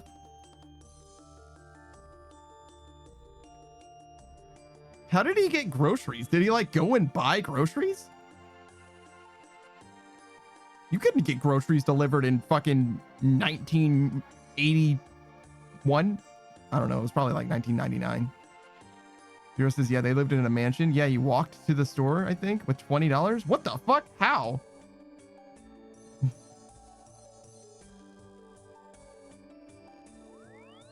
How did he get a huge amount of groceries for $20? Where the fuck is he?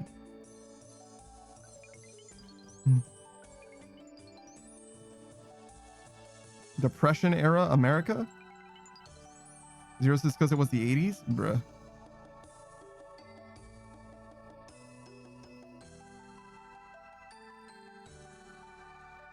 Zero says it's been a while since I've seen Home Alone. Yeah, definitely it's been a long time for me as well. I should ask Savage. It's a Christmas movie. That means he knows everything there is to know about it.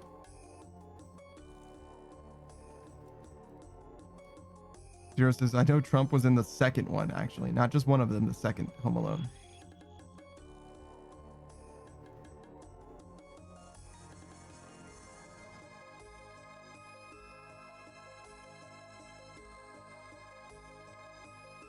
That one's in New York, right? So it makes it easy.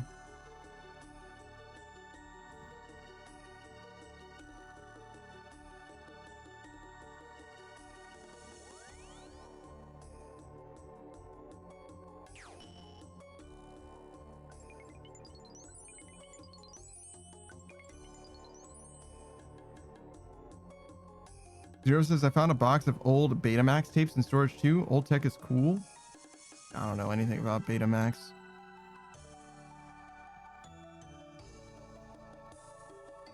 Zero says, I can't find the player though. Not sure I wanna either. Well, it's probably just like home footage.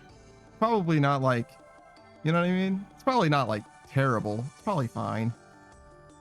Zero says, I don't know what's on those tapes. It's probably fine. You gotta know.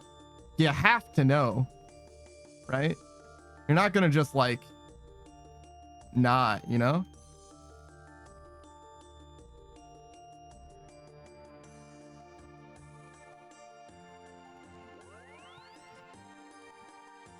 You'd rather live with the cursed knowledge than wonder? I certainly would. Zero says, I also don't have a Betamax player. Well, it's in there. You'll probably find it. It's probably in there. Why would they keep the Betamax tapes and get rid of the Betamax player, right? Surely it's in there somewhere.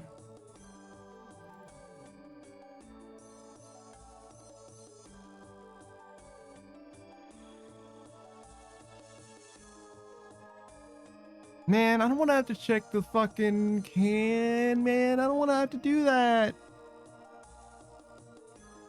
I probably will. I'm not going to do it during the stream, though.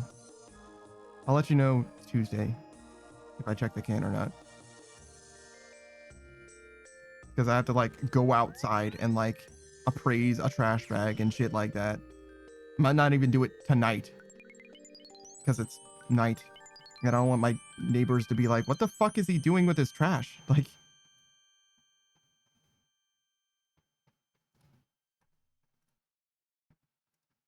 I mean, they probably would just assume I'm putting a trash bag in, to be fair. There's this amazing link for your neighbors. Go root around in your trash cans. Be loud with it. Yell and curse. True.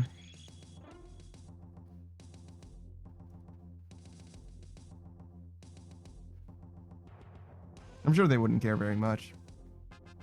I keep to myself. You know what I mean? I mow my grass. I try not to be a bother. I'm sure that they appreciate that.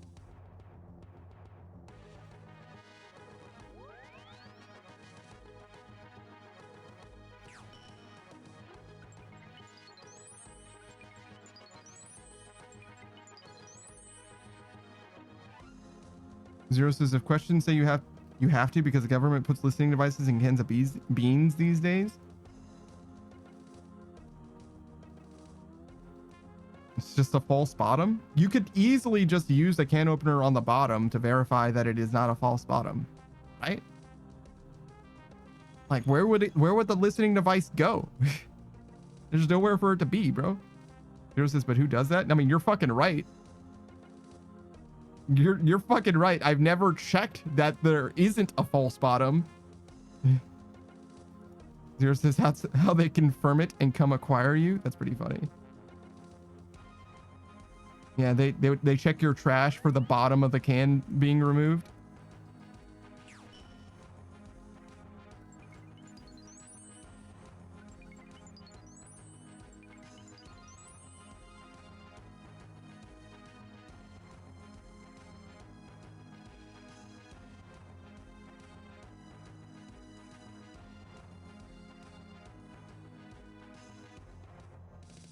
What should I eat today?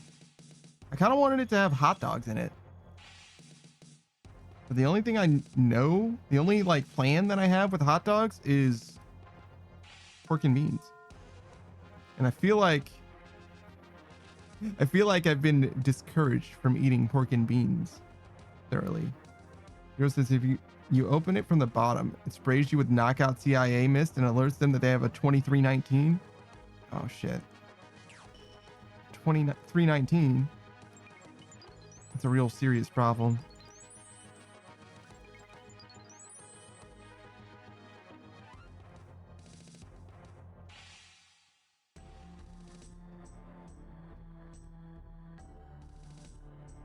Zero says you should instead buy a can of chili and boil the dogs in chili. And have chili dogs? But I don't have chili.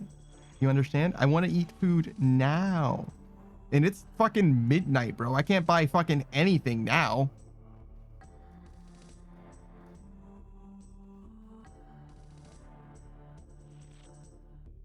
I've got what I've got at this point. I gotta make it to dawn before I can buy more shit.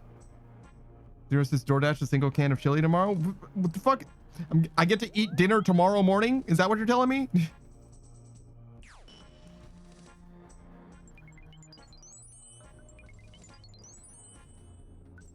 Zero says yes. Fuck you, man. Zero says it's dinner time somewhere. You're a bastard. I'll have you know. I didn't do anything to deserve this kind of treatment from you.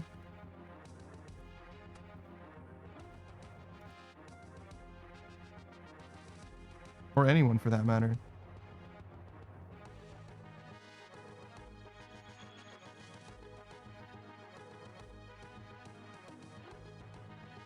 Zero says, damn it, now I want a chili dog? Yeah, look at you. Cursed yourself. Zero says, I don't want to put on pants and go cook? Do you need to do both of those things? Surely you can just go cook. What is your cock out or something? Like, what's the problem? Zero says, I have a roommate. And yes, my cock is out. Oh, I see. That makes sense.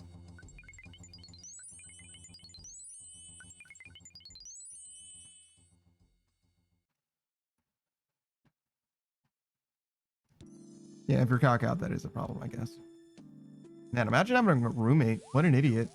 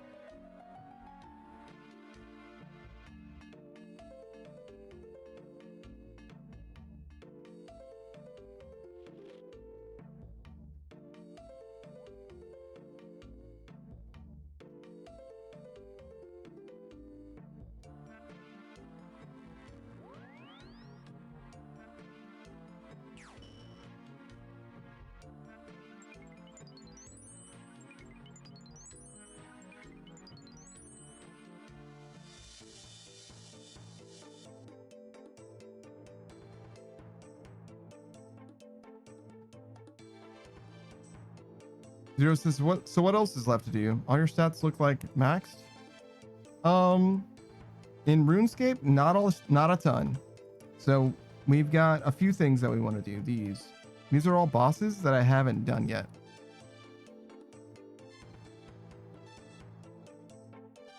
So that'll be tomorrow.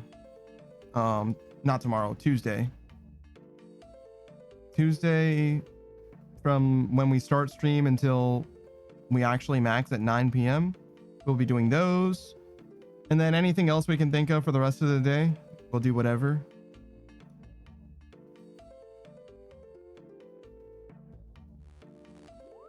And then we'll come back to RuneScape whenever there's new content, like sailing or quests. And we probably will come back for a community challenge where we'll tackle one of the end game level threats that are good for progression in Inferno or the Quiver at Coliseum. Zero says, set up VTube Studio on your phone and do a cooking stream, but we can't see it. You just got to take your word for it. I could definitely do that. I could 100% do that.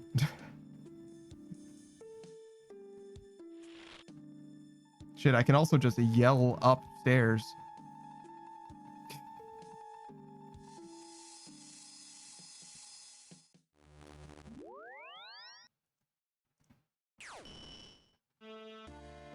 Versus do a cooking stream purely in MS Paint.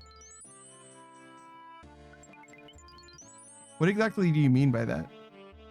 Am I cooking or am I doing MS Paint? I can't do both, right? So how does the MS Paint come into the equation exactly? Cooking on MS Paint. So like I walk you through how to cook something by drawing in MS Paint?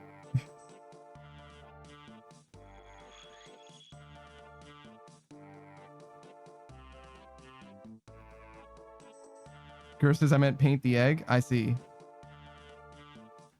That's pretty good. Girl says, nah, hype up a cooking stream for months and make it seem like an IRL thing, but when the day comes, just load up Cooking Simulator. Pretty good. Girl says, you paint the egg, then you paint the pan. Yeah, no, I got you. I got you.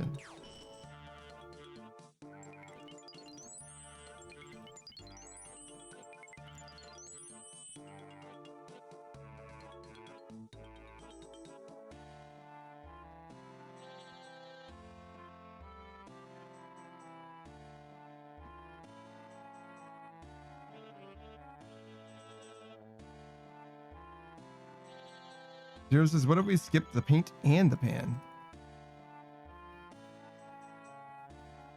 What? Zero says, in fact, skip the egg altogether and DoorDash Taco Bell cooking stream where I just order food from DoorDash. That's pretty based.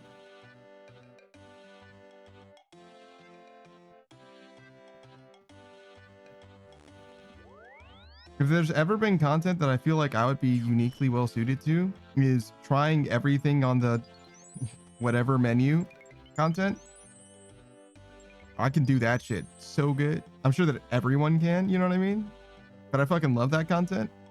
And also love trying things. I imagine most people feel the same way though, right? Here's this paint DoorDash. You're so fucking right, girl. This is why you're the fucking brains of this operation. You understand?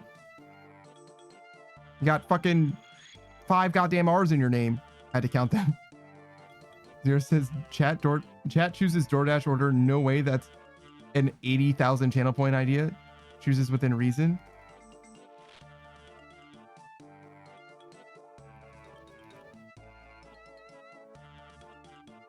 I mean, I wouldn't even care what you guys ordered as long as it was like sub like $20 or something like that. You know what I'm saying? I'll take whatever you guys order from whatever place you want to order it from. You can't make it but so cursed. As long as it costs me less than $20, it's fine.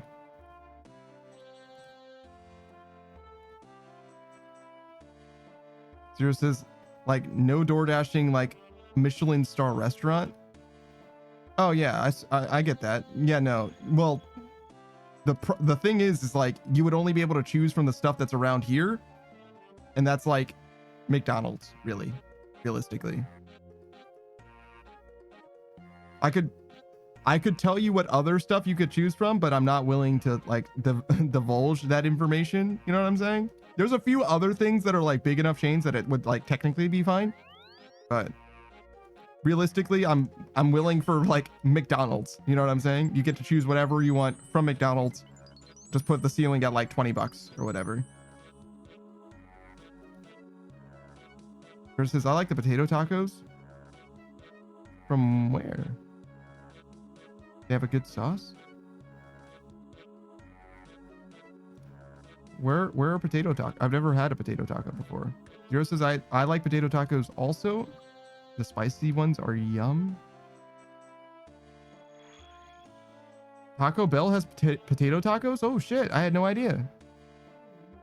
The vegan option at Taco Bell says Zero. Okay. Zero says instead of meat, it's potato. I feel like I gathered that much, but okay. Thank you for clarifying. Zero says and it works really fucking well. One thing that I've tried recently was replacing the beef in spaghetti with carrots. And I have to say, it worked very, very well when I did that. And now I've had, the last time I had spaghetti, I had spaghetti with beef and carrots. And that also was very fucking good. So to me, spaghetti just has carrots now, to be honest. That's the conclusion that I've come to. I don't know why. But like part of spaghetti is carrots. Boiled carrots.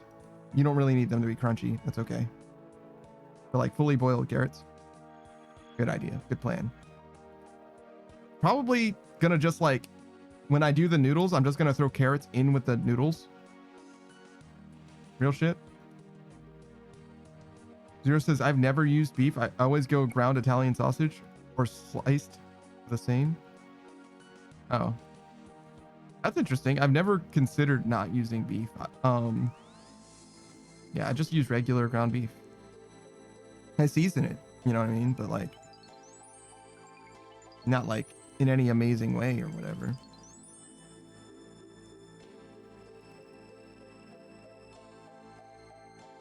Just like regular shit. Oregano, garlic powder, onion powder.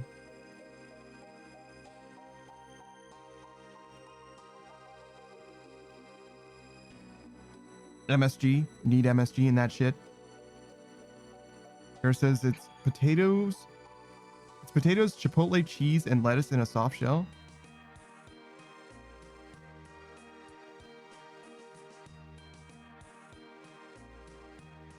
Is Chipotle a sauce? I just thought it was a restaurant.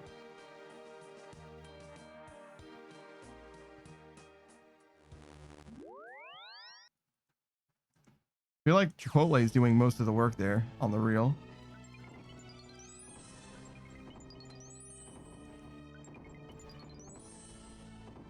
Zero says, I cook the sausage in the oven about 65-75% of the way and then take it out and slice it up and toss it in the spaghetti sauce to finish cooking.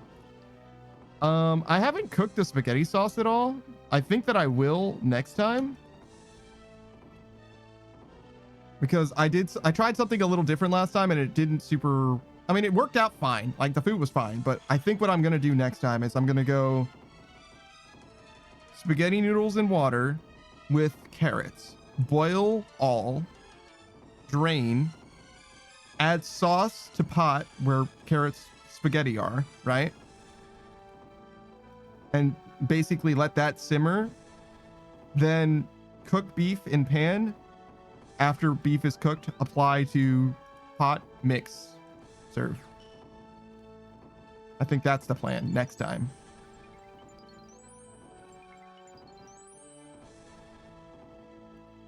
Zero says, do it from scratch. It's so much better. Trust. What is?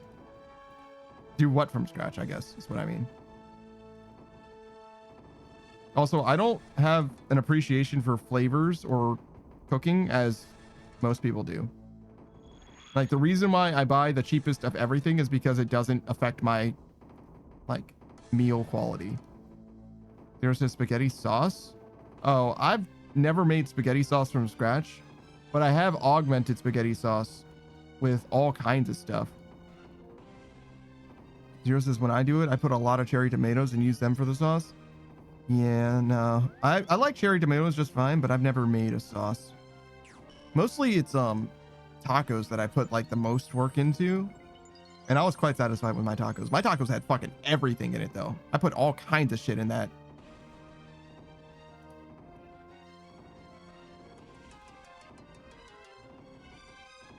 Like, it might not even be recognizable as tacos. It's got so many fucking different ingredients in that shit. Here's this chipotle peppers are ripe. Red jalapenos that have been smoked and dried to preserve them. And impart a smoky, earthy flavor. Oh, interesting. Zero says, you gotta try my Taki taco idea at some point. I swear it's yummy as fuck. I guess. Should be easy enough, I guess.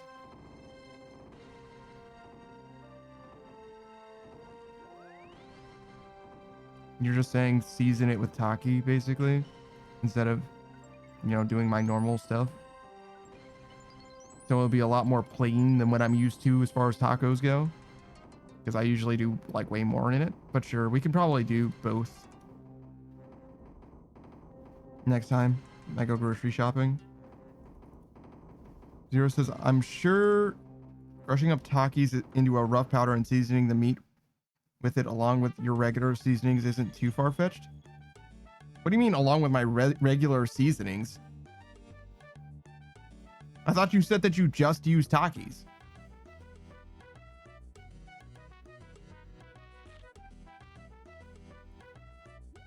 Yo, what's up, Cam? Also, hello, Spot.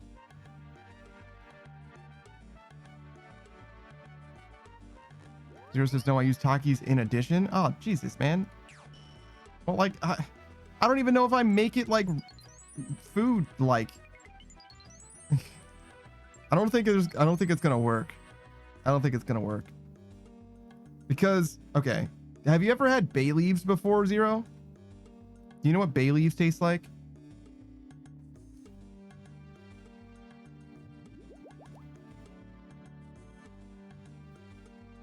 Zero says yes. Okay. How many bay leaves do you use to cook something? Like, let's say you were going to serve yourself a bowl full of food, like some kind of a soup or something. How many bay leaves would you use for that?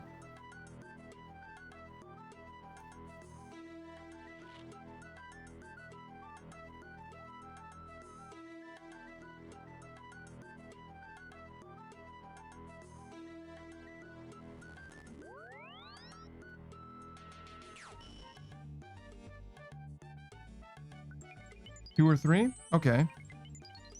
I've used bay leaves before as directed, right? And it didn't seem like it had an effect. Like, I didn't notice a flavor difference in the bay leaf being there, right? So what I did the next time I had a recipe that called for bay leaves is that I used all of my bay leaves. I used probably 15 bay leaves.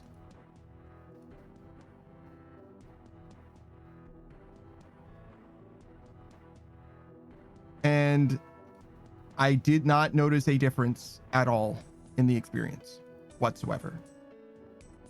So as far as I can tell, bay leaves are fully a waste of money. They do nothing.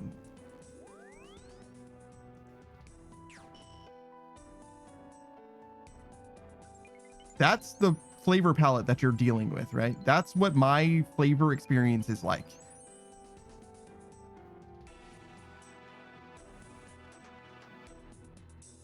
Unless it's an extremely strong flavor, I will not know it is there. Zero says, honestly, you get a better flavor if you use one big bay leaf over 2 or 3 little ones. Well, I mean, I used all that I fucking had. Zero says, the only acceptable answer is 1 to 3 in an entire recipe. I hear you. I've only ever seen 1 to 3 called for, but I've never experienced a difference ever.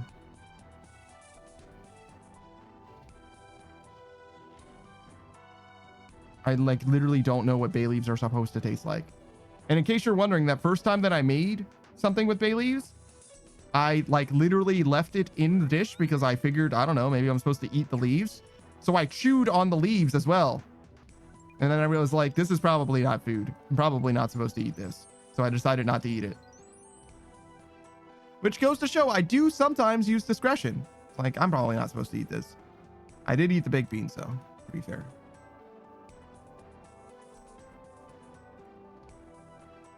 Zero says, have you ever tried cooking spinach?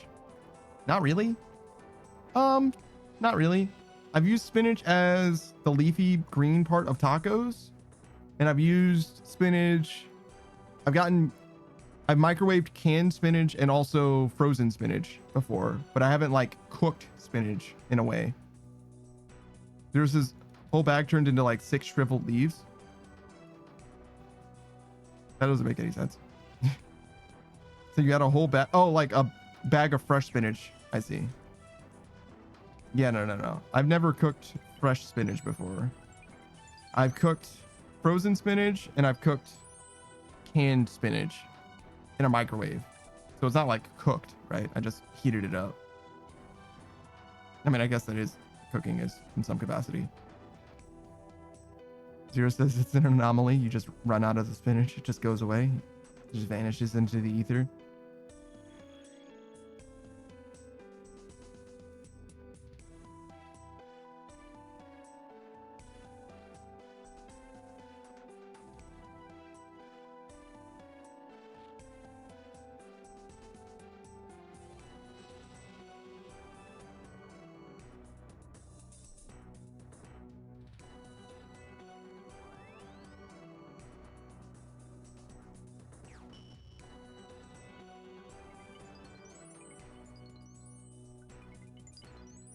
Yours is somewhere there's an old eldritch creature kept only at bay from invading our dimension. From all the fresh spinach that gets dumped in there while cooking? I doubt it.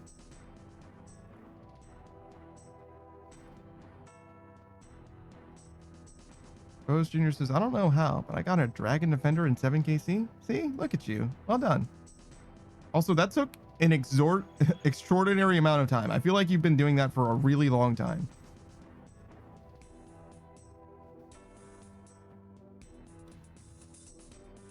Holy shit. That was like 3 hours at least. Holy shit. Oh, okay. Thank God.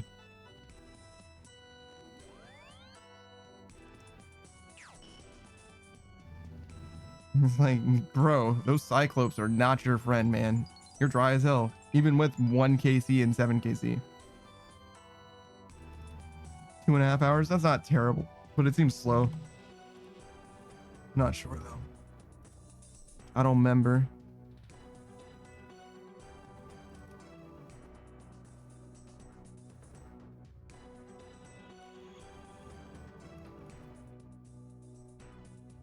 Eight and a half hours already. That's okay. We'll stay a little late. We're 40K away. We want to get at least like 26K. Probably a little more. Probably like 30K. Maybe whatever we've got. Something like that.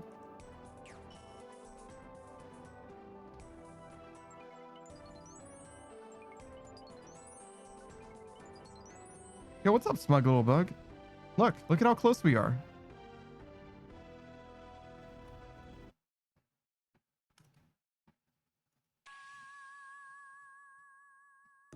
That's it. This last 40,000 and we get 75K an hour. It's not going to happen today though. Tuesday, I think 9 p.m. East Coast time. But we're close.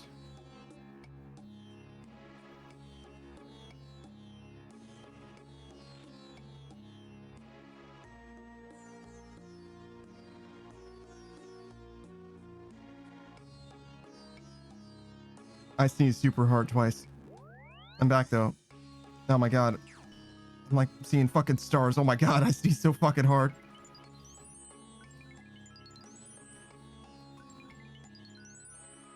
Buck says I missed most of it. Do it again, please. True. Well done. Yeah, absolutely the fuck not.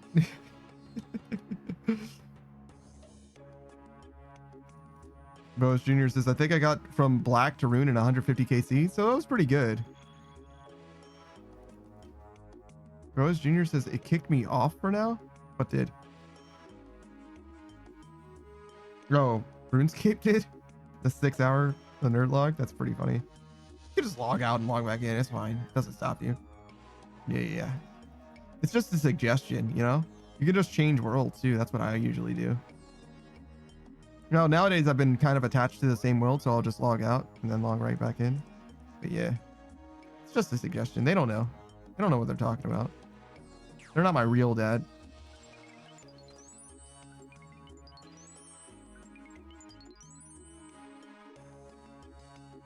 You know who else isn't my real dad? Oh, 1 second. This is a segue, just be patient.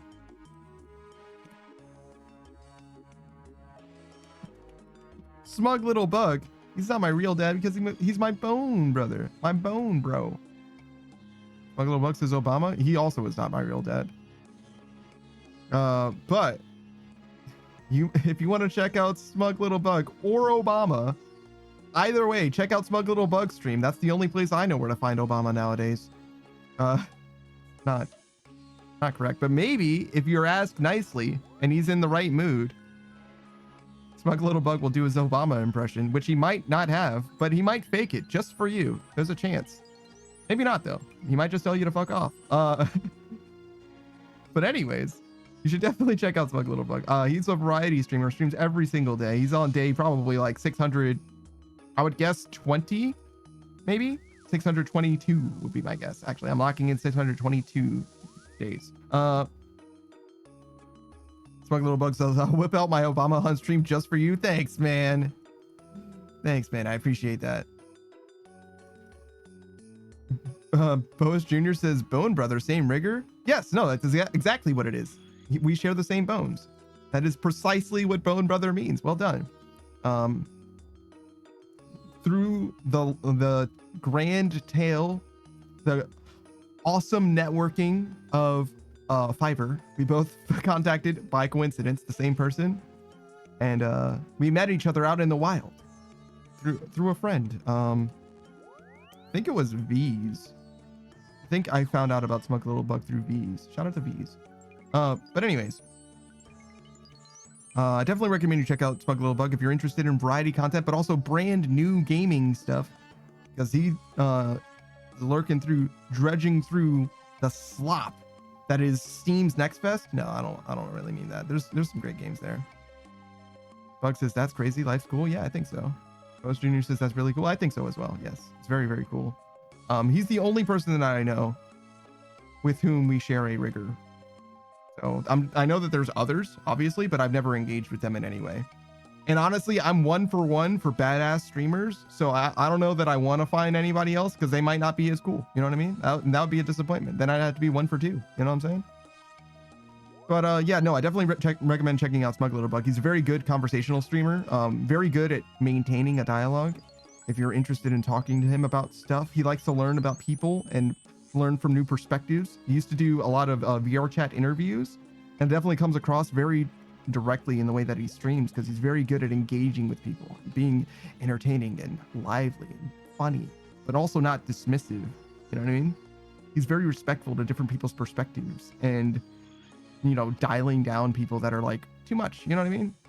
He can redress you in a way that is courteous and respectful, and makes me feel like I haven't been dismissed if I like need to dial it down. You know what I mean? And sometimes I need that.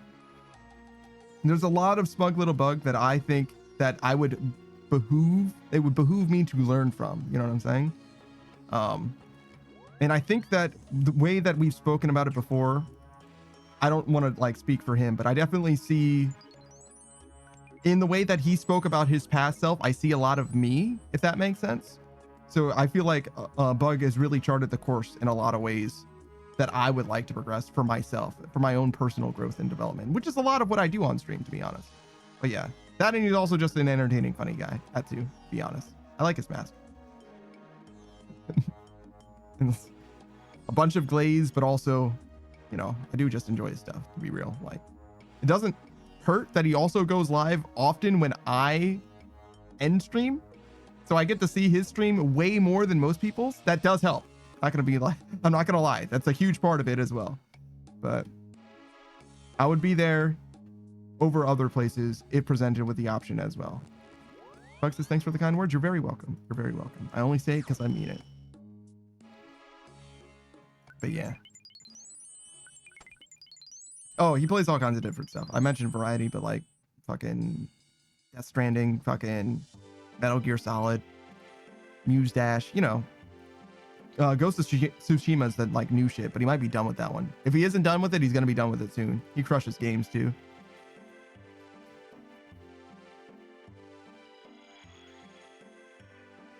Your draft says a presidential non-father to Panda?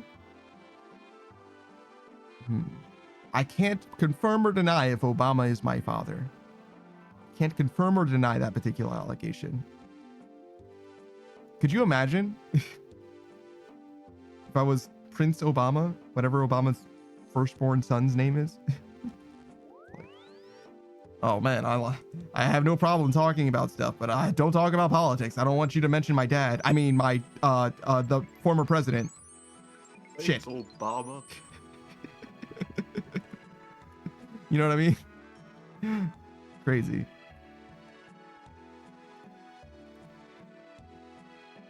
My fellow Americans. Dad, shut up.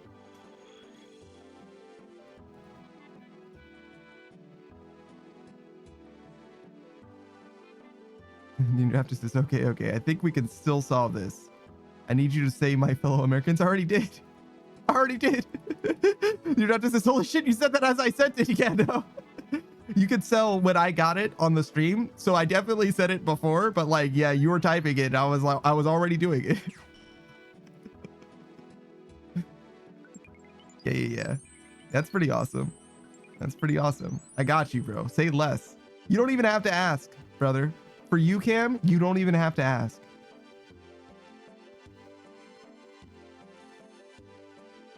You draft says, I just want to know that what Obama's last name is. Obama's last name. President? Correct. I think so, right? That makes sense. Because they either call him Obama or Mr. President. So I'm going to go with President. Final answer.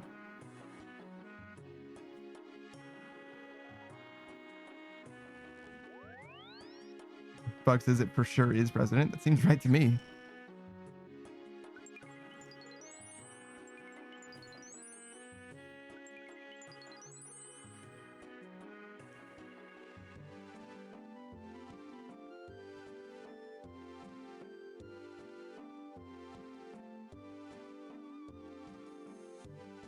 Look at how small my soul rune pile is. Look, there's only 900.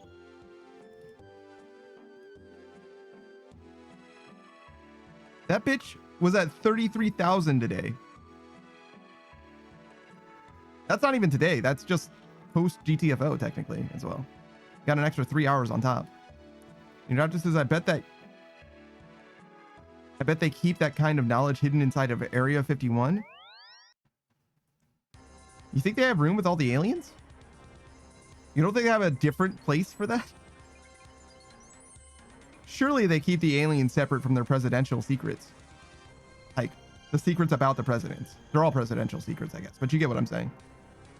Like, you don't want to, like, mix the shit up, right? That would be a real problem. A logistical nightmare. You send the intern to the wrong hallway, you know what I mean? He has to fucking confront Zornu or whatever.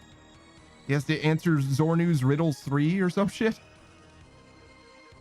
Smug Little Buck says they are the same thing, you fool. Oh my god! Smug Little Buck says presidents are aliens. The presidents have been aliens all along. You're so right. It's not a silly, like, consolidation of space to store their secrets. They are the same secret. And the drafted says maybe. I think it's on a flash drive in a drawer or something. There's a YouTube comedy skit duo that I've been watching recently, and they have a bit about the afterlife, right? And they had to like downscale the afterlife. Like you downloaded yourself into like a digital afterlife, right? But they had to downscale because the funding died. So instead of it being like a perfect universe that you can like explore and live forever, it's just one room, like a 20 by 20 room that has like mirror walls around it. But you like wake up in the afterlife, you're dead, right? So like that's your existence, but you can choose to die, I guess, like a final death, a second death. And there's like an AI companion that's like walking through your like the settings and features that you have available to you. Extremely limited. It was a very good bit, very, very good skit. I loved it very much. Interruptus is reptilian humanoids? No, that can't be right. Oh, not Zuckerberg's kind. You see him blink horizontally as well as vertically? That was crazy.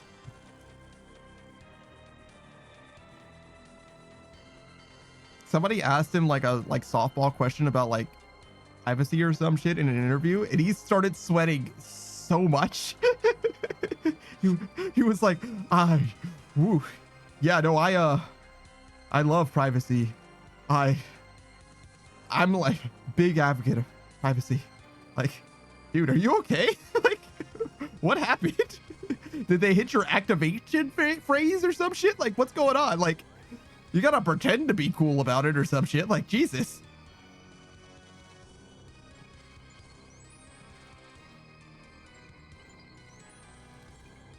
The Interruptus says he loves his sweet baby Ray's barbecue sauce. Does he? The Interruptus says he puts that shit on the shelf in his living room. Yeah. I do remember this now. I do love Sweet Baby Ray's. I love Sweet Baby Ray's.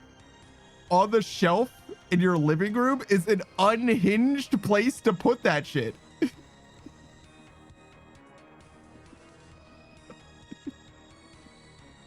There is no world where that is where that goes. No world where that is a thing. Were you barbecuing in your fireplace?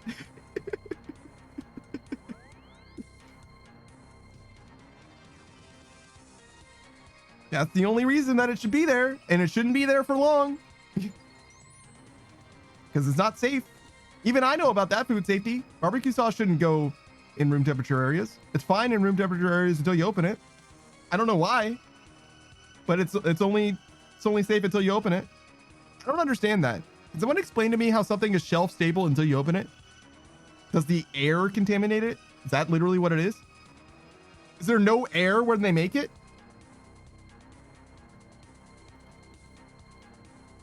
How does that happen? I have so many questions. Shit, Zero's in here. He's my food safety guy. Pikachu won't even ask AI for me. He's sleeping.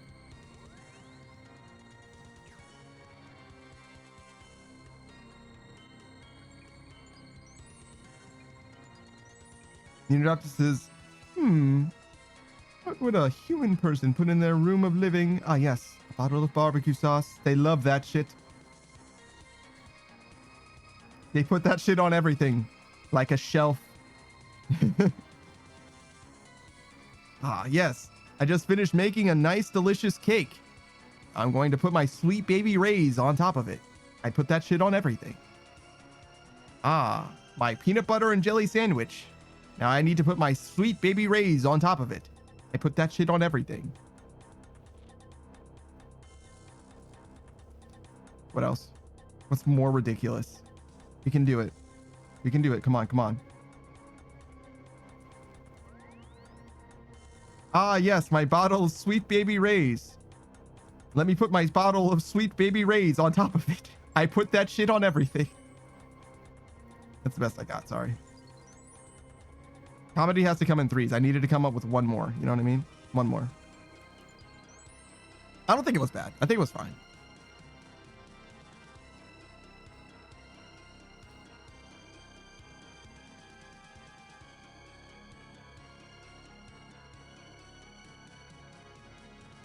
Boas Jr. says vacuum equals preserved opened equals no more vacuum.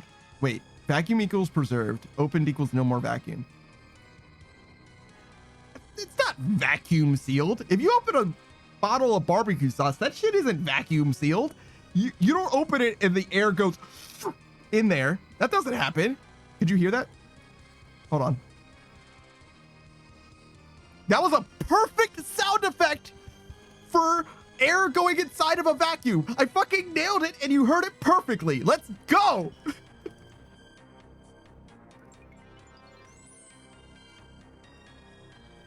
I'm so satisfied with that. Thank you, mic suppression, for not suppressing that audio. That was exactly what I wanted you to do.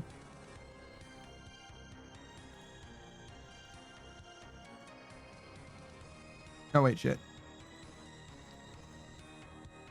Boas Jr. says it's sealed. It is sealed. Boas Jr. says it was sealed before you opened it, though. Yes, it was sealed. So it's airtight, but airtight doesn't mean that it's a vacuum. Like, Boas Jr. Bags of potato chips, right? Every bag of potato chips you've ever seen. Airtight, sealed, not a vacuum. Obviously, right?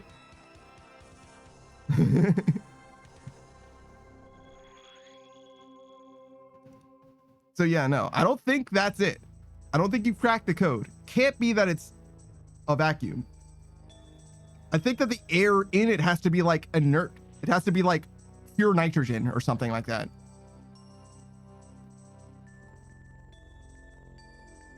All right, so what I need to do is I need to like open a brand new container of barbecue sauce, evacuate my lungs, fill it with whatever is inside, fill it with whatever's inside of that container. And if I suffocate, that means it's nitrogen.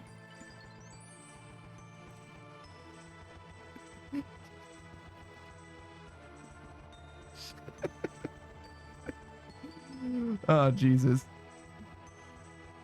Bruce Jr. says for science, it's the only way. It's the only way to know. What do you mean an episode of How It's Made? No, that's ridiculous. I can't watch that. That's made by the feds. I need to do my own science. Do your own research. I prefer watching How It's Really Made. Is that the where they dub over episodes of How It's Made and they just talk about random shit? Yeah. Excellent. Excellent.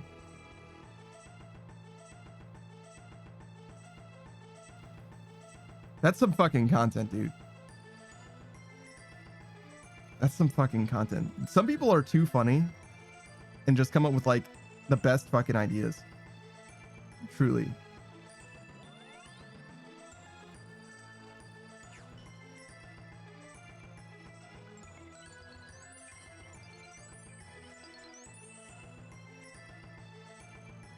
All right, we could just do one more, but we've got a few soul runes left, so I guess we'll just do as much as we've got soul runes unless we get like really close. Thank you, Cam, for capturing the perfect vacuum sound effect for me. Thank you. I was considering clipping it. I didn't, so you saved me.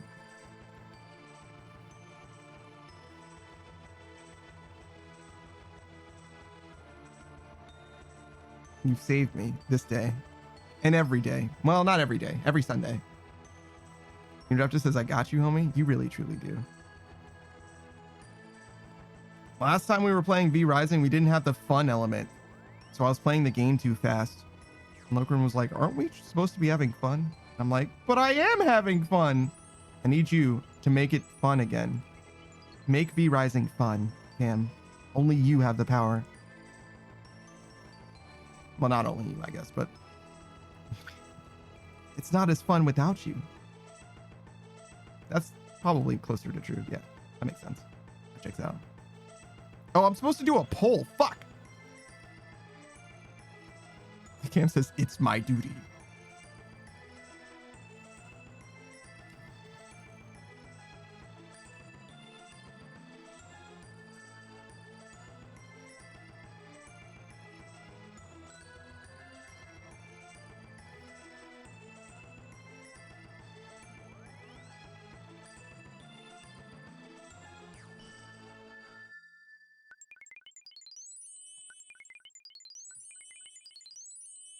How we doing? 12,000? We might be able to do the rest of these.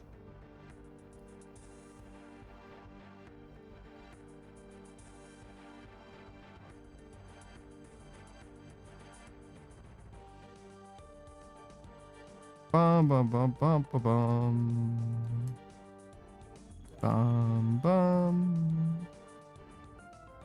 Oh bum bum.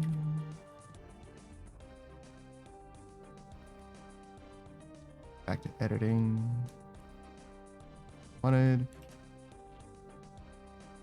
Doctor says, is raw mustard really a thing people eat? I didn't know that was a thing. I don't know if people really eat it. I think it was a joke submission. It's probably technically edible, but I don't think that people actually eat it now.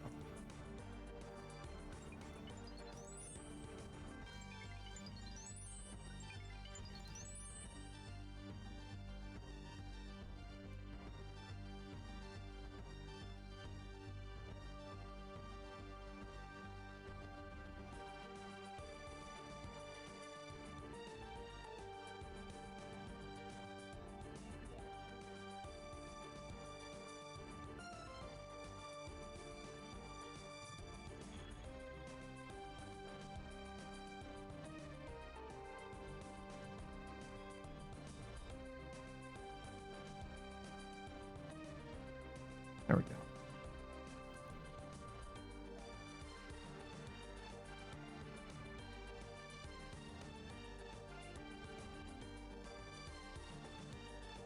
No. Look at that. Unfortunately, I am going to edge the fuck out of you. I've said many times that we're not doing it today, and I stand by that. Unless I do it on accident, like literally right now, we're not leveling up runecrafting today. It's not happening. It's going to happen on Tuesday, 9 p.m. You don't have to be there if you don't want to. The bot will be there forever.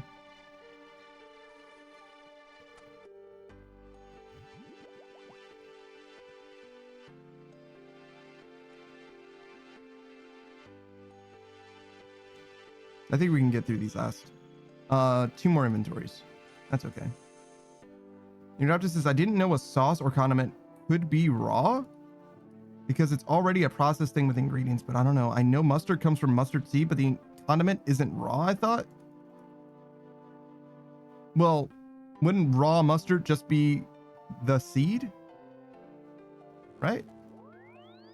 Because ground mustard is just that. It's just mustard ground, like the seed ground. So to me, it's just the mustard seed itself, right? I don't know.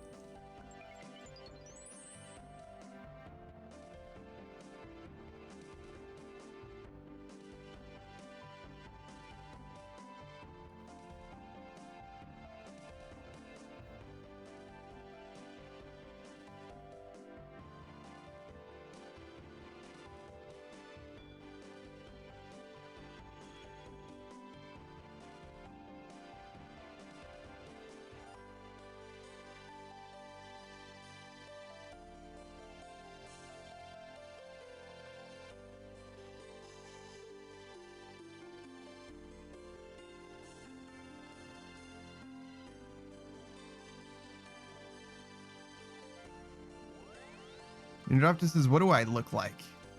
Oh, here it comes. Here comes the comedy. Everyone strap in. Wolfgang Puck Gordon Ramsay? Bro, I can't even make instant mac and cheese properly. What, do you like not add the milk?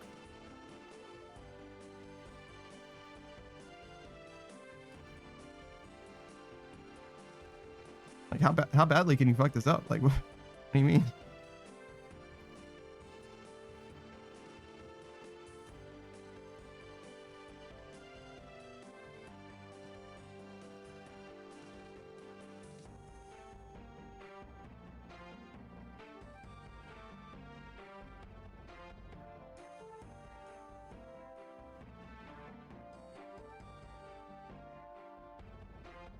Oh my god. Feels so weird to have it over there.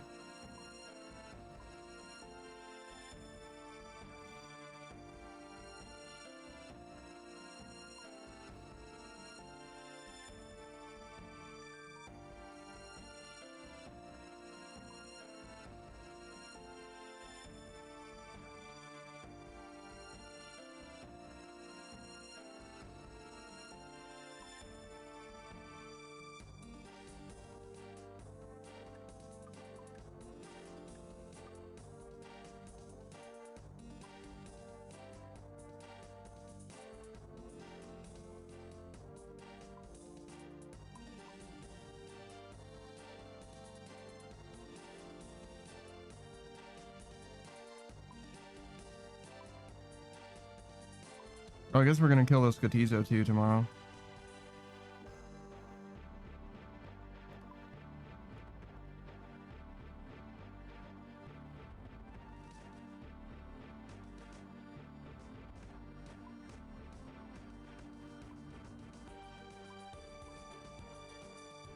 Or not tomorrow, Tuesday. Oh no, it's tomorrow now. Nice, we did it. All right, uncharge. Yes.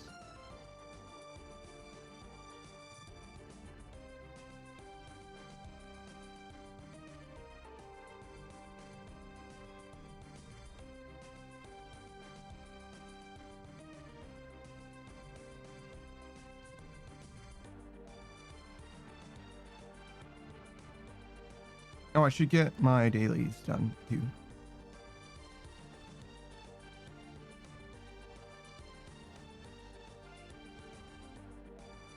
And Drafter says, let's just say it ends up looking like candle wax. That's crazy. Drafter says, and what the fuck is oatmeal? It's like oats, right? For a meal. Why would you do this? Why have you done this?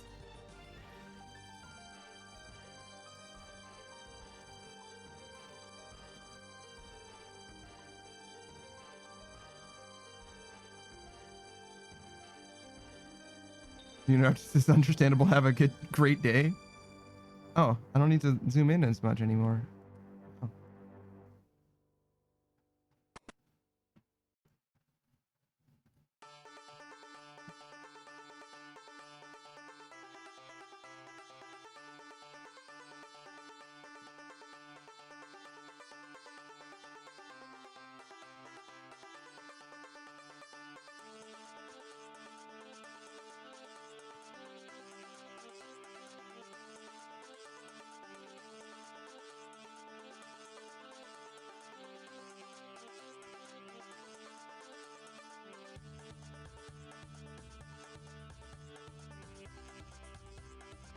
New Drafter says, oh, he touched grass? Spot? Yeah, he sure did. He likes cows.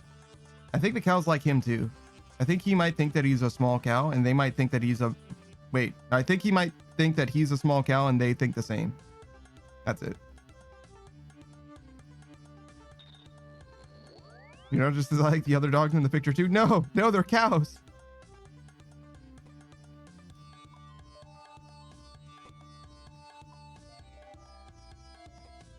You gotta believe me.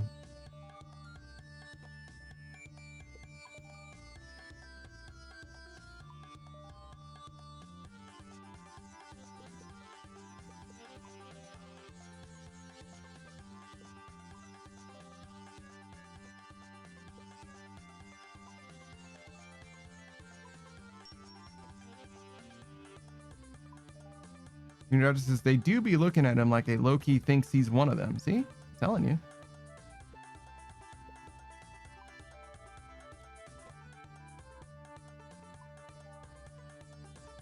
I should maybe decant those actually. You usually get way more for the stamina potions or any potion if you decant them first. I'll just turn these into 4 doses.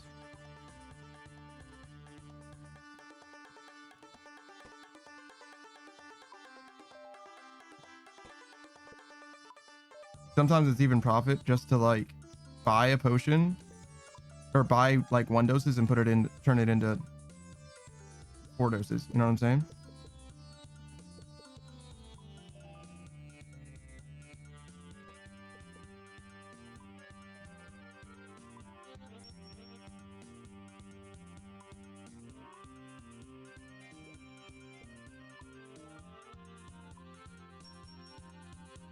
That's a lot of fucking money. Wait, ether catalyst too.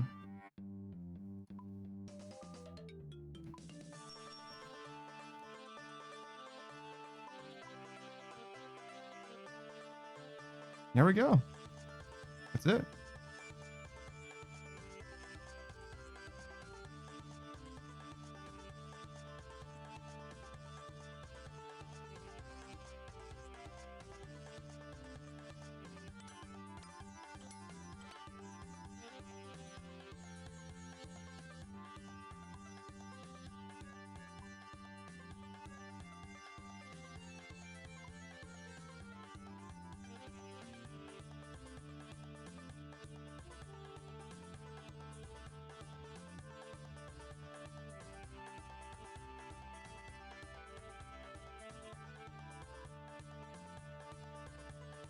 Yeah. Now, that's a RuneScape gamer right there. Ghost Junior says that's a lot of money. Yeah. I mean, we made 250 mil leveling runecrafting. Like most of the money that we made. I mean, look, today, just what you saw today, we made 8 million gold.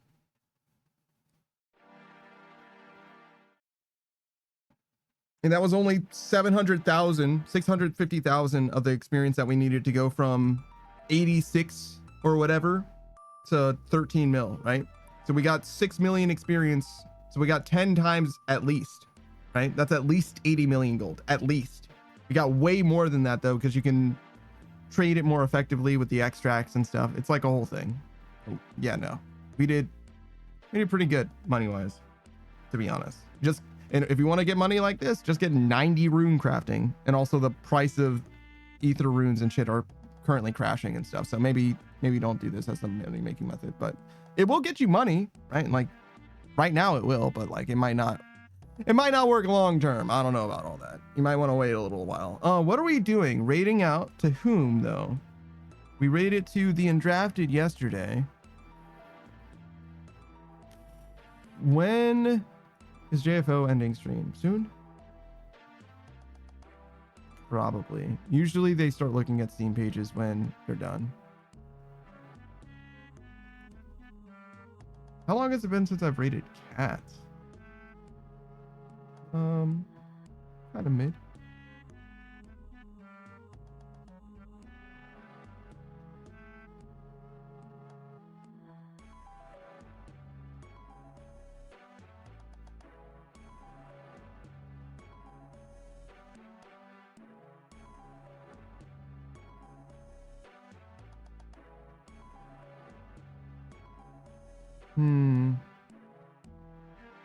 It's been a while since I've raided Unknown Queen as well, right? Let's see what's it like over there.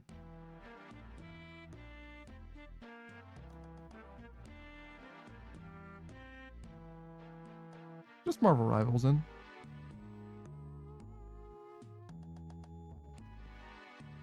Oh man, Zero's not here. Damn. If Zero's here, I would write Elian for sure. He like went to bed or whatever. It's a little hard to hear them, so maybe not them today.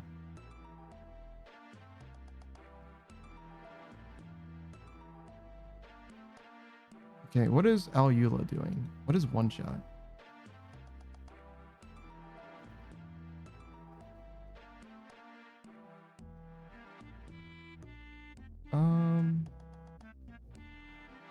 Is the vibe good? Sure. Yeah, sure. We'll read Alula then. How long has it been? Are you even on the list? I don't even see them here. Okay, that's fine. Can add them to the list. It happens sometimes. Alula Caster. Alula Caster, if you didn't know, is a furry VTuber. They usually play a lot of fighting games, but they play a wide variety of games as well. Besides, right now they are playing One Shot, which I don't know anything about that. But it looks like an Undertale kind of RPG maker sort of thing, maybe, but I have no idea for sure. We're gonna find out together. But other than that, they've been playing Grand Blue Fantasy Rising Versus, Capcom versus SNK 2, Guilty Gear Strive. I'm looking at their stuff. Oh, Uma Musume, ew, it mobile game, stinky. But also Shantae and Night in the Woods. That's a fantastic what's it called? Walking simulator, like a text-based story game, if you will. I imagine One Shot is similar, but I'm not sure. We're gonna find out together. But that's gonna be it for your boy. We're gonna be back come Tuesday, bright and early, 5 p.m. It's not early yet actually at all, but it's gonna be 5 p.m. when we start the stream. It's gonna be 9 p.m. when we max. So if you want to be there, 9 p.m. for me is about 3-4 hours ago ish, about 3 hours ago. So that's when, but it's 9 p.m. EST. You'll be able to figure it out. I believe in you. But that'll be it for your boy. I'll see you guys later. Goodbye, everybody. Goodbye. Bye.